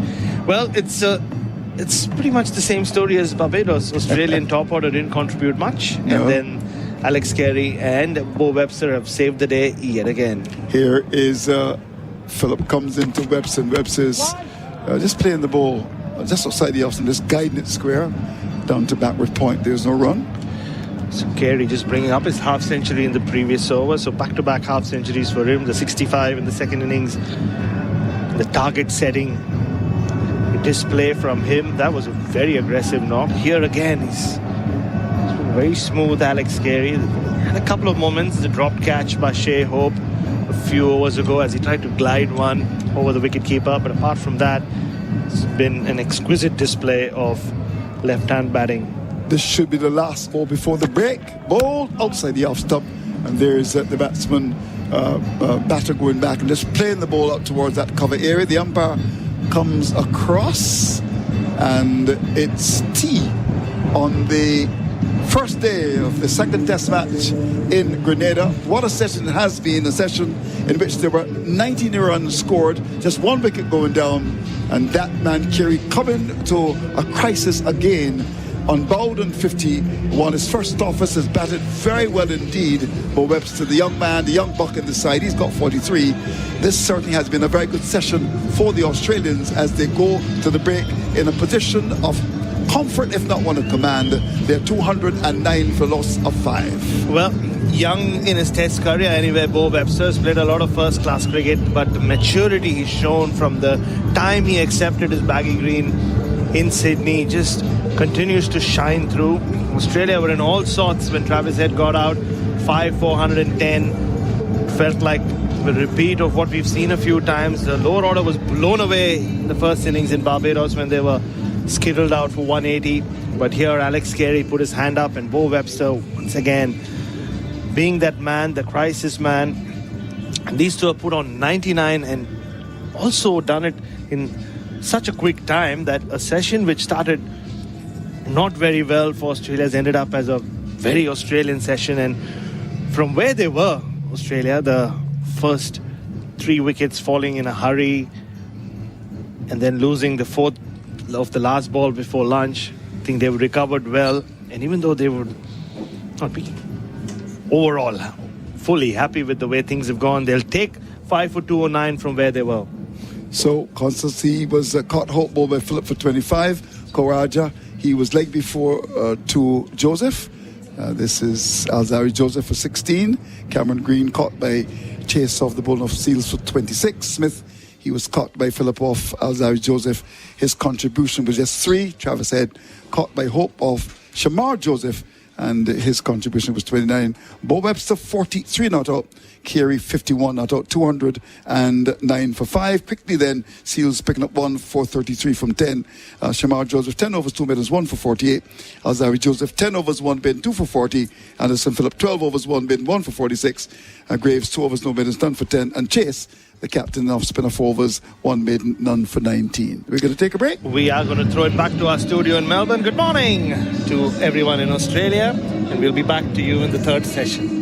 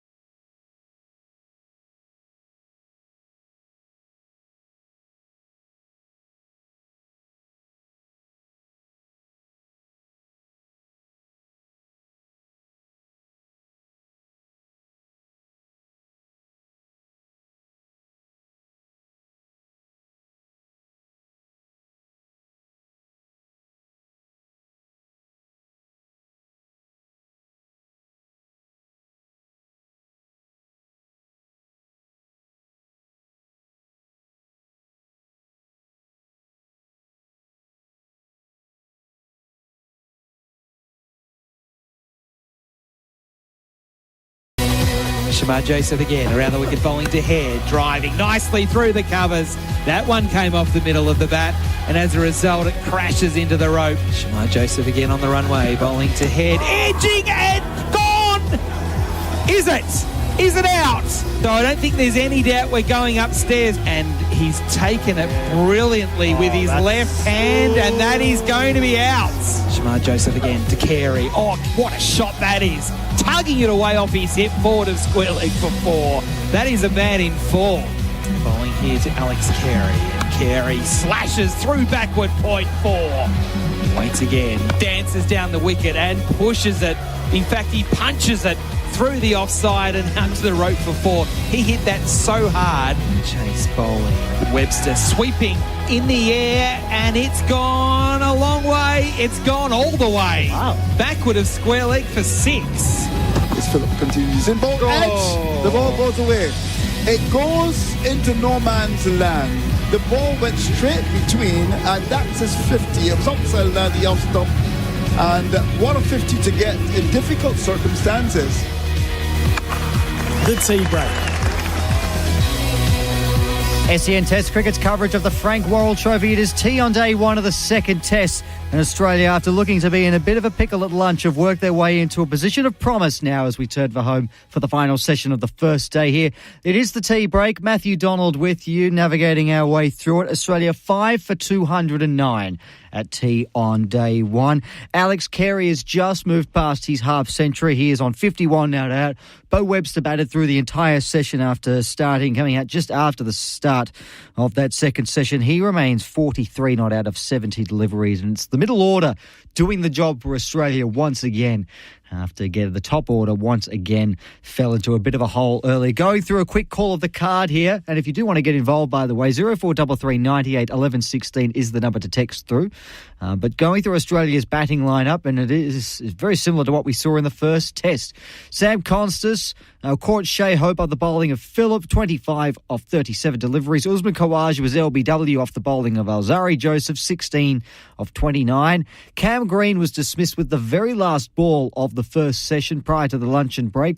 Chase bowled Seals, 26 of 37 for him. Steve Smith was the big wicket. Back in the side, he only lasted 6 deliveries, dismissed for 3, trying to play one down the leg side, caught at fine leg by Phillip again, off the bowling of Alzari Joseph.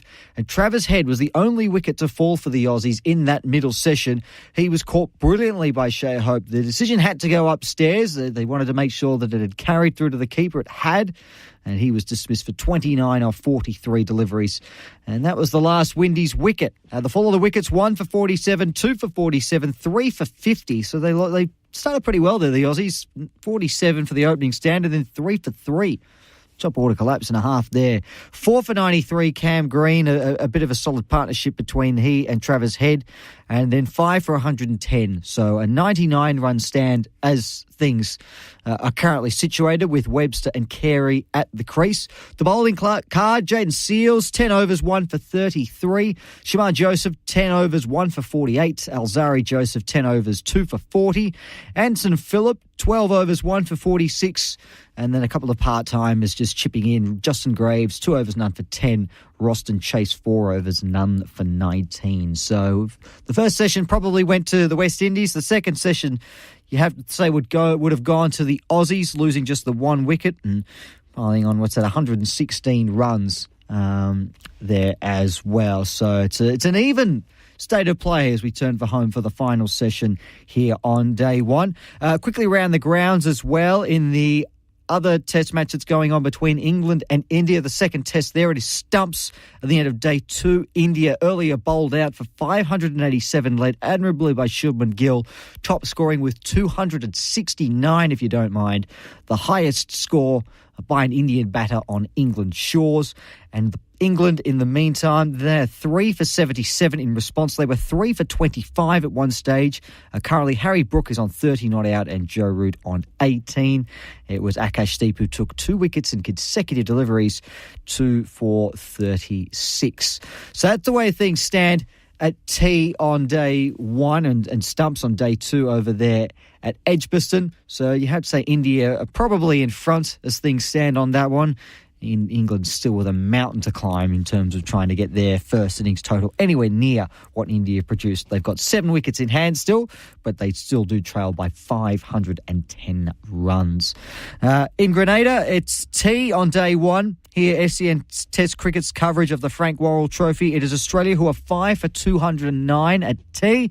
Alex Carey has just moved past his half century. He's on 51 now. Though. Bo Webster is on 43. It'll be interesting to see if he can get his half century in the early exchanges of this final session for the Aussies and to see if he and Carey can push on and really bolster Australia's first innings total.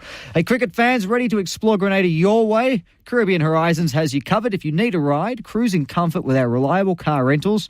Craving a local experience? Join our guided tours from lush rainforests, cascading waterfalls to spice plantations and immerse yourself in the rich Grenadian culture. Discover Grenada through our eyes with good vibes and great service. Let's make your visit unforgettable. Caribbean Horizons, explore more, worry less. Visit CaribbeanHorizons.com to book. Tea on day one, Australia 5 for 209. How will the final session pave out? Well, stick around. We'll bring you every ball of the final session on day one on SEN Test Cricket coming up right after this.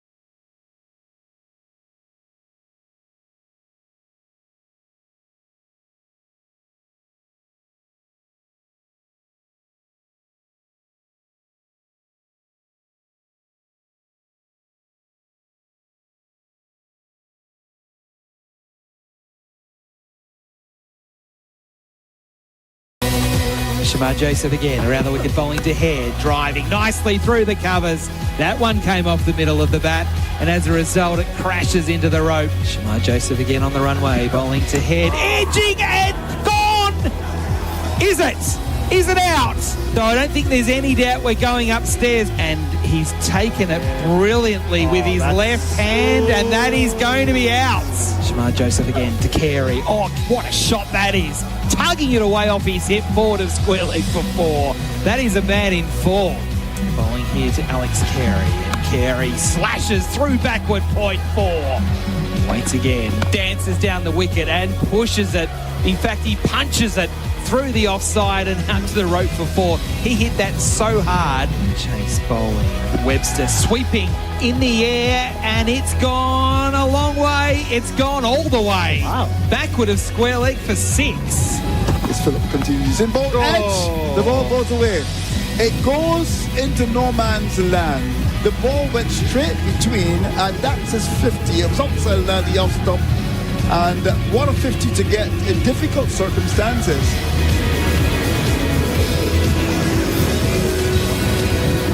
So there were some of the highlights of the second session. A good session for Australia after losing the early wicket of Travis Head. Things certainly settled down after that.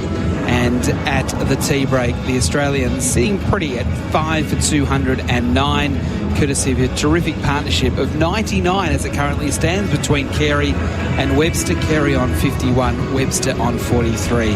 As I said, Australia 5 for 209. The batsmen out today: Constas for 25, Khawaja for 16, Green for 26, Smith for 3, and Travis Head for 29. So, 4 of those 5 dismissals, the players getting between scores of 16 and 29, but not able to get on with things from there. Webster and Carey bucking that trend. Adam White, Brett Sanderson and Bryce McGain are with you. Cloudy skies.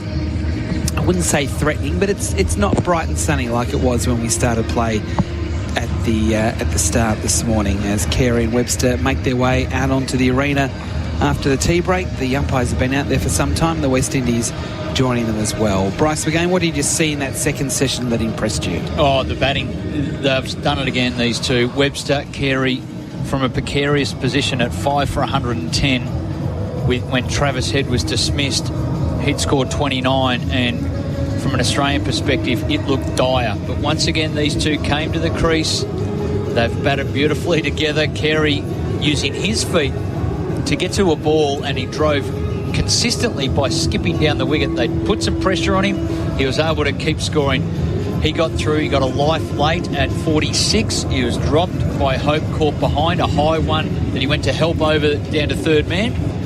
But he's had one life at that point. But his batting's been superb, and Webster's along for the ride. He just doesn't have to. Well, Webster just keeps going out there, Barrett, and having to score hard, tough runs, and he hasn't missed yet in his whole career. Not at all, and especially in the first innings. Right, he did it at Lord's. He got a seed in the first innings in Barbados, Yeah, but he was can looking good. That can happen, Yep. but he made up for it in the second innings with a match-winning score. And the way he's batted again, it's just. You're right, he's so unruffled. And he's not ruffled by anything, the match scenario, who's bowling, what the pitch is doing. It just goes about.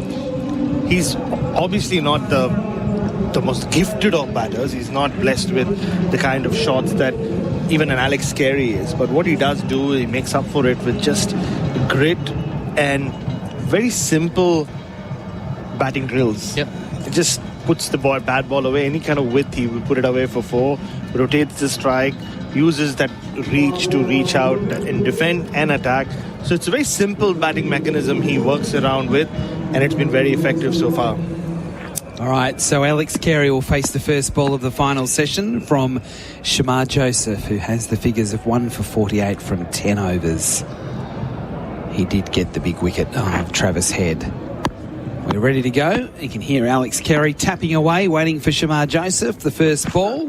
And Carey is back and across, pushing up to mid-off. If you are wondering where Adam Collins is today, he is here. He's here. He just doesn't have a voice, which is a bit of a setback for radio commentary. But we are hoping, with lots of pineapple juice, sleep, and sensible behaviour that he could be back at any time. And more Hawthorn chat from us. I think that's the one time he found his voice back when we were speaking about the two. Didn't he lift then?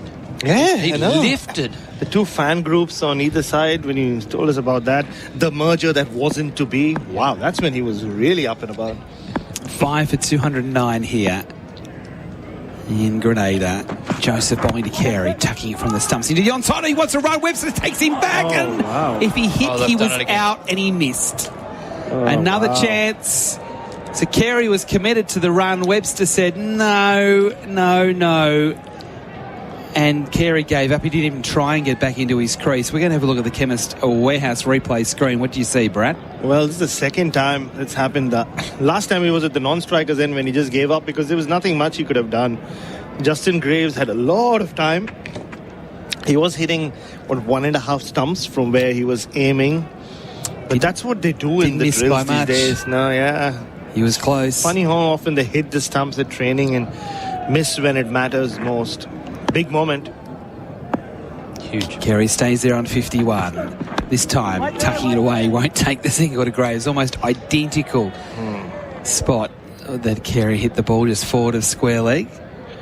Webster backed up a fair bit on that one. And if anything, there was a run there. I think this time he'd hit it like further away from Justin Greaves. He had to move around. Yeah. The first one, it was a very poor call from Carey because he knew it immediately. He only got 4 steps down and turned and only took 1 step back. So that just shows that if Webster went, he wouldn't have even got halfway. Joseph again bowls to Carey, pushing forward. Good bowling there from Shamar Joseph, pushing into the covers. No real ability to be able to play a cover drive there. It was too good of a delivery. During that tea break, we saw some entertainment for the crowd. A little kid, but he was supposed to hit 6 sixes in 6 seconds. No, 6 seconds. But I thought he hit 8. I counted more than 6. And they were just bouncing this kiddie ball, as the ground announcer told all the fans, do not cover. This won't hurt you. Yeah. It's a kid's ball. It's soft. If you catch it, you can take it home. Yeah, that's true. Joseph again bowls to Carey, up on his toes, pushing again into the offside, no run. And then the kid won the T-shirt. Yeah. And they went to interview him afterwards. He said, no, thank you. No, I'm not talking. Yeah, he was Alzari Joseph. He's got a bigger job ahead of him. Joseph. Yeah, that's right. But I do wonder if, say, you had caught one of those balls and you take it back home. Like, what do you tell your friends that this 10-year-old kid hit this ball into the crowd? And I don't know. I don't know. But do you get some street cred for that, Bryce? Not around my mates. Last ball of the over. Shamar Joseph on his way, bowling to Carey. Edging and wide of slip and down to the rope for 4. Streaky from Alex. But he'll take the boundary and move to 55, and that brings up the 100 partnership between Carey and Webster. They're working well together again, just as they did at Kensington Oval. At the end of the over, it's 5 for 213.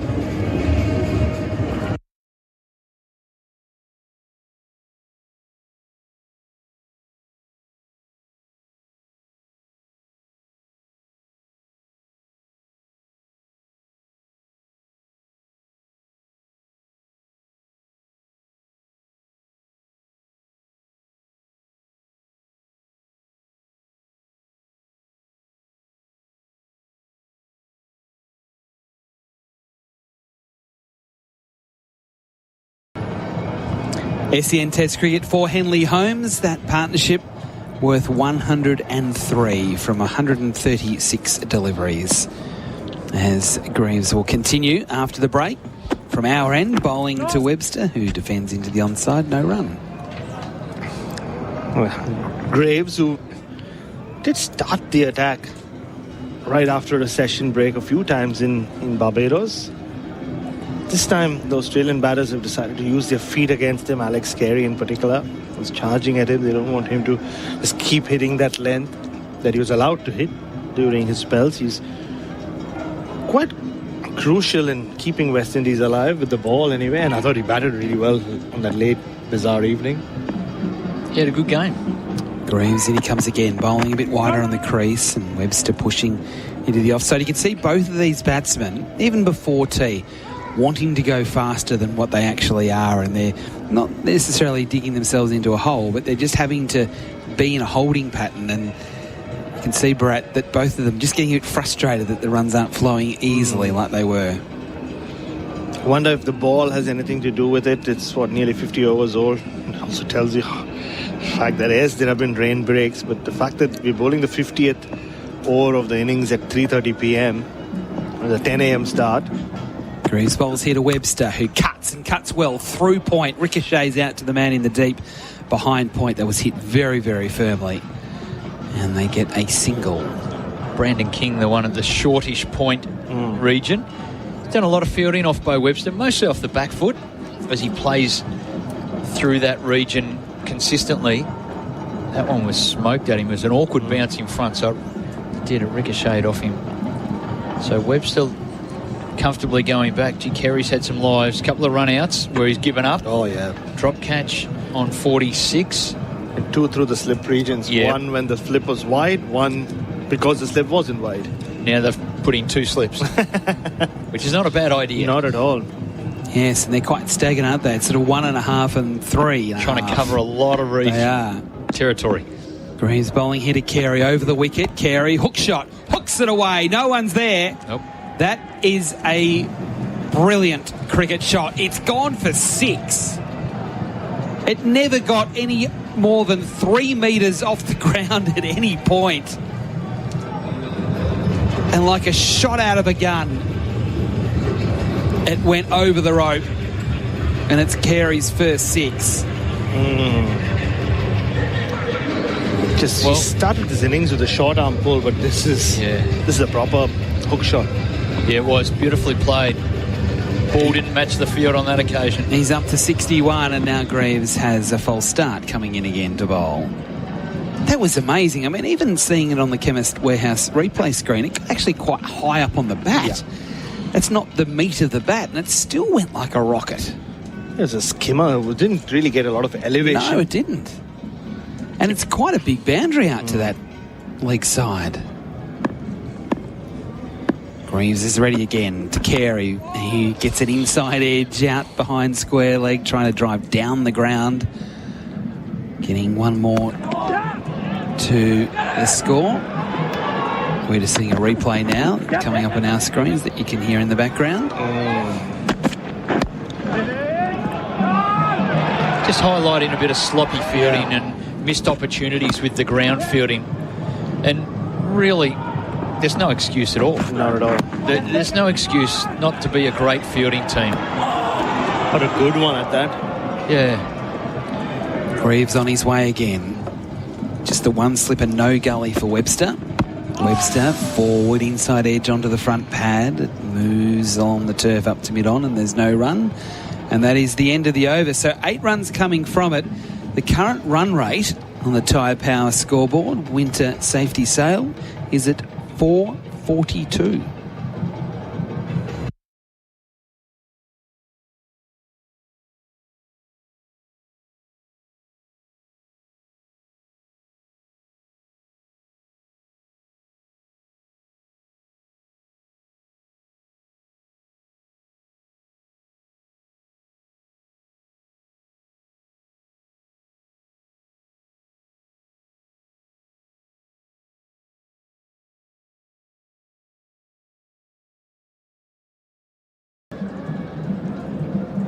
Australia 5 for 221.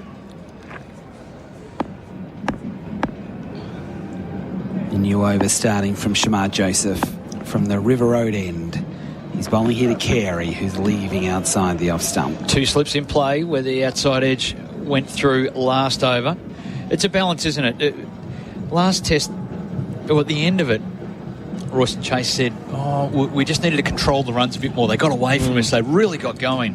So they tried to cover the runs, but you've also got to have fielders that are there to take the chances and take the catches. So I think that's important. So they've balanced back in favour of getting the batsman out rather than just stopping runs.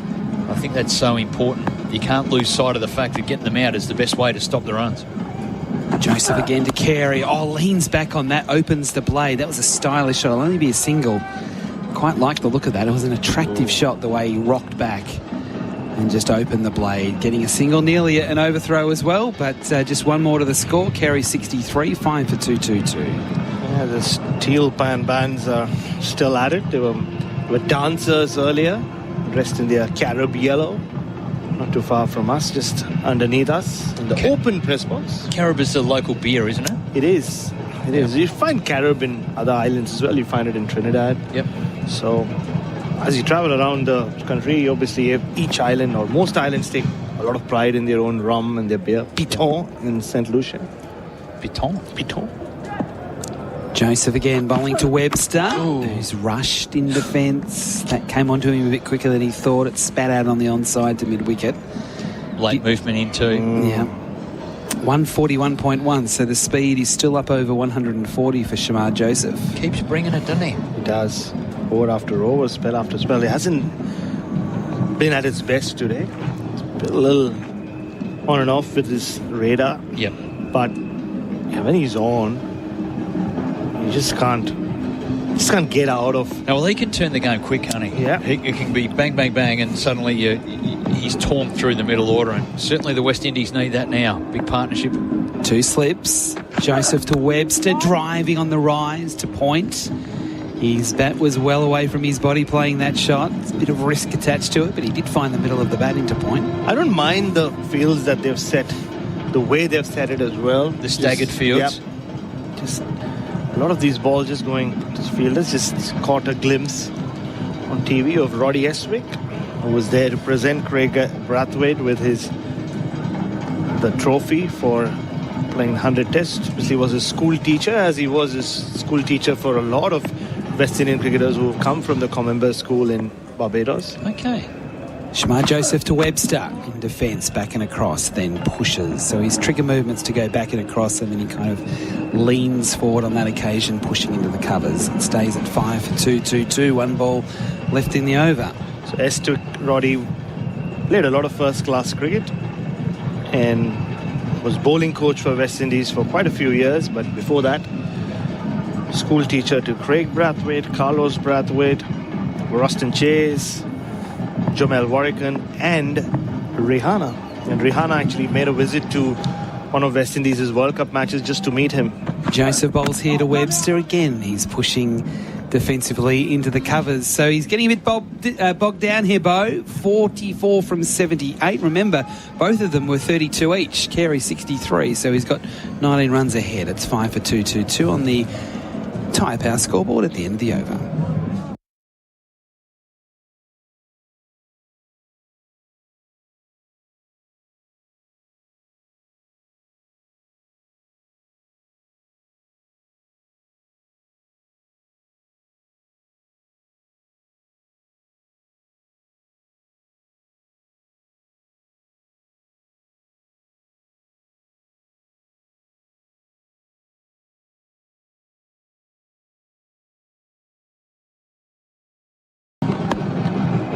Graves on his way to start a new over. He's bowling to Carey, who's rocking back and cutting the ball to cover point, and there is no run. SEN Test cricket for Henley Holmes.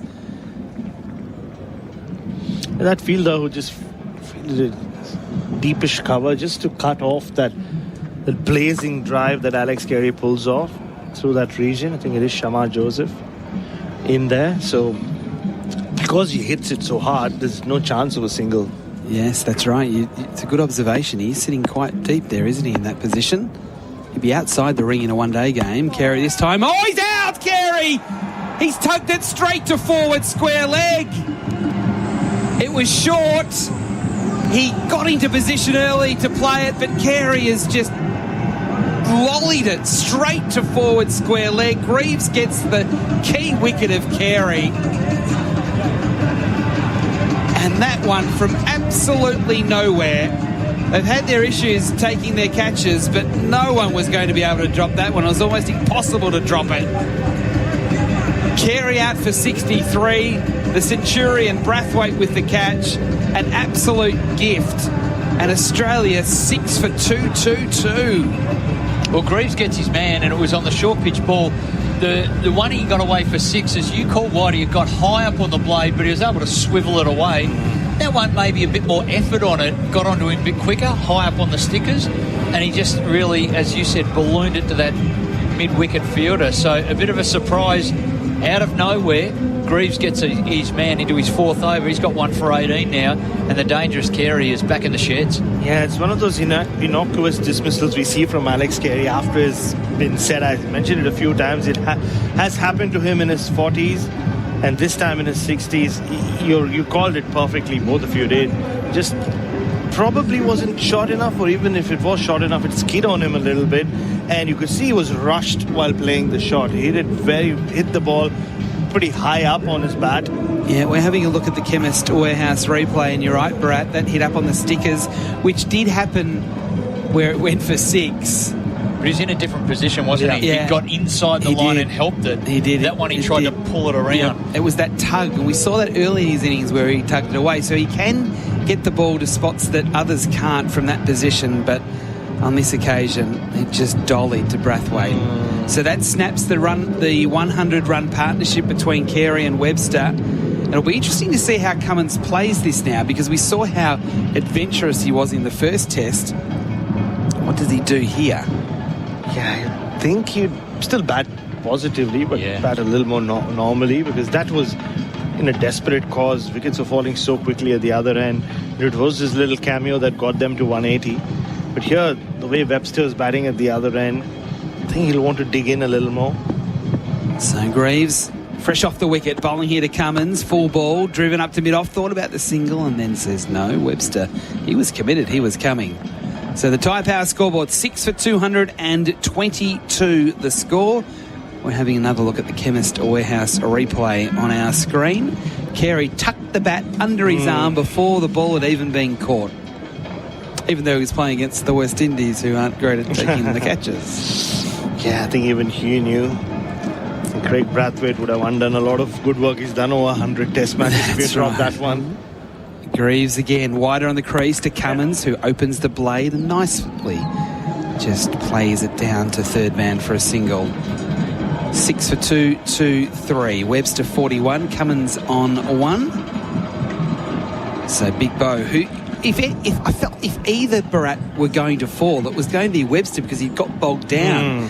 You couldn't see Carey losing his wicket through this phase. I don't know. It's just the theme with him. He just has these moments when he finds ways of getting out. I mean, I think the bowler needs a little bit more credit than that this time. Just bend his back a little more. Greaves again, bowling here to Webster, who pushes forward into point. So Laurie Colliver, who is the stats man, he's who here, is in he? the crowd. He's just sent me a note. He should be here enjoying himself as opposed to working, but he can't help himself. Laws is always at it. He's always on. It's the fifth time that Carey has been out in the 60s. There you go. So more proof. Which is kind of what you were talking about, Bharat. Just gets into the 60s, 50s, and he's got a 70 as well. That was at the Gabba, wasn't it? It was. It was. Maybe just runs out of concentration power. Greaves bowls to Webster up on his toes, but again punching to point. I've said that a lot, but that's what he's doing a lot. Over bowled, 6 for 223. It is SEN Test cricket for Henley Holmes.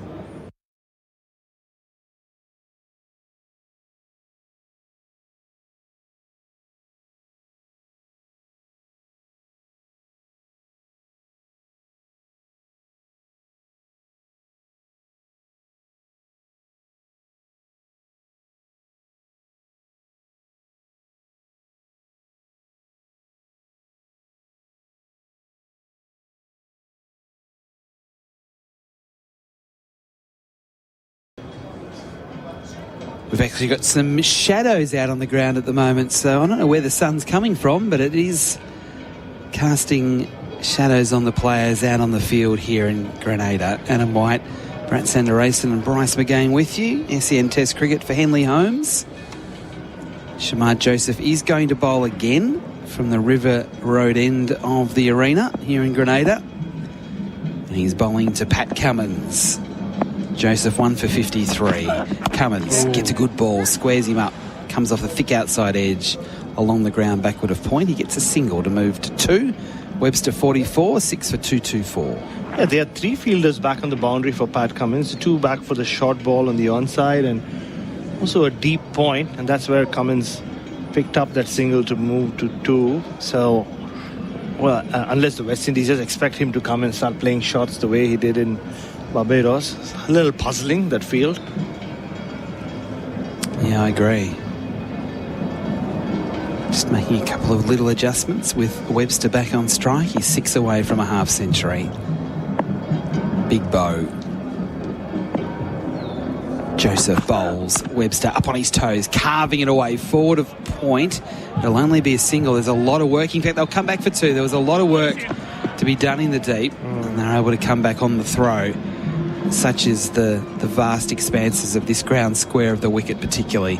So Webster now to 46 and the score 6 for 226. Just a reminder to listen to the State of Origin Decider this Wednesday night, live from Accor Stadium in Sydney across the SEN network. You can pick up your call, Blues Radio, Maroons Radio, or the unbiased call. It all comes down to this. It's a 1-1 going into the Decider, Australia's biggest rivalry, right here on SEN, your home of sport. As Shamar Joseph bowls to Webster. Pushing, thinking about a single, then sending Cummins back. That was a good field. They've set the real ring-type operation, Bryce and Brat on the offside, making it hard here for Webster. They bowled to a plan, and this is very good to see from this West Indian attack. They've just tried to shut out the offside for Bo Webster, and they've not given him anything on the pads. And like you said, Whitey, the wicket fell at the other end, but Bo Webster is tied up at the moment. He is. Joseph bowls, clipping Webster up to mid-on. Again, he couldn't get it square enough on the onside to get the single to mid-wicket. He's just finding fielders. 46 off 83. You can see him walking away to square leg, fiddling with his grip and thinking about what he could be doing or what he should be doing. He's rarely this kind of player. I agree he with finds you. gaps more often than not, and he just cannot get himself off strike. And he's agitated as a result. Yeah, particularly the one at tighter point. Yeah. There's protection past him, but that's where the ball is going a lot. Joseph again bowls to Webster, hit on the pad, trying to work away on the onside. It dropped just on the leg side of the pitch, and again Webster wanted the run, and Cummins, no, don't stay there. And you can now see Webster walking away to square leg again, rubbing his leg. I think that missed the thigh pad. That's why it dropped at his feet. Yeah, that hurt him a little. It's not rubbing it. So it would when a cricket ball's hitting your leg at 140 kilometres an hour, Barat. You're right. Oh, that'll bruise, and bruise big. A wicket to fall, post tee, that of Alex Carey, 6 for 226. It was at one point 5 for 110. Webster on 46. Joseph bowls. Webster very nearly chops on. How that missed the stumps, I'll never know. Shamar Joseph can't believe it either. He's staring at those stumps, but he still sees 2 bails on top of the 3 stumps. Over bowl, 6 for 226.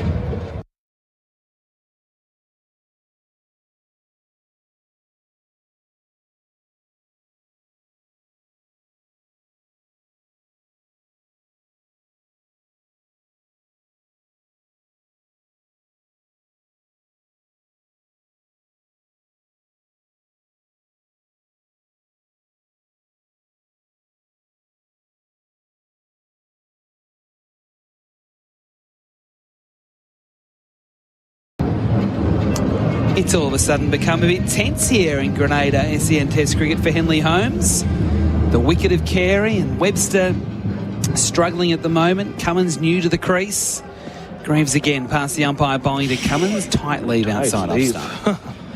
Yeah, I'm surprised the slip cord didn't react more dramatically to that. It seemed like a very tight leave from where we sat. Pat Cummins seemed to be in control of that, and I think in a way at least Pat Cummins is allowed to bat a little normally in this innings. Like I said, he was just throwing his bat around manically. No, they're a long way from safety here now. What are the West Indies doing well here, Bryce, to keep it tight? Is there anything specific you're seeing? I think their bowling's just been a bit more consistent. That they've kept it in areas which is difficult to score. Greaves bowls. Cummins chops down on this one, straight into the ground, bottom edge. There's still some movement as well that is putting some doubt, particularly Webster. He's not free-flowing, which is unusual for him. He can find a gap normally, but he's just going through a period where it's really tough for him. And, of course, Cummins, he's still to get in at the moment, 2 or 5 deliveries. So they've done well after the break, a little talking to.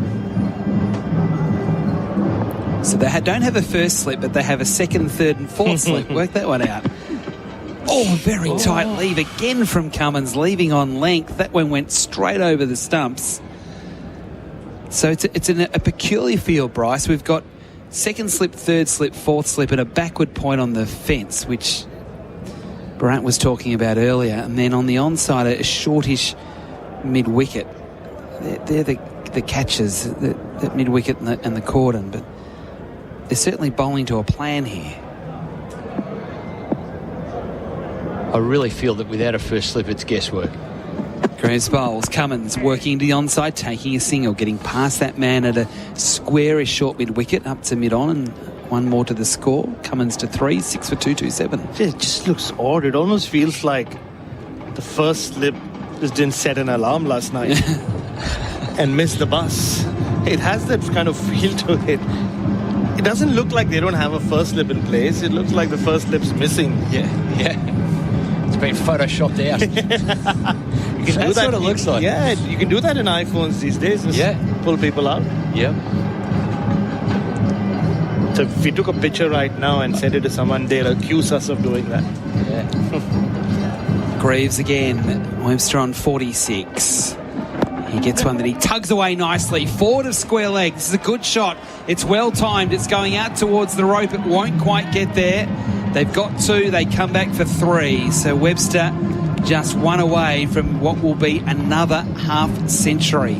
He's up to 49. That made a good sound off the bat. That's the one thing the West Indies have not given him. Anything on his pads for the last half hour or so. So he would take that. You could see in his body language as he was running up and down.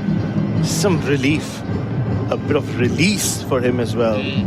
He's stuck in the 40s for a while. He's still there, but he's 1 away from a 50. Last ball of the over. Cummins on strike. Cummins drives over the top of cover and out to the rope for 4. It looks like we're going to see a little bit more of the sort of action we saw from Pat Cummins at Kensington Oval, lifting over the top of the infield and finding the boundary for the first time. He is 7, Webster 49. The score at the end of the over, 6 for 234. Andrew Mason, he'll join us next.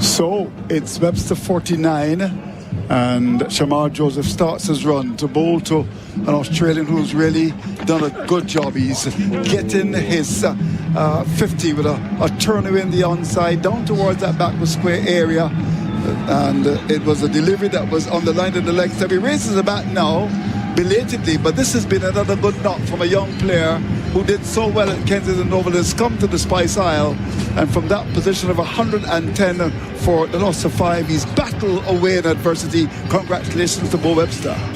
Well, 7 months ago, he'd be the first one to tell you he wouldn't have thought he'd have a test career. But not only does he have one, not only has he played 5 tests in 6 tests in 5 different countries, he's also made 4 half centuries now, each one of them crucial when Australia have been in trouble. Shamar Joseph comes in bows to Cummins. Cummins is coming right across the stumps. The ball pitched in the off stump, pushes down to cover. There's no run. So there's a slip, then there's a gap. So where's Chase? He's at what, 4th slip? He is around, so you'd say he's almost in a gully-ish position, or a 5th slip. So there's a 2nd slip. And where's Carty? have a look at the field. Where's Carty? All right. It's on the point for fence. Are we playing spot the fielder, Andrew? Yeah, but I mean, it's 235 for loss of 6 as this delivery. He's hit him. We'll look for a run. We'll get it through. That was banged in short. Might have hit in the chest area. And the ball played with a great deal of discomfort down to that short backward square area.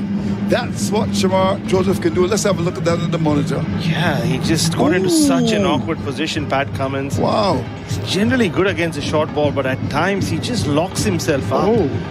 And all he had to block himself was his gloves in front of his helmet. As Laurie Colliver gets some TV time with his scorebook. Yeah. Hello, indeed. Laws. Enjoying it as always.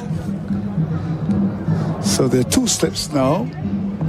And still there's a big gap between the keeper and the first slip as he comes in. Now this is Shamar Joseph on his way to bowl to Webster, and Webster is covering up. Ball in the off stump. Just plays it nicely up towards that mid-off area. There's no run. But just back on that Pat Cummins delivery, just the way it rose at him, but kind of almost crouches in a way where he can't move from there, and his eyes are not on the ball. Right. And he was lucky to just manage to get some glove on it and get out of danger. But he's always playing with a lot of risk when he gets into that position against a short ball. And Shamar Joseph, the ball didn't rise as much as Cummins thought probably it would. But he's got 50 reps and weights in Shamar Joseph, and to this delivery he is playing the ball square in the offside. There's protection on the boundary. That backward point was short. Played it quite nicely. Very good all-round player he is. I like him. I thought the innings in Barbados was a good one because it was constant pressure. Joseph and company come out and he worked things out quite nicely, and it's gone to 51, and it's now 237 for loss of 6, which represents a big recovery because the one says 110 for 5. It does. Just in 6 matches in, he's just become such an integral member of this dressing room. You know, when you do what he's been able to do, like dig your team out of from very precarious positions over and over again. Here's Shamar Joseph again, this time to Cummins. He's in and bowls to him. He's on the back foot and gets a single down towards that third man area. For Webster, there's a backward point, but for Cummins, there's a third man. The ball is played square down to that third man area for 1 to end the over.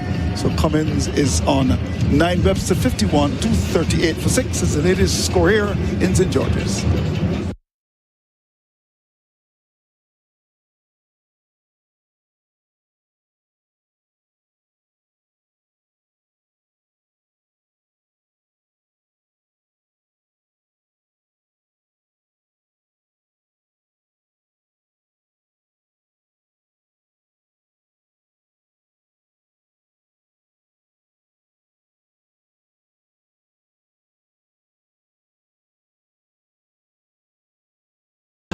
So Cummins, the captain, will do battle against the medium pace of Graves, who's now got the extra cover back a bit for that lofted drive. Yeah, he played it nicely in the previous over, Pat Cummins, so just airlifted him.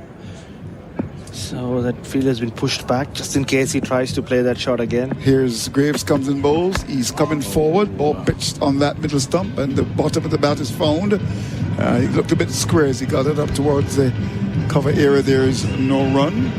238 for 6 is the score. Overall, Cummins is captain. He's been in the job for some time now. You think he's done a good job? Pat Cummins? Yep. Well, he's marvelous. Well, he's been outstanding. Won so much around the world. Right. The World Test Championship final, that series in Pakistan in 2022 when he was very young as a captain. They called it the 15-day test, and they won it on the 15th evening. Here's Graves comes in bowls to Cummins. Cummins is going back to ball, which keeps a bit low, digs it out, plays up there onside the pitch. There's no run. And just the energy he's brought to this team.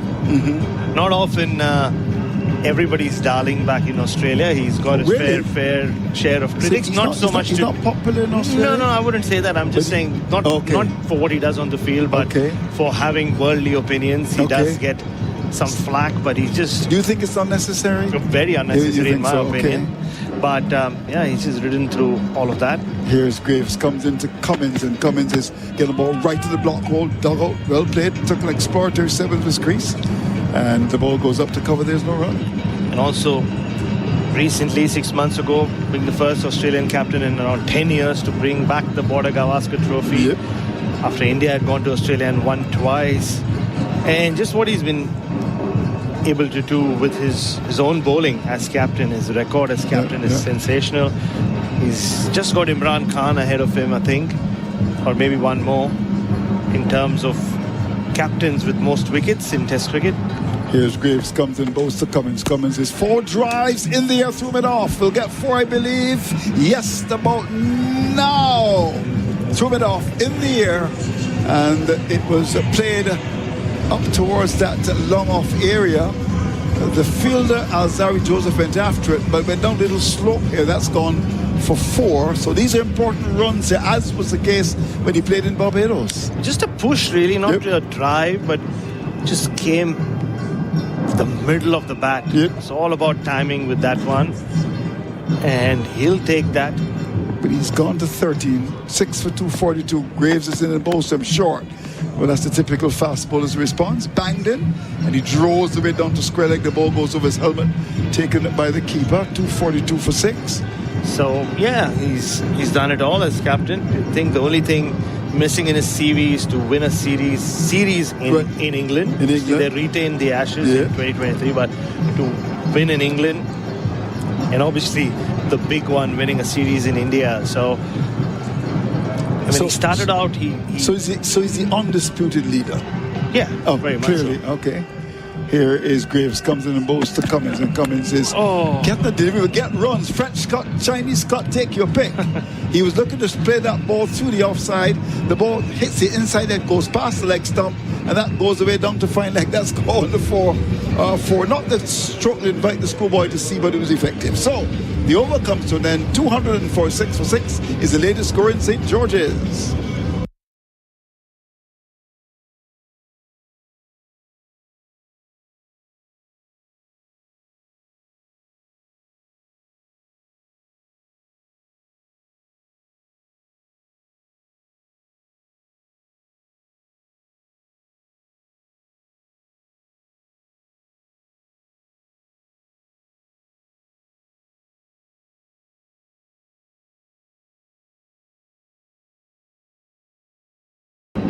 Samar Joseph has gone off the field. Let's hope he's okay. He's had a lot of work to do. And as a result, the other Joseph, Alzari Joseph from Antigua, comes into the attack. Hello to all of our friends in Antigua. 3 stations? Yeah, 3 stations in Antigua. One owned by the Prime Minister. Point FM it is called. Here he comes, Joseph, in bowls and a drive up towards wide bit off. That's Cummins will get a single. As Jaden Seal has to come across to his left to pick it up. So that's a situation where the score goes up to, I make it 247 for 6. Another important partnership, 222 for 6. But these runs are important. And we've seen Cummins stay with Webster, who's really batted very well. He's on 17. It's 247 for 6. 56 overs and 1 ball gone. And now Zari Joseph in the first test, none for 37, 2 for 65. And here in the second, 2 for 41. Yeah, at the moment he is the leading wicket taker for Belgravia Apparel for quality New Balance cricket team wear. So didn't start very well. Two very loose deliveries that Usman Khawaja pulled for 4. Then got rid of Khawaja. The ball that shaped in nicely very late. And then had Steve Smith out, the big one. Yeah. Ball that just didn't get as high as Steve Smith expected it to. Top edge, nice catch from Anderson Phillip. Here's Alzari Joseph, comes in to bowl to Cummins, and Cummins is off the bat but steers it down to that short point. They've put that position in there, and the fielder coming across to make the stop looks like Campbell. So it's 6 for 247. People getting up all the time. Let me tell you that Khawaja got 16. It's got 25, Smith 3, Green 26, Head 29. Last man, Carey gone for 63. Australia won the toss and chose, as was the case in Barbados, to bat first. 6 for 247. And Alzari Joseph, elbows pumping, goes past the umpire, bowls to Cummins. Cummins gets a ball banged in short. draws the way down towards Skrellig. The ball goes past his nose, taken by the keeper. And it's 247 for a loss of 6. Another good recovery, as was the case in Barbados. Yeah, Checking some of the chats, then people are saying, well, if they can get 300, they would think that that's the kind of score that could give the West Indies a lot of trouble. We shall see. On the basis of how they batted in Barbados, you would have to agree. Yeah, I agree with that wholeheartedly. Yeah, they didn't bat well at all, despite one or two decisions that were unfortunate, but that's all part of the game. Here's Alzari Joseph as he looks for wicket number 7 as he comes in to bowl to Cummins, and Cummins... Oh, he's bowled him! On the back foot, the ball might have kept a bit low, so Cummins departs. Alzari Joseph strikes 247 for the loss of 7. Well, one of the oldest tricks in the book. Pushed him back with the short ball. And this one, as Alzari Joseph just signaled to his teammates, kept really low. It shot through. So Cummins, obviously with this weight on the back foot after the barrage of bouncers he's faced in the last few overs, was hanging back, but this one off a length, and Cummins affords a wry smile to himself as he sees the replay on the big screen and on our replay screen for Chemist Warehouse. Save on your prescriptions at Chemist Warehouse. So we saw a few balls keep low late in the piece in Barbados. Still just into the third session on day 1. The sun's been beating down despite the brief spells of rain on this dry surface.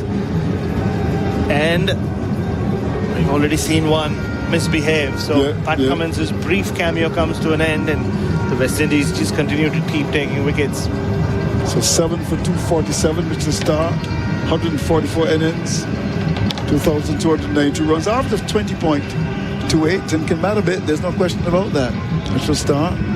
He's been in good form. 58 not out at Lord's in the World Test Championship final.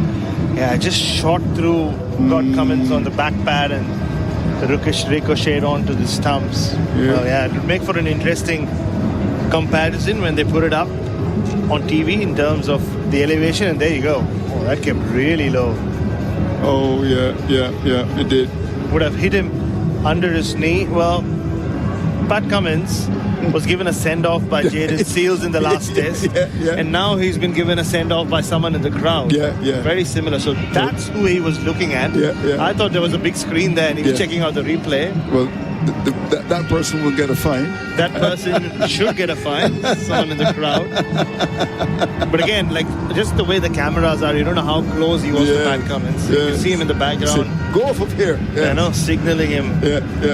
Asking him to go to the dressing room. And you looked at the guy. Yeah. Well, it's strange. You're not used to Pat Cummins getting a lot of send-offs, but he's got 2 in 3 innings now. So Stark comes to fill the breach. Webster still unbowed, has batted very well. He's got 52 from 90 balls. So there are, well, I don't know how to describe this field here. There's a light gully in place now. And Alzari Joseph from the wicket comes in and bowls to Stark. And Stark is covering up to a ball which is short on the back foot. Plays it hurriedly into the offside down to mid off the bowler. Picks it up. There's no run. Yeah, just again. You could see not much Pat Cummins could do. He was jumping up in the air. So just short of length, but say if he had just stood normally in his crease, it would have hit him still below the knee roll. So that's how low it was. And not a ball that you would have expected to come ahead to anyway. So can't blame Pat Cummins for that. No, not at all. Well, the pitch deserves a tick for that wicket. Here's Alzari Joseph again. Round the wicket, comes in, bowls to Stark. And Stark is pulling. The ball goes over the keeper's head and will run into the boundary just about now. Right behind the keeper. That's gone for 4. Shot in the dark. These runs are important. Bring it up to 250 now for the Australians. Stark is off the mark. He's got 251 for 7. That's the latest score in St. George's.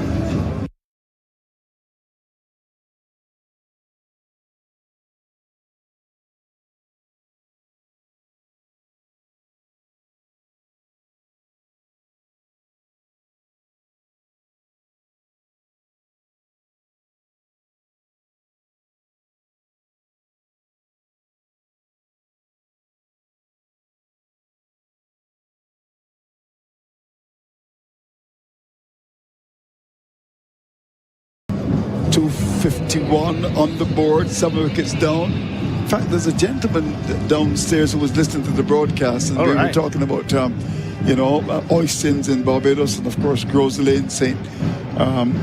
Lucia. And he was hearing me struggling to find out the place by Grenans. He said it's called Wall Street. Wall Street, yeah, that's an area where you have a concoction, lots of bars and all that.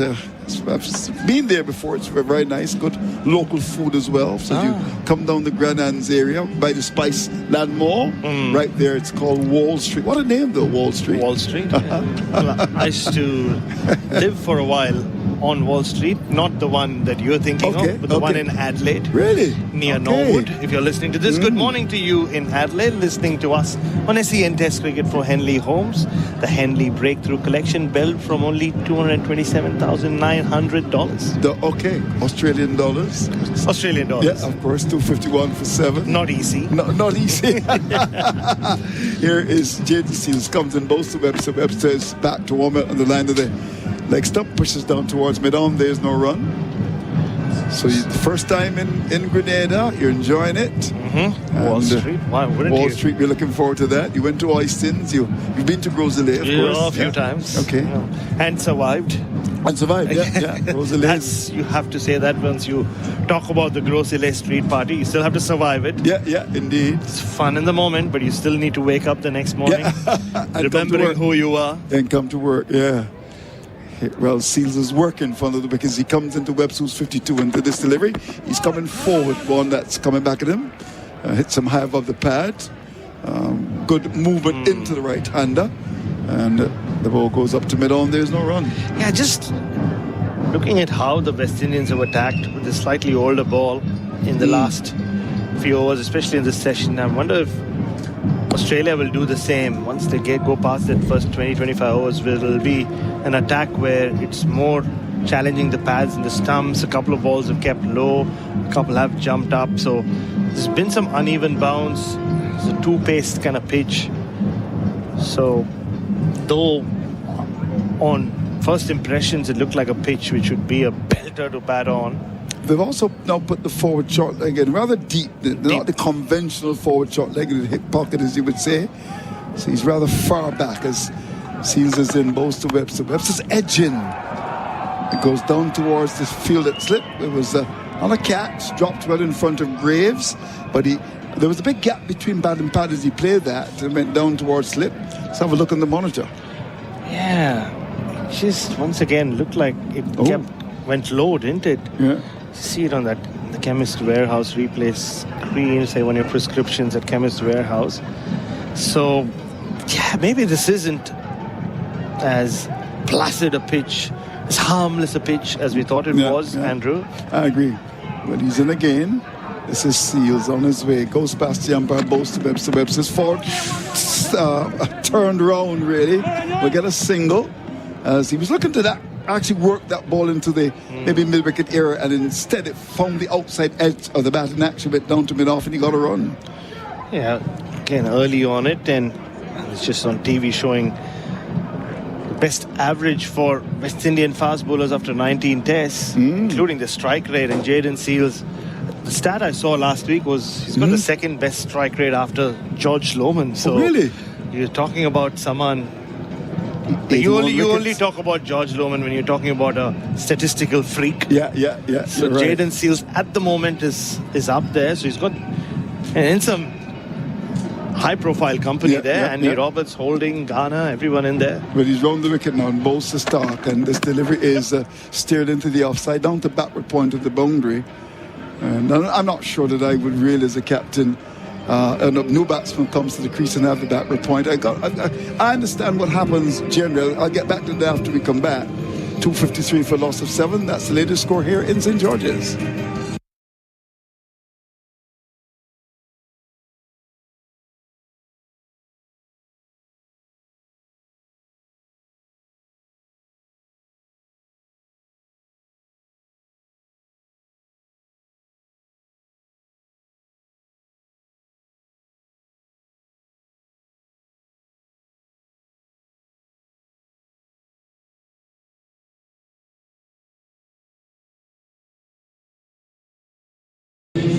So 7 for 253 is going to be Alzari Joseph. He's actually picked up 3 wickets, and he's got 3 for 45 from 11 overs as he starts to move in from the River Road end on his way to bowl to Stark. And to this delivery, Stark is getting a ball short, ducks under it, goes over his back, taken by the keeper. How's he bowled so far, Alzari? After that pretty ordinary start, I think he's hit his stride, and he's been at the Aussies. Yeah, picked up those 2 wickets.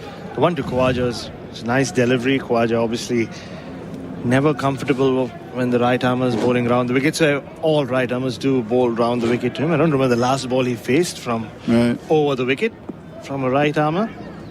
So yeah, it's been good. And well, the wicket in the last over, you'd think this more the pitch is doing, but he did set Pat Cummins up. But he's in bowls to start. Another short delivery. Banged in. It goes over the top of the off stump, taken by the keeper. He's got the forward short leg in. He's also got a man for the hook down at square leg. So he's started with 2 short deliveries. Let's see what he'll do with this. Maybe he'll try to york him. We shall see. Yeah, because it was all Shamar Joseph and Jaden Seals. They shared it around to be the leading wicket taker for Belgravia Apparel in partnership with New Balance, delivering high performance teamwear to the BBL and WBBL in Bridgetown, Barbados. Here, it's the turn of the senior most of the fast bowlers, Alzari Joseph, to lead the way. First, of course, came on the scene when the West Indies won the World Cup under 19 2016, and comes from a great country, Antigua, on his way to bowl to Stark. And Stark is getting a good delivery, one that's on the leg stump, bit of bounce. That was an effort delivery, looking to just work it into the onside. It's the top of the pad and dribbles out towards backward point. There's no run. I just bumped into, speaking of the great island of Antigua, bumped into an Australian cricket fan who's just landed for this test match. And he said that he assumed, Fletch, if you're listening, hello, and he said that he assumed this test match would be in Antigua. Okay. And he booked tickets for Antigua, but the other reason he wanted to go to Antigua regardless was to meet the Sir, to the great Sir. Isn't that wonderful? Vivian Richards. And he missed him by a day. A day? Yeah, so Viv was playing golf at Cedar Woods, I think it's called. Yeah. Richie Richardson loves to play golf there, I know for a fact. Here is a delivery which is on the line of the off stump. We'll get a single as Stark is in defence, but the extra cover is brought into play. The mid-off actually had to come across to the right to pick it up. The batsman have time for one. I think it's called Cedar Valley, I think. Cedar Valley. Have you played there? No, I'm not a golfer yet, but the amount I hear about golf all the time from those I share houses with and press boxes with, they love it. I'm about to succumb to it, I think. Well, because you have nothing else to speak about these days. Everybody's talking about tee times and holes and greens and how difficult it was to just hit a stationary ball. It's too much, Andrew. I don't know about you and golf. No, not at all. If you can't beat them, join them. No, not at all. I tend to watch tennis. 254 for 7. I tend to watch Coco Golf. She got knocked out in the first round. All right. In Wimbledon. What's going on there, Coco? Come on. It's a short ball and pulled away. We'll get runs, Webb. So we'll get a second, I would imagine, here. It was banged in short, but I think he was in total control, rolling the wrist over that and keeping it down nicely, as the top batsmen do. Goes out to square leg, back for the second. He goes up now to make him 55. It's been another top knot from a player that I'm very impressed with. His temperament. I think that's important. I rate the knock in Barbados to be a top knot because the conditions were not easy. Had some good bowling, and that century partnership with Travis Head actually won the test match because they gave Australia a score that they could have defended, and they defended quite easily in Bridgetown at the region's Mecca. 7 for 256. One ball left in the over, and Joseph, this is Alzari Joseph, comes into Webbs, who's got 55, goes past the umpire, final leap and bowls short, and this time doesn't time it at all, looking to maybe pull it through mid-wicket. The ball ends up down at mid-on. Such is the lack of timing and placement, and he can't score. So the over comes to an end. Stark 6, Webbs stays on 55, 256 for 7. That's the latest score here in St. George's.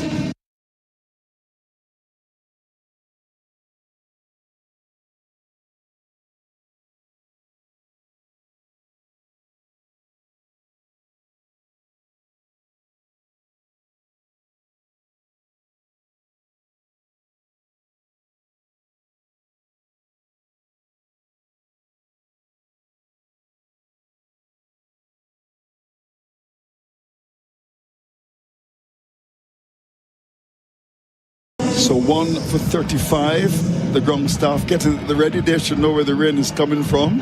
It's coming from behind us. Is that a bad sign?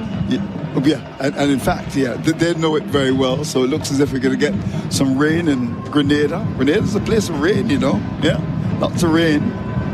And it's up to 256 for loss of 7. This is where you get so much good dashing and yarn here as you got for lunch. As this delivery is pitched up outside the off-stump, edge found, catch taken. Outside of the off-stump, bowled by Jaden Seals. Stark was fishing, he was flirting. He edged it, the catch taken. Stark departs for 6, 8 for 256. And Jaden Seals' strike rate keeps getting better and better and better. Just hung it outside off stump. Mitchell Stark just goes drawn into it and tried pulling his bat away, but it was too late. You could see the grimace on his face. He knew he'd made the error. His hands had deceived him. And that means Australia have lost another wicket, and it's Nathan Lyon time. So Bo Webster running out of partners at the other end. Yes. Second wicket for Jaden Seals. So the rain could come at any point. The ground staff are ready. The big boss is ready downstairs to run onto the ground and grab the stumps. Yeah. The stump mic. He's warming up. He's been doing that for several years. For more than 15 years. I would think so. He seems to put on a bit of weight in recent times. But he loses it every time he runs up and down. Are you sure about that? You're being very kind to my good friend from Trinidad. So, Lyon comes up to bat. And he will see what he can do. 176. His best is 47. So, he can bat a little bit, Lyon. Yeah. You think so? He's had moments when you thought that he would make a test 50, but he hasn't been able to. Just looking at the replay again. Yeah, didn't do much off the pitch, to be honest. It was just outside, just hung out there. Let's see if it's straightened. Yeah, not really. Just held its line. Yeah. Held its line from Jaden Seals, but it was a length. Really, it was the kind of length that you bowl to drag the lower order batter away from their body and just fishing. It's a good piece of bowling from Jaden Seals. Like Shamar Joseph, he's not been electric today. No. But it's not been that kind of pitch either. He's got 2 for 35 as he comes into bowl to Lyon. And to this delivery, he's allowed to go outside the off-stump, taken by the keeper. A bit whitish. He's got 2 sips on the gully. There's now the square and rather deepish forward short leg. They don't have them under the batsman's nose anymore nowadays. There's a square leg. Mid-on, there's a man at extra cover, and as well as a long leg, and a man at that backward point area. So 8 for 256 is the score. And this third session, 47 runs, 3 wickets. So good session for the West Indies in 11 overs and 2 balls. Here Seals comes and bowls to Land. Land gets the ball pitched up. Will get his first run as he plays it wide a bit on. And it was right in the block. Well, I think Seals was looking to York him, but he got the bottom of the bat and squeezed it wide of that mid-on area for 1. So he's off the mark. Webster's got 55, 8 for 257. Barrett. Well, the second group of ground staff are also ready. So you see the blue covers and then the grey covers at the back. So more towards where extra cover would be. So there are 1, 2, 3, 4, 5, 6, 7, 8 ground staff ready to just pounce onto the field and bring out the covers with them. So 2 sets. So Webster 55 from 97 balls, and it's going to be Jaden Seals as he comes in to bowl to Webster, and Webster is playing a loose shot to a ball outside the off stump. That could have been edged to the keeper. It was a loose. He knows it as well, and it goes by to be taken by the keeper. And there's the bowler running back. The bowler's right running quickly. back because Where he realizes that the rain's here and they're going to go off after this. So this is good. Oh, and they are going off. They're going to go off. And there goes the big boss. Yes. Have a look at that. Do you think he's going at the pace of Usain Bolt? Look at him go. Have a look at that. Oh, my golly. Oh, no. He's been overtaken by someone else. Yeah, somebody else. Oh, no, he has to go to the other end now. Oh, my golly. Yes, he's getting slower by the minute. As well.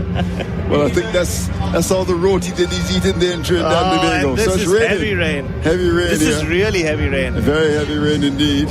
This could be it, Andrew. I know the rain gets blown away very quickly in this part of the world. Yeah. But just the way the ground staff have reacted, they brought out the big covers as well. Yeah. Along with the smaller ones. So the big grey covers have been brought out, and the players have scampered off. The stumps have been saved once again by the man who's been in charge of them for over 2 decades here in the Caribbean. And which means that even though it's still a pretty stiff breeze, stiff wind, the rain seems to have set in. I wonder if that's the only job he does. Well, apart from being the coolest man at cricket. He's a wonderful man, wonderful guy. He's been around for quite a long time. Yeah, the intensity of the rain has dropped a little bit. What we might do, Andrew, here on SEN Test Cricket for Henley Holmes is maybe we'll throw it back to the studio after you run through the scores a bit on the Tyre Power scoreboard, winter safety sail, and wait for the rain to stop. Yeah, that's true. Well, of course, the action started promptly this morning at 10 o'clock Eastern Caribbean time, with Australia winning the toss and electing to bat, and they were obviously looking for a good start. In fact, they got a start of 47 before Consus was caught by a hope off Phillip for 25. Khawaja leg before to Alzari Joseph 16. Cameron Green caught by chase off Seals for 26. Steve Smith, he was caught by Phillip off the ball of Alzari Joseph for 3. Travis Head caught by Hope off the ball of Shamar Joseph 29. Mo Webster batting very well, impressed with this young man. Not out 55 from 98 balls, 6 fours and a 6. Carey really gave his hand away, pulled and was caught down at mid-wicket by Brathwaite. Soft dismissal. His contribution was 63. The bowler was Graves. Cummins was bowled by Alzari Joseph to a ball that kept a bit low, 17, and Mitchell Stark was fishing. He was flirting. He got the edge. Hope took the catch. Seals the bowler. His contribution was only 6. Land is on 1. 59 overs and 4 balls bowled, and the Australians winning the toss and batting 8 for 257. The bowling before we take the break. Seals continuing to bowl well. 11 overs and 4 balls, 2 maidens, 2 for 36. Shamar Joseph, who's off the field, 15 overs, 2 maidens, 1 for 60. Alzari Joseph, 12 overs, 1 maiden, 3 for 48. Anderson Phillip, 12 overs, 1 maiden, 1 for 46. Graves, 6 overs, no maidens, 1 for 35. And Chase, the off-spinner, 4 overs, 1 maiden, none for 90. So we brought it completely up to date. Winning the toss and batting Australia, they're 257 for loss of 8. It's raining here at the ground. We'll take a break, and hopefully we'll be able to come back to bring some more action live here in Grenada.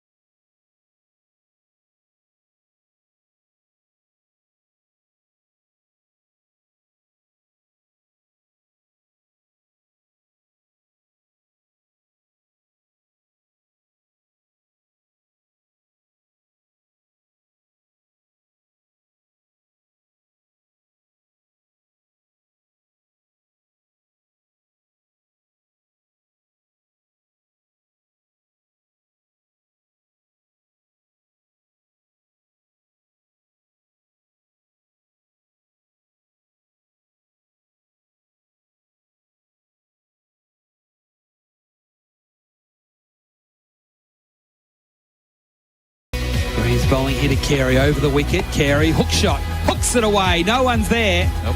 That is a brilliant cricket shot. It's gone for 6. Be outside the ring in a one-day game. Carey this time. Oh, he's out, Carey! He's tugged it straight to forward square leg. Comes in to bowl to Cummins and Cummins. Oh, he's bowled him! On the back foot, the ball might have kept a bit low. So Cummins departs. Alzari Joseph strikes as this delivery is pitched up outside the off-stump. Edge found, catch taken. Outside of the off-stump, bowled by Jim Seals. Stark was fishing, he was flirting. So there you go. There is where things stand at the moment here at Grenada. The rain is continuing to fall. It's quite steady. It's very gloomy as we look up to the skies at the moment. There's every chance we might have seen the last of the cricket today. Hopefully not, but we've only got another hour left in the day. And considering that all the big covers are out on the middle, it might be it for the day. As it currently stands, Australia batting first after winning the toss and electing to bat. 8 for 257 after 59.4 overs. Bo Webster is 55 not out. Nathan Lyon just to the crease. He is on 1. What I'll do is, particularly as people back in Australia start to wake up and get ready for their day ahead. It's a Friday back in Australia. Bryce McGain. Indeed. Australia winning the toss, 8 for 257. Before I go through the batting card, what would you give the performance? We'll go school teacher sort of activity. A, B, C, D, or F. Well, 250 runs on the board is pretty handy because what we saw in the wicket of Cummins just recently, the ball did keep down and go low along the ground. It's a dry wicket, so it's going to deteriorate a little more rapidly than what we would expect with a bit more moisture in it. So, and we're seeing that already, a few balls going low. So it's going to get harder and harder to bat. So look, it's a B plus in terms of I think where they are with the runs on the board. I think it was an important toss to win. Interestingly, Roston Chase at the toss said, well, we were going to bowl anyway, right. So we are happy. So let's get on with the game. And that's how it started. And look, they had Australia in a pickle as well. They had them really struggling early. Once again, the top order looked to be cruising there for a while, and 3 quick wickets, 3 for 50.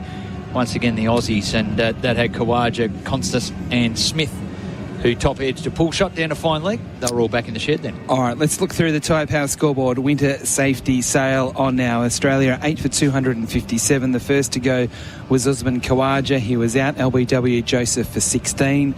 Constas caught Hope, bowled Phillip for 25. Steve Smith caught Phillip, bowled Alzari Joseph for 3. Then Cameron Green on the last ball before lunch out, caught Chase, bowled Seals for 26. A little reckless on the big drive. Yes, it was an unusual shot to play last ball before lunch. After lunch, Travis Head, probably about 15 minutes after lunch, he was out, caught Hope, bowled Joseph for 29. That was Shamar Joseph. And then a good partnership between Webster and Carey of a tick over 100 before Carey was out on the pull shot for 63. Caught Brathwaite, bowled Greaves. Cummins bowled Joseph for one that shot a little bit low for 17. Mitch Stark was caught behind off the bowling of Seals for 6. Nathan Lyon 1 not out, as I mentioned, and Bo Webster 55 not out. That first partnership was worth 47. So the first 45 minutes, you kind of thought Australia was going to make 600 on a feather bed. But it didn't ultimately prove to be the case. The bowling figures for the West Indies at Seals, 11.4 overs, 2 for 36. Shamar Joseph, 14 overs, 1 for 60. Alzari Joseph, 12 overs, 3 for 48. So he is the leading wicket taker for Belgravia Apparel for quality New Balance cricket teamwear. Anderson Phillip, 12 overs, 1 for 46. Justin Greaves, 6 overs, 1 for 35. And Roston Chase, his Loffies, 4 overs, 4 19. So that is the scorecard there for Tyre Power Winter Safety Sale. Lots of talking points. We'll have a chat about some of them now, Bryce, but obviously the new ball coming up for Cobram Estate in just under an hour from now will really thrash out the issues of the day. You talked about it. Australia 3 for 50, which included the wicket of Steve Smith and the wicket of Usman Khawaja. So this one was slightly different. It wasn't necessarily the youngsters that went out really cheaply. Yep. They got starts. I'm saying youngsters. Cameron Green, I probably can't call him a youngster, but he certainly hasn't got the experience of Khawaja or Smith. Green making 26, Constas 25. What do you think? Well, look, Constas, we had a good discussion on air about it, and I think there'll be more of those types of discussions to come. The fact being that, the ball was moving around, it was swinging, it was seaming, and he wanted to really get on with things and played and missed, and he did play some nice shots, there's no doubt about it, but it just seemed to be he was playing on borrowed time by playing that way, and in the end he did nick one and he was on his way. It was positive, it was okay. You thought he looked better, he was batting better. Well, he definitely looked better than he did at Barbados. In Barbados, he tried to bat aggressively and scored 5 off 38. Yep. And was dancing down the wicket and doing all sorts of crazy things. Today, he didn't batted, dance down the wicket. No, but he went out there and he tried to play shots. Yep. Yeah. Now, if he wasn't told to do like that, then there's problems. Incidentally, the covers are coming off remarkably. That's good. Which I didn't think was possible, which is a good sign. But if he didn't have that license or that method that was encouraged, then he's playing out of his game. That's not the way he would normally play Shield cricket from what we've seen. We've seen him do it, obviously, on Boxing Day, but he went out with a very aggressive approach.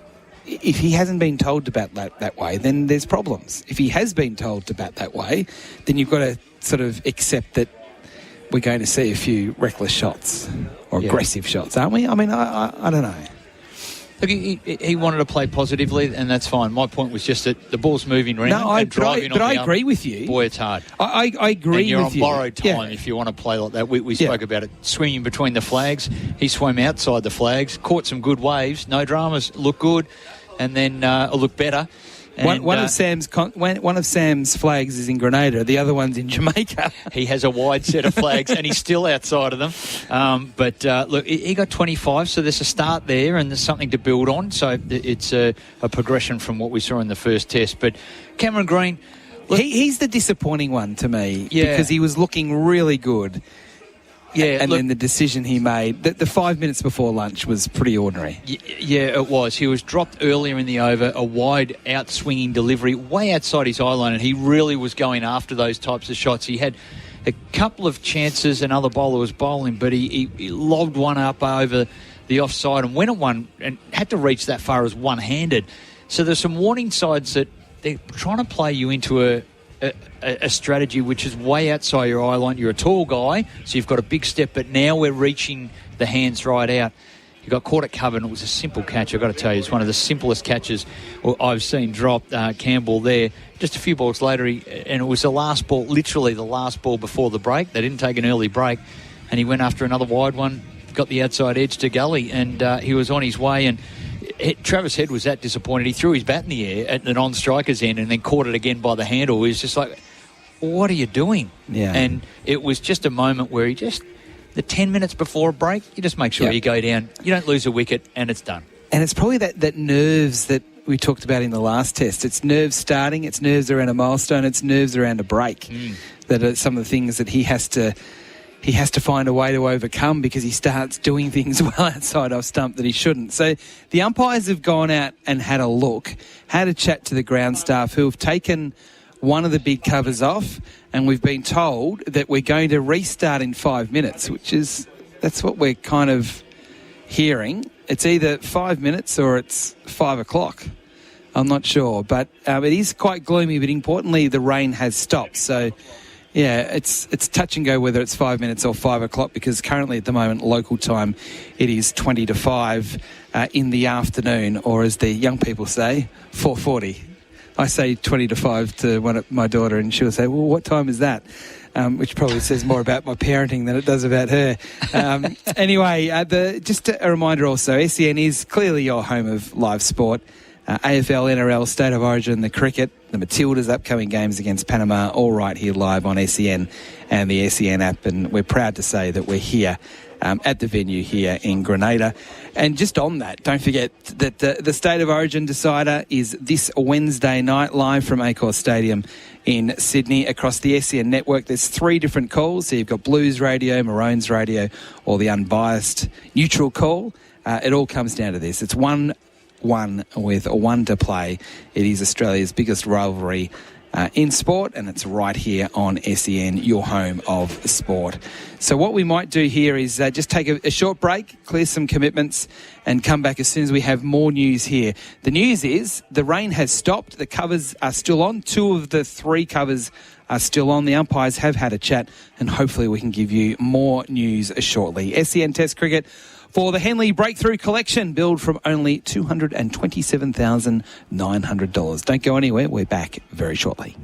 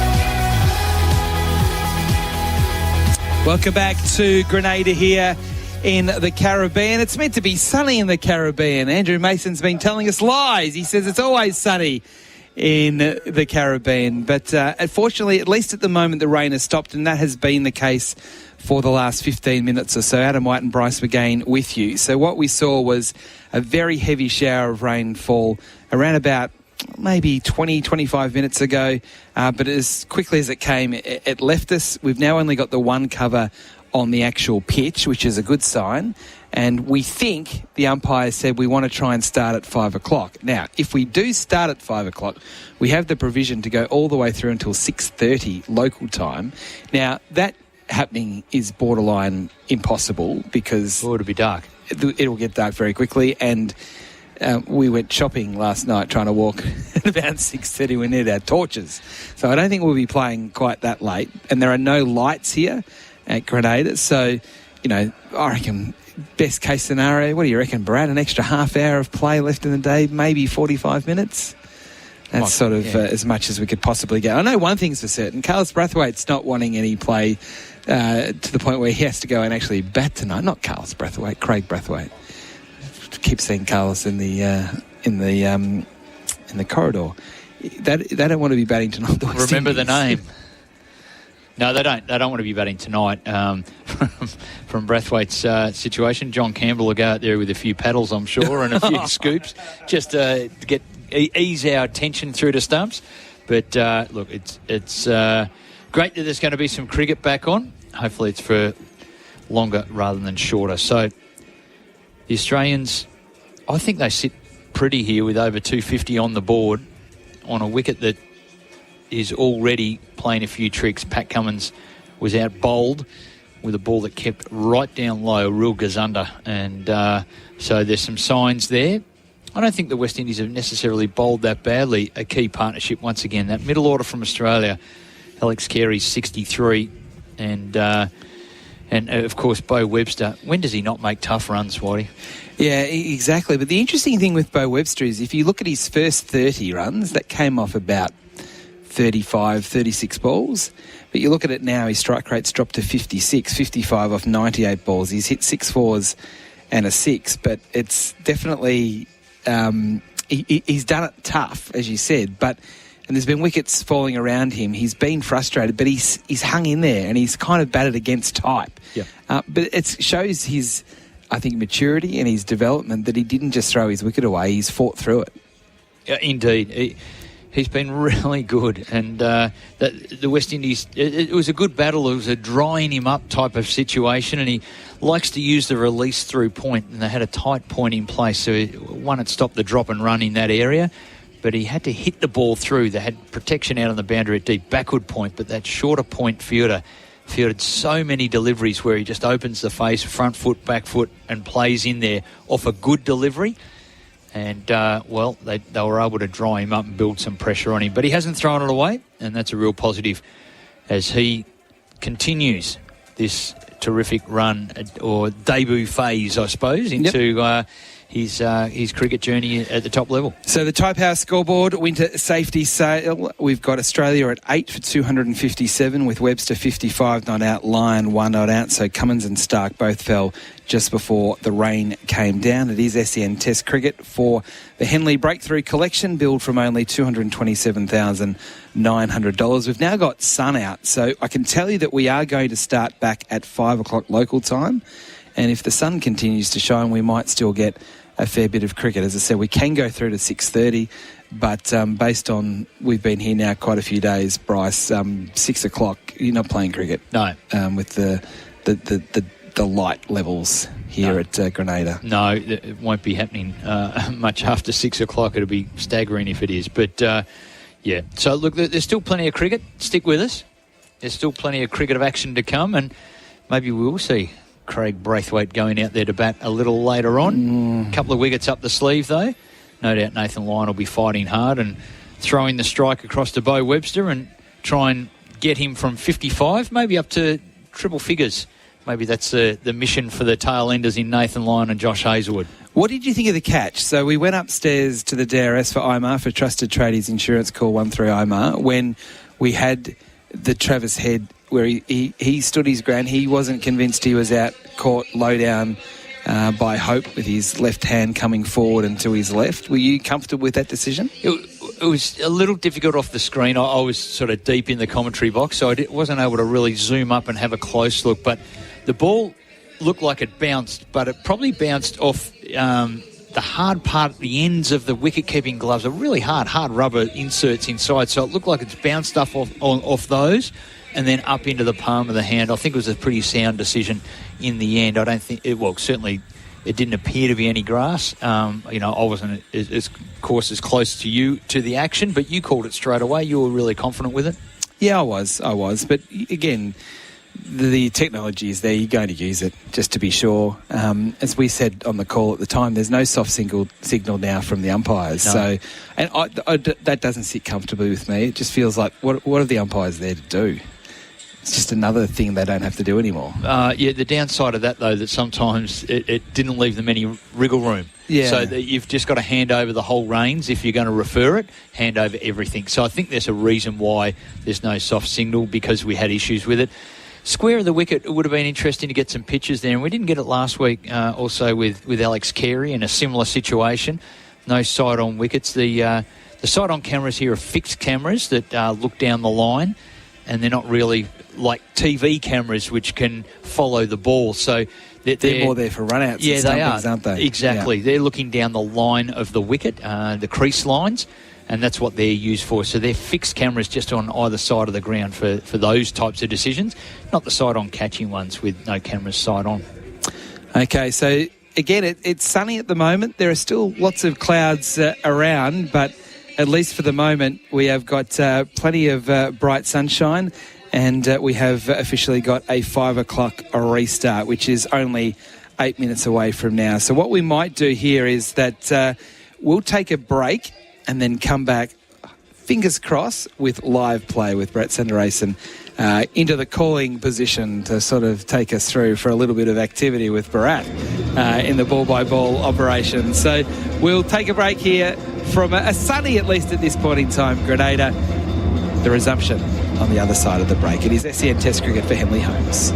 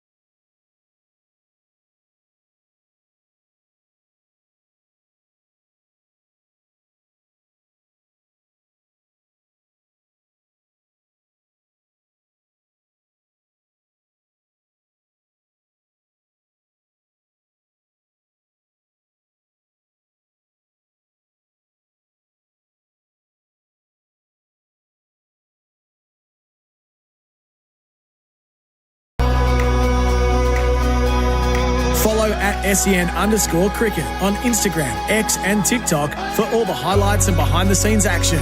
Live from the Caribbean, Australia and the West Indies on SEN Test Cricket.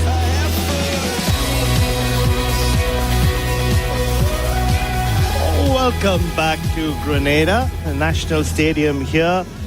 And the sun is out. You're listening to SEN Test Cricket for Henley Holmes. My name is Bharat Sundaresan, and I've got from Australian leg spinner and my housemate for the week, Bryce McGain, right here with me.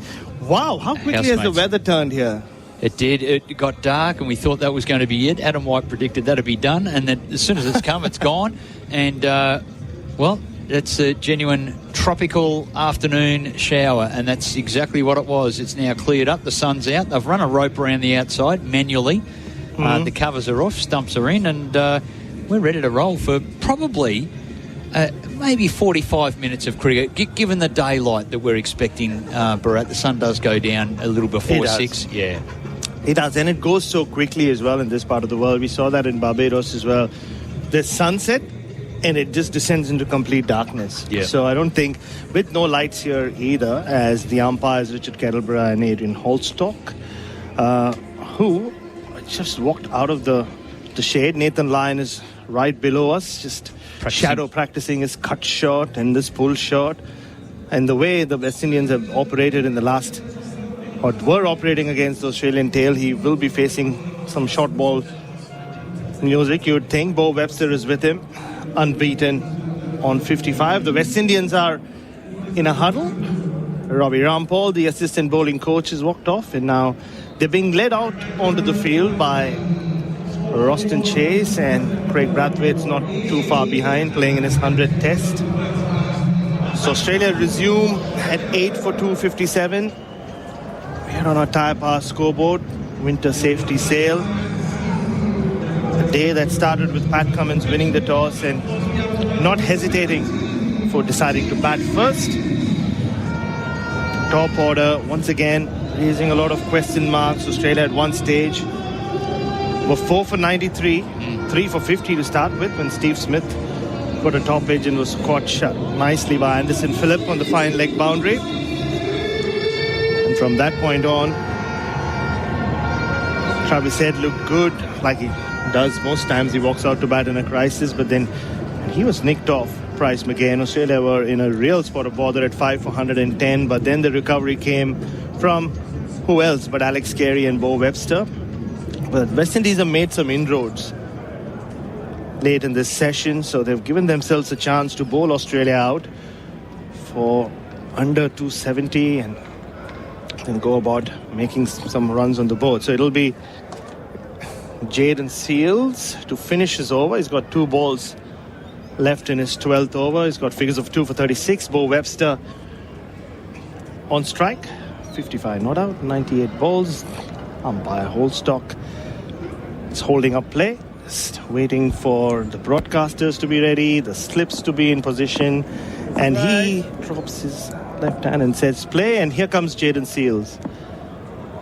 Seals bowls, and Webster just tucks it round the corner, picks himself up a single. He moves on to 56. The score now 8 for 258. That's what the West Indies haven't done a lot, or weren't doing a lot before the rain break, giving him anything on the onside to play with. Yeah, they had a real strategy to him, and that was bowl a channel, and it dried him up. They had a short point and a sweeper deep backward point that the 2 key players, he's so strong through that area, but it just dried him up. He couldn't drop and run. He couldn't belt the ball through, and they had a deeper set cover. So it was just some good strategy against what Bo Webster has done.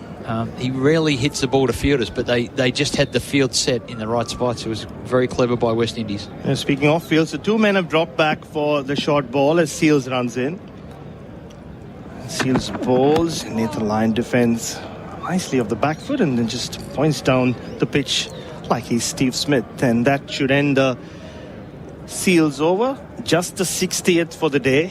So yes, there have been rain breaks, but the over rate once again, well, less said about it, the better. 8 for 258. Australia, I just heard during that rain break an announcement from the ground MC, Bryce, about how there'll be day 2 tomorrow, asking the Grenadians to come here with their friends and family. We've seen a lot more in the second and third sessions. They've streamed in probably after work or after whatever they've been up to around the island. There is a lot of traffic here as well. You've noticed that. Very narrow roads and just one lane each way. There's no 2-lane roads at all on the whole island. So it's very tight with the traffic. But it's the ironic thing of pleading to everyone who's here to come to the cricket. Well, you're talking to the people who are here. Already You're not here. talking to the people outside the stadium. Maybe they point the speakers outside the stadium and drive through town. Maybe I know they do. yesterday they were getting around and handing out some tickets, really encouraging people That's to a come. very so, good sign. So maybe tomorrow we'll see a lot more local support. Well, Alzari Joseph it is from the other end. He runs in, he bowls, and Webster defends off the front foot. So we are at the river end. And that's the Darbo end. I told you that's because that's the suburb of Darbo. Yeah. Apparently one of the plusher suburbs of St. George. The posh end. The posh end. Posh end of St. George. So where Andrew Mason would be. Yeah, Assume? he deals in those areas. Yeah, he's in the highfalutin. Of course. Yeah. Always the best for our colleague Andrew Mason. Alzari Joseph runs in. Joseph bowls and Webster just tucks him away again and refuses the single. So they have 3 fielders back on the onside. In fact, 4 with long on back as well. So it's that time of the innings where they're trying to offer Bo Webster a single and bowl at Nathan Lyon. So Alzari Joseph and Nathan Lyon just sharing some jokes. And Nathan Lyon has Richard Kettleborough in splits in this record-breaking test match for him. Loves a chat, does Nathan. I think it helps relax him. He does. Particularly when he's batting. Does as Alzari Joseph runs in again. And he bowls a nice shot delivery. Oh, Webster had to get out of the way. Again, none of these bouncers have really gone up to head height. Even the one that Pat Cummins fended at awkwardly, he kind of ducked into the bouncer. So it'll be interesting to see how the Australians operate with the short ball when it's their turn. It's 7:03 in Sydney, Melbourne. You're listening to SEN Test Cricket for Henley Holmes, Parasundaresan, Bryce McGain, and we'll soon be joined by Andrew Mason as well. Looking forward to that. Alzari Joseph runs in, bowls, and it's a wide delivery. Wide enough for Bo Webster to not just shoulder arms, but also kind of walk at the ball to make a point. So 2 balls remain in the over. The field now needs to adjust. So, and the people, the fielders in the deep are like going, "Hey, hang on, do you want to do something here?" And yeah, well, Roston Chase, who is in the gully, goes, "Yeah. You know this game. You know how it works. You kind of come in a little bit now, don't you?" Okay, So mid-wicket and cover have come in, but there's still a long on. Either you're going to play the game properly or not. Yeah, this is... It's a bet each way. He can get off strike easily. Yeah, now mid-on is coming up. The miscommunication. Who's up there that was snoozing?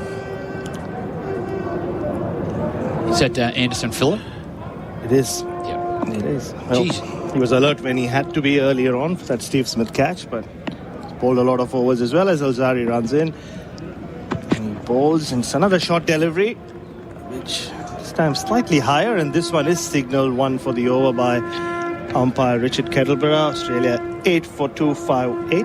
1 ball to go in the 61st over. Still got another bumper to go, and it's not a bad strategy that with Webster. There's 2 out on the onside. Now he does play the pull and hook, but there's also a deep backward point as well. So if he tries to lift it up there, there's a wide slip and that forward shorter point position.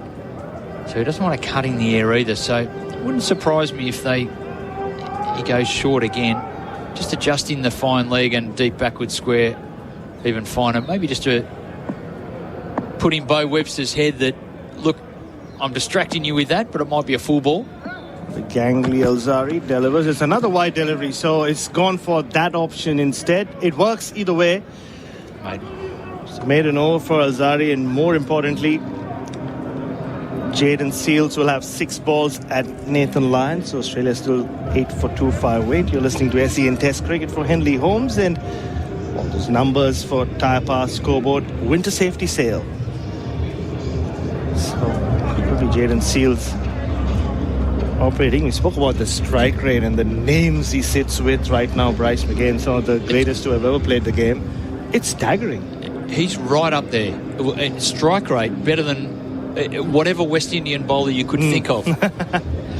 Roberts Ambrose, they're all up there holding. He has got a better strike rate after 19 tests. Which is a decent number. And he's taken 83 wickets, 84 wickets. And has really impressed. This is the first time to see him live, and he moves the ball both directions, bowls with good pace. And energy as he runs in and bowls. The line just defends stoutly at his end. 2 slips short leg, and then some fielders out. We know that it's nearly compulsory for Nathan Lyon going low to high on his hook shot, pull shot, so they're out there as definite catches. Yeah, he doesn't mind playing the hooker. We saw him shadow practicing the hook shot a couple of times down there. I don't think he needs to shadow practice it. It's the most muscle memory shot for Nathan Lyon. He takes it on, famously hit Mark Wood for 3 sixes in Hobart as Seals runs in and bowls. And, well, it wasn't quite a hook shot, but it was a short ball, and Lyon shaped up to go for it. There, he shadow practices it again, but didn't get any bat on it. So the music seems to have come down. The steel pan, the national instrument, I've been told, of Grenada, has been pumping all day long. 2 separate bands at 2 different ends of the ground. Yeah. So the energy has been high, even though it's not been a massive crowd. Bit of a lull now, though. It's been rattling away all day. Seals balls and the line defense of the back foot this time. So the West Indians will take it after the first 45 minutes of play. We thought it was the kind of surface where Usman Khawaja would just book in bed and breakfast and go big. But then came that in-swinger, the late in-dipper from Alzari Joseph, and it's been a different game from that point on. Yeah, all the bowling attack, all bowlers were around the wicket to Usman, and the one he's looking to protect is the outside edge, so he does shuffle across there, but that one nipped back and caught him in front. Seals balls and full ball of the inside edge off one bounce to John Campbell in that slightly deepish short leg. John Campbell added his name to the list for a second time in terms of West Indians who've dropped catches before Shea Hope said, hey, I don't want to be left out. But it was a tough one for Shea Hope. It was Alex Carey just trying to glide the ball over the keeper, put both mitts up, just caught one glove and just dropped to the ground. Everybody's involved. That's teamwork. Yes. One way of looking at it anyway. As Jaden Seals always charging into the crease. And he bowls and Nathan Lyon just plays it under his nose, almost onto his boot on that occasion, and just rolls into Gully region where Captain Roston Chase, who, like I said, would be quite pleased with the way things have gone. 5 for 110, he would have thought maybe we have a chance of bowling Australia out under 200 again. But that wasn't to be. Yeah, I think the key part, Barat, is that they've got 8 wickets around the 60 over mark. They've got, we can manage that. The run rate is still pretty high. They've been leaking a few more runs. Seals balls, and this time Nathan Lyon gets nicely on top of it. And he's seen off a maiden over from back-to-back. Jaden Seals, back-to-back maiden. So the West Indies will take that. But now Bo Webster has 6 balls. I mean, does he continue to play this game? Does he try to take a couple of risks? Right now he's just been brought out a towel, some drinks, and maybe a message from the dressing room as well. Sean Abbott, the man who delivered the news. You'd think so, just because he's been out there for 2 overs. Nothing's really happened since the break. So wouldn't it be a surprise if Australia declare now? Wouldn't that be just something that would rattle the top order of West? Hank, what do you mean? You're declaring? Yeah. I mean, we see those kinds of declarations in pink ball cricket all the time, don't we? When it comes from nowhere, 2 overs after tea, 3 balls after tea, or whatever that second break is called these days, dinner break. So it will be Alzari Joseph, 8 for 258 after 62 overs. You're listening to SEN Test Cricket for Henley Holmes. Gangly, loopy run up from Alzari Joseph, and he bowls and just pushed into the covers. The fielder spiked deep. There's enough time for a single, but that's not what we're doing right now. Webster wants to keep Lyon away from the strike, especially against Alzarri Joseph, to the extent I wonder if Chase brings on Shamar from the other end. He mopped up the tail in the second innings for sure in Barbados. Just that extra bit of pace. Oh, yeah. It's been rattling the Australians. He hasn't let up. Bowled over 40 overs in that first test, and I thought, I wonder how his first and second and third spells go here. He has not let up. All over 140. Alzarri with the yellow watch. Short ball. Webster goes for it, but doesn't get anything on it.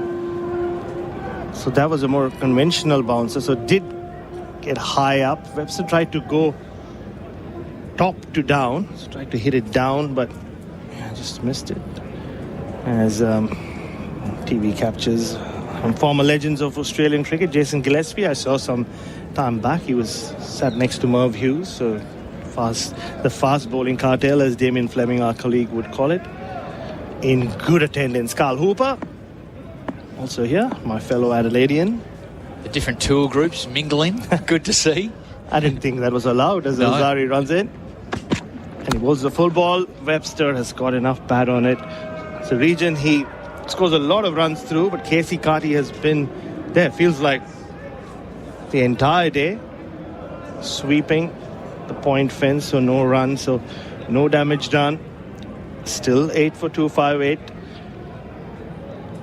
So third man has gone down now. The slip has been sent back. So 4 out deep on the leg side. Third man, deep backward point. A deeper cover. 3/4 of the way out. Deeper mid-off. So there's just a gully keeper and bowler. It's the deepest long on as well as Alzarri runs in. Oh, it's just nearly yorked. It was really full. Nowhere near the stumps. So on that Yorker length, Webster tried to get bat on it as the fielders now come in from everywhere. I think Bo Webster might just take a chance and look for a boundary here, Bryce. It's a bit of a stalemate at the moment, so everybody's coming in. So it's got lots of gaps through the offside. Still have a wideish third, a long leg and a fine leg. So if he goes wide here, Alzarri, like he did to finish the last 2 overs, I think Webster is going to chase after it. Here he comes. Alzarri bowls and Webster does charge at him. So I think I expected it. Yeah. You could see it coming because his game is going nowhere. Well, it's been 1 run since the resumption in 15 minutes as the ball has gone to the outfield, but Webster has elected not to take the run, or Lyon as well. They're doing it together. And now the fielder's come up. He's looking to explode and score a boundary. I think they just need to keep taking the runs here. Keep ticking it over. You've got to trust Nathan Lyon. Of all people. Yeah. He's done it before. So well, he blocked out a maiden last over and did against Seals, so he's more than capable. Joseph bowls again. Last ball of the over. Down the pads this time. Just got his pocket. His rolls to Shea Hope. So Webster disappointed with himself. He was trying to open up those big arms of his. So third straight mode made in here from the West Indies. 8 for 258. Australia, you're listening to SEN Test Cricket for Henley Holmes. A good morning to everyone around Australia. You're waking up and... Oh, come on. By now, you should have woken up. It's Australia. Everybody wakes up early. 7:15, Sydney, Melbourne. 6:45 in my hometown of Adelaide and the Adelaide Hills. You're listening to Bharat Sundaresan, and I'm here with Bryce McGain, who I once put 50 runs... Oh, no, actually, we put 70 together, didn't we, Bryce, in Sri Lanka? Yeah. That was quite the partnership. Yeah, there you go. Fist bump. We worked hard that day. Jaden Seals has worked hard all day long. Here he comes to Nathan Lyon. He bowls the full toss, which Nathan Lyon is guided, and that should go all the way for 4. And it will. So it's a gift for Nathan Lyon. Looked like it just slipped out of his hand. And he just apologizes to his senior bowler and Alzarri. Admit on, the crowd isn't happy. Just completely slipped out of his hand. So it was nicely done by Nathan Lyon. He's an expert at just opening the face of the bat and guiding it through that gully region. And he'll take the runs. Australia moved to 8 for 262. Nathan Lyon on to 5 now on your Tyre Power scoreboard. Winter safety sale. feels like finally something something happened. And it was a juicy full toss. Bowler error. Australia will take it. Here comes Seals. It goes down on the pads this time, and Nathan Lyon has whipped him. Shamar Joseph has come around though very quickly. He's very quick around the outfield, so keeps the Aussies down to just 1 run. Lyon moves on to 6, 8 for 2, 6-3 now. Jaden Seals maybe just tiring. So if he doesn't get a breakthrough here, I would be surprised if you don't have a Joseph bowling from both ends. Well, they've got so many options now. Changing the team, Anderson Phillip came in to strengthen their fast bowling, where I thought it was pretty strong with Greaves, who bowled really well. So they had 4 quicks. Now they've got 5. Dropped the spinner. Warwick was out. He was the vice captain too, by the way. Yeah, third ball of the over. Seals bowls. Webster just defends. He's trying to come at the ball, Webster. I think maybe a decision has been made out there in the middle. Price that he at least tries to break through this field or find a gap somewhere. Yes, they're all spread out. It's a pretty decent sized playing area, I must say. It is. In comparison to the Kensington Oval. No, it's a good size ground. Outfielders well prepared. Pitch has been by and large pretty good. I won't ask Pat Cummins that after the stumps, but he might have a different conversation. The ball keeping down him, he was out bowled. Seals, ball short ball, and Webster has climbed into that one. He's got a lot of bat. Oh, it's a bit of a fumble, so that will allow Nathan Lyon and Bo Webster to come back for a second run. Well, they've not been sharp at all in the field. So that was John Campbell and Casey Carty coming in each other's way. He got a lot of bat on that Bo Webster, so he's picked himself up 2 more runs, and the bowler was not happy. No, it's been a humid day. Yeah, the ground fielding's been a bit shabby, and there's been a couple of instances. It's been Alex Carey who was the beneficiary. A couple of run-out opportunities for him. He'd given up fundamentally when he was on 10, and it was a miss. Shamar Joseph having a shy, and same thing happened on 51. Seals again. This time just expertly guided through point. Had to wait for that one.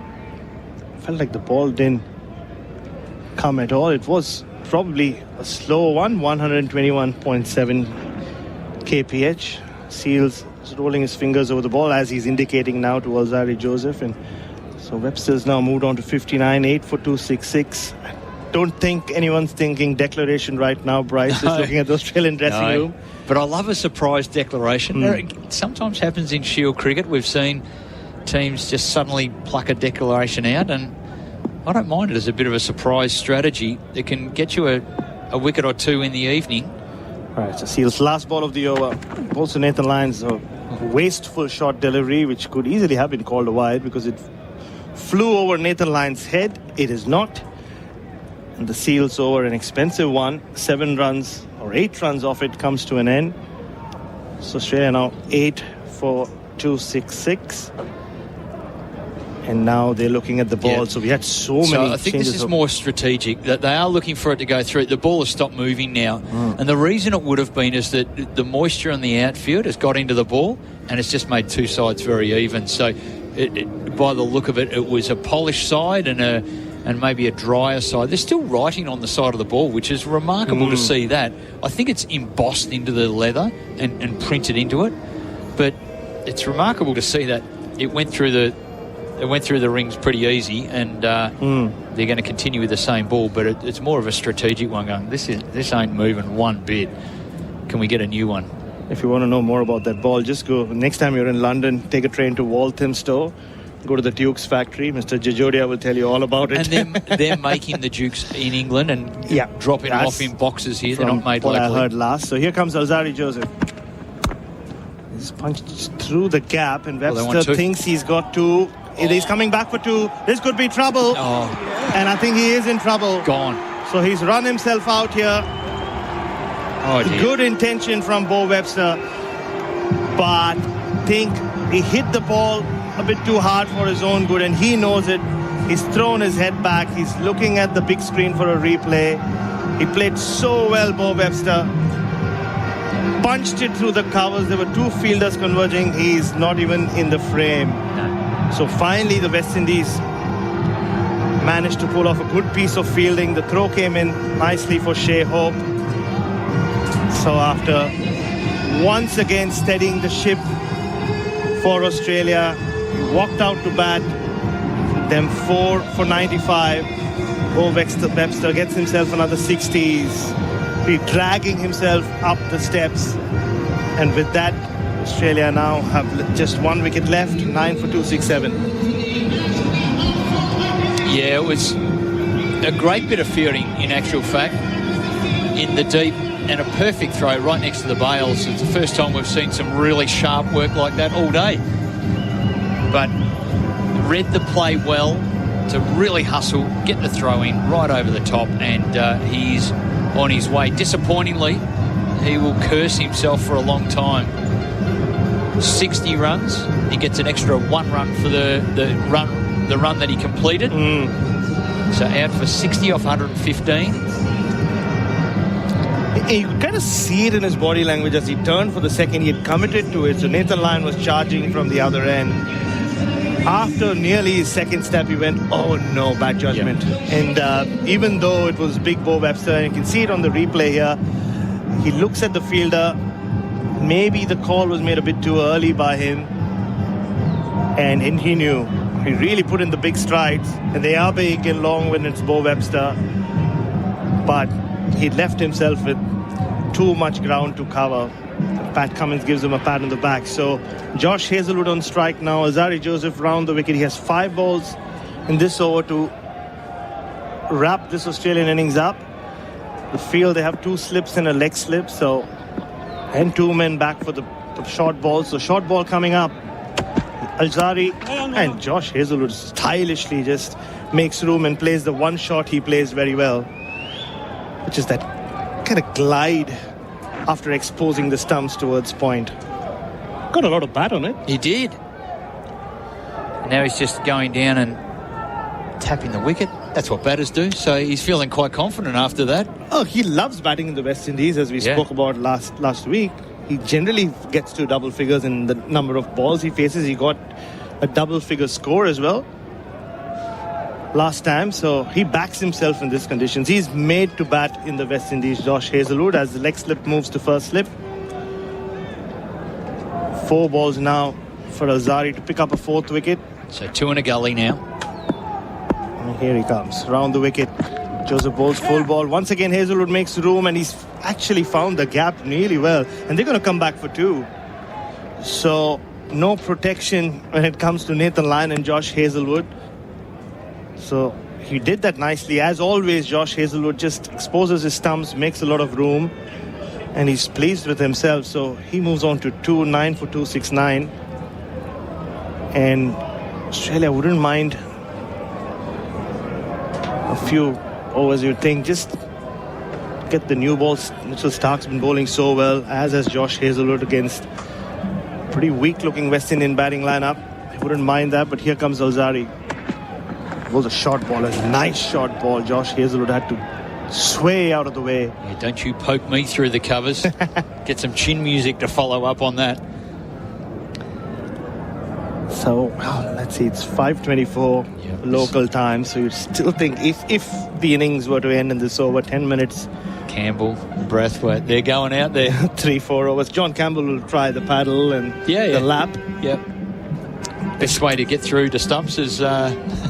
Well, the coach has said if you can't bat for long, bat fast. So let's see how they take up that diktat. Alzarri Joseph runs in round the wicket. And he gets an inside edge, and this will go for 4. So more frustration for Alzarri Joseph. You heard a from Josh Hazlewood as he got that inside edge. Once he saw it pass his leg stump, there's only one way or this was ending, and that's 4 runs for him. So not sure what the West Indian fans were cheering for.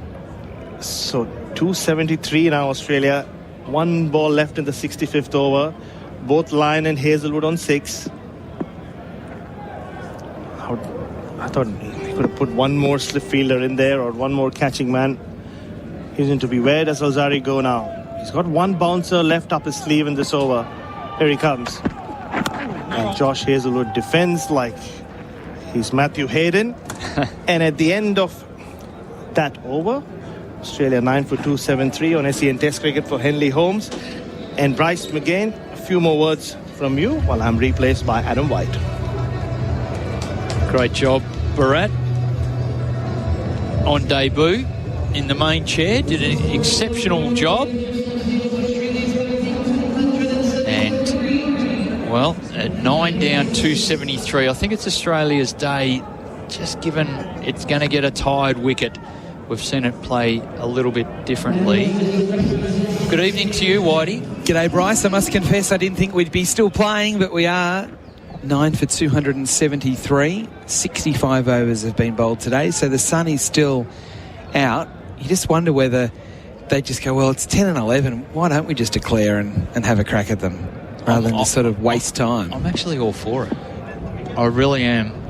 And it's the last thing the West Indies want to do is face the music. Lions on 6. Shamar Joseph bowls. Lyon tugs it away on the onside behind square leg with the horizontal bat. He gets a single. It went quite a long way in the air before it dropped safely. It was leading edge stuff and it was hanging up in the air for a long time. Yeah, it was, wasn't it? I thought initially it was fine, but it was going down breeze and it kept on going closer and closer to the second man out there. Seals came in. He didn't have a play at the catch anyway. It definitely carried the bunker, but it probably went in the back bunker for what Lyon was wanting there. He was watching it very anxiously. So Lyon to 7, 9 for 274 on the Tyre Power scoreboard. Shamar Joseph around the wicket, 2 slips and a gully.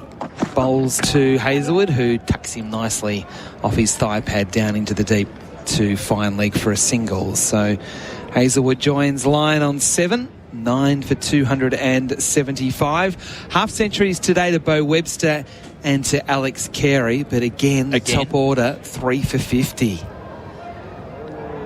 So 5 for 110. Is that worse than 3 for 50? No. Well, 5 for 110. It probably is, but just if we're looking top order, which is your top 4. Sure. 3 for 50 was the headline act, I guess. Lyon's gone again with a hook shot, hitting this much better, rolling the wrists and getting it out to that man in the deep and getting through for another single. So 1 more to the score. But without having the actual numbers right in front of me, it does feel very similar to the first innings that Australia got at Kensington. Now, at Kensington, they actually got 180, but it has a very similar feel to it, doesn't it? With top order frailty, Carey. In fact, it's probably more the second innings where Carey, Webster, Head got runs. Yeah. Head had a handy little innings here today as well. Got 30. Yeah, it's more the second innings. What did they get at Australia? They were 4 for 65, and then the partnership came. And what did they get in the end? 310. Yeah. So we're sort of at that level at the moment. 9 for 276. Shamar Joseph again to Hazlewood. Oh, gets one that he took his eye off, and it's hit him on the body. That was a nasty short one from Shamar Joseph. And again, he's still bowling at 140 kilometres an hour. He's relentless. He just keeps firing in, and that one's hit the arm guard of Hazlewood as he took his eye off that one. He shaped a hook and then realised, oh, no, probably not the right option. And then just took his eye off it and let it hit him on the arm. The rent-free arm guard got a working over there. Didn't even flinch. Joseph again flies past the umpire, another bouncer. That one was much shorter and easy for Hazlewood to get underneath. Another bouncer at 140 late in the day. Some fierce eye contact after bowling it as well. It's a battle. Shamar Joseph. He hasn't bowled as many overs today as what he would normally bowl because the West Indians are playing the extra fast bowler. So I guess that's one of the reasons. I guess it is to share the load because he did bowl 40 overs. No, I was going to say he bowled so many overs. But it's hard not to give him the ball. Yeah. He's bowling so well. Only 1 wicket today. He bowls here to Hazlewood. Hit on the pad. It's flick fine. It's going to be 4. 4-leg buys. Valuable runs to the Australians late on day 1. You can see there Joseph trying to zero in on the stumps. And he got the radar a little bit off and it flicked the pad on the way through past the keeper and down to the boundary for 4. 9 for 280 at the end of the over. Shamar Joseph now 15 overs. He's still bowled equal most for the West Indies. 2 maidens, 1 for 63. Alzari Joseph also 15 overs, 3 for 55. The other multiple wicket taker, Jaden Seals, 14 overs, 3 maidens, 2 for 45. Adam White with you. Also now Andrew Mason coming in. Hello, nice to see you. We don't get to do much together today. No, that's terrible. I know. Joseph has not been as good today in terms of his length. This is Shamar Joseph, as we saw him in Barbados, tending to pitch the ball down the leg side. His length is not as full as it was in Barbados. It's been a bit of a disappointment for him today. Alzari Joseph is bowling from the River Road end. He bowls to line. He takes a single, just nudging it into the offside, into cover point. And the West Indians can't prevent the single. Lyon to 9. Hazelwood 7, 9 for 281. We're certainly now into bonus time. So normally here, if it's a beautiful day, Stumpsy's at 5 o'clock, then the extra half hour for a slow over rate. But now we're pushing past that because of the 2 delays we've had today for rain. So 1 for 20 minutes and 1 for just over half an hour with the showers that have come across the island here in Grenada. They come and go pretty quick though, don't they? Yeah, indeed, yeah. Alzari Joseph around the wicket to Hazelwood, who pushes up to mid-off. Showed Alzari Joseph all 3 stumps there as he stayed leg side of the ball. Backed his eye and just pushed into the offside. These are also important runs here because at one stage 110 for 5 to get to 281 for 9 represents a good recovery, and I'm sure that Australia will take this any day at 110 for 5 to be 281 for 9. But would have they taken it at the start of the day? I think they'd be looking for more really. Yeah, that's right. Yeah. Ball this time. Hazelwood gives himself room and bludgeons it down the ground through mid-off for 4. In fact, it won't go for 4. It falls just a little bit short. With the rain, the outfield slowed up a bit and they actually have to run 3. Hazelwood thought it was 4. He wasn't really keen to run at all. Gets him into double figures. He's up to 10. Line on 9. 9 for 284. That was open. The shoulders there from Hazelwood, swatting it past mid-off. Lyon has got a high score in Test cricket of 47. He can bat a bit and likes to hook and pull, you know. Yeah. Yeah, and one who gets into line quite nicely as well. Not a rabbit by any stretch of the imagination, Lyon. Is Hazelwood a rabbit? Just thereabouts. Yeah. Alzari Joseph again over the wicket to Lyon. He plays that full shot that Andrew's talking about out into open territory on the onside. They have 1. And they come back for 2. Hazelwood had to scamper the last few strides to the non-strikers end because that was where the throw was coming in from Brathwaite. But they get 2 more to the score. Yeah. Swiveling the hips and pulling it out into open territory on the onside. So Lyon to 11, 9 for 286. Wonder whether the umpires have got light meters in their pocket. It's got dark pretty quick. Yep, has indeed. Don't think we're going to go too much longer. Important partnership of 19 already for the last weekend. Yeah, definitely. It's a good point. Alzari Joseph bowls. Lyon, another hook shot off the glove. Out. Caught behind. Alzari Joseph gets his 4th wicket. Nathan Lyon departs for 11. Australia all out for 286. Yeah, good bowling. Banged in short. A lot more effort in that delivery. Went for that pull shot. Would have been deceived, I think, by the extra pace and bounce generated, and an easy catch taken by the keeper moving across to his left too. And Craig Brathwaite says, what'd you do that for? Why did you get that wicket, Alzari? I don't want to bat tonight. No, I don't think he would want to bat tonight. But have a look at the monitor. Banged in short, yes, get inside of it. Clearly coming off the glove, and an easy catch taken by the keeper. Joseph, I think overall Alzari's bowled pretty well. After a bad first over. Yeah, after a bad first over. Lots of effort to finish with 4 for 61 for 15 overs and 5 balls. You take that any day.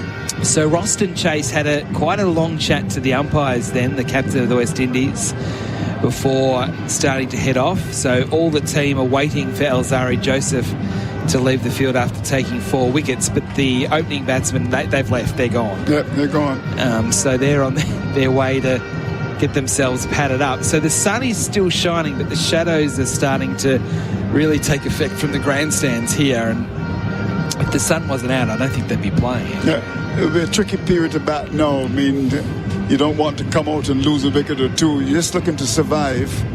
And, of course, Australia will be looking to, if they do play, I'm sure they will.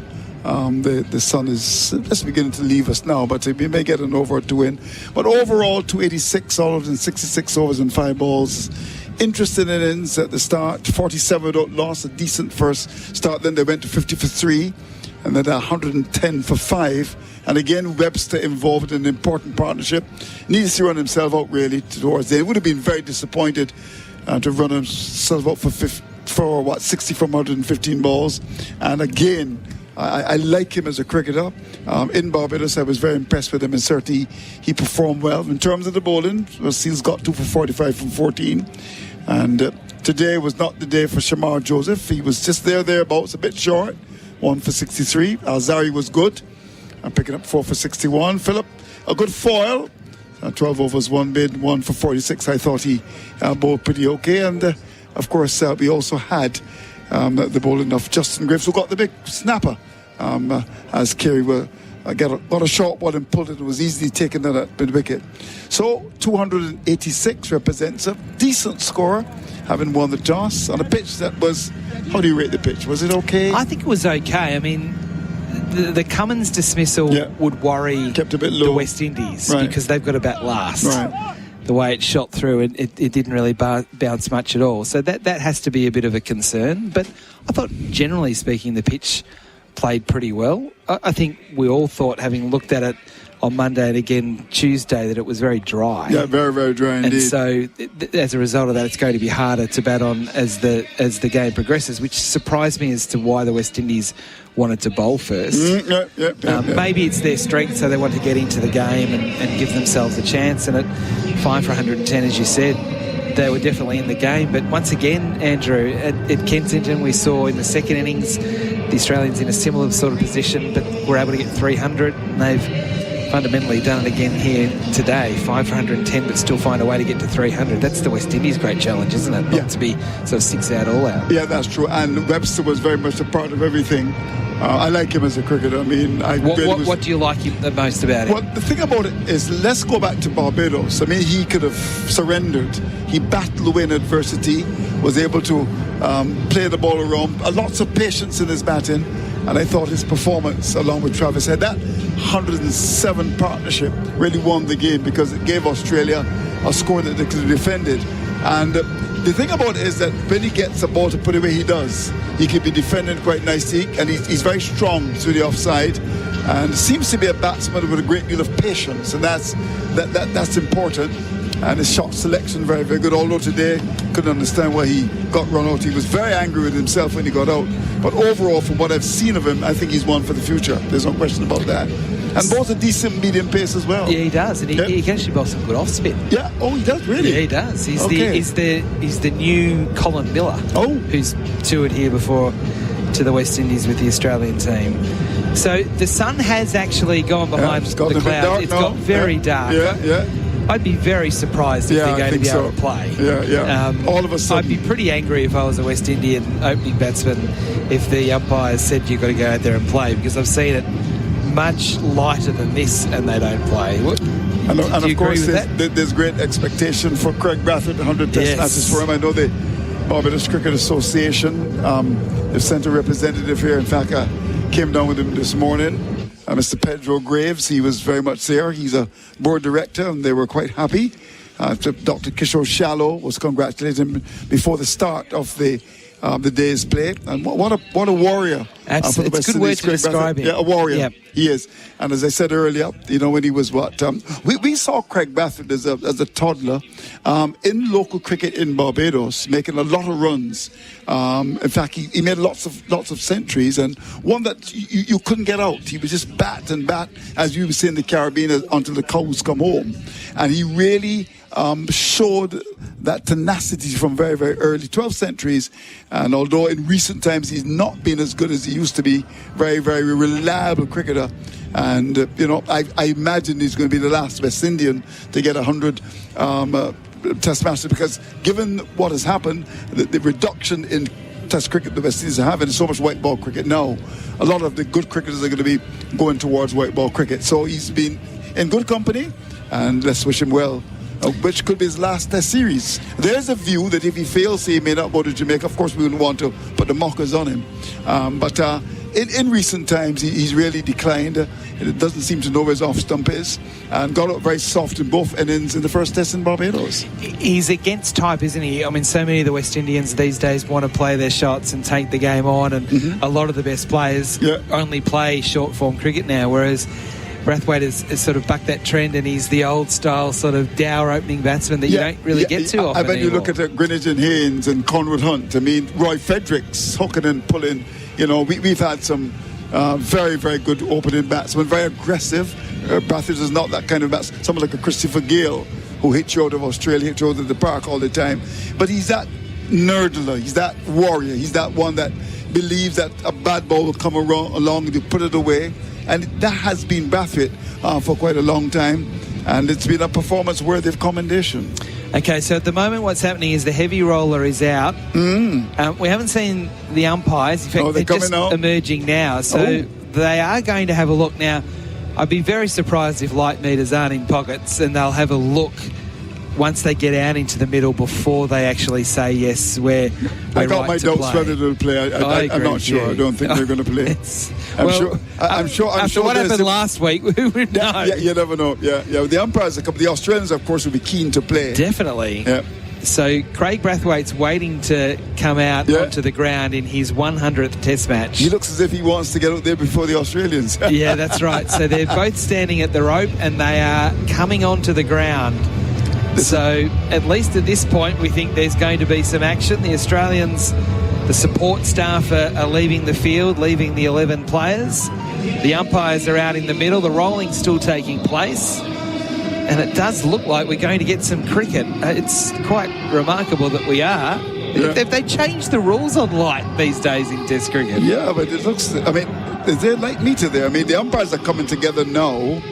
And the two batsmen are making their way out to the middle. The Australians will be keen to go. I see the umpires looking up to the skies, but it's looking pretty dark here. So maybe they'd have to have Nathan Lyon bowl. Oh, maybe it's Lyon. They're having a conversation now Webster. with Cummins. Yep, they've definitely had a conversation, and Mitchell Stark took his cap off. He's now put it back on, and I have a suspicion we might be finishing here. I think so. Yeah, I think so. Yeah, they're coming off. Yep, they're coming off. Yeah, they're coming off. Why so did they go in the first stumps. place? Oh my golly! This is going to be stumps. So Craig Brathwaite, his 100th game, is going to have that whole ceremonial walk out onto the field in his 100th match again tomorrow to start day 2. But that will be stumps. It seems a bit of a waste of time, to be perfectly honest, that we even went out there. Yeah. Why didn't the umpires do it 5 minutes earlier? That you have that situation where the umpires have gone out, the cricketers have gone, the two batsmen come to the middle, and then the umpires decide to have a little chat with the captain. There was Stark with his cap off, looking to bowl, put it back on, and the batsman just turned and walked away. What a day it has been, though, for cricket. There's been lots going on. And There's no doubt about that in the Spice Isle. Was there enough spice for you today in the Spice Isle? Just about enough. Just about enough. So the umpires are going to stay out there. So what they do is they put the light meter on top of the stumps. Yes. And they've checked at both ends. Mm-hmm. And now they're going to... Are they going to hover out there, or are they actually going to come from the field? It looks like they're going to come from the field. As I said, I don't understand why the umpires didn't go out 5 minutes before the players and check the light. That seemed to be the logical thing to do, but often cricket, the sport doesn't show a lot of common sense. Well, the Gong staff are just beginning to bring the covers onto the square pretty soon, so I think they reckon it's the end of the day's play. Just one stump is up at either end. But I mean, the umpires are coming off now, so one can safely say that it's the end of the day's play.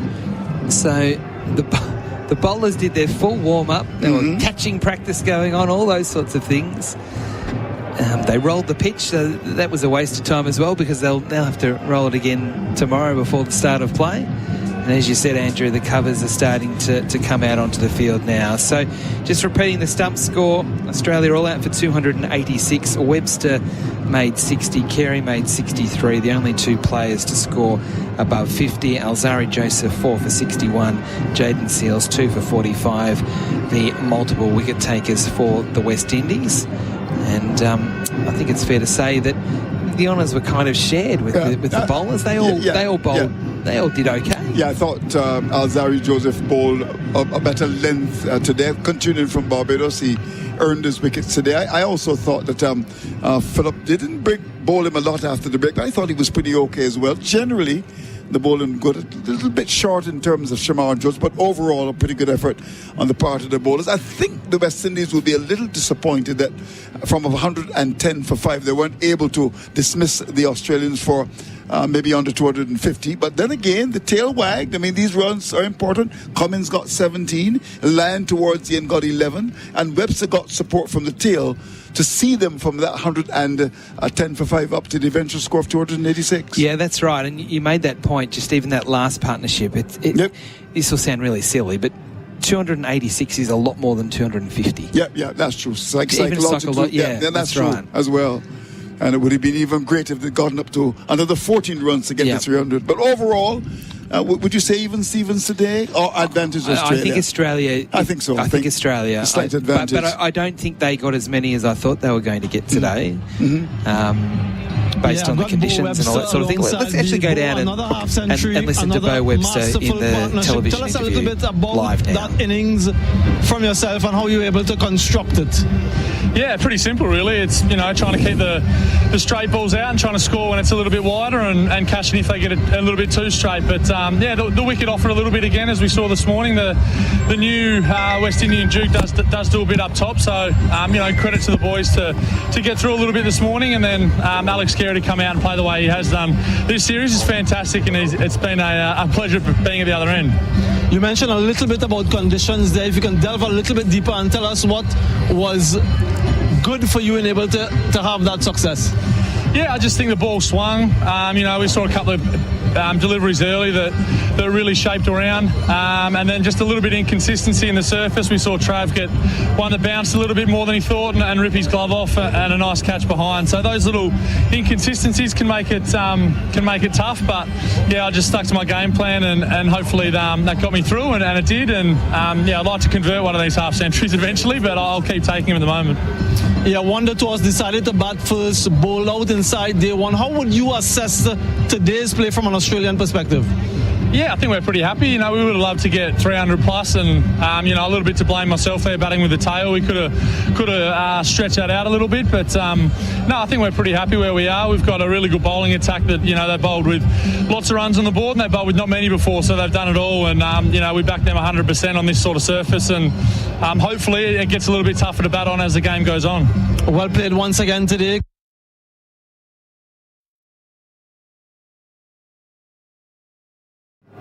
Okay, so there is Bo Webster, and we thank the television broadcast there for that conversation with the man who scored 60. We're chatting to Alex Carey, so we'll play that in the new ball, thanks to Cobram Estate.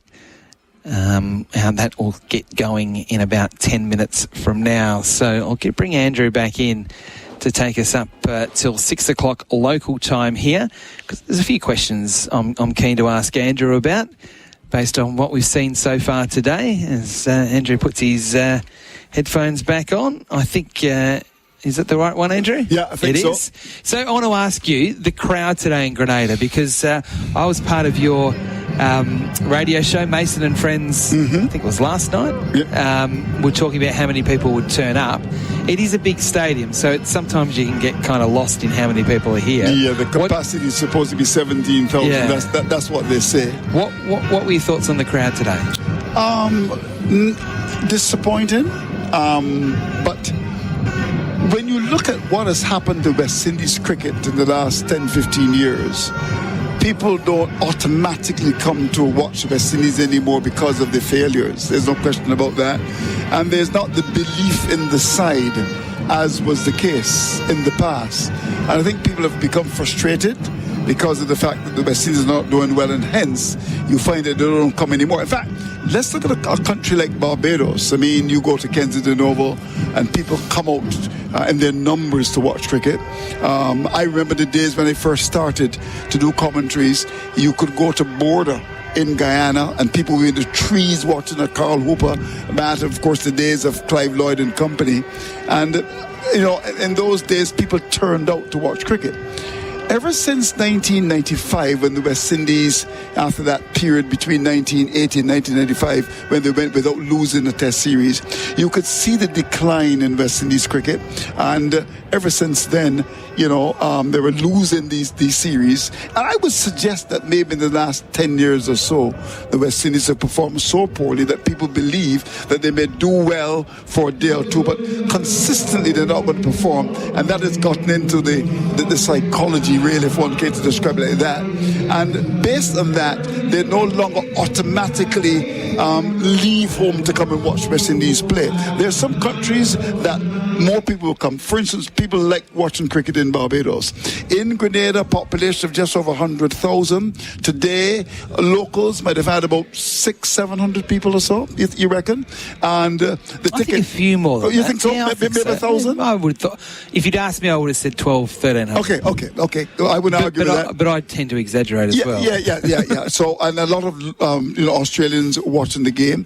286 all out should inspire a little confidence in the West Indies. But people are going to be listening to the radio, watching the television, and they will decide. Let's assume that at the luncheon interval tomorrow, the West Indies will say 110-1. You will find that people will leave St. George's, wherever, in the 6 parishes, and come to watch the cricket. But you don't get big crowds anymore with people watching. Of course, for the white ball series. I was going to ask you, if this was Australia and the West Indies in a one-day game, would it be packed? Yeah. I'm not sure about being packed, but certainly a lot more. Yeah. A T20? Yes. Packed. I would think so. Maybe not packed, but a lot more would come to watch the game because, of course, they've got some very good, T20 players. But the reality is, as you said, if there's only 120,000 people living on the entire island... Mm-hmm.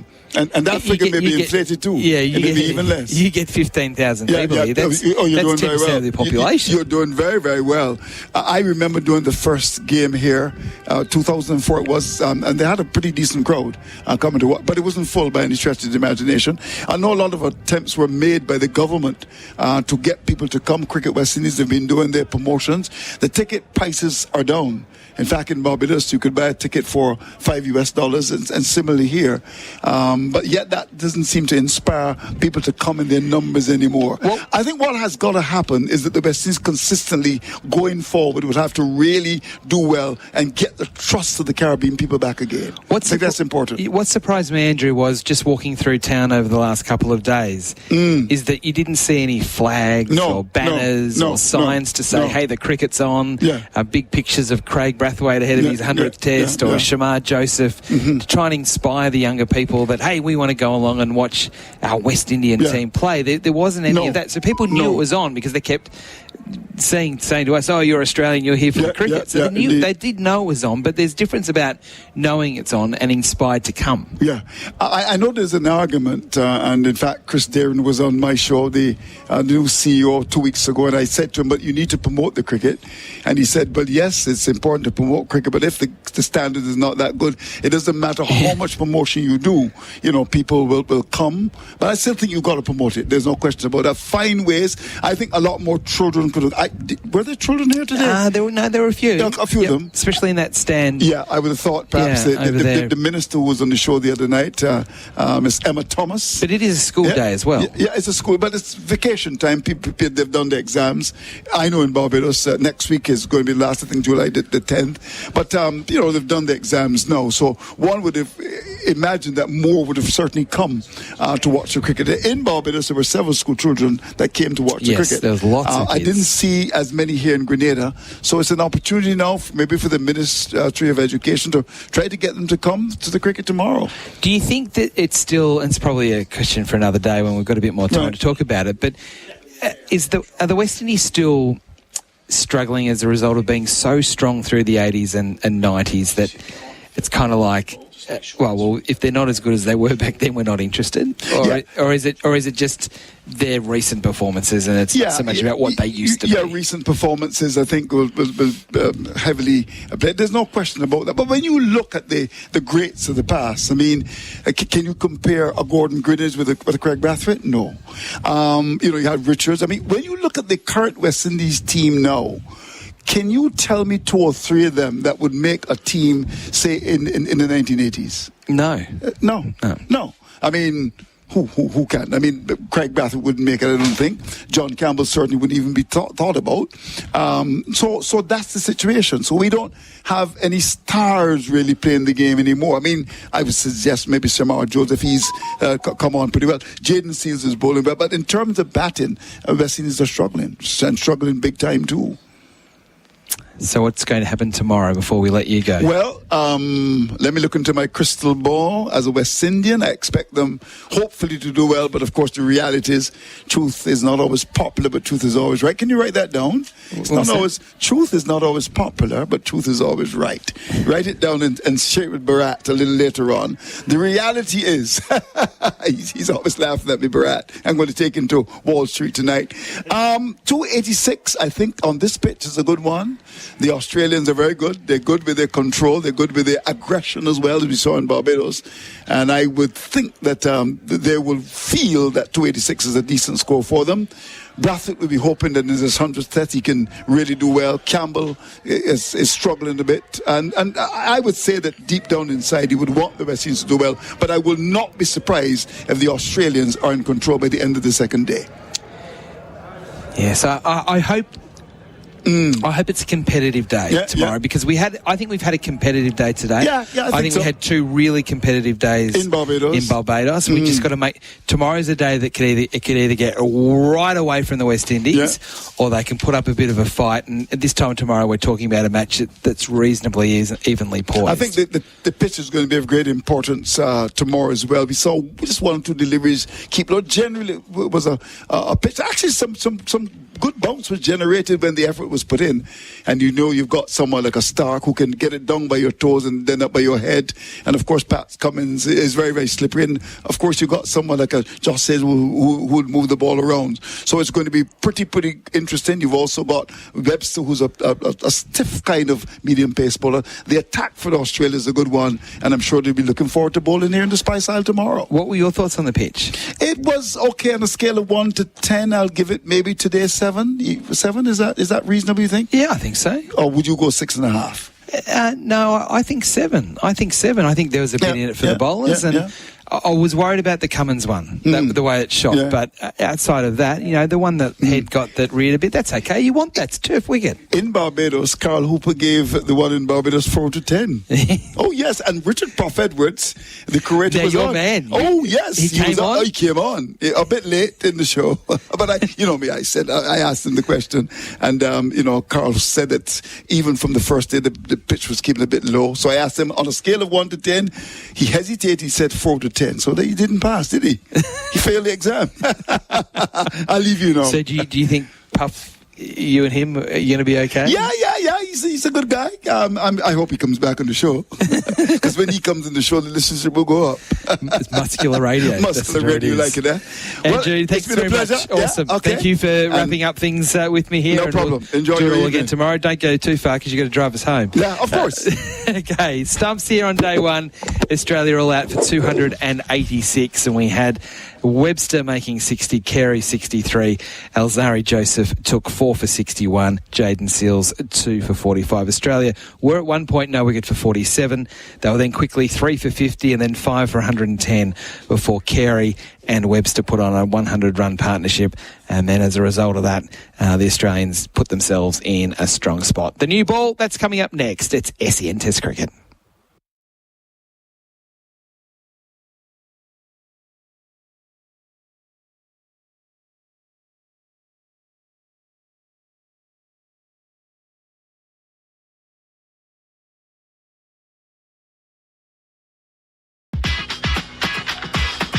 Cobram Estate, Australia's most awarded extra virgin olive oil. Grown, harvested and first cold pressed in northern Victoria on SEN Cricket. This is the new ball.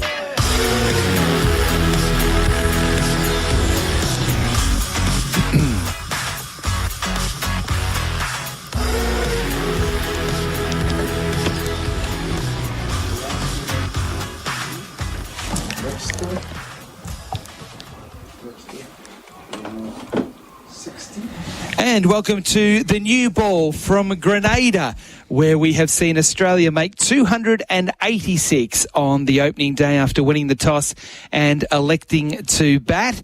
We had a little bit of rain, 2 heavy showers, which meant that in the end we didn't get a full day's play in, and ultimately it was bad light that finished things off a little bit earlier. But 286 was the score. At 1 point Australia, no wicket for 47, but then they were 3 for 50, 5 for 110 before a partnership of over 100 between Bo Webster and Alex Carey certainly settled things down. Carey making 63, Webster 60, and in the end Australia all out for 286. Now Australia very keen to bat first, but had the West Indies won the toss, they would have bowled first. So interesting to see that both camps saw things pretty differently at the start of play. Before we bring in Brett Sanderson to go through all the big issues of day one, let's relive day one here in the Spice Island. Shamar Joseph bowls to Constas, pulls it away, over square leg, terrific shot from Constas, that goes to the rope for 4. Jaden Seals bowls to Kawaja, bottom edge trying to play the hook shot, and then a race down to the boundary for 4 past the keeper. Terrific balls for Constas. Driving! And the ball goes down to wide, third man is gone for 4. As Harry Joseph round the wicket comes in to bowl to Karaja, who's covering up. There's no appeal for leg before. He's been given leg before. Just in time for Anderson Phillips. First to the outside, is gone to wide. And the man from the land of Calypso strikes outside the off stump. He nibbled at that, he had found. Harry Joseph bowls. Smith, top edge pull shot, close to the boundary, caught, out! Just inside the field of play, Steve Smith is out. And both edge and a score. Oh dear. This time the catch is taken. A loose shot coming from the batsman green. The last ball before the break. Shamar Joseph again around the wicket, bowling to Head, driving nicely through the covers. That one came off the middle of the bat, and as a result it crashes into the rope. Shamar Joseph again on the runway, bowling to Head, edging and gone. Is it? Is it out? So I don't think there's any doubt we're going upstairs. And he's taken it brilliantly with his left hand, and that is going to be out. Shamar Joseph again to Carey. Oh, what a shot that is. Tugging it away off his hip forward of square leg for 4. That is a man in 4. Bowling here to Alex Carey. And Carey slashes through backward point 4. He waits again, dances down the wicket and pushes it. In fact, he punches it through the offside and out to the rope for 4. He hit that so hard. Chase bowling. Webster sweeping in the air, and it's gone a long way. It's gone all the way. Wow. Backward of square leg for 6. As Philip continues in ball edge, the ball goes away. It goes into no man's land. The ball went straight between, and that's his 50. It was outside the off stump. And what a 50 to get in difficult circumstances. Green's bowling here to Carey over the wicket. Carey, hook shot, hooks it away. No one's there. Yep. That is a brilliant cricket shot. It's gone for 6. He'll be outside the ring in a one-day game. Carey this time. Oh, he's out, Carey! He's tugged it straight to forward square leg. Comes in to bowl to Cummins, and Cummins. Oh, he's bowled him!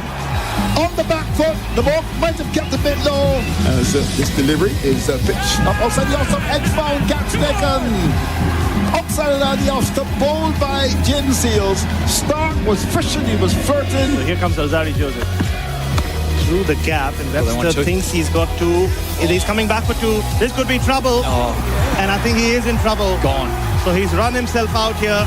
Alzari Joseph bowls, line, another hook shot off the glove, out. Caught behind, Alzari Joseph gets his 4th wicket. Nathan Lyon departs for 11. Australia all out for 286. And that is where it ended, 286 from 66.5 overs. So shortened day because of the 2 heavy showers of rain and also some bad light late in the day. The state of play for Belgravia Apparel for quality New Balance cricket teamwear. I'll go through the scorecard shortly, but Brett Sanderson, it was a good day of cricket, even though we lost a little bit for rain. Yeah, I mean, it didn't feel like it was played in fast forward like what we saw in Barbados. But in a way it was. I mean, we lost 14 wickets on day one at the Kensington Oval. We've lost only 10, but we also lost a lot of overs. You just get a feeling with the conditions the way they are. If we had got 15 more overs, we're potentially talking of another 14 wicket day. So, I mean, the run scoring or the run rate was really high for Australia as well. I think that's the reason they've got to where they have nearly up to 300 runs. But yeah, I mean, a day where we'll have lots to talk about. But yeah, a good day of cricket.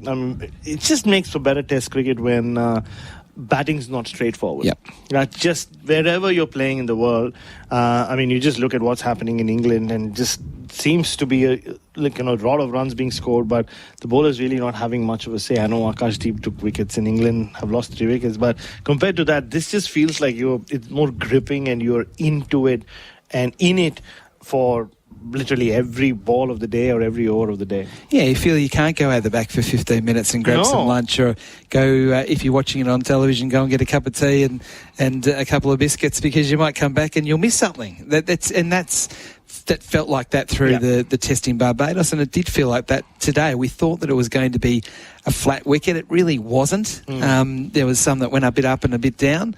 But across the course of the day, there was something in it for the bowlers. But if the batters play good shots, they got rewarded for it. That's what you want. It's, I think, made for test cricket that's relayed back to Australia through the night. So it doesn't allow you to sleep at all, right? That's right. Like, if you start watching it, you don't feel like, I think I can sleep the next 2 hours off, because there's always so much happening. And we saw some really attractive stroke play as well from Alex Carey and Bo Webster in particular. A couple of decent shots in the first session as well from Constas and Green. But yeah, I mean, we saw everything. We saw run out. Obviously, we saw dropped catches because it's the West Indies. You come to expect that. Missed runouts and 2 shocking missed runouts.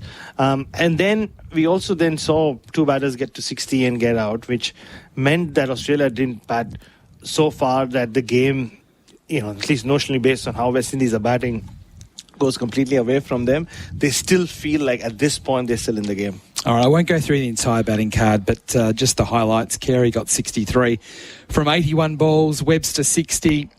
There was a contribution of 29 from Head. He, again, looked really good until he got out. Never looked like getting out until it actually happened, with one that sort of reared and took the glove and the handle on the way through.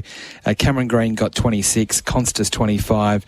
They were the only players to get over 20. The other notable was Steve Smith. We've been talking about him for a week. He finally got back into the team and played a strange shot to a ball that was sort of hip high. Probably didn't get up as much as he thought, but he went low to high to try and hit it for 6. Top edge, as you heard in the highlights, and got caught on the fence, so he was out for 3. So that's sort of what happened, thanks to Belgravia Apparel in partnership with New Balance, delivering high performance teamwear to the BBL this year as well as the WBBL. So there'll be new uniforms for the new BBL and WBBL seasons. But let's get into the first ball. And the first ball for Cobram Estate is another failing from the top order. Now, we've got to be fair, they were no wicket for 47, but then they were 3 for 50. But 2 of those 3 wickets were Khawaja and also Smith. So the newbies, you can't contribute everything to just them. 3 for 50. Is that another cross?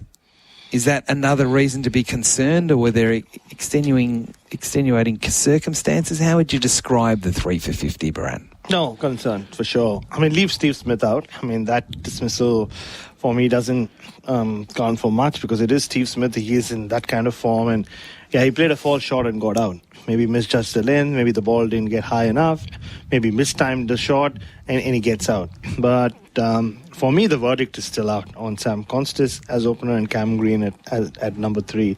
Now, they're balls 2 and 3, so we don't get too much into the individuals just yet. Correct, yeah. But I do feel like yes, they both made 20 each, but I don't know what we can gain from that, about what it means in the longer run.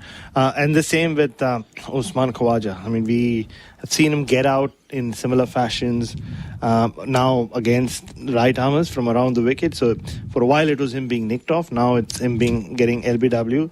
But there's nothing to gain from, or nothing new to learn from that, if that makes sense. So I think same old to an extent. Even though there were a few more runs on the board before the steadying happened, 5 for 110.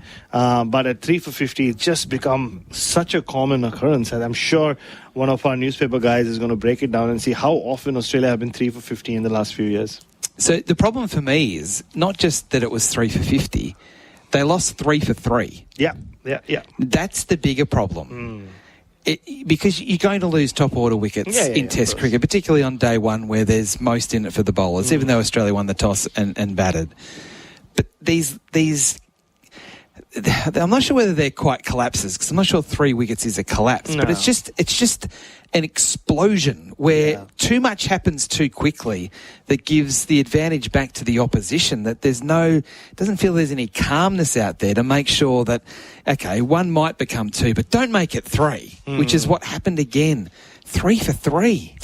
Yeah, it was. And it came from nowhere, because the first 45 minutes or so, while Australia got to none for 47, we were talking about, we are in for the long haul, we're in for 5 days, runs. We had Khawaja making about 350. We did at different points. So, and this is the kind of pitch where Sam Constas cannot fail. He has to make the most of it.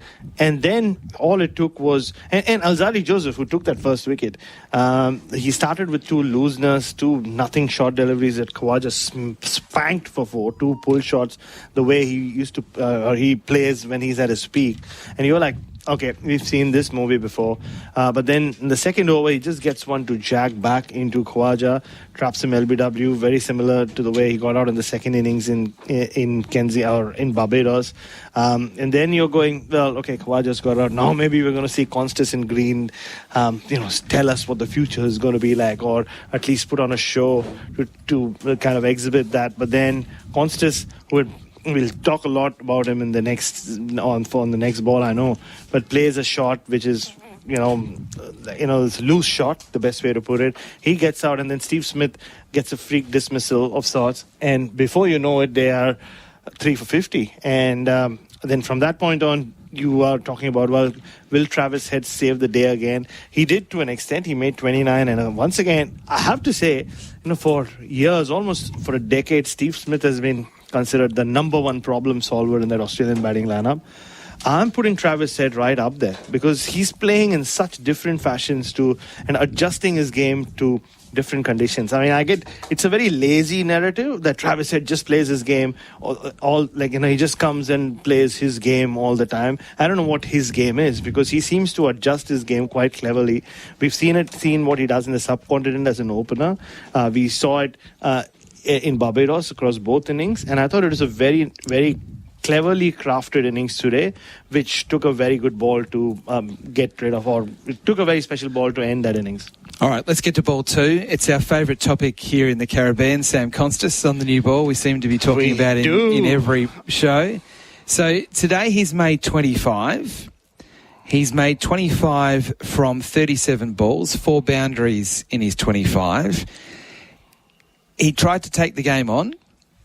He had some success at doing that, and then he also had some issues doing that. He played and missed at a number of deliveries. We didn't see any charging down the wicket. We didn't see any real cavalier sort of agricultural shots, but we saw an aggressive approach. Now, we had a debate on air about this. You were on with me and also Bryce McGain. Bryce and I almost had a wrestle out the back there at one point. It got a bit emotional, because Bryce is very big on the fact that he has to swim between the flags and that he didn't do that with a swinging ball. Now, my argument is, and I'm pretty hot on this, that Sam Constas has come into the team to be the aggressor, to complement what Khawaja is. Is that right? Is that fair to think that that's what he's there to do, or is he just there to bat?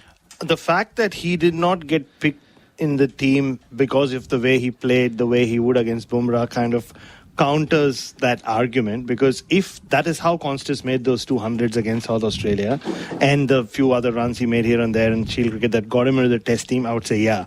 I mean, if you're talking about Jake Fraser-McGurk here, then I would be like, yeah, makes sense. Like, that's just how he plays. But Constance, I don't think the Australian team expected him to do what he did against Bumrah. So all this chatter about Constance is the circuit breaker comes after what he did against Bumrah. But then the chat around that Constance innings, even when he was ramping and reverse ramping Jasprit Bumrah, was, but this is not how he plays generally. I agree with that. So I don't think, I don't think he was brought in to be the David Warner. He was like, look, Nathan McSweeney hasn't worked and Jasprit Bumrah is just walking all over our top order. We need something. Let's throw the 19-year-old in. And he did what he did. And I don't think he knew what he was doing at some point. He just tried it. It worked, game off. And it changed the whole scenery of that series, and Australia went on to win that series. Great. But does that make him the next David Warner, or does that give him the license to just go and play shots? Because we've seen so many different types of Sam Constance already. Even today, I don't think he played aggressively, he played loosely, because he did leave balls. I thought there were some good signs, the way that he rotated the strike, which we haven't seen. We spoke about it last week. He was just hit or miss. But I thought he rotated the strike. There were 2 or 3 times when he pushed into the covers, did what openers have been doing historically for hundreds of years, or not hundreds of years, I sound like a president from a part of the world, but for the last 130 years anyway. And he started looking really good in that sense. But it was a very loose innings. I think it wasn't an aggressive innings where aggressive was last time. He tried something. He was at least charging at the bowlers. I think it was just loose. He could not resist the temptation to go after wide deliveries. And he had got a reprieve when the ball flew through gully. He had been beaten a few times, but he kept attempting that shot. I don't think there was anything aggressive. There is nothing aggressive about chasing a wide full delivery outside off stump. That's just being loose. And he paid for it eventually. And especially for him to do that after Usman Khawaja had gotten out in the previous over. Once again, it's just game awareness, and that's part of the 3 for 3. Correct, yeah. And so it's a progress report with Sam Constance, right? I mean, he's still in school, sort of. So we have to look at his batting career in the same fashion as well. Are you looking at the 25 runs and saying, yeah, at least he made 25? Or are you looking at what he looked like in those 25 runs? A bit of both. Like I said, there were some better signs here. At least he knew how to get off strike. He was basically a sitting duck against Shamar Joseph last week. So that didn't happen. So that's a good sign. So yeah, you tick that box. But yeah, is he the future? I don't know. I mean, we'll still have to wait and watch. The selectors have invested in him for the long term. So he'll get one more test match, whatever happens here. And then we'll see. So I think the progress report is that I don't buy into the argument that only because, like I said, Whitey, because he wasn't brought into the team as an aggressive opener. You really did not know what he was going to do against Jasprit Bumrah. He just went out there and did what he did. I think that innings has got to be put to the side. That's a total outlier. Correct. Yeah. We just got to almost forget that ever happened, and we've got to be judging him more now on what the normal is. Yeah. And I'm not sure what the normal is. Nobody knows. And I'm still not 100% convinced I know why he's in the team. Because for me, it feels that they are trying to find someone that complements Khawaja's steadiness and not slowness. That's being unfair on Khawaja, but he goes about his way a certain way, and they want someone to complement him that will be a bit more aggressive against the bowlers. And that because that's what we've seen. I mean, can I just say, I think they just want someone who will make runs. I think that's where we've reached. So that if that is it, then it's not Constance to open the batting, because there are better openers in the country. But he came off against Bumrah. So what they're saying is, look, he came off doing whatever he did. He's 19. We're going to give him these 3 test matches, and I'm sure they'll take a call at the end of this test. You can't immediately go back to you know who and bring those guys back. I want him to play the whole series. Correct. We're only halfway through it for him. Correct, yeah. I mean, he's got 3 more innings to go. And the way these pitches are playing, definitely 3 more innings. I don't think there's going to be innings defeat anytime soon. So we'll learn more about what he really brings to the table, because he made 5 of 38, so he's not complimenting Usman Khawaja in any way the way he batted last time. So I don't think we need to characterize him as an aggressive opener or a whatever it is, right? Cavalier opener yet. I think he himself is figuring out what kind of opener he is or what kind of batter he is. But like I said, we take the few positives we saw today, but then still criticize the innings overall, or like the mistake he made to getting out, and kind of leave it at that and see what he does in the next inning. I think it's like, and it's in a way it's exciting because you don't know what's to come next time around. He's good for cricket because he has us talking and getting emotional every day. So that's a good thing, and he's unconventional, so that's a good thing as well. You don't want everyone playing the same way. This is the new ball for Cobram Estate Premium Australian Extra Virgin Olive Oil. We'll have more for you right after this.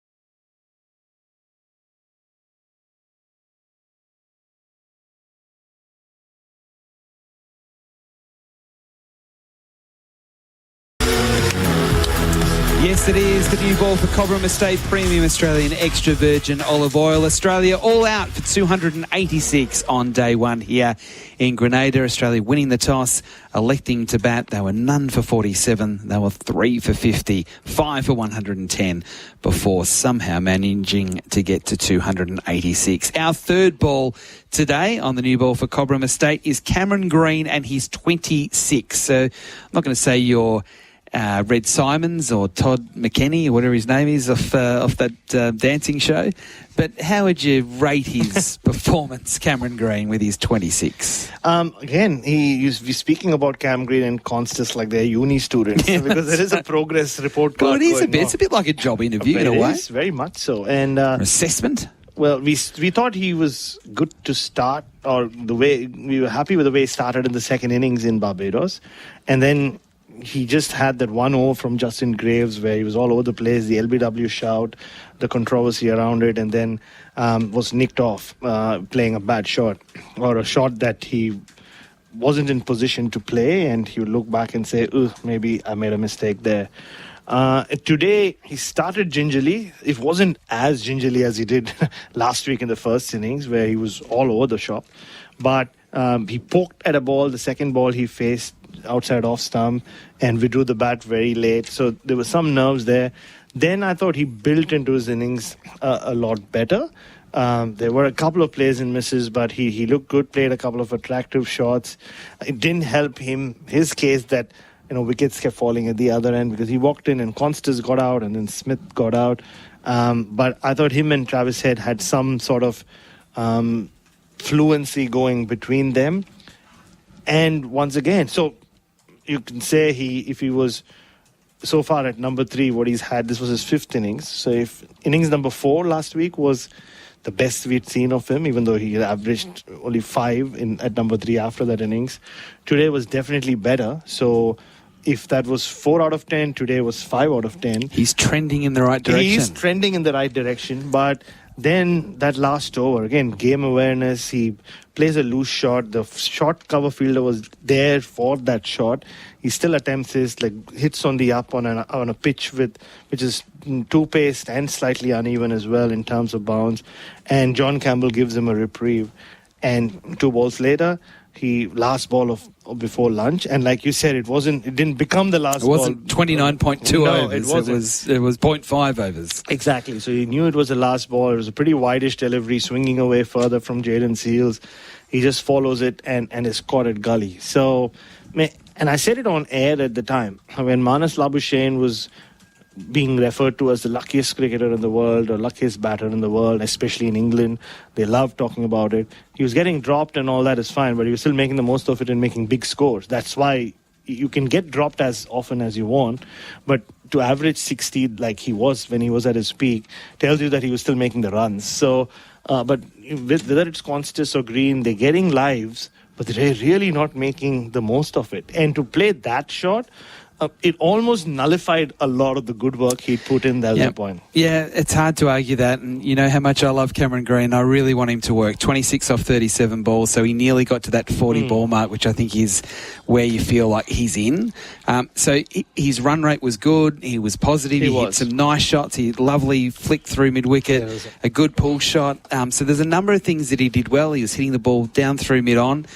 A lot to like, but again, he was part of that 3 for 3. And the last ball before, in fact, he wasn't part of the 3 for 3. He was a bit later on, but he was the game awareness. And we can't give him a get-out clause to say he's only young now. He didn't understand the situation. He's been playing 5 years of Test cricket. That's right, and he's played 30 Test matches. You can't play the Sam Constas, his young card with him.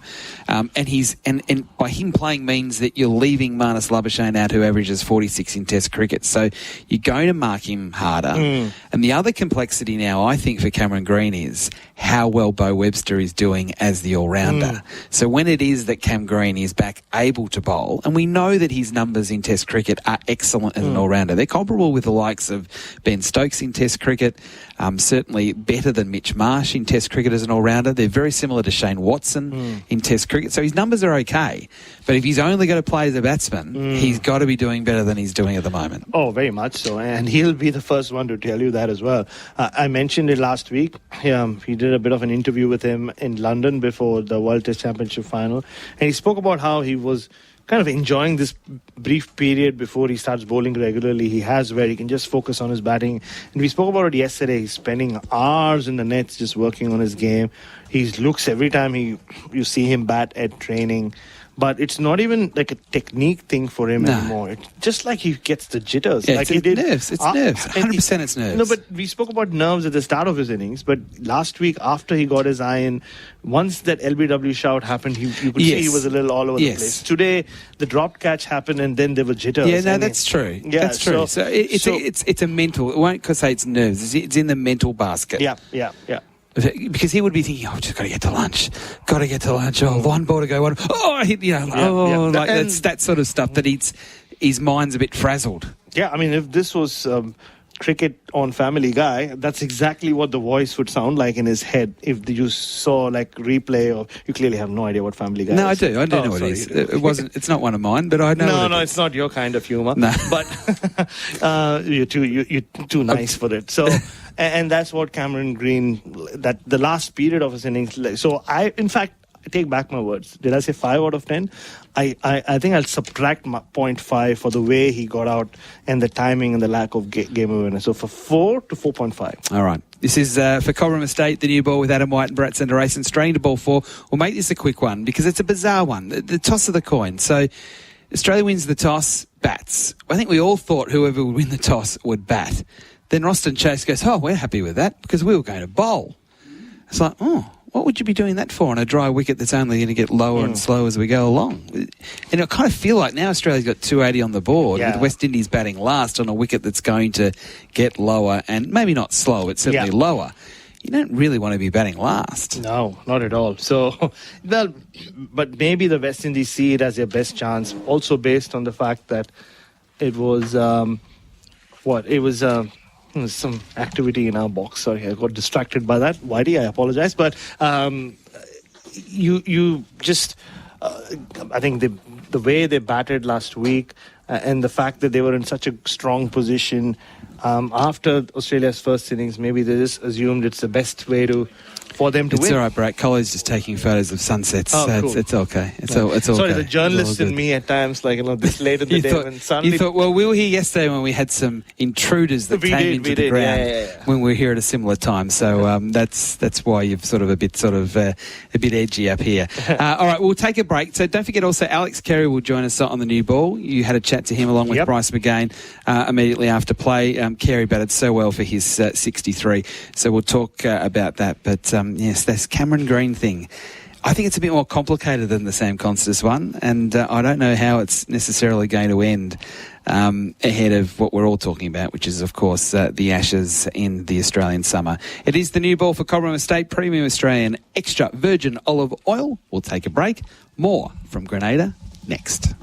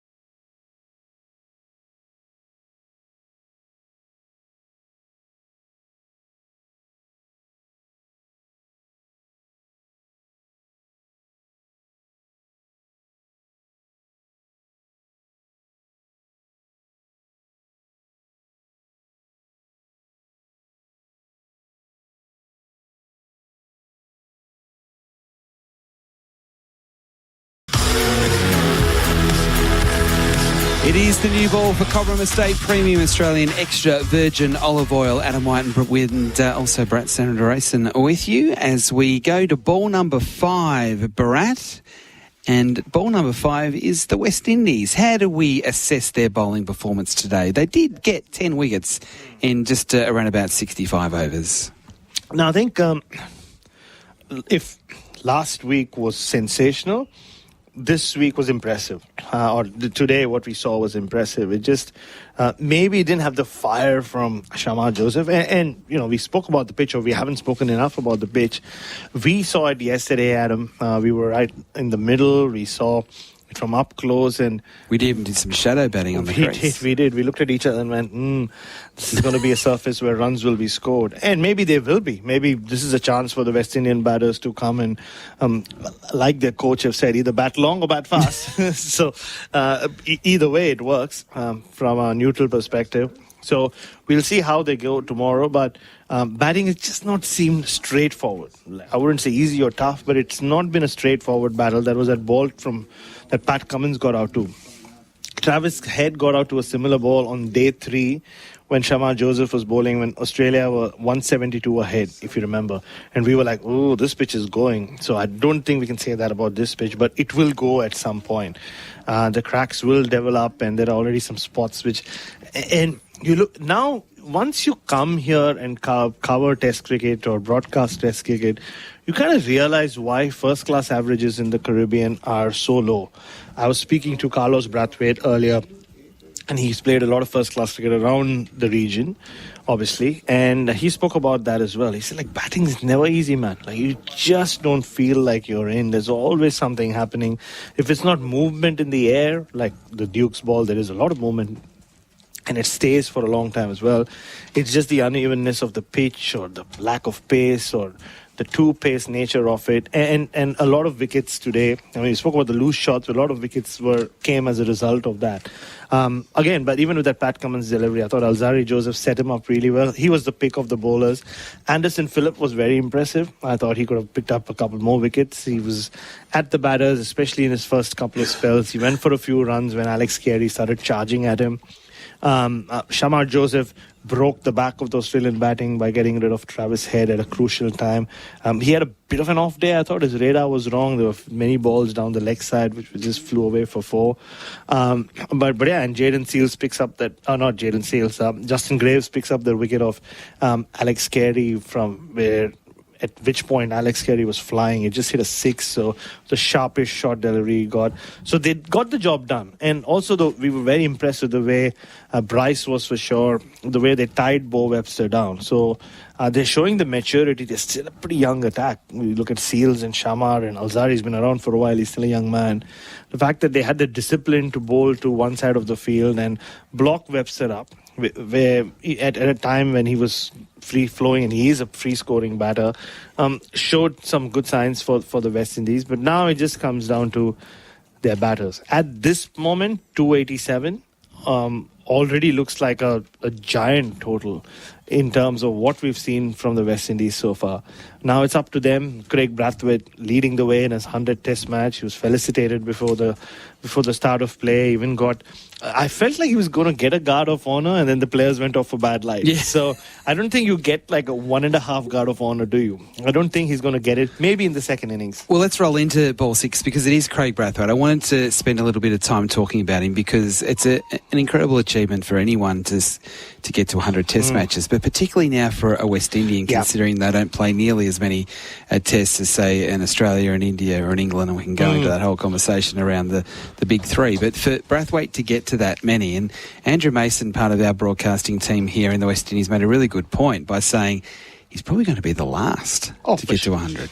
Yeah, I'm not one to make statements, you know that, Whitey. I make declarations. But no, but I think it's very difficult to see who will end up playing 100 Test matches for West Indies unless something really dramatic happens and this whole economy of Test cricket around the world changes. I mean, they're talking about having 4-day tests from 27 onwards.